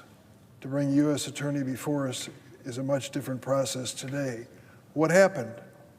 The Democrats gave President Trump all of his U.S. attorney nominees in his first term, with perhaps one exception, by voice vote. Now it goes through an elaborate, time-consuming process. What happened? The Vice President of the United States happened. Vice President J.D. Vance of the state of Ohio decided to come to the floor during the Biden administration after we had approved 63 U.S. attorneys and to object to a voice vote. No, he said, we're going to go through the regular process. I don't like the way the Department of Justice has treated former president at the time, Donald Trump. And so we're going to insist that you dot all the I's and cross all the T's and go through the process and take several days on each one of the U.S. Attorney nominees. He made that decision after 63 had been approved under Biden, and he made it when April Perry was pending. This was her chance, the Northern District of Illinois. And J.D. Vance said, no, not the ordinary process, not a voice vote. We're going to take our time. And he applied the standard not just to my U.S. attorney in Illinois, but to his own U.S. attorney in Cleveland, Ohio. He was resolute. We're going to stop the way that this has been done in the past. That was literally the end of consideration of U.S. attorneys under Joe Biden. If that was his goal, J.D. Vance's goal, our vice president's goal, he achieved it. So what happened next to April Perry? A wonderfully qualified nominee ready for U.S. attorney. Well, we sat down and decided that we didn't want to waste that talent. And I went to her and said, would you consider the vacancy for the U.S. District Court that is open now? You've gone through the vetting, they've gone through the background checks, the FBI's asked all the hard questions, they've interviewed all the attorneys you worked with, and everybody finds you acceptable. Would you consider the federal bench? And she said yes, and she was approved. And we had her formal investiture this last Friday. Those are happy occasions, and there aren't many of them, I'm sure, in the federal courthouse, at least not of this caliber. And District Court Judge Virginia Kendall, who is a presiding judge over the Northern District, called together her colleagues to witness this investiture, this happy day for new judge April Perry. She brought in about 30 federal district court judges from the Northern District and a number from the 9th District or 7th District of the Appellate Court.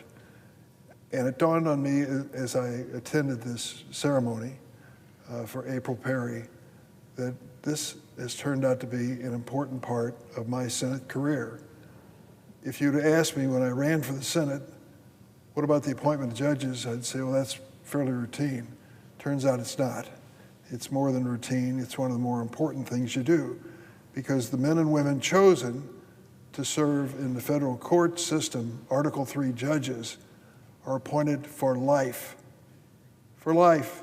To remove them, you have to go through an impeachment through Congress to remove a federal court judge. That's how important it is. That's how permanent it is, the permanent nature of it. And that's why each selection makes a difference. I looked at the 30 or so judges who gathered and realized that I had had a hand in appointing every single one of them, and many others too. And so you go through that process a number of times and you learn. I look back now on all of the district court judges that I've had a hand in choosing, and I will tell you, for 2 or 3, it was a mistake. If I had it to do over again, I would have asked more questions and I would have had more information on those who were chosen. But that's over a span of 29 years, 2 or 3. Those who were approved, dozens of others, have really done well, and they've been praised for the job that they did. So when I was chairman of this committee, fortunate to have that opportunity, we approved in a 4-year period of time a record number of federal court judges, 235. President Trump in his first term had done 234. We passed him by 1 court judge. And I'm proud of that because it was a lot of hard work. We had, in order to report a judge out of the Judiciary Committee, every single Democrat had to be in their seats for every minute of the vote. There was no proxy. You had to be there. And they showed up, and Senator Blumenthal was one of those. Senator Welch has joined us now in the Judiciary Committee, and I salute them. But now, under the second term of President Trump, the rules are changing. They weren't very good the first round, and they're worse now. The first Trump administration put forward some of the most extreme judicial nominees ever considered by the Senate. Several Trump nominees had little or no experience in a courtroom, no litigation experience. Would you hire a lawyer to take your case to trial if they had never been in a trial in their lives. 3 district court nominees, Catherine Mizell, Justin Walker, and Sarah Pitlick, won unanimous support from committee Republicans despite having never tried a case. Imagine you're going in a courtroom, you're presiding over a trial. You've never seen one. You've never been in one. You may have seen something on television. You keep looking for Perry Mason and wondering what's next. That, unfortunately, was a reality with many of these nominees in Trump's first term. And many Trump nominees took some unusual, if not controversial, if not just plain wrong decisions. Lawrence Van Dyke, 9th Circuit nominee. We asked him to affirm that he would be fair, to LGBTQ individuals. He wouldn't say it. Just couldn't get the words out of his mouth. Michael Troncale, an Eastern District nominee, said of President Obama, he was, quote, an un-American imposter. Those are the words of this man seeking the federal bench about the former president. He said he would, quote, bow to Arab sheiks and other world leaders. Where did you find that nominee? The first Trump administration put forward, get this now, 10 judicial nominees who the American Bar Association found to be not qualified to serve on the federal bench. 10 of them. Well, what's the American Bar Association got to do with this? Historically, the American Bar Association did its own background check on nominees for the federal bench. Where would they go? Well, they would go in the community. They would go to the judges that this person has appeared before. They would go to the fellow attorneys. They would try to find character references, and they would dig deep. And they had some basic rules. You had to have 10 years of experience as an attorney to even be considered for the federal bench. And then they rated people qualified, not qualified, well qualified, and such. Over the strong objections of Senate Democrats, 8 of the unqualified nominees proposed by President Trump in his first term were confirmed by Senate Republicans. So even when the American Bar Association says you're unqualified to serve on the bench, it didn't discourage the loyalists supporting President Trump. Incidentally, under the Biden administration, 235 federal judges, how many of them, Durbin, give us the truth here, how many of them were found unqualified? None. Every one of the 235 were found qualified by the American Bar Association. As a former chairman of the committee said, elections have consequences, and I get it. So I understand that the second Trump administration is going to offer nominees closer to him in political philosophy. But President Trump seems intent on outdoing himself by putting forth nominees who are extreme, partisan, and fundamentally unqualified. Instead of finding more qualified judicial nominees, Attorney General Bondi ordered the Justice Department to stop cooperating with the American Bar Association in rating nominees. She didn't want to run into the embarrassment that they did in the first Trump term, with 10 of them being found unqualified. So she said the way to solve that problem is not to find a better nominee, it's to get rid of the American Bar Association. If they're not going to give a grade to these nominees, we don't have to worry about their being unqualified. She overturned a practice that had been in place for nearly 70 years, going back to a fellow named Dwight David Eisenhower. Both Republican and Democratic presidents had followed the rule. Now the only qualification that President Trump looks for in his judicial nominees, and he says as much, is loyalty. Show me loyalty or get the heck off the bench. Look no further than Emil Bove's nomination to the Third Circuit. As a senior official in the Justice Department, Mr. Bove has done nothing but cater to President Trump's every whim. It's no surprise that President Trump said he had nominated Mr. Bove because he would, quote, do anything that is necessary to make America great again. For life. Judge for life. Show me loyalty, and you got a position for life. Mr. Bove personally ordered the termination of federal prosecutors who put violent January 6 rioters in prison. Understand what happened here. Men and women, professional attorneys working for the Department of Justice, were given assignments. We have a case we want you to pursue and prosecute. It's this individual. Here's the FBI background file. Go to work.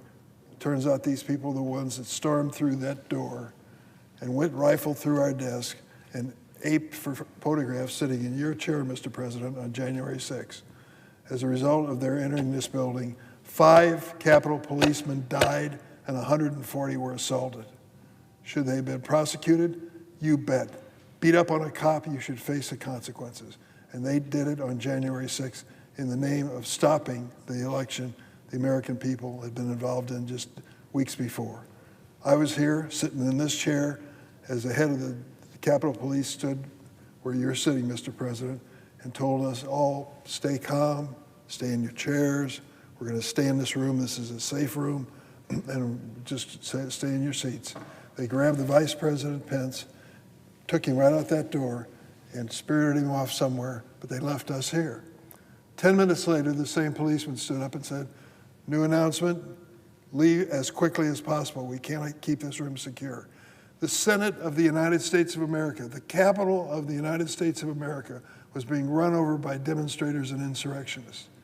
They were beating up on the police, smashing their heads into the wall and between doorlings, and they were ultimately prosecuted for it. And the prosecutors, the assistant U.S. attorneys who were doing this job, were treated in what way by President Trump when he got back in office? They were treated like they were the ones who broke the law. The prosecutors were accused of wrongdoing. Well, that unfortunately is, in the words of Mr. Bove, a grave national injustice. He thinks it is to prosecute these demonstrators. He's wrong. What was a grave injustice is what happened to the police on that day. When asked to justify his actions in firing these U.S. attorneys who prosecuted these insurrectionists, Mr. Bove claimed heavy-handed tactics by prosecutors were equally unacceptable as physical violence against law enforcement. That is an outrageous and offensive statement by a man who wants to be a federal judge for life at the second highest court in the land.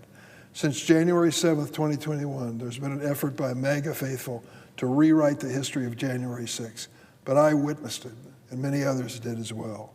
The truth is this: the United States Capitol was violently attacked by insurrectionists intent on overturning the 2020 election results. The truth is this: 5 police officers died and more than 140 were injured, protecting this building, the staff, the visitors, and members of Congress. Mr. Bove also led the Justice Department's efforts to strike a corrupt bargain with New York City Mayor Eric Adams. This is an outrage, what he did.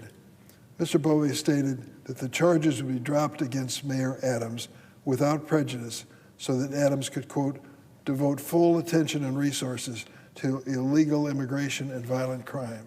In other words, President Trump needed Mayor Adams to do his bidding on his deportation policy. In response, 2 staunch conservatives resigned from the Justice Department: a Trump-appointed interim U.S. Attorney Danielle Sassoon and lead prosecutor Hagan Scott. Mr. Scott wrote to Mr. Bove and quote, a quote that will be famous for a long, long time. He said it, Senator Blumenthal repeated it, I want to say it as well. Mr. Scott wrote to Mr. Bove, who wants this lifetime appointment to the bench, and said, I expect you will eventually find someone who is enough of a fool or enough of a coward to file your motion, but it was never going to be me. I don't know Mr. Scotton, but I will tell you his words are persuasive and compelling. If that wasn't enough, Mr. Bove has shown utter disdain for our courts. A whistleblower stepped forward, gave his name, risked his future to tell us what Mr. Bove had told to the attorneys working on the case against the insurrectionists. According to this credible whistleblower who provided ample documentation to back up his claims, Mr. Bove told the Department of Justice attorneys that they might need to say, quote, F you to federal courts that issue orders this administration doesn't agree with. Mr. President, that is the most dangerous comment that a person in the position of authority can make in the executive branch, that they will ignore the court orders that are issued against them. Yesterday, the Senate confirmed Joshua Devine to the federal bench. 34 years old, received his law degree 9 years ago, litigated for 5 years, and beyond his troubling lack of experience, he's taken some extreme positions. He calls himself a zealot. He calls himself a zealot when it comes to anti-choice. This zealotry has been on full display in his role as Missouri Solicitor General. He has challenged women's ability in his state to access the abortion drug mifepristone and has undermined the decision of Missouri voters to codify abortion access in their state constitution. Also deeply troubling, Mr. Devine argued in favor of literacy tests at the ballot box, stating that people who, quote, aren't informed about issues or platforms have no business voting. Now, where does that come from? In America, literacy tests, where does that come from? It comes from the era of Jim Crow. After the Civil War, when African Americans were given citizenship and an opportunity to vote, they were intimidated in many states when they tried to. They had to answer questions. How many bubbles in a bar of soap? What do letters of marque and reprisal mean in the Constitution? Impossible questions for anyone, including the lawyers and members of Congress. And yet, off they went. Why did they do it? To discriminate against black voters. Well, it turns out Mr. Devine believes that literacy tests should be restored. It shouldn't be controversial for anyone to say that nominee has disqualified himself. The fact that the body confirmed Mr. Devine is outrageous. These nominees are just the tip of the iceberg. President Trump is going to continue to nominate extreme unqualified individuals unless the Senate takes a stand. If a few of the senators, and I'm not going to name names, who've made statements about principles and values will stand by their own words when it comes to the orders of the court, then they'll join us on a bipartisan basis stopping some of these clearly unqualified individuals. I urge my colleagues, vote against Mr. Beauvais and all future nominees whose only loyal is to the president and not to the Constitution. I yield the floor.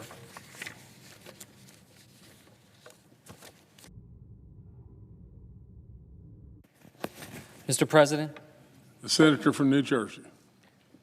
Mr. President, I rise today to voice my strong opposition to Emil Bovee nomination to the Third Circuit Court of Appeals. Mr. Bovee is unqualified, unfit, and undermines public trust in our justice system. Every report makes one thing clear. He puts politics over justice, loyalty to Donald Trump above all else. We cannot give someone like that a lifetime appointment. I rise because more than 9 million people that I represent, the people of New Jersey, they fall under the jurisdiction of the Third Circuit. This nomination has a direct impact on their lives, their futures, and their rights. The people of New Jersey deserve better. They have had enough of corruption and political gamesmanship and what we see so clearly to be a system rigged for the well-connected and the well-off. Let me explain why this matters. In times when so many feel the system is working against them, courts serve as a critical check on unchecked power.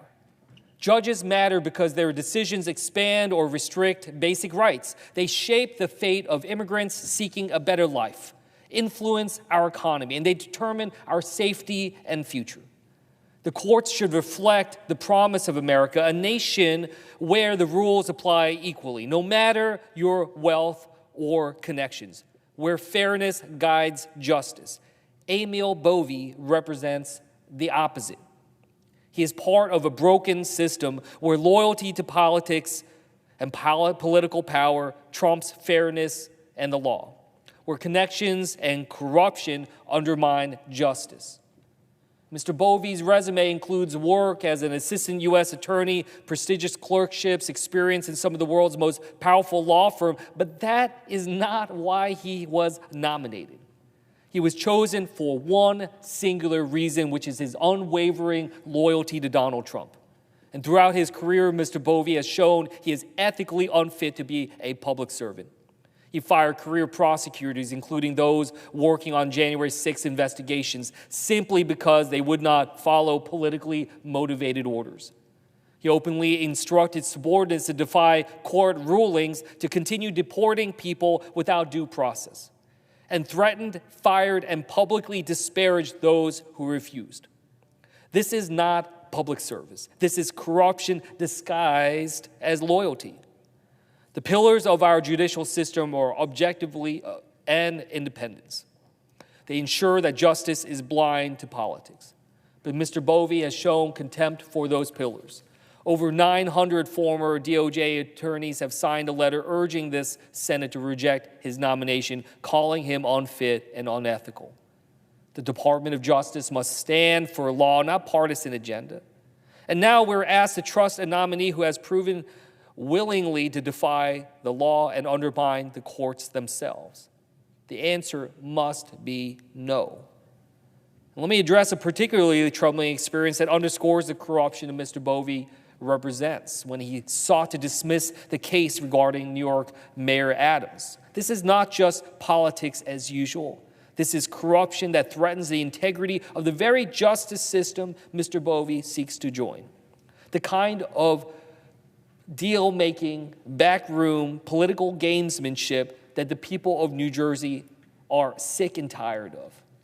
And I say this not just as a senator, but as someone who challenged New Jersey's political status quo in federal district court and ultimately before the Third Circuit of Appeals, this very court.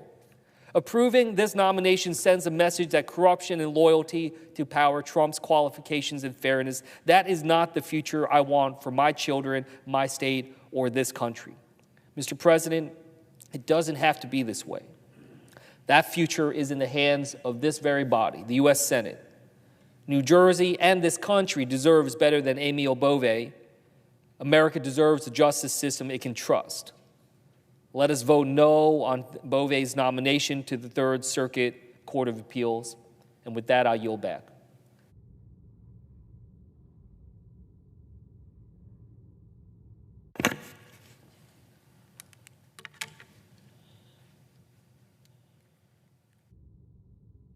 President.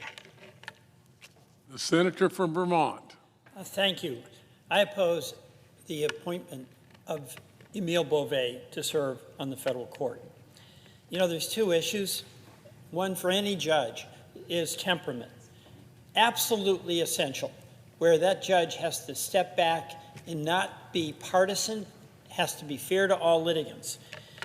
Emil Bovee totally lacks the temperament to serve on the federal judiciary under any president, under any administration. In 2018, the federal public defender for the Southern District of New York sent a letter to the Southern District leadership detailing incredibly detailed complaints from fellow defense attorneys about Bovee. These are people that work with him in a professional capacity. This was before Bovee was a political figure that he's become. And they described him gratuitously as a person who was vindictive, a prosecutor version of a drunk driver, and needing adult supervision. And it was because of his conduct towards the people that he was working in the judicial system.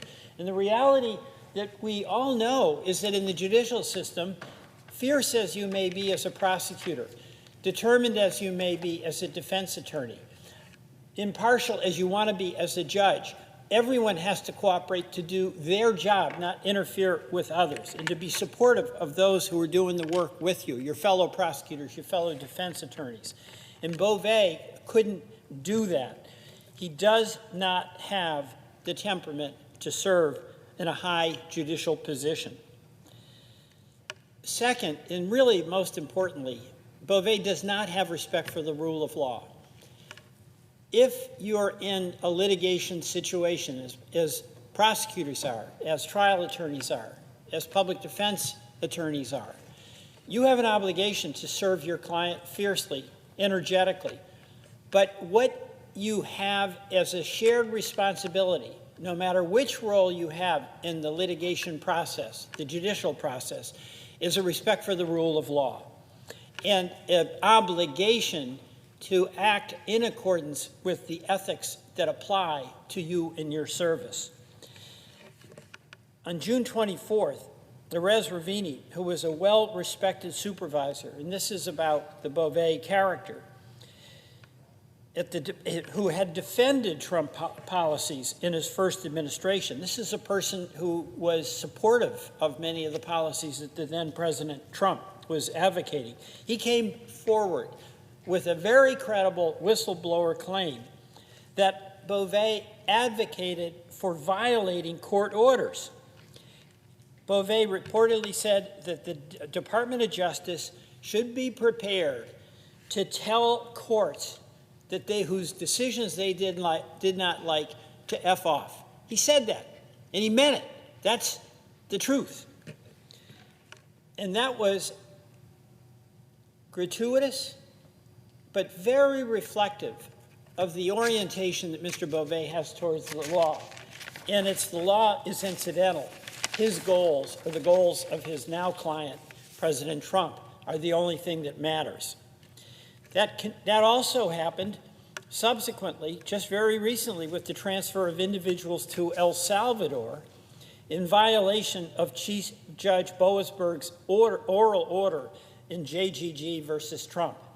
That's the case where the judge gave an order stopping the deportation, and Beauvais was complicit in having that plane fly and actually do what was directly in conflict with the order.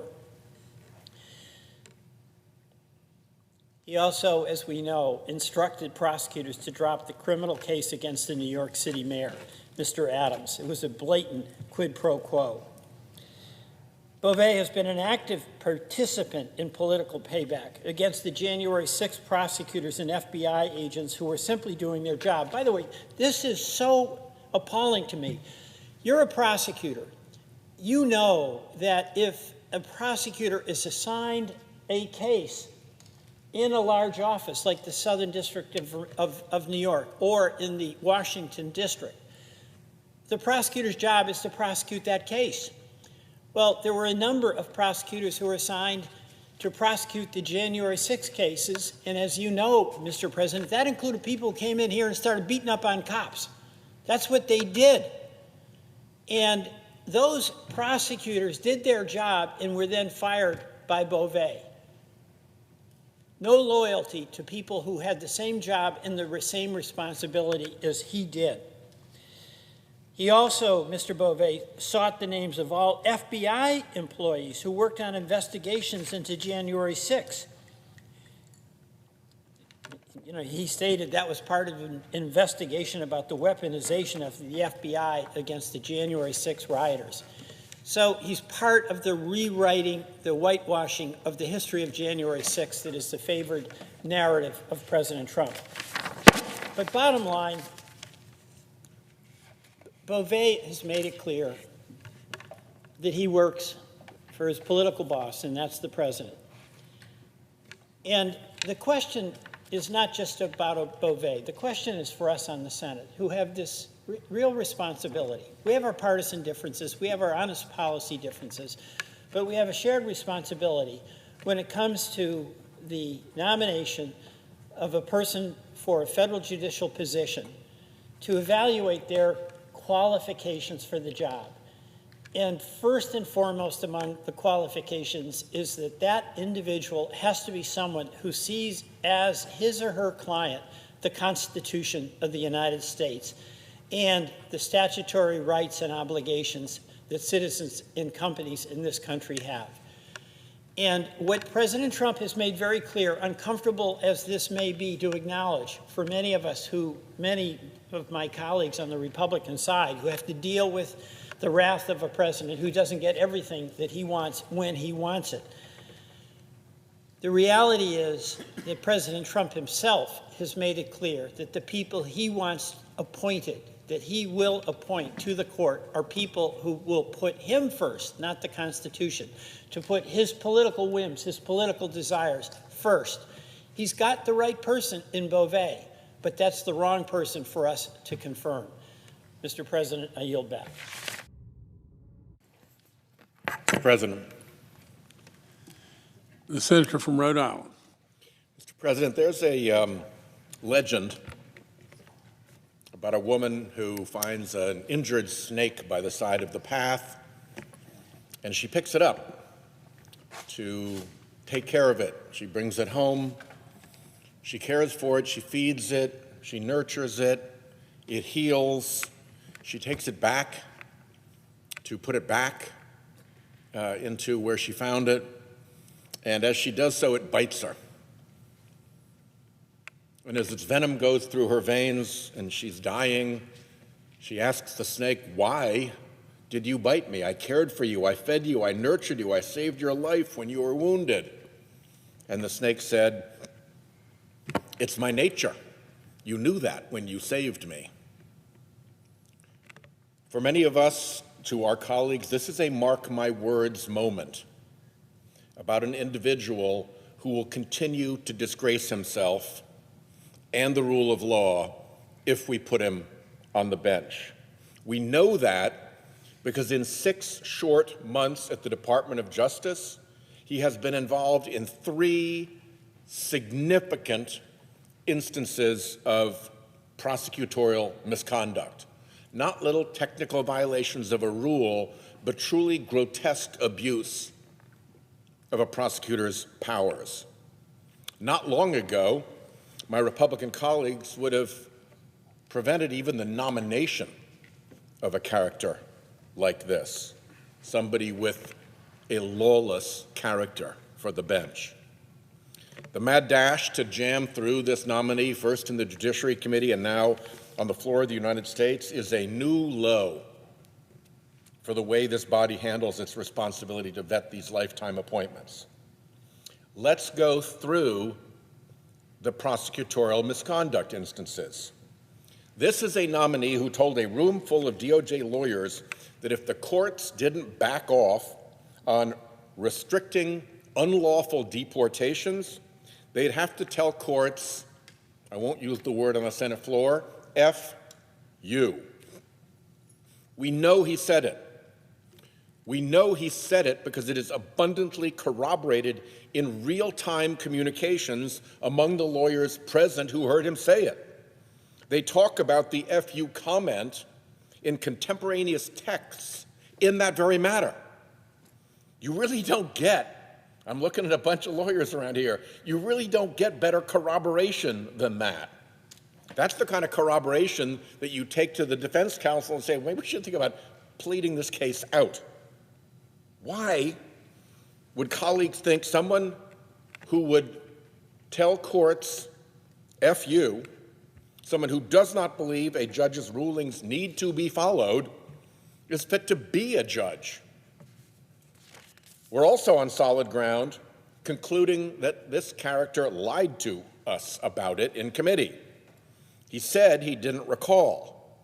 That's a heck of a memory lapse, telling a room full of Department of Justice lawyers that they should be ready to tell courts, F you. Somehow he seemed to know that he would get away with it, that he would not be forced by the majority to actually answer our questions. He also said he never instructed anyone to disobey a court order. Too cute by half. What he said was they should be prepared to violate a court order. And by the way, they did. This is all consistent with his lawless character. He also cooked up an improper deal in a criminal case against the mayor of New York, where they were going to hang a suspended criminal prosecution, well-founded and grounded, over the head of the mayor to assure his cooperation with the Trump immigration agenda in his city. You don't do that as a prosecutor. That is unimaginably bad abuse of that power. We had the corroboration in the first instance. What do we have here? We have his own DOJ colleague calling this effort a quid pro quo, calling it an improper offer of immigration enforcement assistance in exchange for a dismissal of his case. That was the deal, the arrangement that was reached. And that colleague, the acting U.S. attorney for the Southern District of New York, then resigned rather than go through with the rotten deal. Not enough corroboration? Trump's border czar, Tom Homan, admitted the scheme. He went on Fox News with Mayor Adams and said, I'm quoting here, so excuse some of the language, If he doesn't come through, I'll be back in New York City and we won't be sitting on the couch. I'll be in his office up his butt saying, where the hell is the agreement we came to? End quote. The agreement. The agreement to hold back a prosecution in order to force the mayor to go along with the immigration agenda. Not enough? Okay. This nominee separately tried to confect a fake criminal investigation to allow an improper seizure of funds that Congress had appropriated, obligated, and disbursed to the Greenhouse Gas Reduction Fund. You don't invent fake prosecutions. In this case, his office said, the U.S. Attorney's Office said, there's no there there. We can't sign that pleading. He drove out the criminal chief. The rest of the lawyers also refused to sign. The U.S. Attorney went in himself, all by himself, just a political appointee, no federal prosecutorial experience, no idea what he was doing. The magistrate judge shot him down. Each one of those things is a giant red flag in the Department of Justice, and they all attach to this case. A principle that prosecutors follow is that you must not publicly disparage subjects of your investigation. It is enough that you have the law on your side and the power of prosecution to bring them to justice. You don't throw on a larding of disparagement.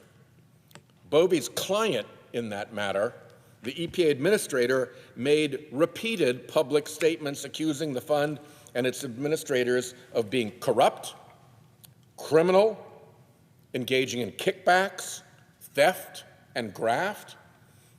These accusations are defamatory per se under the common law.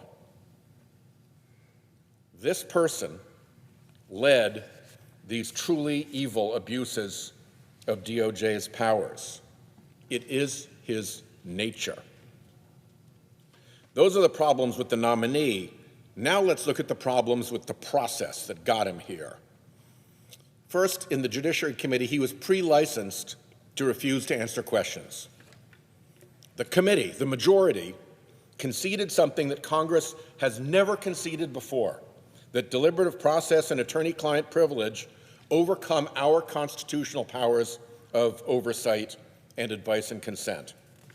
Senator Kennedy and I noted this in our bipartisan report on executive privilege back in 2022. Here's our quote. Congress maintains that all other components of executive privilege, besides presidential communications, which was at issue, that the executive branch recognizes, including deliberative process and attorney-client privilege, are not constitutionally grounded and therefore cannot supervene Congress's oversight authority. To grease Bovey through the committee, they threw all that history out the window.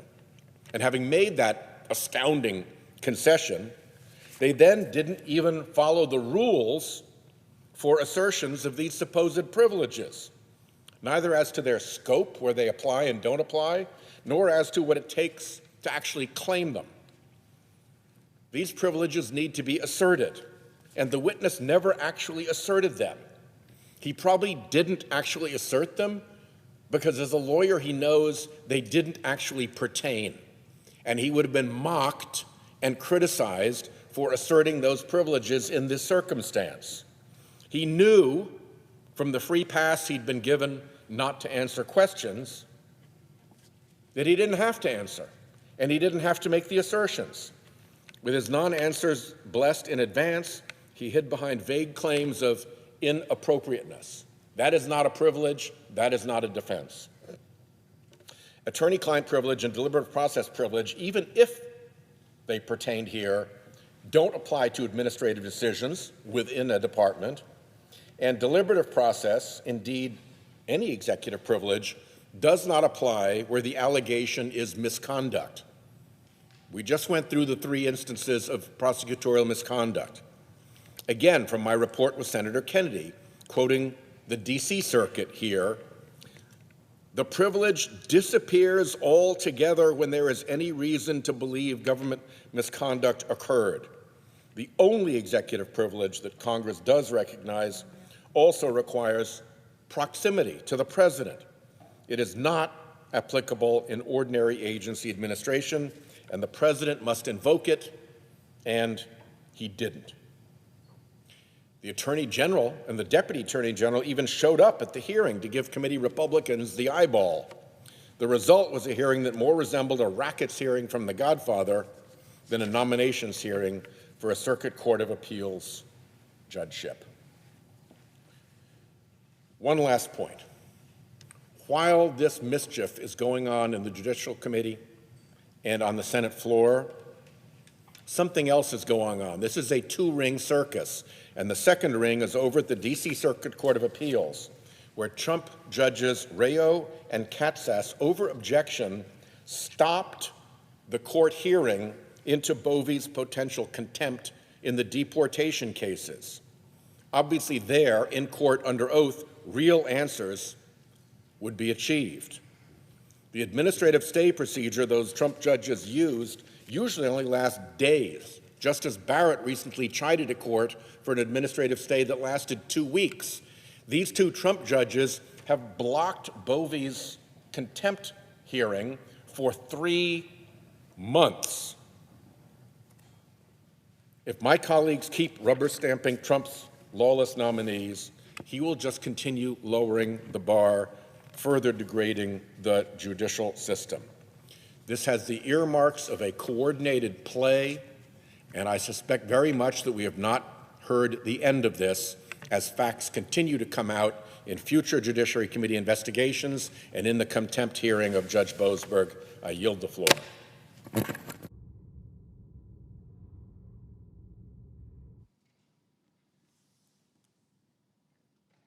Mr. President. The senator from Hawaii. Mr. President, we have an administration that is flouting the law at every turn.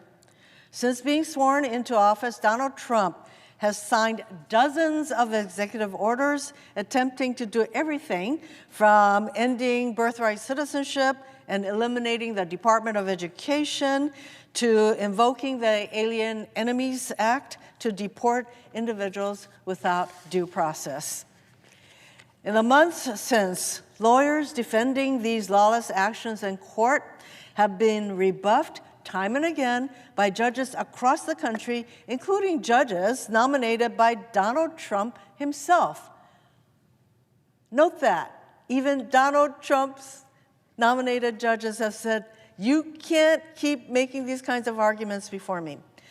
So now Trump has gone even further by nominating to a lifetime judgeship a man who makes no secret of his disregard for our courts and the rule of law, and that man is Emile Loubet. Based on his nomination hearing and a review of his background and the record before us, Mr. Beauvais is unfit to be a federal judge because of his disregard for the rule of law and his temperament. There are so many red flags regarding this nominee as articulated by my colleagues before me. Mr. Beauvais has no respect for the rule of law or the courts that uphold it. This was made all too clear by a whistleblower, a man who had the courage to point out certain things about this nominee, and this courageous whistleblower is Erez Riveni. Mr. Riveni was a career attorney at the DOJ before he was fired by the Trump administration for admitting, by not lying to the court, that the administration made a mistake in deporting Kilmar Abrego Garcia to El Salvador. Note this. He was fired because he told the truth to the courts. He was expected to lie to the court and say, oh, you know, the Trump administration did not make a mistake in Mr. Garcia's case. The facts prove otherwise. Far from being a rogue partisan, Mr. Riveni spent 15 years at the Department of Justice, including during the first Trump administration, where he received awards for his work defending the administration's policies in court. Mr. Ravenny shared with the Judiciary Committee that Mr. Bove, the nominee before us, casually discussed ignoring court orders at a meeting attended by not just Mr. Ravenny, but by a bunch of other AGs in the Department of Justice. So while Mr. Bove and my Republican colleagues would like us to focus on whether Mr. Bove actually directed the government to ignore a court order at this fateful meeting, that hope misses the point. According to Mr. Ravenny, Mr. Bove said the Justice Department would, quote, need to consider telling the courts, F you, end quote. If the court ordered the administration, the Justice Department, to stop what they were doing. Neither Mr. Bove nor anyone else has denied the sequence of events. Mr. Ravenny produced 100 pages of documents and text messages supporting his statement that under Bove, DOJ lawyers were directed to prioritize the president's political agenda over their legal and ethical obligations. My Democratic colleagues and I tried to ask Mr. Bove about these revelations, but unsurprisingly, he refused to answer nearly all of the questions on these points. And as noted, he even cited two privileges that don't even apply to him. So we didn't get much in the way of responses from Mr. Bove. So as for the committee, rather than hold a hearing to hear from this whistleblower under oath, Republicans on the Judiciary Committee chose to rush through Mr. Bove's nomination, breaking precedent by refusing to allow Democrats to even speak on his nomination in committee. I'm sure people saw that the Democrats on that committee walked up in protest. Beyond his disregard for the rule of law, Mr. Bove also lacks the temperament to be a federal judge. You know, we expect our federal judges to be fair, to be objective. We don't expect them to have political access to grind. But that is not what we're going to get with Mr. Bove. One issue that is particularly important to me is harassment and abuse of law clerks and court staff by federal judges. Those with nearly absolute power, like a federal judge in their chambers, can do great harm to those that work for them. That is why I introduced a bipartisan, bicameral bill aimed at addressing workplace harassment in the federal judiciary. We know this happens. So this issue arises with regard to Mr. Bove because of reports that he was an abusive supervisor at the Southern District of New York. In other words, he is a supervisor who abuses his powers. When questioned, Mr. Bove confirmed that a group of office leaders recommended to the U.S. Attorney that he be removed as a supervisor of the unit that he was leading. According to reports, this came after an investigation, and Mr. Bove only kept his job after he pleaded to keep it. It is frankly astounding that these very busy prosecutors in the office that he was in considered Mr. Bove's behavior so concerning that they went so far as to investigate his behavior and recommend his removal. And to clarify things, I asked Mr. Bove in questions for the record to send us copies of his personnel file. He refused. Far from an independent, fair-minded jurist, Mr. Bove is willing to use whatever means he deems necessary to meet the ends sought by Donald Trump. There is absolutely no question that the reason Mr. Bove came to President Trump's attention was his complete loyalty to President Trump, which he manifests clearly. You know, this is a concern. Don't take my word for it. I want to show you, Mr. President, this is a letter signed by nearly 1,000 former DOJ lawyers urging this body to reject Mr. Beauvais' nomination. They wrote, quote, "We, the undersigned, proudly defended the rule of law as attorneys at the U.S. Department of Justice. We are all alarmed by DOJ leadership's recent deviations from constitutional principles and institutional guardrails."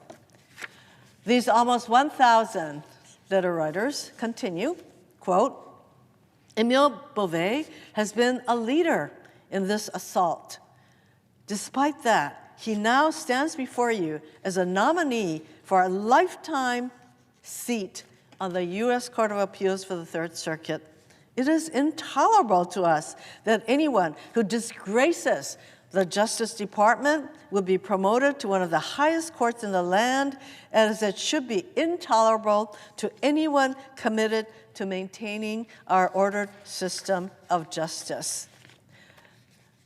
They went on to remind us that each of us in this body was elected by a democratic process anchored by the rule of law, and urged us to protect the rule of law by voting our conscience and rejecting Mr. Beauvais' nomination.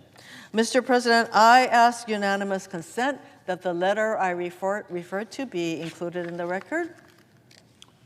Without objection. For all the reasons provided by me and my colleagues before me on the Democratic side, I urge my colleagues to join me in defending the rule of law, not putting into a lifetime appointment somebody who thinks that he can ignore court orders, and certainly not by saying F you to the courts, that person not be confirmed by this body. We need to do our jobs by rejecting this nominee. Mr. President, I yield.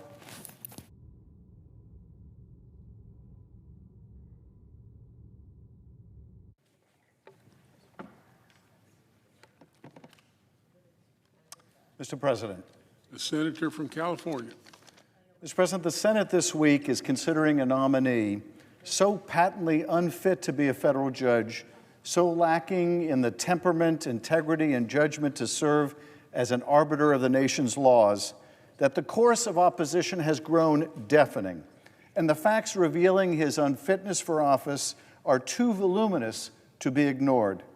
I'm speaking, of course, of Emile Beauvais, the lawyer whose misconduct was so egregious that his fellow prosecutors in the Southern District of New York thought he should be demoted. Someone whose management of cases was so flawed that a federal judge not only concluded that his team had misled the court, but that it withheld exculpatory evidence. And the court then ordered the case dismissed. And the Southern District Prosecutor's Office didn't even bother to try to refile the case. It was that tainted by Mr. Beauvais' leadership of that team.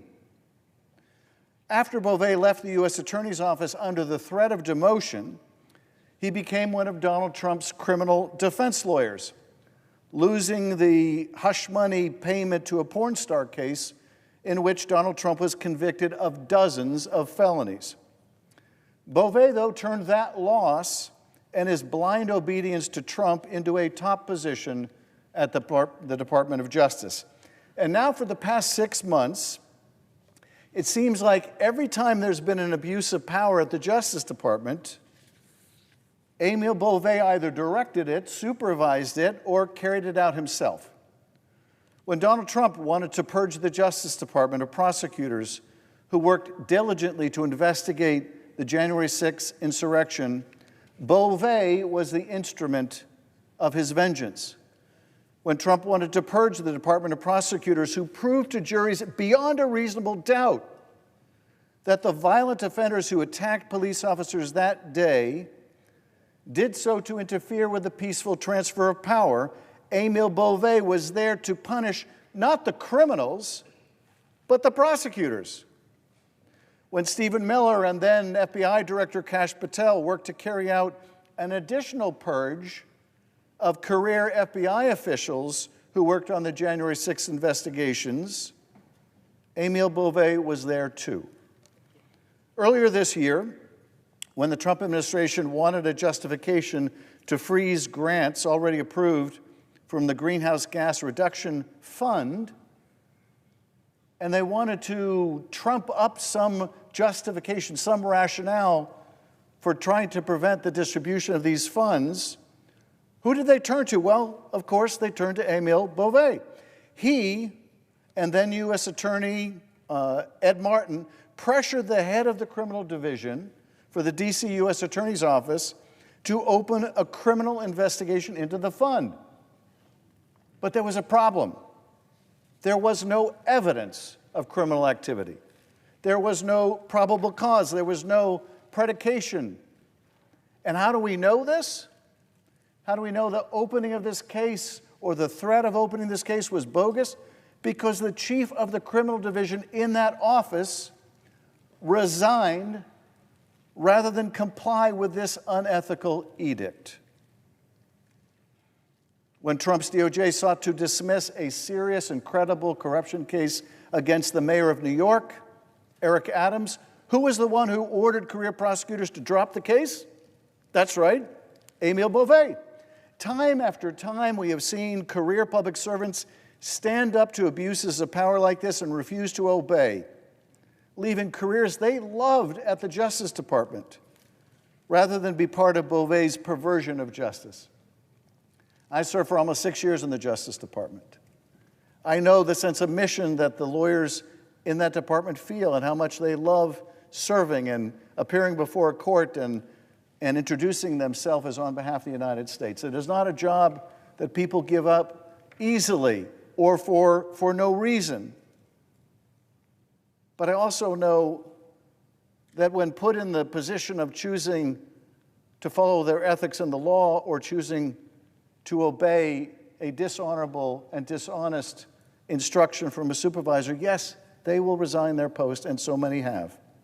Acting U.S. Attorney Danielle Sassoon was ordered by Beauvais to dismiss the indictment against Eric Adams. In refusing, she called it what it was: an improper offer of immigration enforcement assistance in exchange for the dismissal of his case. In other words, a quid pro quo.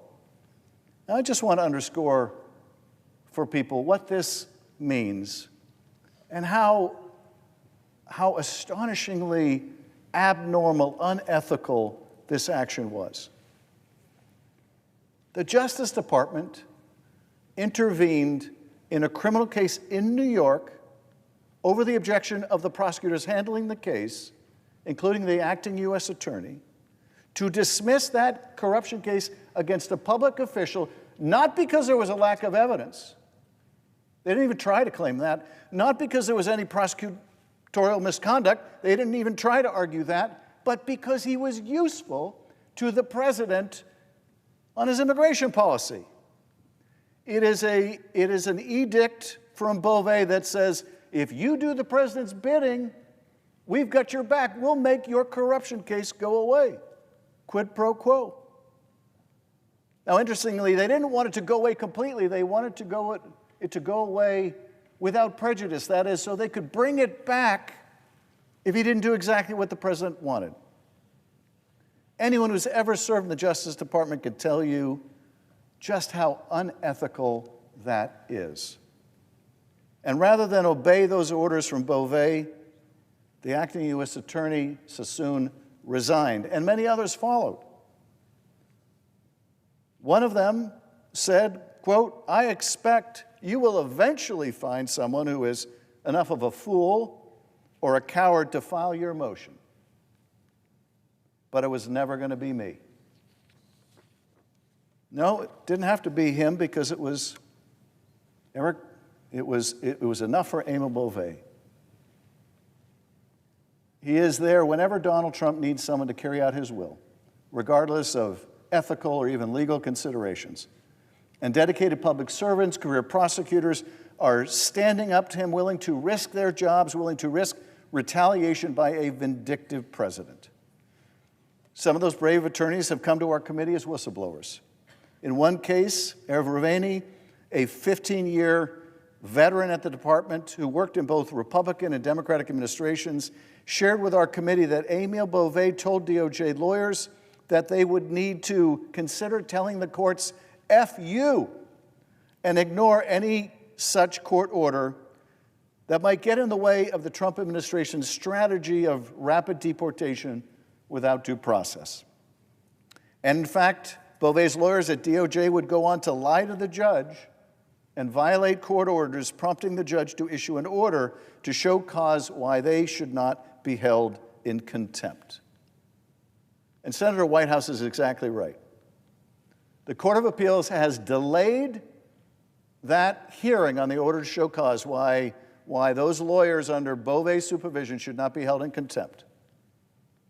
And my colleagues here want to rush this thing through. Well, what will they say if the judge finds that Beauvais and others at the Justice Department willfully ignored court orders? What will they say once they've given him a lifetime tenure on the Court of Appeals? Now, during Beauvais' confirmation hearing, I asked him about his FU instruction, and he made the dubious claim that he couldn't recall. Now, that's remarkable. It's not like we're talking about events that happened 10 years ago. This was like 2 months ago, just a few weeks ago. I think I would remember if I had told other lawyers that we should say FU to the courts. So either he instructs them frequently to say FU to the courts, such that he wouldn't remember this particular occasion, or he's being dishonest with us. But his use of that vulgar injunction was corroborated by other DOJ lawyers in text messages, so we really don't need to wonder about this. As one DOJ lawyer texted another, guess it's find out time on the FU. Well, now it's find out time for the U.S. Senate, where we find out whether we are willing to confirm just anybody, no matter how unfit, no matter how terrible the record, no matter how abundant the evidence. It is find out time for the U.S. Senate. Now, what was Beauvais' role in tasking DOJ and FBI to scour old Epstein files and flag mentions of Donald Trump? I know my colleague, Senator Booker, has tried to find out, and Senator Durbin has tried to find out. We don't know because Beauvais refuses to tell us. But we do know that his fellow criminal defense lawyer, Todd Blanche, he and Blanche were the two lawyers that represented Trump in that hush money payment to a porn star case, that Todd Blanche is now rushing to meet with Epstein's chief co-conspirator in jail.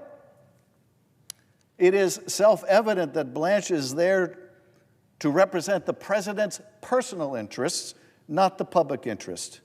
And Beauvais represents exactly the same problem. With Beauvais' nomination, we are about to find out if Republicans are content to give a man so routinely in defiance of the rule of law a lifetime job interpreting it on behalf of millions of Americans. We wanted to hear from those whistleblowers like Erv Raveni, just some of the hundreds of public servants who are speaking out, but Republicans declined our request for testimony and additional hearings even as they rushed to jam through this nomination for a lifetime position.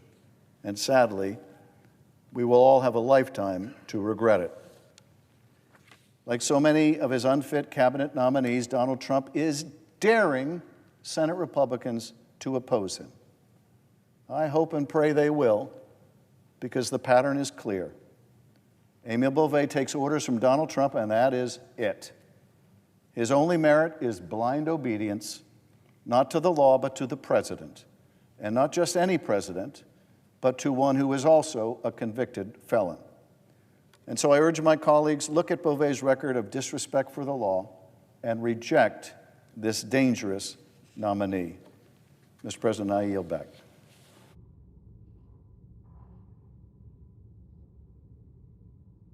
President. the senator from New Jersey. I really appreciate that recognition, sir. I've seen something I haven't seen since I've been on the Judiciary Committee, which is a complete chorus of condemnation of a circuit court judge. We've had every single person express an interest in coming down here from the Democratic members of that committee to condemn us moving forward with such rapid pace on this nomination. Now, I would love to just leave it there, but there is something that makes it even more urgently necessary to focus, because as much as it might seem like this is a Democrat versus Republican, I'm very happy to see already some Republicans, not enough for us to stop this nomination, but this will be a bipartisan group of opponents, which is rare in this time of fierce partisanship, to see some Republicans looking at the evidence, looking at what Mr. Bovee has said, looking at what Mr. Bovee has done, looking at how he has insulted the very office that he hopes to hold of a judge, judge's orders. People who are looking objectively at the facts are starting to see that this would be a terrible mistake in a bipartisan way. That gives me some hope that with the hours left on the clock, perhaps others too will take the time to understand one of two things. One, clearly, as I believe, and others, not just Democrats, but career prosecutors, career public defenders. We have seen judges. We have seen so many people come forward from both sides of the aisle to say this is wrong. It would be wrong for the senators to do this. This is why we're starting to see some Republicans show more interest, and at least more than one come forward and say they will not support this nominee. It's because the facts are so glaringly clear that this is someone who has no respect for the rule of law. This is someone who's shown that no temperament to be a judge. This is someone who has been condemned for his lack of ethics, that has withheld exculpatory evidence as a prosecutor, has been given the worst Brady violation condemnation from a judge. There are so many things that are legion about this individual that on the face of it is why so many career professionals are coming forward to say that we should not be moving forward. But the second reason why people are having pause is because we are rushing this nomination before questions are answered. Too many people are moving too quickly on the other side of the aisle to get this done before questions are answered. Information is obtained from the record that this body, which is supposed to be deliberative, is supposed to advise and consent, should not be moving forward if they were to honor the obligations that we have. Let me give the multiple reasons why we are moving too quickly without information on substantive things that should raise alarms for all of my colleagues. We asked to hear the testimony of a whistleblower who came forward with tangible evidence, texts, and emails showing that Emil Bovee instructed the DOJ attorneys to ignore a court order if it impeded Trump's agenda. Bovee said, "F you to the courts." Republicans in the Senate Judiciary Committee refused to hold a hearing to meet with this whistleblower, not a Democrat, but a career prosecutor. Instead, we saw the vote being rammed through in the committee. Senator Kim and Senator Blumenthal and members on the Homeland Security and Governmental Affairs Committee, which has oversight on the question of whether DHS violated a court order, asked the whistleblower to testify before them under oath. That committee has also not concluded their oversight. It is just a stunning and alarming fact that my colleagues on the Republican side have disregarded the credible account of someone who dedicated 15 years to public service and jeopardized their career and reputation to come forward at a time that people who step forward and tell the truth often face real reprisals. Second, in 2018, many former Southern District of New York prosecutors took the unprecedented step of alerting Emil Bovy's supervisors to his unethical conduct as a prosecutor, calling him the drunk driver of prosecutors, saying that he was reckless and dangerous in the way that he went about with prosecutions. Unprecedented step of former SDNY prosecutors. 2 years later, Emil Bovy was responsible for the biggest Brady violation in Southern District of New York's history. He withheld exculpatory evidence, resulting in the DOJ having to toss out the case after a guilty verdict. His actions were so egregious that the judge used them as an example of what a prosecutor should never do. Many of my colleagues and I on the Judiciary Committee have requested more information from the Southern District of New York about his tenure. We still have not gotten it, yet we are moving forward. Number 3. Finally, after receiving credible information of Emil Bovy's role in the Trump administration's burying of evidence about what is going on right now, the man that was at the central position to know what was going on with the Epstein files, we have made legitimate requests from him about this, and he has not responded. There are so many questions about Mr. Trump's interest in hiding whatever their files are, contradicting themselves. Either there are truckloads of evidence and lists, or they're not, but Emil Bovy was acting in the Justice Department at the time, and now we have even more reason to question Emil Bovy. Just hours ago, it was revealed that the DOJ told Donald Trump that his name appears many times in those files. Emil Bovy was the top official at DOJ who also happens to be Trump's personal lawyer. We should know what his role was in reversing course on releasing those files. It would be unconscionable for the Senate to move forward with his confirmation with those answers not being provided. As I told the Judiciary Committee, there is a false urgency around this nominee. The only reason for this urgency is because the president wants his loyalists on the federal bench without facing any more scrutiny as to what he knows and what his role was. Even without answering these questions, there is more than enough in his record that disqualifies Bovy from a lifetime appointment to one of the highest courts. But let's go one more. January 6th. Bovy's role in Donald Trump's administration's effort to erase the tragic events of January 6th, of that attack on the Capitol, is disqualifying. As one of his first official acts, Trump pardoned nearly 1,600 people who attacked this Capitol, including 200 people who violently assaulted the law enforcement officers. Bovy was one of the highest-ranking officials at the DOJ, and he said under oath that he advised the president on these pardons, and then he turned from freeing dangerous people convicted for assaulting police officers from prison to punishing the dedicated law enforcement agents who investigated those cases. Bovy wrote a memo saying that prosecuting those who attacked the Capitol was, quote, a grave national injustice. So he went after those prosecutors.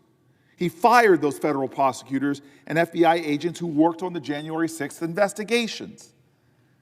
Bovy then demanded a list of every single FBI employee who touched one of those cases, and in doing so, he exposed thousands of law enforcement officials to potential retribution by the pardoned and dangerous January 6th offenders.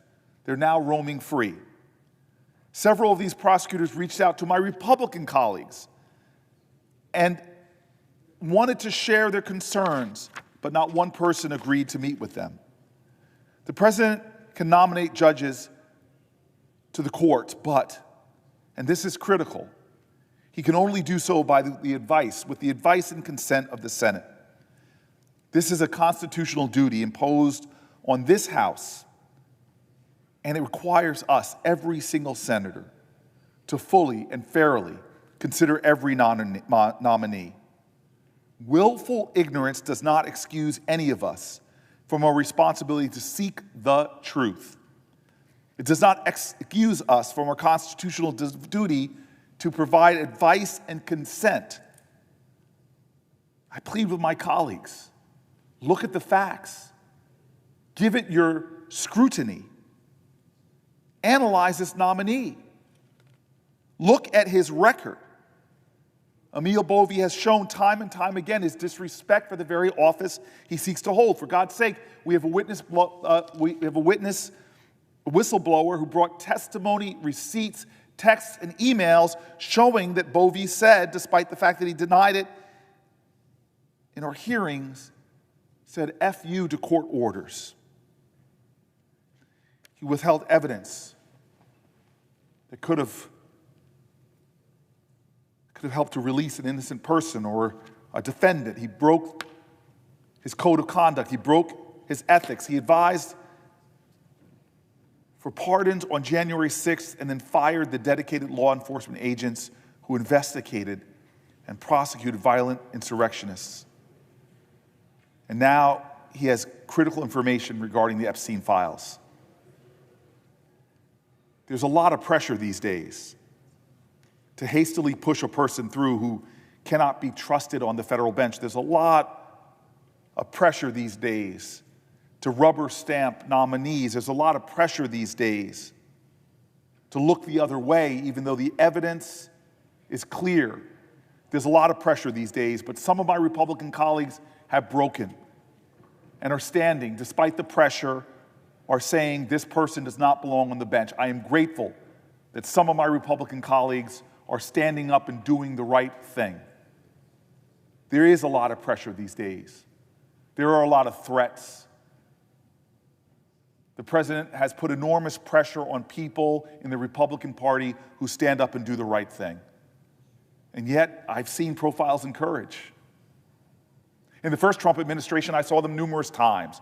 I could tell you their names, from Corker to Flake. I saw my colleagues who, in times of great distress, stood up when we had a trial here. Multiple people said the president was guilty, who voted against judges that were not fit for the highest office in the land, who voted against nominees for his administration. I've seen this time and time again, the courage of Republicans in times of distress. I don't know of another case I have seen in my 14 years in the Senate where someone so unqualified for the bench is before us, but somehow right now it just seems to be too few Republicans willing to stand up with courage of their convictions, to call it like it is, to do their constitutional duty, to look squarely at the qualifications of this judge and see what plainly professionals, prosecutors, judges by the hundreds from both parties have come forward and said to this body, do not let him to go forward. There are just hours left before our final vote on this nominee. This is a time for another profile in courage.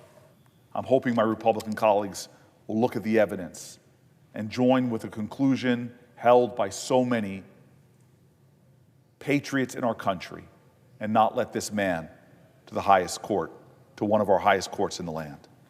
Thank you, Mr. President. Chair recognizes the senator from Connecticut. Thank you, Mr. President. As we close this colloquy, I want to thank my colleagues who have come to the floor, Senators Durbin, Kim, Welsh, Whitehouse, Hirono, Schiff, and now my great friend and colleague, Senator Booker. And to my Republican friends, let me just say, there's ample evidence on the record already to say no to this nominee. But even if you disagree, what is undeniable here is the point that Senator Booker just made and that I made at the very beginning. This record is incomplete. The questions are unanswered. And just today, I have written to Attorney General Bondi about the report and investigation that was done by the Office of Professional Responsibility. We've had no access to it. It was done because of a conclusion by the court in a case before it between 2019 and 2021 in the Nejad case, that criticized Mr. Bovee for offering little in the way of supervision when material was denied to the defendant and the case had to be dismissed. The extent and scope of that investigation has never been disclosed. That's just one example of material that we have a right to see that raises questions that we should insist on being answered. That letter almost certainly will never get a response, certainly not in time for our vote. But my Republican colleagues will be haunted by those questions. They will be compelled to answer those questions one day to their conscience, because this nominee is different. This nominee should be rejected. Thank you, Mr. President. I yield the floor.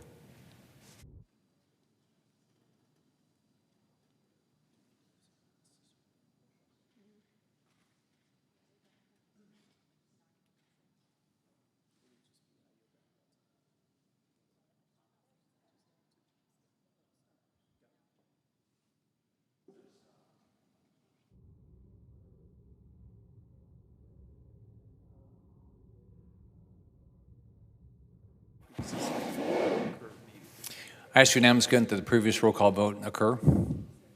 Is there an objection? Without objection, the question occurs on the nomination. I ask for the yeas and nays. Is there a sufficient second? There appears to be. Clerk will call the roll. Ms. Alsobrooks, Ms. Baldwin, Mr. Banks, Mr. Barrasso, Mr. Bennett, Mrs. Blackburn, Mr. Blumenthal.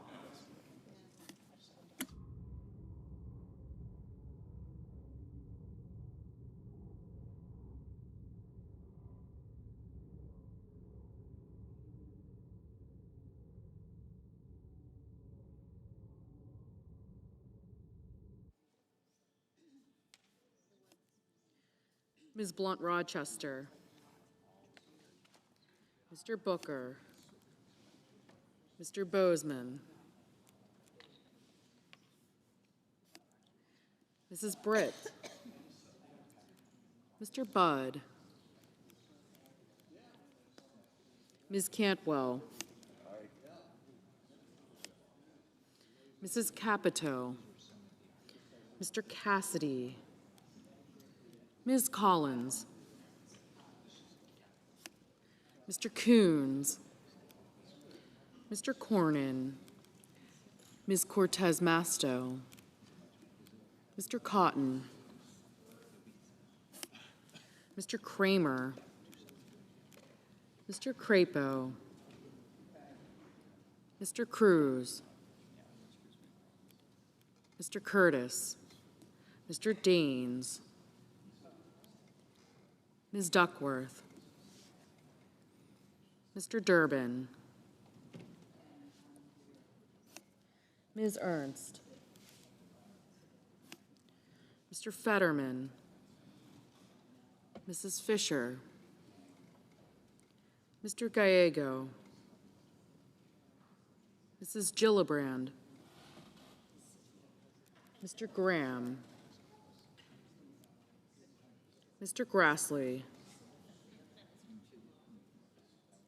Mr. Haggerty, Ms. Hassan, Mr. Hawley, Mr. Heinrich, Mr. Hickenlooper, Ms. Hirono, Mr. Hoven, Mr. Husted, Mrs. Hyde-Smith, Mr. Johnson, Mr. Justice, Mr. Kane, Mr. Kelly, Mr. Kennedy, Mr. Kim, Mr. King, Ms. Klobuchar, Mr. Langford, Mr. Lee, Mr. Lujan,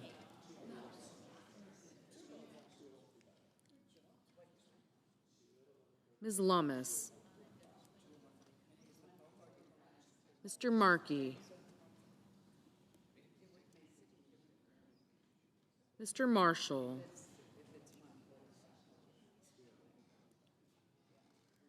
Mr. McConnell, Mr. McCormick,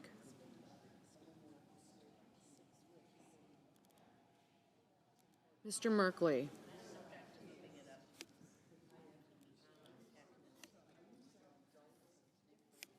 Mrs. Moody, Mr. Moran,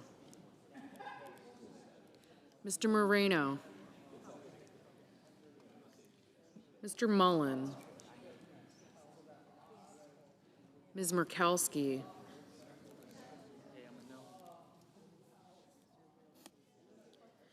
Mr. Murphy, Mrs. Murray, Mr. Ossoff, Mr. Padilla, Mr. Paul,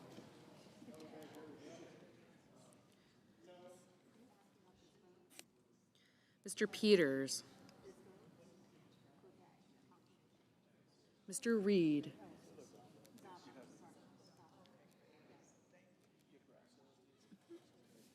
Mr. Ricketts,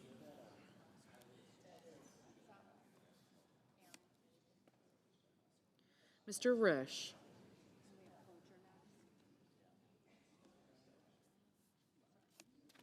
Ms. Rosen, Mr. Rounds, Mr. Sanders, Mr. Schatz, Mr. Schiff, Mr. Schmidt,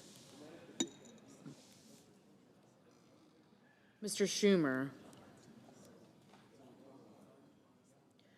Mr. Scott of Florida, Mr. Scott of South Carolina, Mrs. Shaheen, Mr. Sheehy,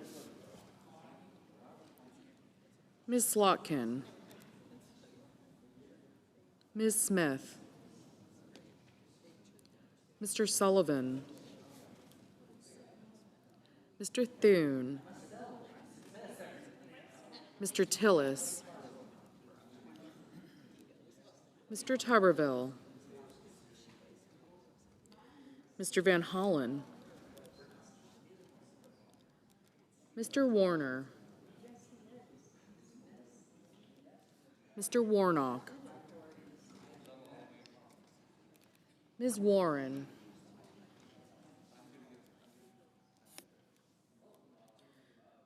Mr. Welch,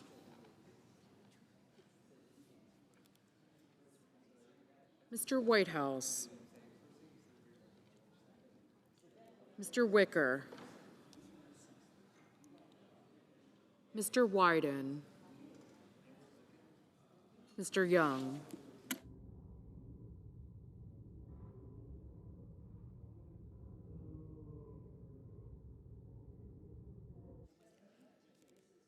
Senators voting in the affirmative: Barrasso, Bozeman, Collins, Cornyn, Curtis, Fisher, Graham, Grassley, Husted, Hyde-Smith, Scott of Florida.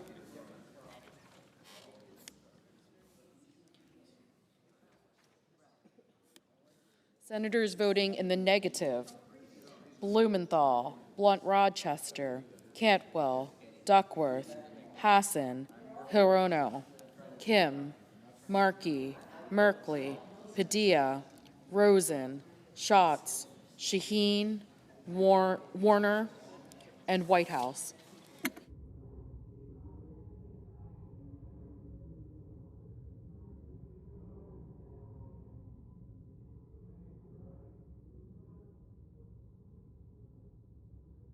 Mrs. Capito, aye. Mr. Risch, aye.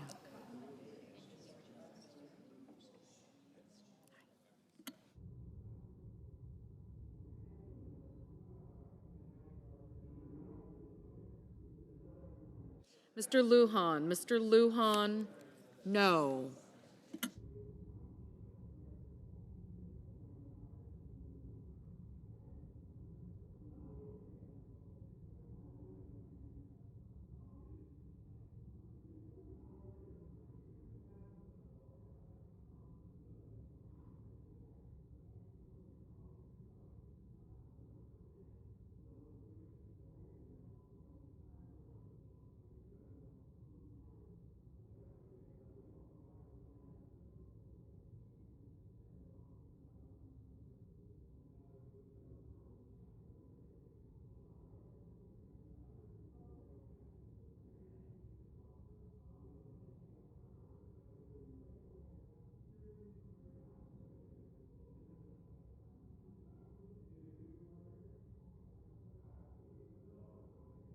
Mr. Wyden, no.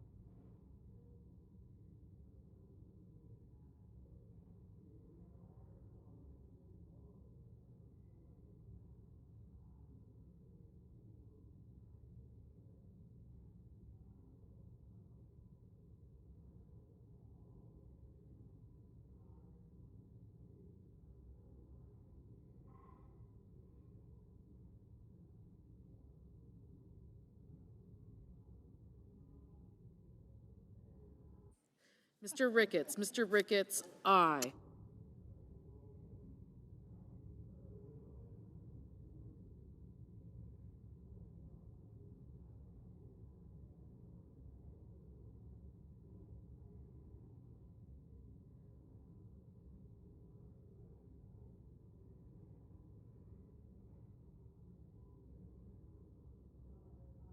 Ms. Lummis, aye.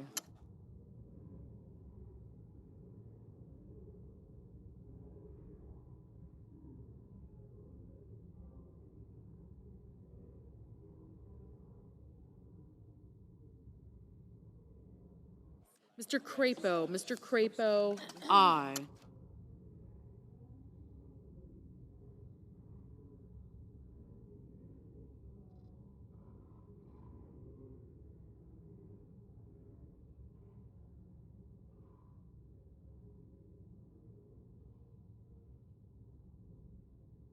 Mr. Kane, no.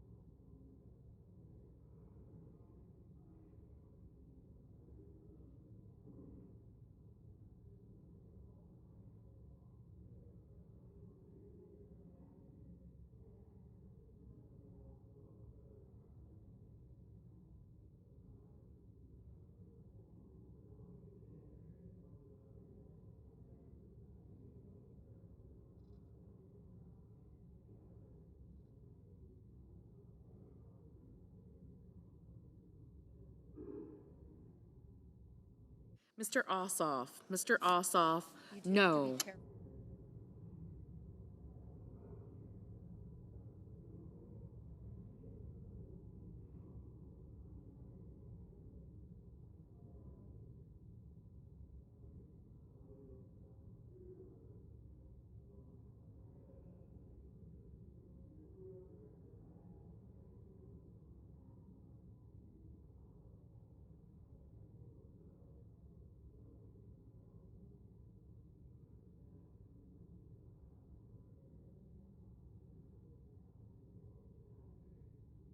Mr. Paul, aye.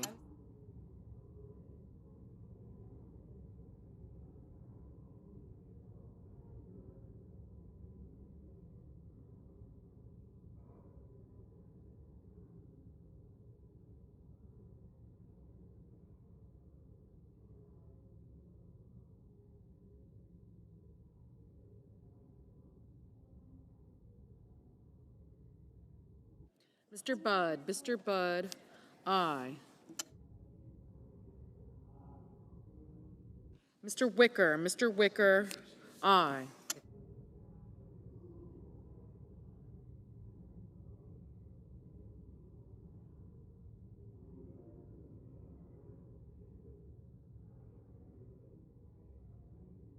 Ms. Smith, no.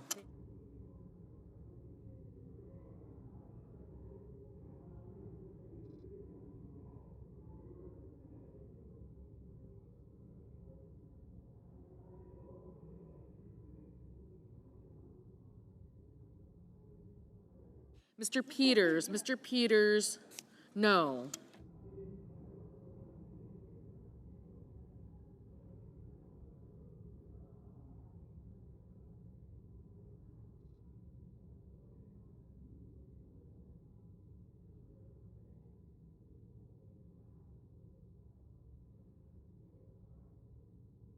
Mr. Durbin, no.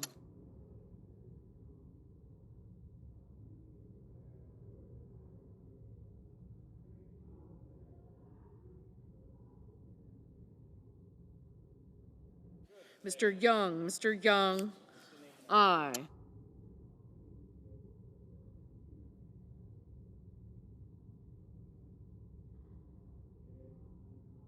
Mr. Marshall, aye.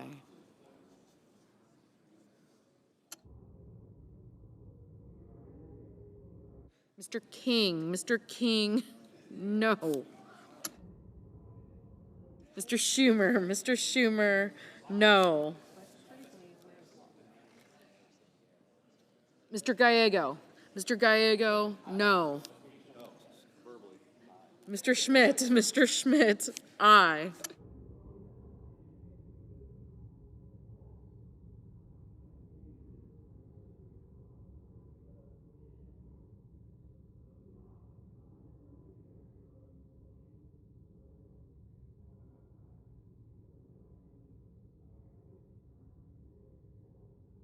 Mr. Hawley, aye. Mrs. Moody, aye.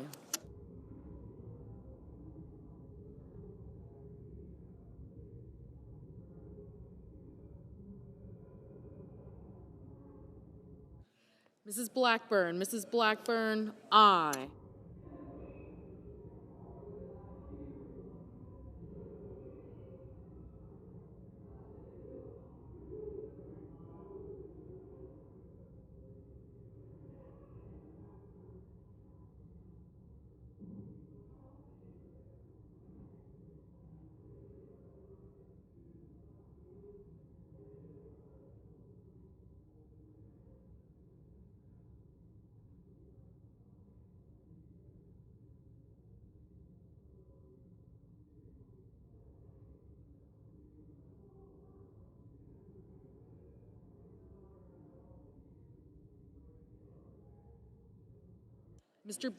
Mr. Banks, aye.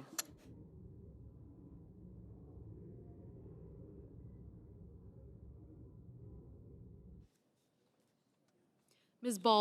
Baldwin, no.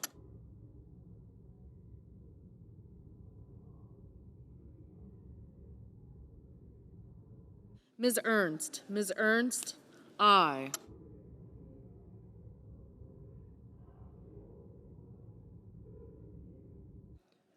Ms. Brooks, no.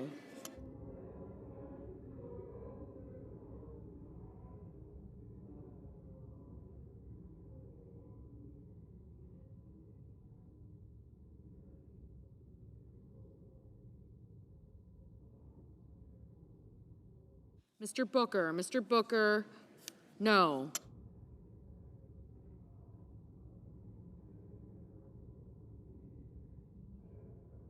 Mr. Heinrich, no. Mr. Bennett, no. Mr. Cotton, aye. Mrs. Murray, no.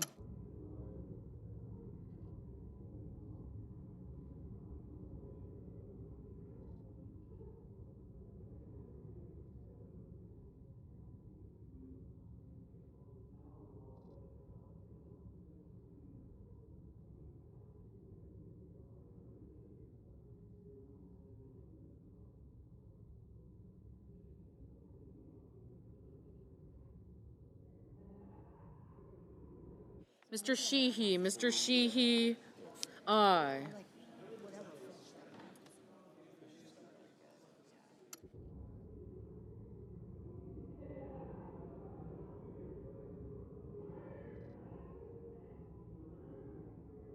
Mr. Cassidy, aye.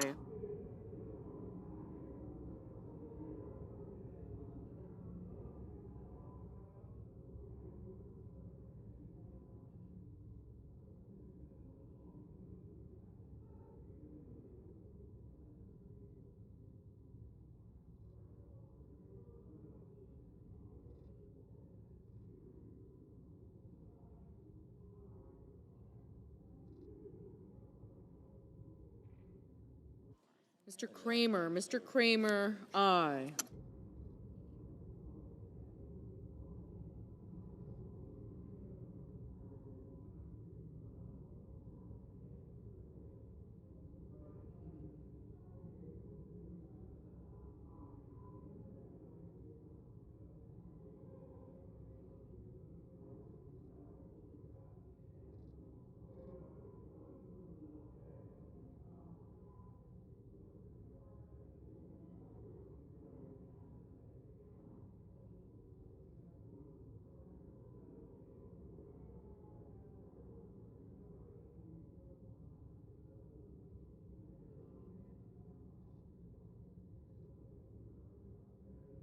Mr. Kennedy, aye.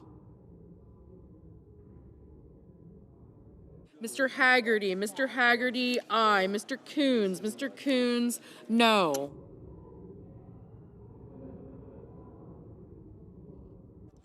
Mr. Reed, no. Mr. Kelly, no. Mr. Sullivan, aye.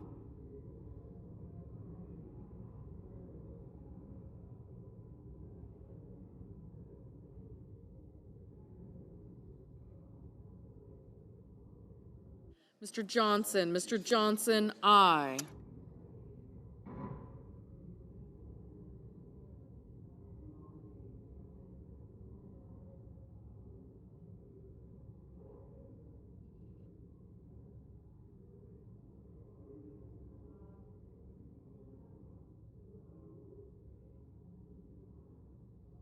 Mr. Rounds, aye. Mr.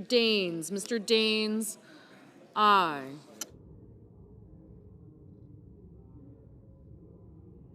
Mr. Hickenlooper, no.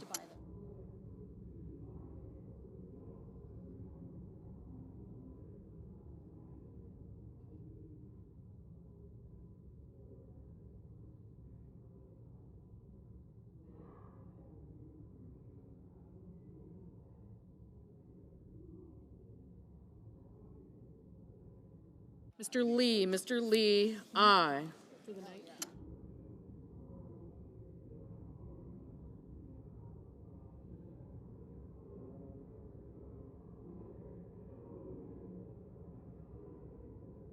Mr. Marino, aye.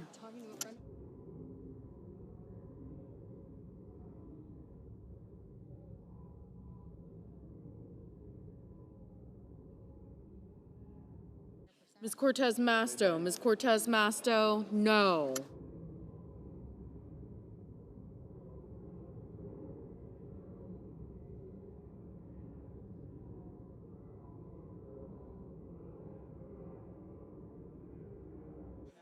Ms. Klobuchar, no. Mr. Welch, no.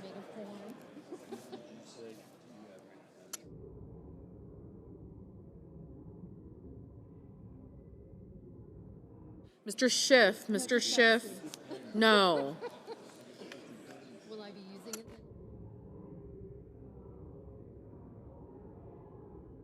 Mr. Thune, aye. Mr. Hoven, aye. Ms. Slotkin, no. Mr. Moran, aye.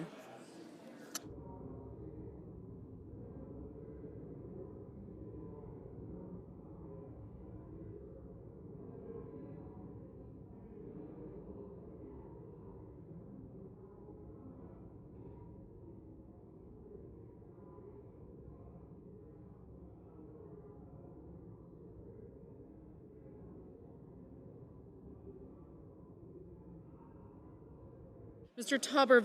Tuberville, aye.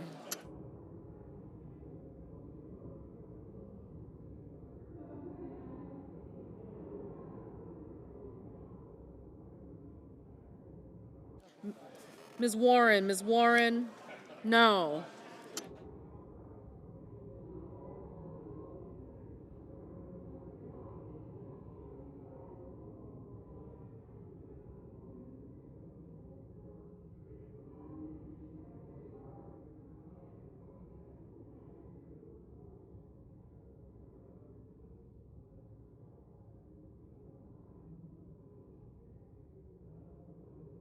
Mr. Murphy, no.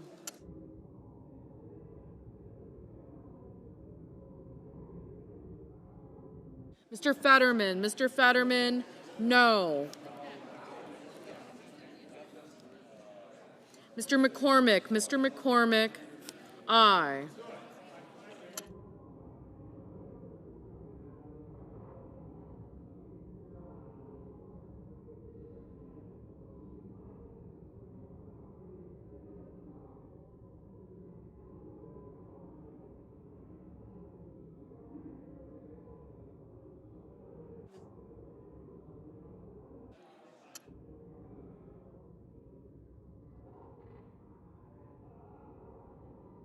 Ms. Murkowski, aye.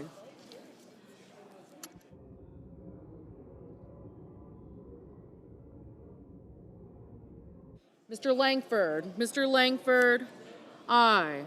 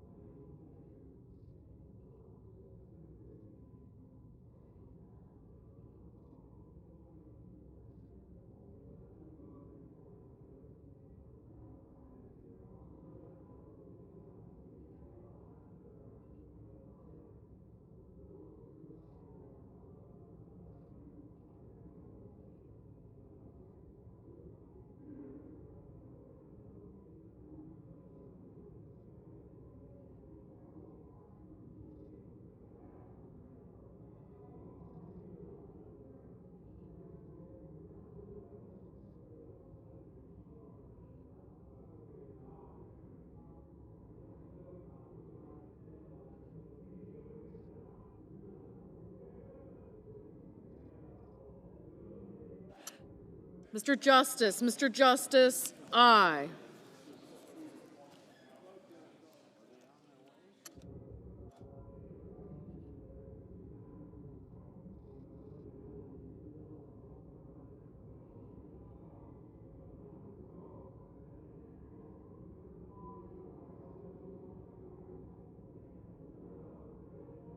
Mr. Warnock, no. Mr. Sanders, no.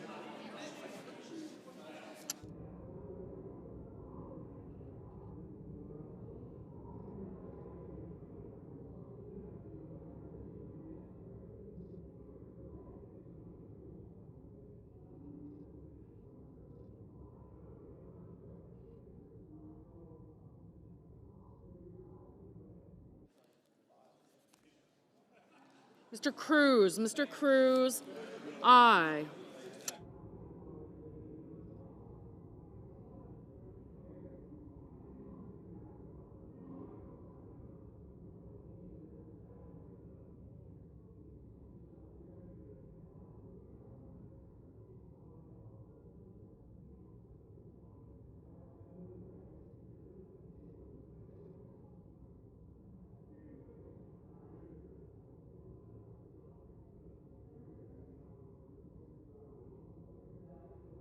Mr. Scott of South Carolina, aye.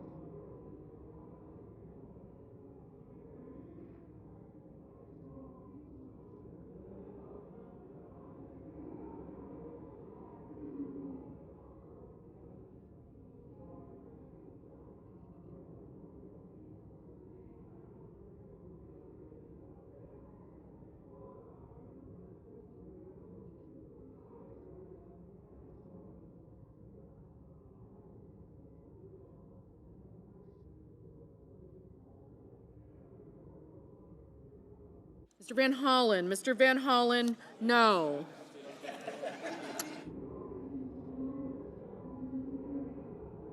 Mrs. Gillibrand, no.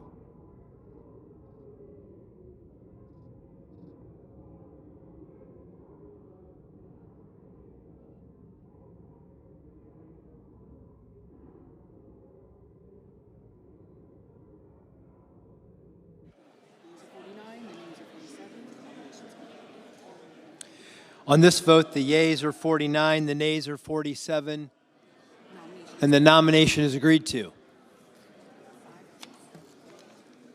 Under the previous order, the motion to reconsider is considered made and laid upon the table, and the President will be immediately notified of the Senate's actions.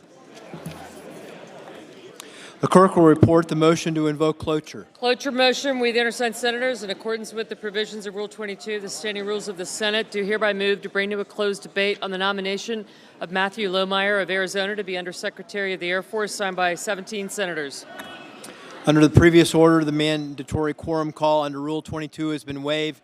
The question is the sense of the Senate to debate that the debate on the nomination of Matthew Lohmeyer of Arizona to be the Undersecretary of the Air Force shall be brought to a close. The yeas and nays are mandatory under the rule. The clerk will call the roll. Ms. Alsterbrooks, Ms. Baldwin. Got me. Yep. Thank you. Thank you. Thank you. Mr. Banks. Mr. Barrasso. Thank you. Thank you. Mrs. Shaheen. Thank you. Mr. Bennett. Thank you.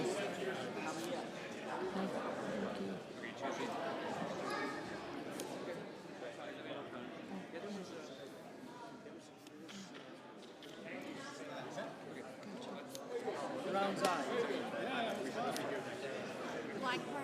Yes. Aye. Mrs. Blackburn, Mr. Blumenthal, Ms. Blunt Rochester, Mr. Booker. Hey, Tim. No? Marcos Pontes, who was a Brazilian astronaut who became a Brazilian Awesome. senator. They're losers. Yeah. He's bringing 8 people. And he wanted to... Thank you, thank you. Thank you. I told him he'd get an interview. Yes, on the necklace. Hell no on the vote.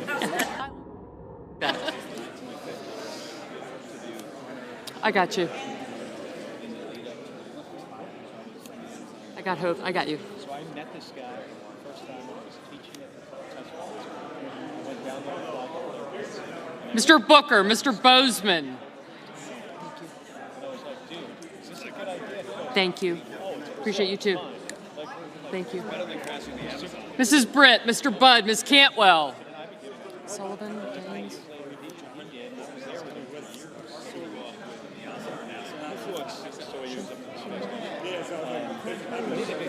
And I told him he'd hear from me.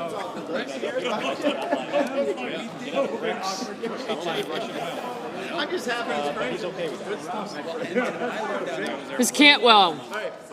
Mrs. Capito. Mr. Cassidy, Ms. Collins.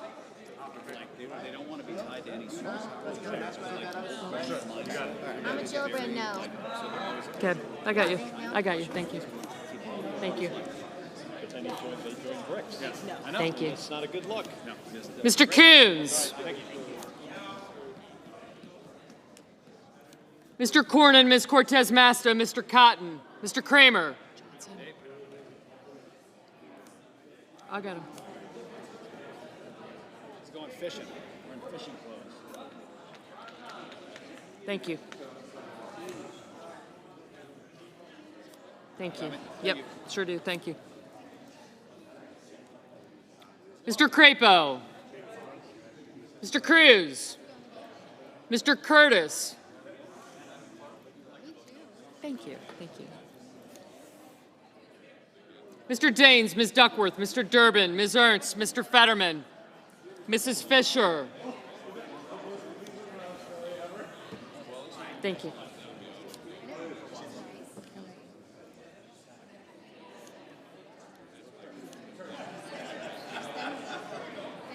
Mr. Gallego. Have a good night.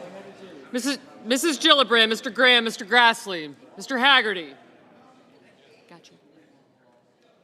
Ms. Hassan, Mr. Hawley, Mr. Heinrich, Mr. Hickenlooper, Ms. Hirono, Mr. Hoven, Mr. Husted, Mrs. Hyde-Smith,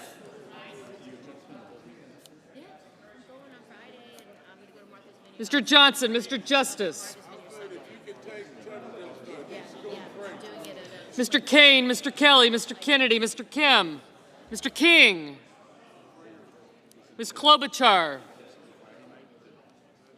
Mr. Langford, Mr. Lee, Mr. Lujan, Ms. Lummis, Mr. Markey, Mr. Marshall, Mr. McConnell, Mr. McCormick, Mr. Merkley,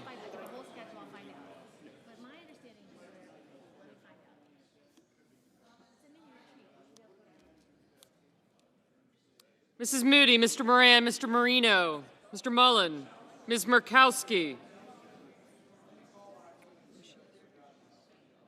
Mr. Murphy, Mrs. Murray, Mr. Ossoff, Mr. Padilla, Mr. Paul, Mr. Peters, Mr. Reed, Mr. Ricketts, Mr. Risch, Ms. Rosen, Mr. Rounds, Mr. Sanders, Mr. Schatz, Mr. Schiff, Mr. Schmidt, Mr. Schumer, Mr. Scott of Florida, Mr. Scott of South Carolina, Mrs. Shaheen, Mr. Sheehy, Ms. Slotkin, Ms. Smith, Mr. Sullivan, Mr. Thune, Mr. Tillis, Mr. Tuberville, Mr. Van Hollen, Mr. Warner, Mr. Warnock, Ms. Warren, Mr. Welch,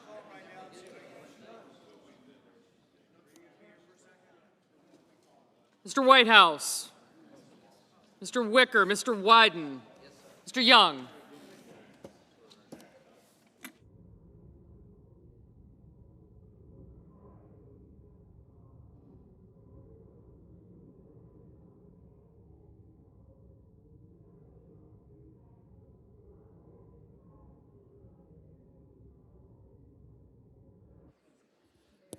Senators voting in the affirmative: Barrasso, Blackburn, Bozeman, Budd, Capito, Cassidy, Cornyn, Cotton, Cruz, Daines, Ernst, Fisher, Graham, Grassley, Hawley, Hoeven, Husted, Hyde-Smith, Johnson, Justice, Kennedy, Lankford, Lee, Lummis, Marshall, McCormick, Moody, Moran, Marino, Murkowski, Paul, Risch, Rounds, Schmidt, Scott of Florida, Scott of South Carolina, Sheehy, Sullivan, and Tuberville.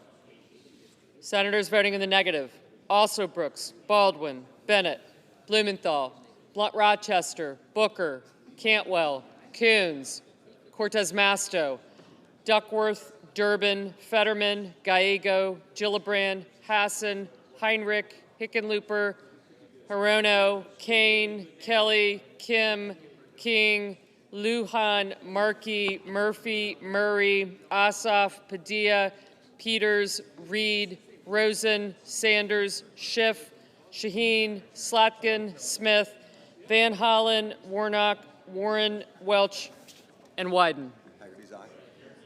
Mr. Haggerty, aye. Mr. Banks, aye. Mr. Curtis, aye. Mr. Crapo, aye. Mr. Young, aye. Mr. Kramer, aye.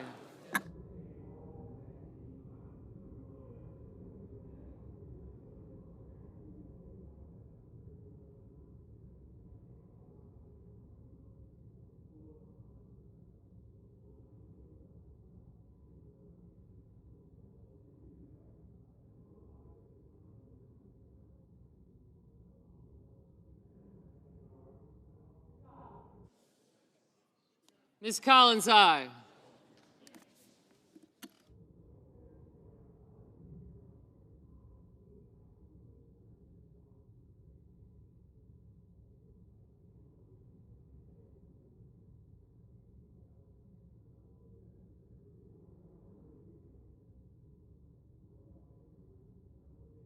Mr. Wicker,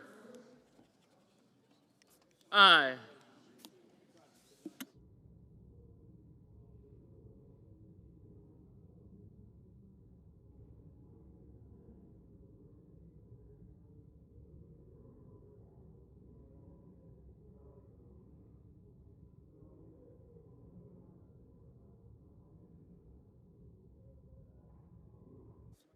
Mr. Thune, aye.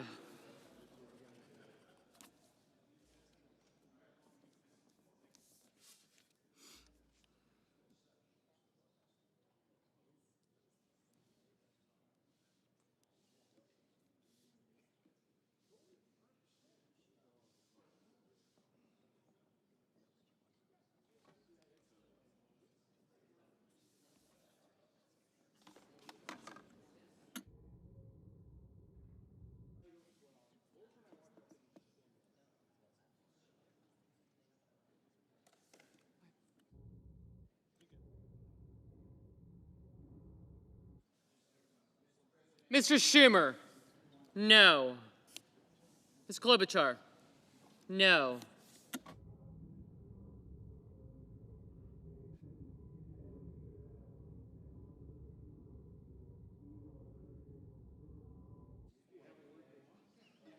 Mr. Merkley, no.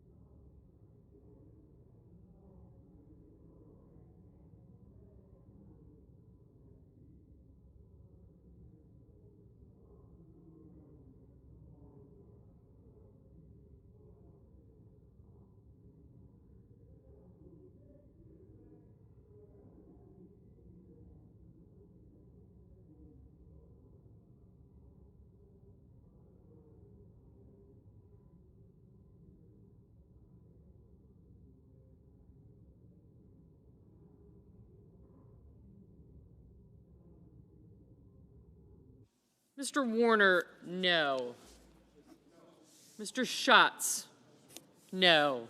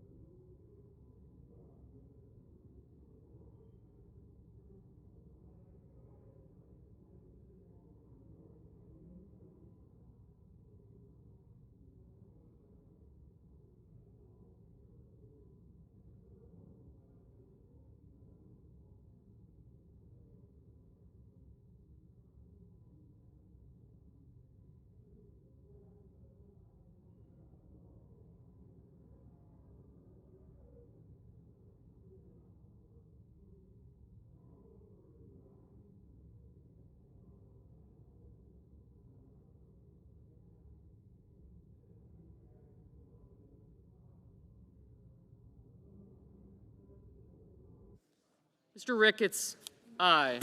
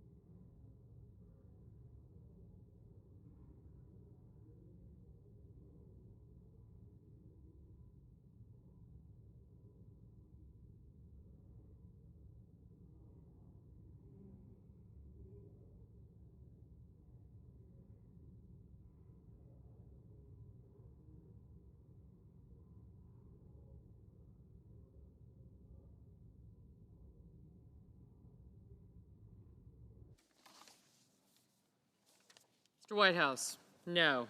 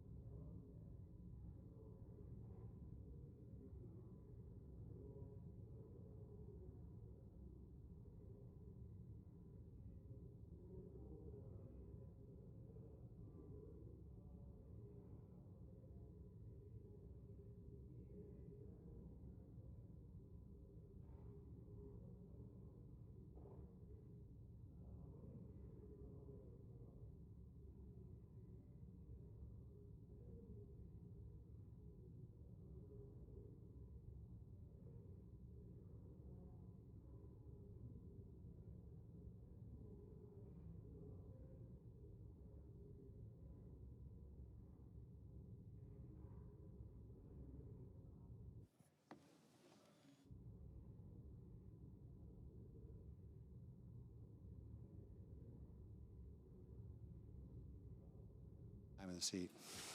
On this vote, the yeas are 49, the nays are 47, and the motion is agreed to. On this vote, the yeas are 49, the nays are 47, and the motion is agreed to.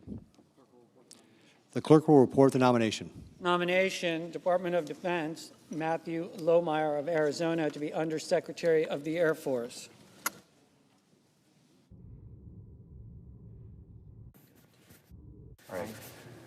Mr. President, The Majority Leader. I ask unanimous consent that the Senate resume legislative session and be in a period of morning business with senators permitted to speak therein for up to 10 minutes each. Without objection. And Mr. President, I have 14 requests for committees to meet during today's session of the Senate. They have the approval of the majority and minority leaders. Duly noted. Mr. President, I ask unanimous consent that the Senate proceed to immediate consideration of H-Con Res 39, which was received from the House. The clerk will report. House Concurrent Resolution 39, authorizing the use of Emancipation Hall in the Capitol Visitor Center for a ceremony and so forth. Is there objection to proceeding? Without objection, the Senate will proceed. Mr. President, I ask unanimous consent that the resolution be agreed to and the motion to reconsider be considered made and laid upon the table with no intervening action or debate. Without objection. And I ask unanimous consent that the Committee on Foreign Relations be discharged from further consideration and the Senate now proceed to S-Res 267. The clerk will report. Senate Resolution 267, honoring the deep and enduring friendship between the Kingdom of Denmark and the United States on the occasion of Danish Constitution Day celebrations. Is there an objection to proceeding? Without objection, the committee is discharged and the Senate will proceed. Mr. President, I ask unanimous consent that the resolution be agreed to, the preamble be agreed to, and the motion to reconsider be considered made and laid upon the table. Without objection. Mr. President, I ask unanimous consent that when the Senate completes its business today, it stand adjourned until 10 a.m. on Thursday, July 24th, that following the prayer and pledge, the journal proceedings be approved today at the morning hour be deemed expired. The time for the two leaders be reserved for their use later in the day. Morning business be closed, and the Senate proceed to executive session. Resume consideration of calendar number 131, Matthew Lohmeyer, post-cloture. Further, notwithstanding Rule 22, that the Senate vote on confirmation of the Lohmeyer nomination at 11:30 a.m., and if cloture is invoked on executive calendar number 87, Richard Topping, all post-cloture time be expired at 1:45 p.m., and the Senate vote on confirmation. Finally, if cloture is invoked on the Bove nomination, all post-cloture time be expired, and the Senate vote on confirmation at time to be determined by the majority leader in consultation with the Democratic leader no earlier than Monday, July 28th. Without objection. Mr. President, if there's no further business to come before the Senate, I ask that it stand adjourned under the previous order. The Senate stands adjourned until 10 a.m. tomorrow.